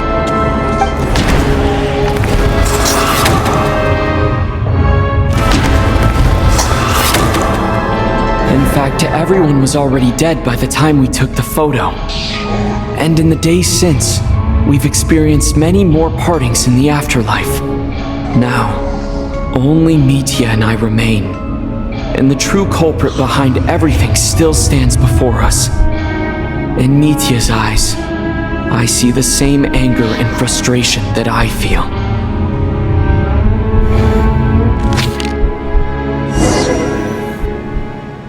That covers everything. It's all clear now. Your work isn't finished here yet, is it? The Traveler and I are still standing here, safe and sound. The Water Imp's song threw things off a little. but it is of no consequence. The ley lines have already anchored your soul, and the first ray of light tomorrow morning will take you back. I, meanwhile, need to review my attitude towards the Water Imp race. So the reunion in the night that Vodyanitsa mentioned, I suppose that was never meant to be a permanent reunion. That just leaves you, traveler. My power only allows me to temporarily separate your soul from your body. The ley lines of Tevat would not accept you, and your soul is firmly anchored to your body by your will. For a descender like you, who is not bound by Tevat's rules, your death can only be brought through the most violent of means, such as directly destroying either your body or soul. I have no interest in involving myself with Descenders, for now. Although, this may change if Asmodee remains missing, or you insist on interfering with our affairs. One last question then.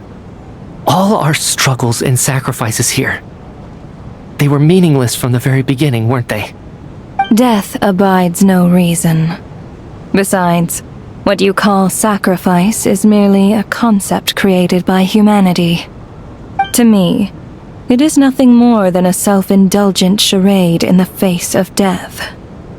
Mere mortals fantasizing that their actions could reclaim something from my grasp. A truly laughable idea.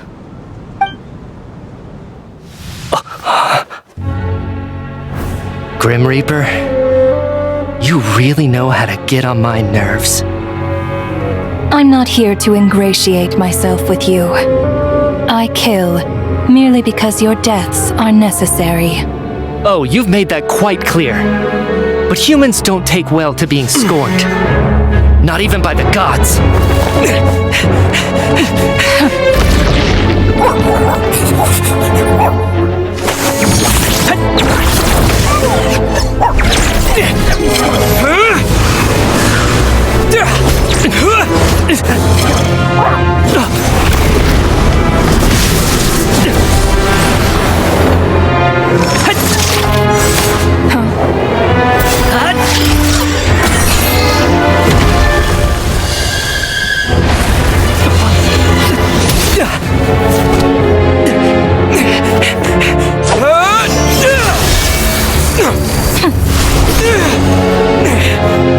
This is futile.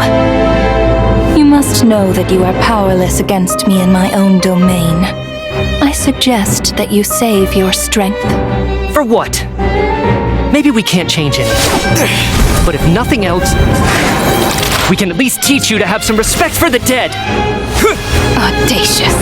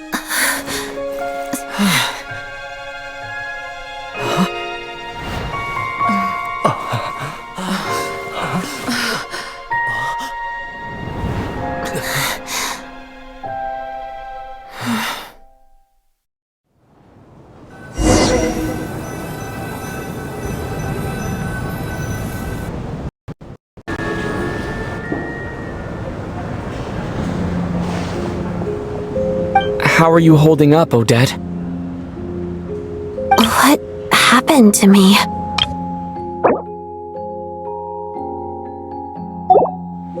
How much do you remember? What do you mean? Is the performance over? I can't seem to recall what happened. Has Odette already forgotten?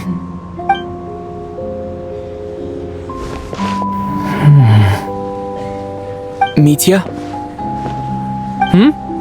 Oh, I'm sorry. I guess I spaced out there for a second. Remind me who you are? Don't you remember anything?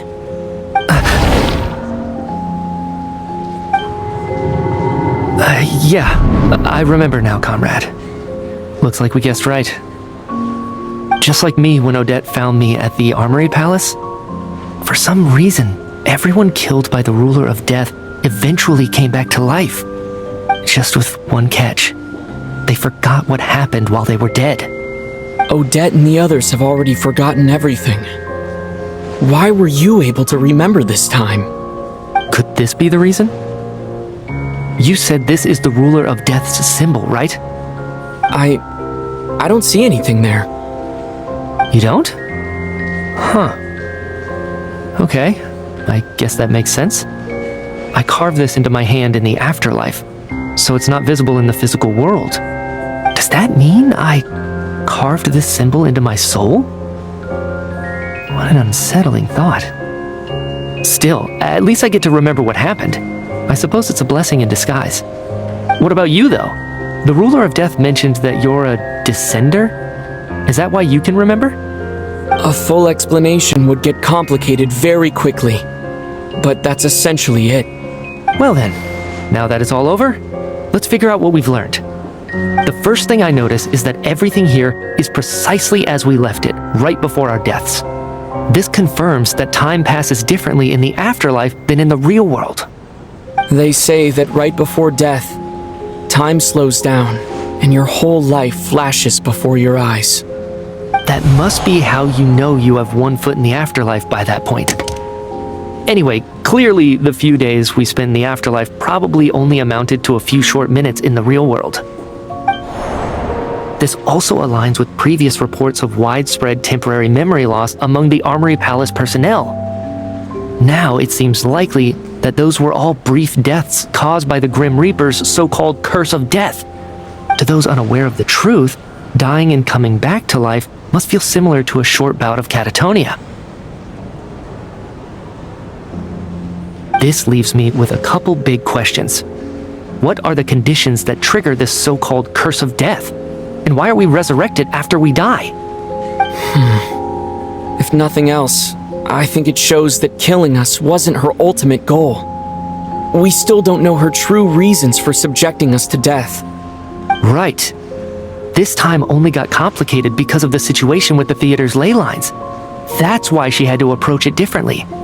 If the previous incidents of amnesia among the researchers are anything to go by, killing us is usually a pretty routine matter.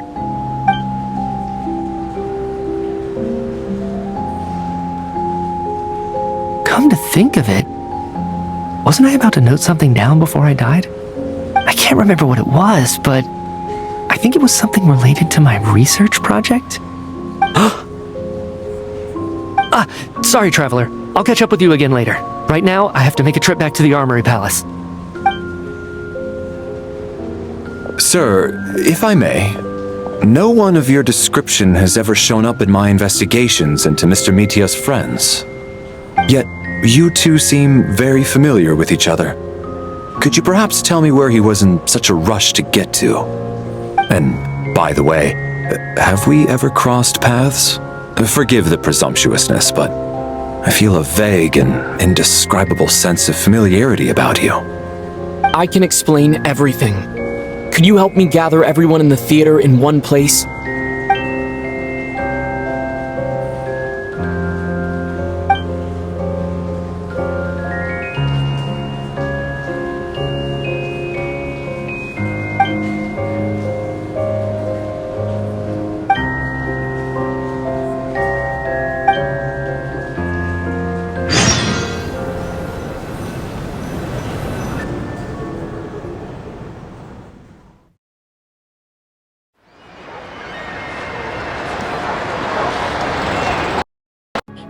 I guess this theater incident actually did us some good after all.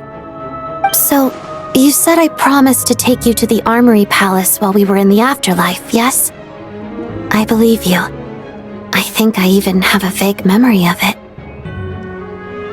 Agreed. Let's check in on her first. The whole reason for our trip to the Armory Palace anyway is to figure out what's going on with her health.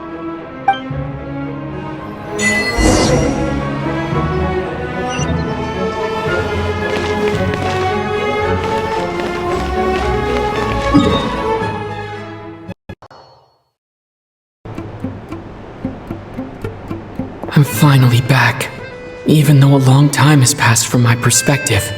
As far as Paimon's concerned, I probably just went out to watch a very short show. I should keep my emotions in check when I see Paimon again, or it'll seem weird. Wait. The atmosphere here feels off. Shh. Stay quiet. Let's go inside and take a look. Have we still not been able to notify Child yet? We need new orders. What if that person comes back again?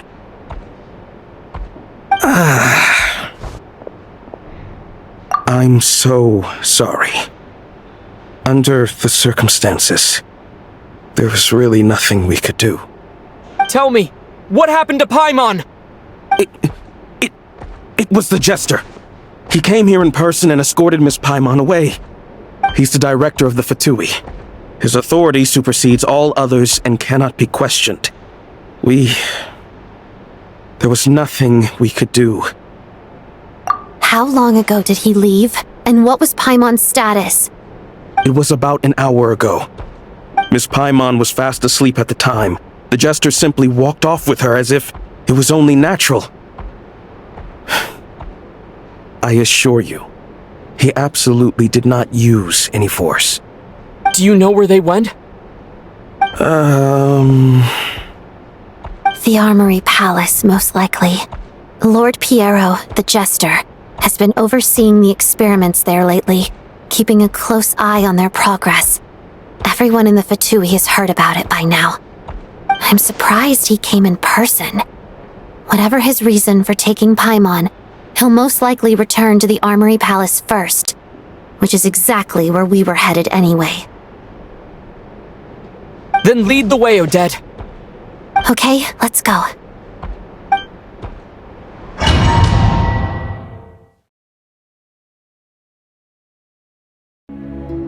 It's just up ahead.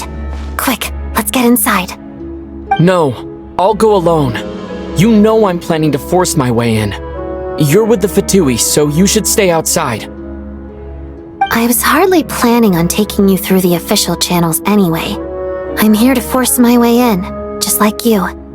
I may be a Fatus, but I'm also Lelik, enemy of Project Stuzha. Paimon's safety is paramount right now. With me around, you'll have an extra pair of hands. There might be devices inside that are easier for an insider to deal with. If you say so.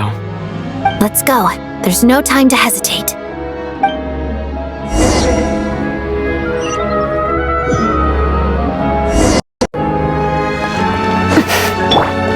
Take me up!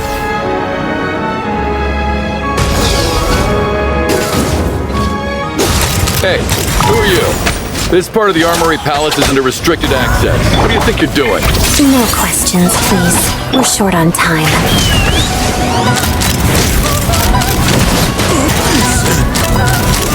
Hit bullseye! Jammed!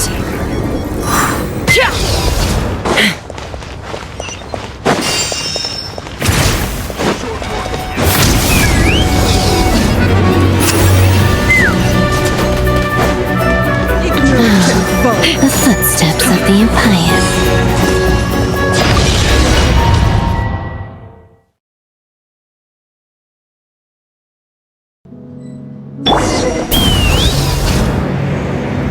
Now, do you have a pass? Where are you coming from? So, you're intruders, huh? Don't blame me for what happens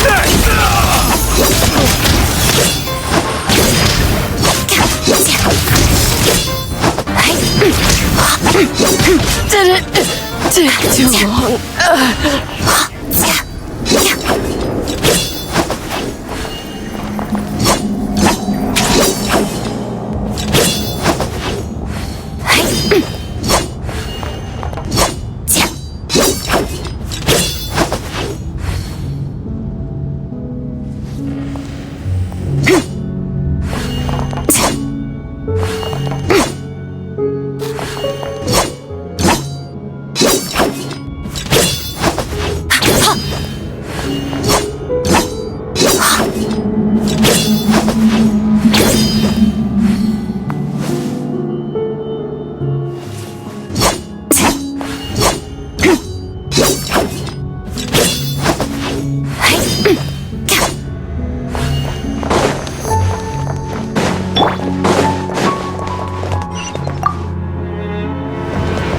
The Armory Palace is hidden this deep in?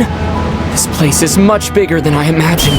They're conducting top-secret research after all. The deeper it's hidden, the better, is standard Fatui logic. The style doesn't really look like the Fatui's handiwork, though. They must have requisitioned some structures from a past civilization. Intruders! Stay alert!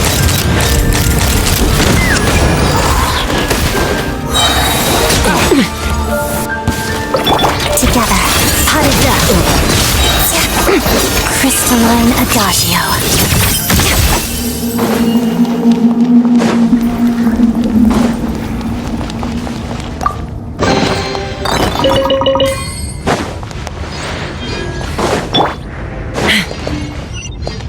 Let's fly! Intruders? Just what are you guys trying to do here? I'll make short work of your skull! Let's begin. Time to finish it!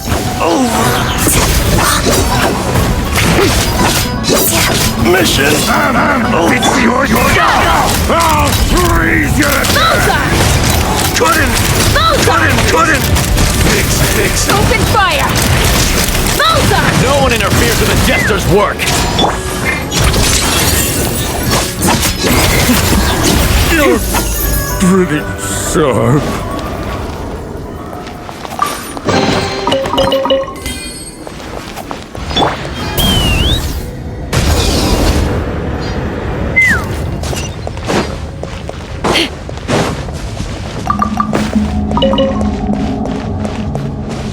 Take me up!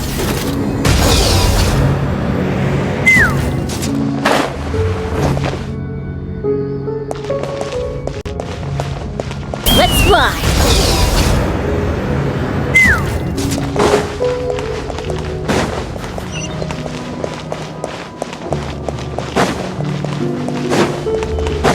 Take me up! Looks like no one's guarding this place. There's something off about that decoration over there. Look out! Let's deal with these before we move on.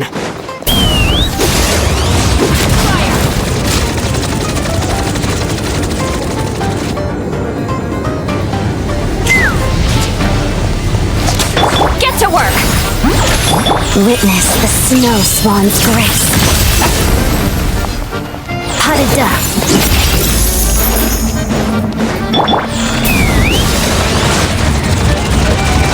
Locked on!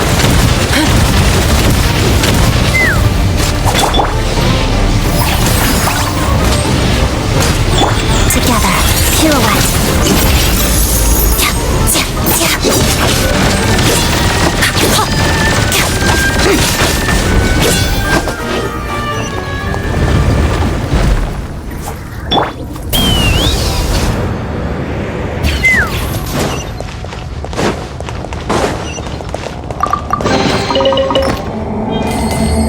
Take me up!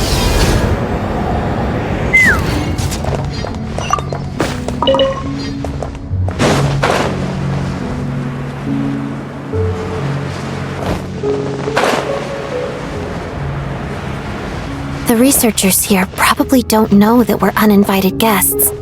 Let's try not to hurt them. What's the big star from the theater doing here? That's Miss Odette. She's a member of the Fatui. You didn't know that.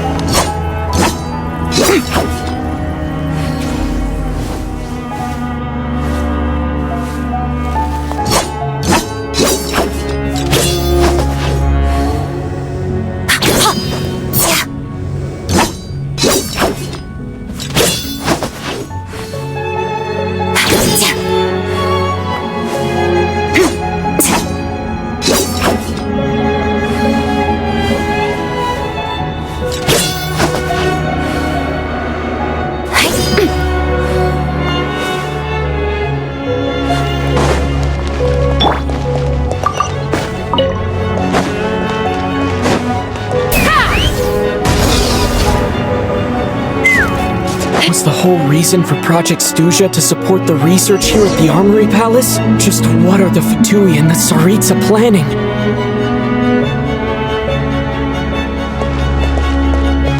Let's fly!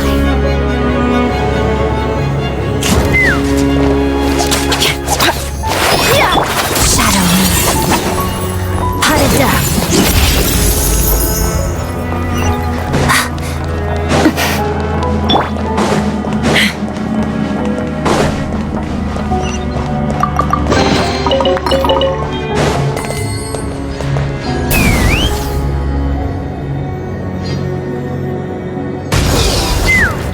Whoa! Who are you? Never seen you around here before.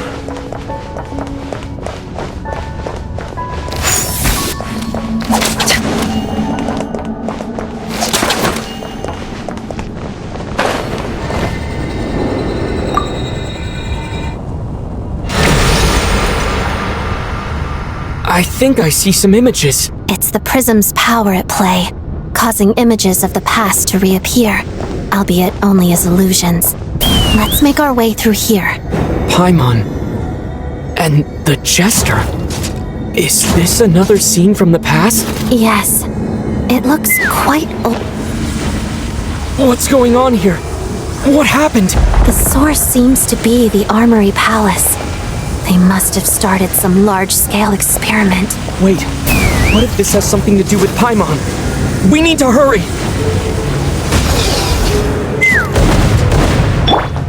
Together.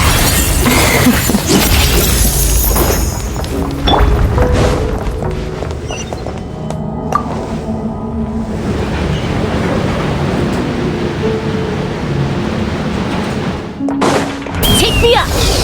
We're almost there. The Armory Palace is just up ahead. Paimon, please be okay.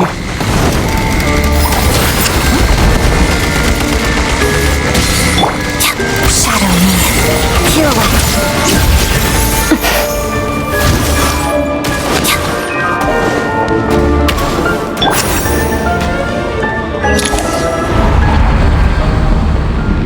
What's going on?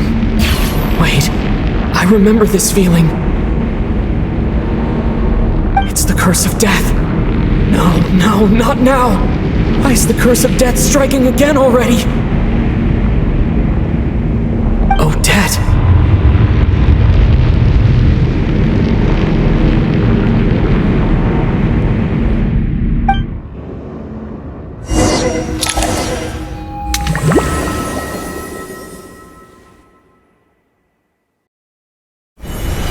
Is this the afterlife again? I need to find a way back to reality. Is that Odette's core Ignis? Could that be what just woke me up?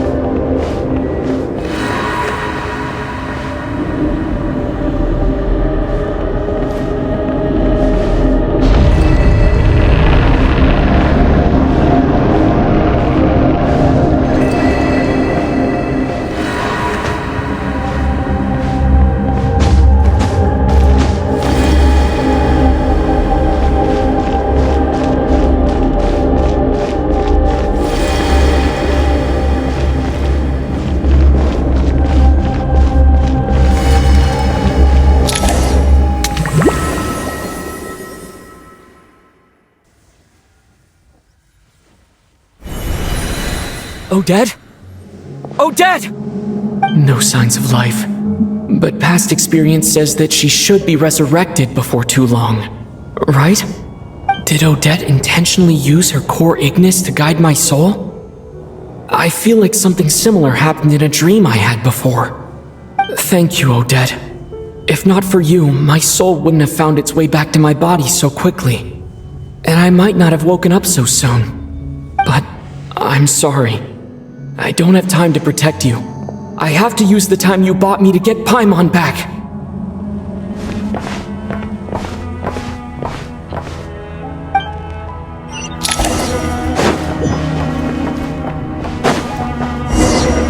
Sure enough, everyone here has been affected by the curse of death. Paimon! Paimon! No, wait. Paimon probably didn't escape Renova's curse either. She won't be able to respond to me right now. I'll have to find her myself.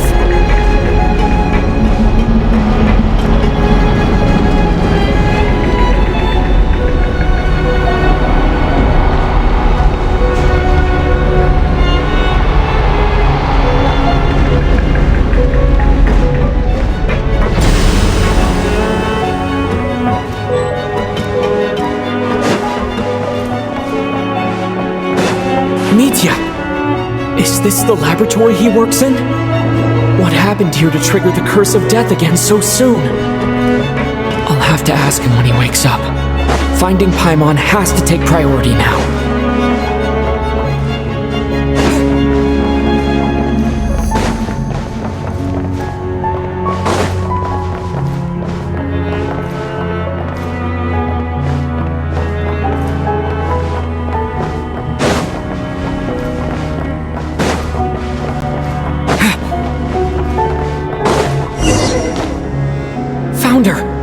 Paimon really is here.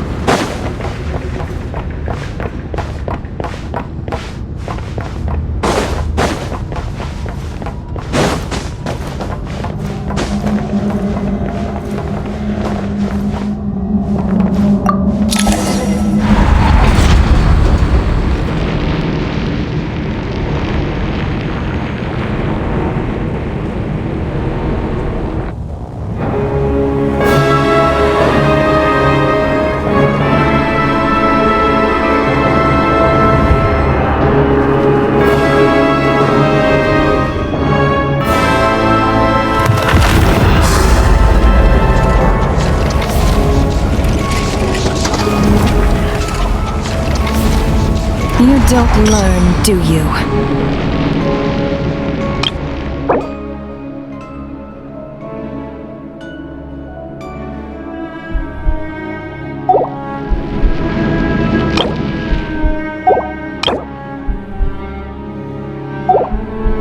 You've already been involved in one mass death, and now you show up at the scene of another.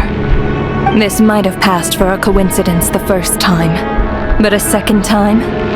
Am I to assume you are intentionally interfering in Snezhnaya's affairs? Judging by your expression, it seems that you understand little of what is going on here. In that case, a word to the wise. Do not interfere in Snezhnaya's affairs. A civilization that fails to learn its lesson constantly depletes its own worth. It will one day lose any reason for its existence. And as a descender, you are perfectly suited to be the lifeline to which a dying civilization might desperately cling. Consider your position carefully. No advice needed. I'll make my own judgments. Suit yourself. When the day of reckoning arrives, not even a descender can hope to escape unscathed. The time for resurrection fast approaches. The mortals here are not yet worthy to behold my form. So that will be all for today.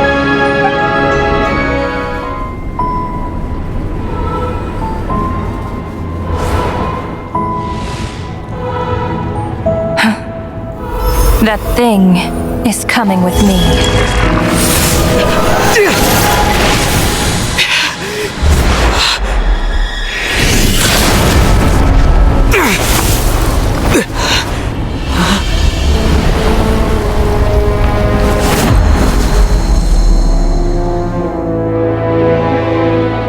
You awoke sooner than I thought. The curse of immortality is stubborn, unable to enter the ley lines, yet not content to remain a spirit. Ruler of death, what do you want? You perplex me. Both you and you. That thing may be a creation of Celestia, but it possesses none of Celestia's power, let alone authority. Your obsession with it baffles me. No matter, the resurrection will soon begin. It's worthless anyway. I'll reclaim it next time.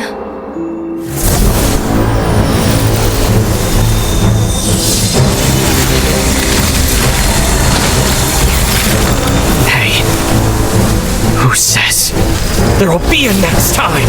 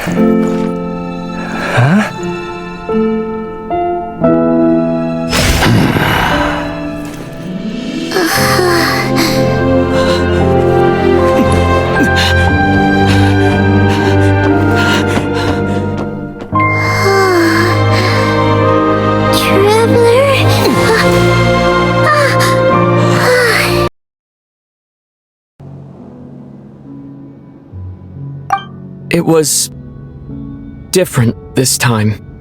You seem to be in pretty good shape. Yeah, Paimon's back in tip-top condition. It's the weirdest thing. Paimon fell asleep earlier, and when she woke up, she found herself here. The jester and that guy talking to him used some kind of energy on Paimon, and she could kind of feel it canceling out that other thing that was making her feel unwell. So, Mitya helped too? Apologies for leaving in such a hurry at the theater earlier. I was in a rush to verify some theories. Rest assured that your companion is perfectly safe. We reversed the effects that the experimental energy had on her. The jester specifically instructed me to do so. I suppose this is our first official meeting, Traveler. I could not let Paimon suffer in her condition for a moment longer, and so I simply took her without explanation. I hope you do not mind. But why would a big shot like you care about what happens to Paimon? As I said when you first arrived in Snezhnaya, we once spent some time together in the distant past. Oh yeah! You did mention that! And Paimon did think you seemed strangely familiar the first time we met. I'm afraid the reminiscing will have to wait. Mitya, let us continue with the report. What conclusions, if any, did you reach from conducting the final experiment of our energy research ahead of schedule? The good news is, my hypothesis regarding the Ruler of Death has been verified. As for the bad news, I recommend we suspend the experiments and Project Mistleton until further notice. Currently, we have no means with which to make a breakthrough. I say this purely as a scientist, guided by reason alone. I will trust your judgment. We shall put the project on hold until the Ruler of Death has been eliminated. Wait, what are you guys talking about? You want to get rid of Renova? Like, how? By killing her? By whatever means necessary, so long as it removes the threat she poses to us. Until then, everything we do will be in vain. After what just happened, I've ascertained Renova's goal. Or rather, the trigger condition for the Curse of Death. Okay, let's hear it. What she's doing is blocking Snezhnaya's technological progress, preventing us from possessing any means with which to threaten the heavenly principles. Just like the little lapdog she is. So, any ideas, research, or experiments that lead to technological progress can trigger the curse. Just now, for instance, I was set to launch a final phase energy experiment ahead of schedule. If the experiment was successful, we could have achieved a crucial breakthrough. As expected, though, the moment the experiment began, all the researchers, technicians, and witnesses died from the curse. All that effort, not to mention the energy and materials we relied on Project Stuzha to gather for us, went to waste. In the end, nothing was gained. Does that mean something similar happened when we were at the theater? That's right. During the performance, I thought of an important breakthrough regarding the experiment, and wound up dragging everyone into this. So the nature of the curse seems to be something like, when moments of technological progress occur, all life in the vicinity is taken away. What a violent method! Of course, that meant the curse was normally limited to the Armory Palace. Since outsiders are forbidden from entering, this mass death phenomenon went unnoticed. Until Odette came along. I believe she was the first witness. The Curse of Death was triggered just before she infiltrated the Armory Palace that day.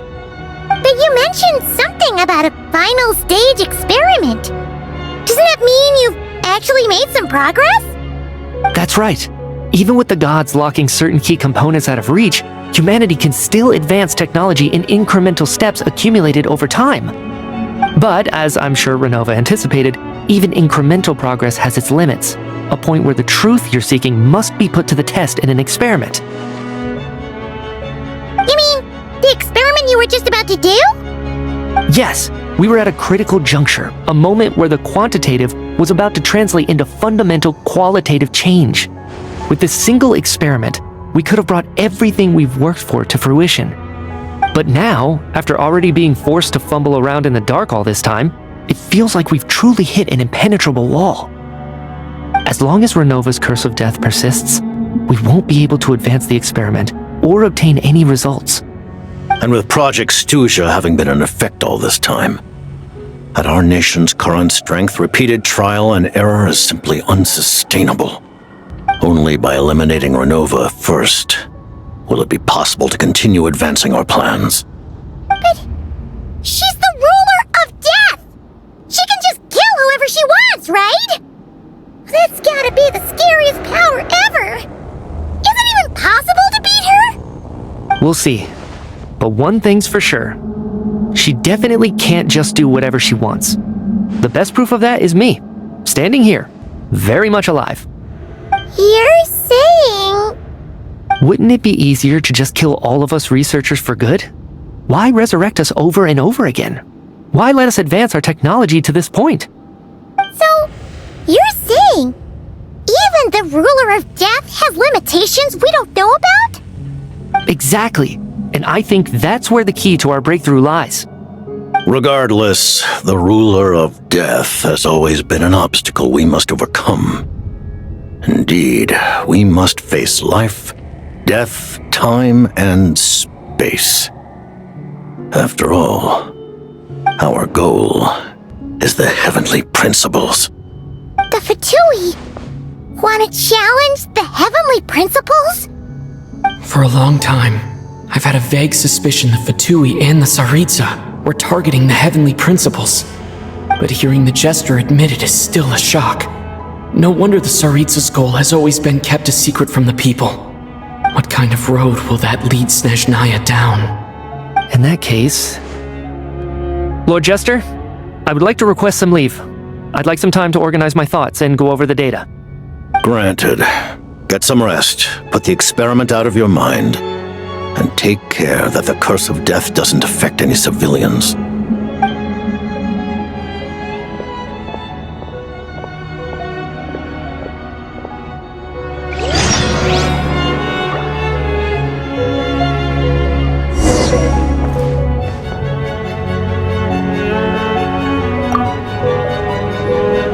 While there is yet time, allow me to offer you my hospitality, honored guest of Snezhnaya. Is there anything you wish to know?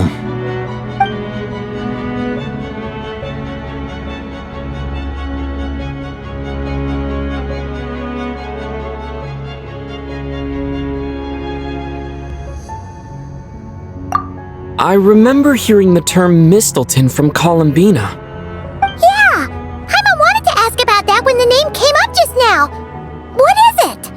Paimon's heard of Project Stuja, but not this one. As you know, Project Stuja is a series of measures enacted to consolidate our nation's resources, the greater purpose of which is to serve Project Mistleton. Many of the things you have encountered thus far are essentially for the advancement of that project. This includes the Kuvaki Experimental Design Bureau in Notdry. Researching Kuvaki was merely a facade. Its core objective was to use local resources and research findings to build Mistleton itself. And that's a weapon built for the final battle against the heavenly principles, isn't it? Huh? How did you know that? I was given some intel, and I made some deductions. Wait! You must mean that thing over there! Oh, Paimon's gotta take a closer look at this thing! Especially after you guys sent so many people to Notdry to work on it! Kuvaki alone will not break through Celestia's defenses, let alone challenge the heavenly principles. The heavenly principles are no doubt accustomed to combating the power of the light realm, and elemental energy is simply the power of the human realm, converted to that form by the heavenly principles themselves. Any attempt to use this power against its creator would be a futile endeavor. For now, therefore, we have set our sights on the form of energy associated with the third descender and the stellar linchpins. This may hold the potential to allow Mistleton to contend with the heavenly principles. You could say that by reverse engineering the stellar linchpins to extract the energy within, we have obtained a source of anti-Celestia energy. The Kuvaki Experimental Design Bureau, Project Stuja, and the new energy experiments. Huh. So, Project Mistleton is what ties it all together. And it looks like your plan is almost complete. No wonder the Ruler of Death came after you! Her Majesty the Tsaritsa has embarked upon an expedition to vanquish a monster. Were it not for this, I imagine she would have been delighted to grant you an audience. Seems like the powers that be in Snezhnaya don't intend to hold my past conflicts with the Fatui against me. The Harbingers have been granted significant autonomy in retrieving the Gnosis. But by the same token, they do not completely represent Snezhnaya's official stance. You read my mind. Speaking of the Gnosis, Paimon's been dying to ask this question since forever. Why exactly does the Tsaritsa want to collect them? Is it something to do with the fight against the heavenly principles? The Gnosis will undoubtedly serve as a key bargaining chip when she confronts the heavenly principles. Beyond that, you had best ask the Tsaritsa herself. I am not sure if this information is mine to disclose. What do you mean? Not sure. Don't you make the rules? You're the highest-ranking Harbinger! Ugh. Never mind. Taking on the heavenly principles is something most people wouldn't even entertain in their wildest fantasies. Why is the Tsaritsa so fixated on this? Intervat today. Civilization is nothing but an illusion. Something whose very existence can be negated at any moment. Our civilization may very well be destroyed in the struggle, but as things stand, the heavenly principles could choose to negate our existence on a passing whim. And we must not sit back and accept that fate. Only by changing the state of affairs, only by overthrowing the heavenly principles, can our civilization truly be said to have taken root. Otherwise, the fate of the people of Conria and Hyperborea is a cycle doomed to repeat itself. Accepting potential destruction in return for getting to control your own fate. Furthermore, perhaps this is still somewhat difficult for you to understand. Are you aware that all the rules of this world are made up of curses? Huh? All of them? Paimon knows about the curse of death you mentioned, and the curse of immortality that you and Dainsleif have. Then the birth of the Hilly Churls, the rules of Natlan's Ode of Resurrection. Those are curses too? Farina's long life seems to stem from a curse placed on her by Focalor as well. Yes. Even a god's love for humanity is a curse the heavenly principles inflicted upon the gods. What? The Tsaritsa has always had ample reason to hate the heavenly principles. If she can seize their authority, she will reconstruct the entire world, and when that time comes, humanity will be completely liberated from curses and lies. Look forward to it. It will be a world beyond your imagination. Though the ordinary people of Snezhnaya may not understand these details, in this frigid land locked in a ceaseless struggle against the environment, in this nation to which the gods have never shown favor, we all believe that standing in solidarity with the Tsaritsa in our shared struggle will surely usher in a new and better world.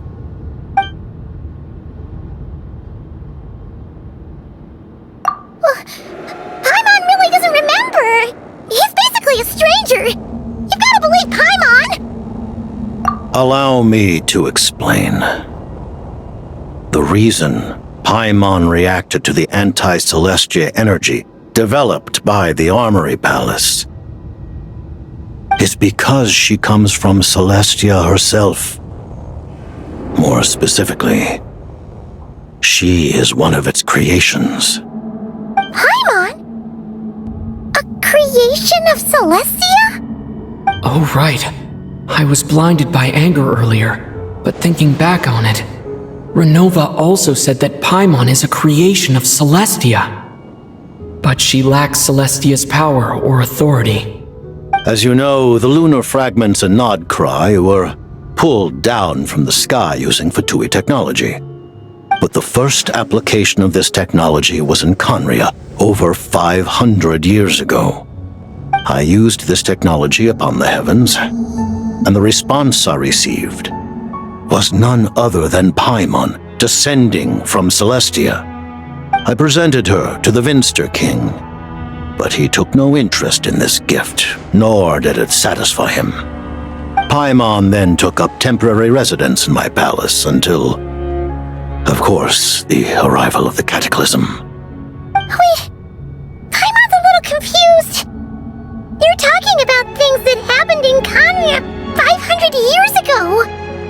You're saying Paimon was there for that? But Paimon doesn't remember any of that. Falling from the sky? Being given away as a gift? None of it! Having lived through the cataclysm, perhaps you too were burdened with some manner of curse. Although, losing your memories would indeed be the smallest price I've ever seen paid. But it's not just her memories from Conria. Paimon doesn't even know how she spent the last 500 years. She only has memories from the past few years. No matter how hard she tries to remember. What was Paimon like back in Conria?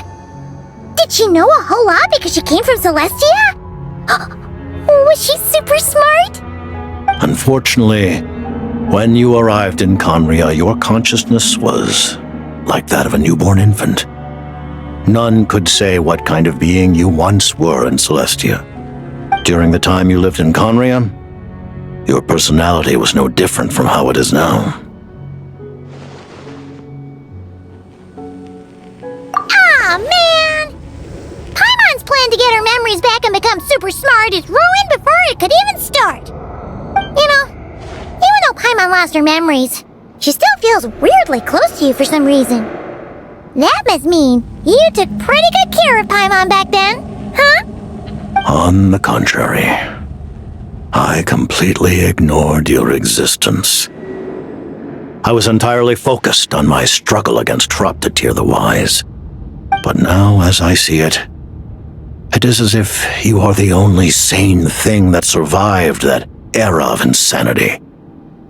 And thus, are worthy of protection. Noted. Man, Paimon's gotta stop projecting friendship on everyone she meets. But, Traveler? Even though you know Paimon's some creation of Celestia now, you still want her, right? You're not going to abandon her?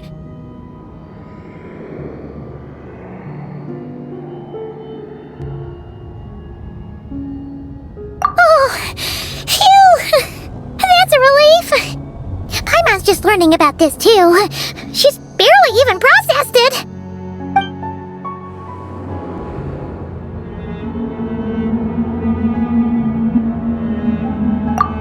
Thank you for telling me so much.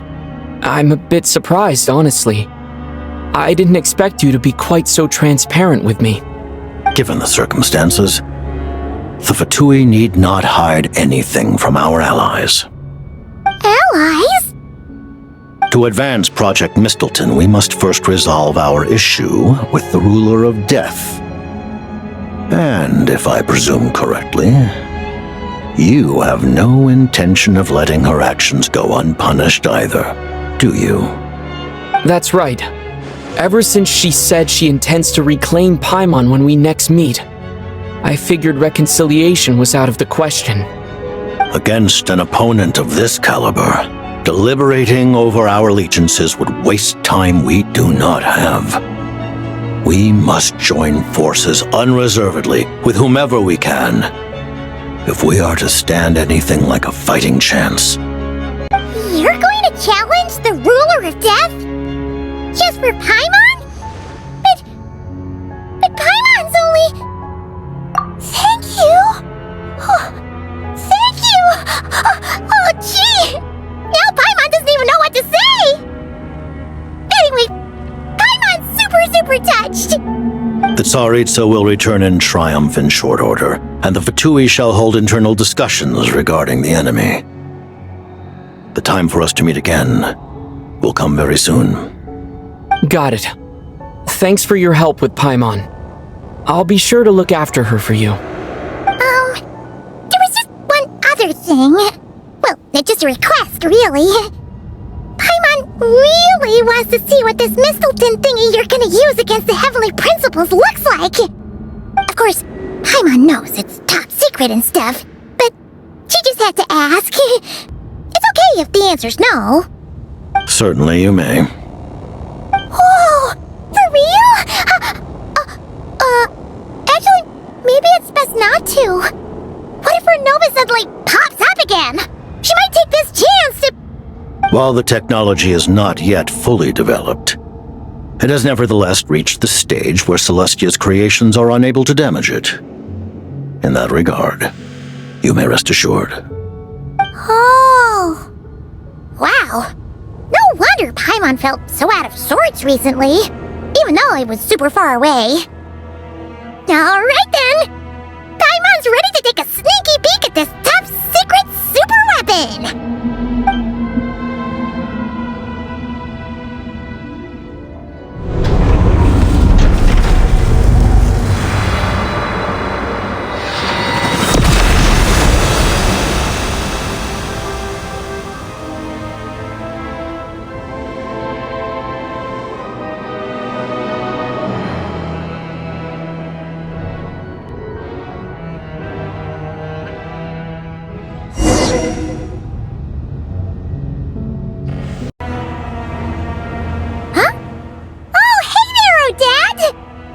Paimon? You're okay. Thank goodness. You look well. Have you recovered? Long story short, yep, Paimon's all better. What are you doing here? Were you waiting for us? That's right. When I woke up, I wanted to go in after you, but the guards had woken up as well. It would have been tough to take them on alone, and there was no easy way to sneak past them. So, I returned the way I came and waited for you here. It was thanks to you that my soul found its way back to my body so quickly. Thank you. Huh. That actually worked? Nice. I just figured I'd try my luck when that ominous feeling struck me. Really, you should be thanking this thing instead. Anyway, and now that things here are all taken care of, I have other things I should get back to.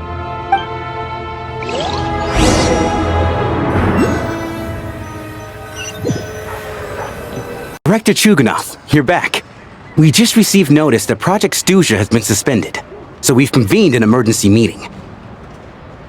This is the preliminary plan.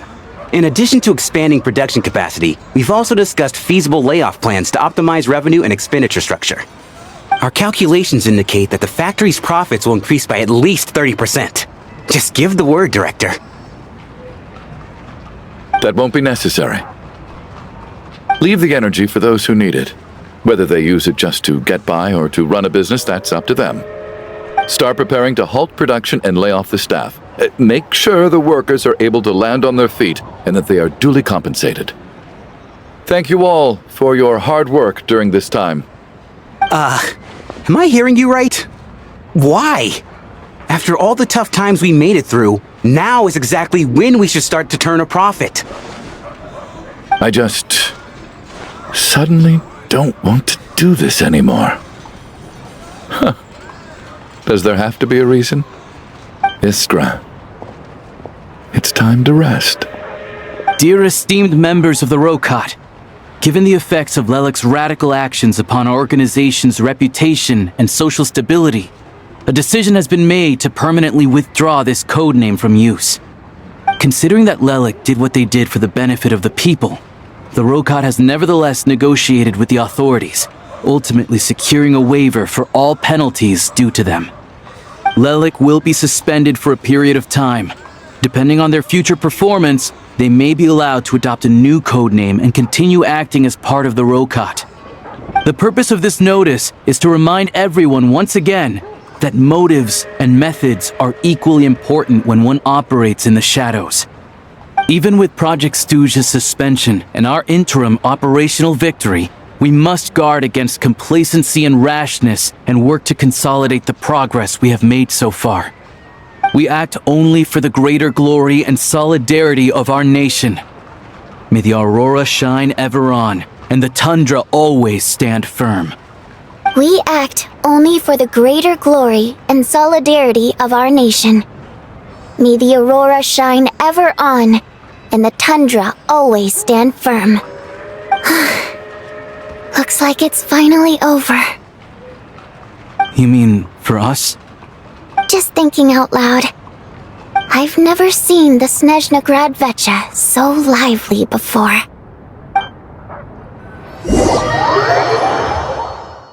I'd come here. But I understand everything now, Rosaline.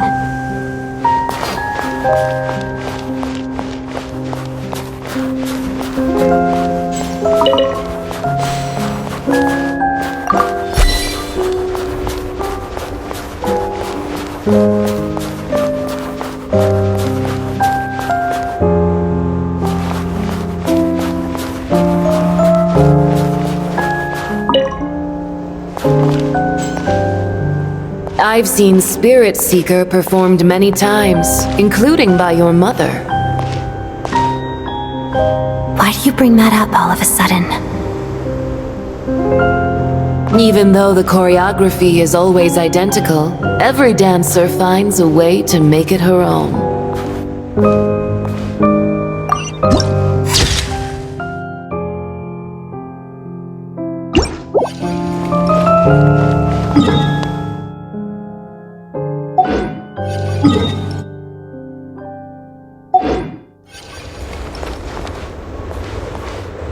So you actually want to talk to me about ballet? I just think it would be a pity if the dance was lost to history. She didn't teach it to you, did she? That was an unusually subtle taunt for you.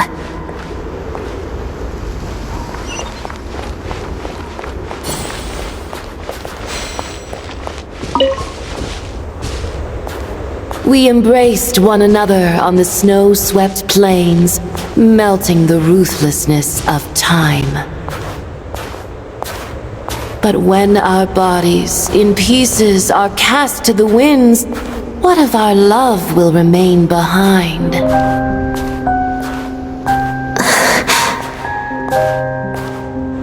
Don't tell me you can't sing. Shush.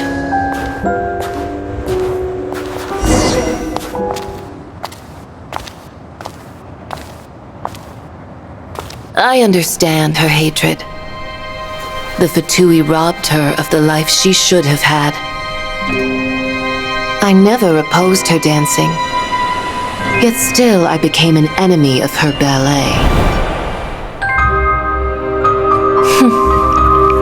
I'll just keep my distance. Many despise me. I'm used to it. You're certainly not one to shy away from confrontation. But children, they need a different approach. I'm hardly the most maternal figure. Yet she is a child. In my experience, while a father commands authority, he must still yield to love. You should tell her what you think about her dancing.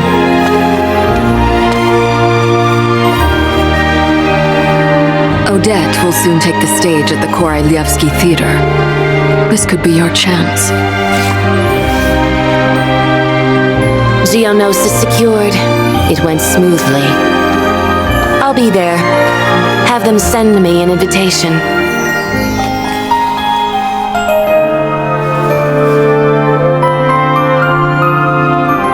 Sadly, things didn't work out. Her final words are inside that block of ice. This? Aren't these for monitoring her subordinates? Not yours. This one isn't her witch's flame, but my two worlds' flames. The two worlds' flames can burn away memories. It was my parting gift to Rosaline.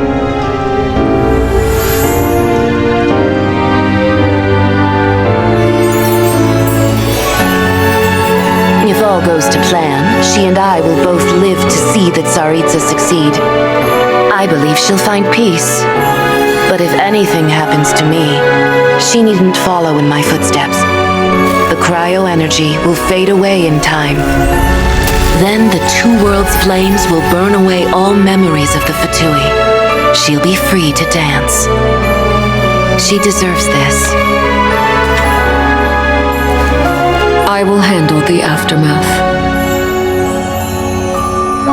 The choice is yours, child.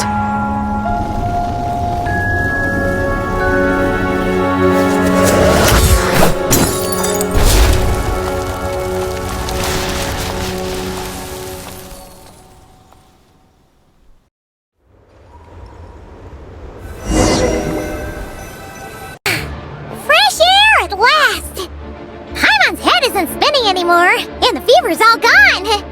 Paimon's finally free to fly again. Oh, it's nice to finally know where Paimon came from, too. It did make Paimon a little nervous at first, but it's such a relief now. Like, who cares if Paimon's a creation of Celestia? She's probably not anyone that important. Probably just the fairy of food and fun or something. And like you said, this doesn't have to change anything between us. You're not gonna just... Hey! Hurry up! Why are you walking so slowly? You've spent the last few days lying in bed and stuffing your face. I didn't think you'd be able to fly this fast. Says who? Paimon's as agile as ever. They don't call her White Floaty for nothing. Paimon originally wanted to check out the bookstores in Snezhnaya, but she's more in the mood for flying around right now, so let's save that for later. Wait, they've got light novels from Yai Publishing House here too. Huh? And this is Paimon's favorite mystery story from Fontaine! Wow! They got a sequel! The local Snezhnaya books look pretty interesting too, but also kinda heavy. Not the easiest things to look around. I thought you were in the mood for flying around. Paimon can read while she flies. Hey! Look at these two dolls! Which do you like better?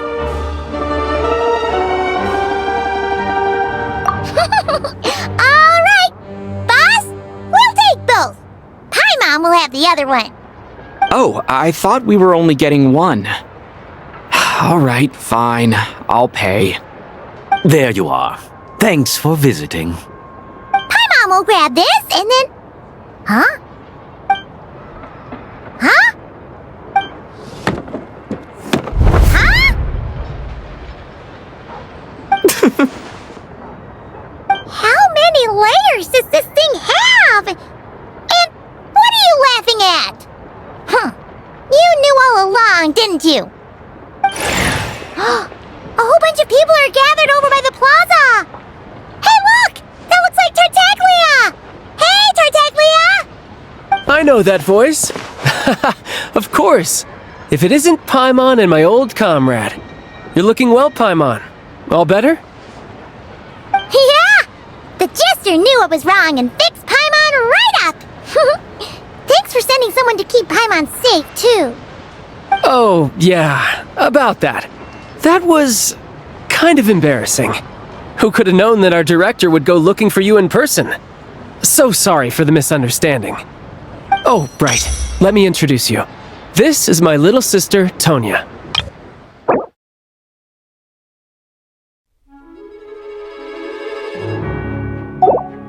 Hello, Tonya! Hello. Firstly, I'm really sorry about my brother. Sounds like he's caused you no end of trouble. Hey now, why'd you have to start with that? Not that it isn't true, of course. So she's the real Tonya. She said you two didn't manage to meet up at the theater. She waited ages for me, and when I didn't show, she got a little worried and went outside. I know, right? He didn't bother to say a word to me. I searched up and down the city for him, and he only told me about it when I finally caught him at the gates of Glupov. I've been rushed off my feet lately, so I didn't get the chance to go home. I just figured the Traveler would fill you in when he got there. Well, the snow was bad, and you're never late, so I was really worried about you. How was I supposed to know that you'd stood me up? I'm sorry, Tonya. I really am. I'll make it up to you somehow. Just... please don't tell Mom and Dad. Although the mix-up led to a series of misunderstandings, it's probably for the best that the real Tonya didn't get caught up in that mess. Besides, it's obvious that Tartaglia isn't usually one to break a promise. He only gave his ticket to me because he had to look into Lelik. No, it's fine. It just meant I didn't get to see the show in the end. By the way, what did you think? You were one of the first people to see it, you know? I would say... the best is yet to come. Huh? What kind of review is that? Hey, look!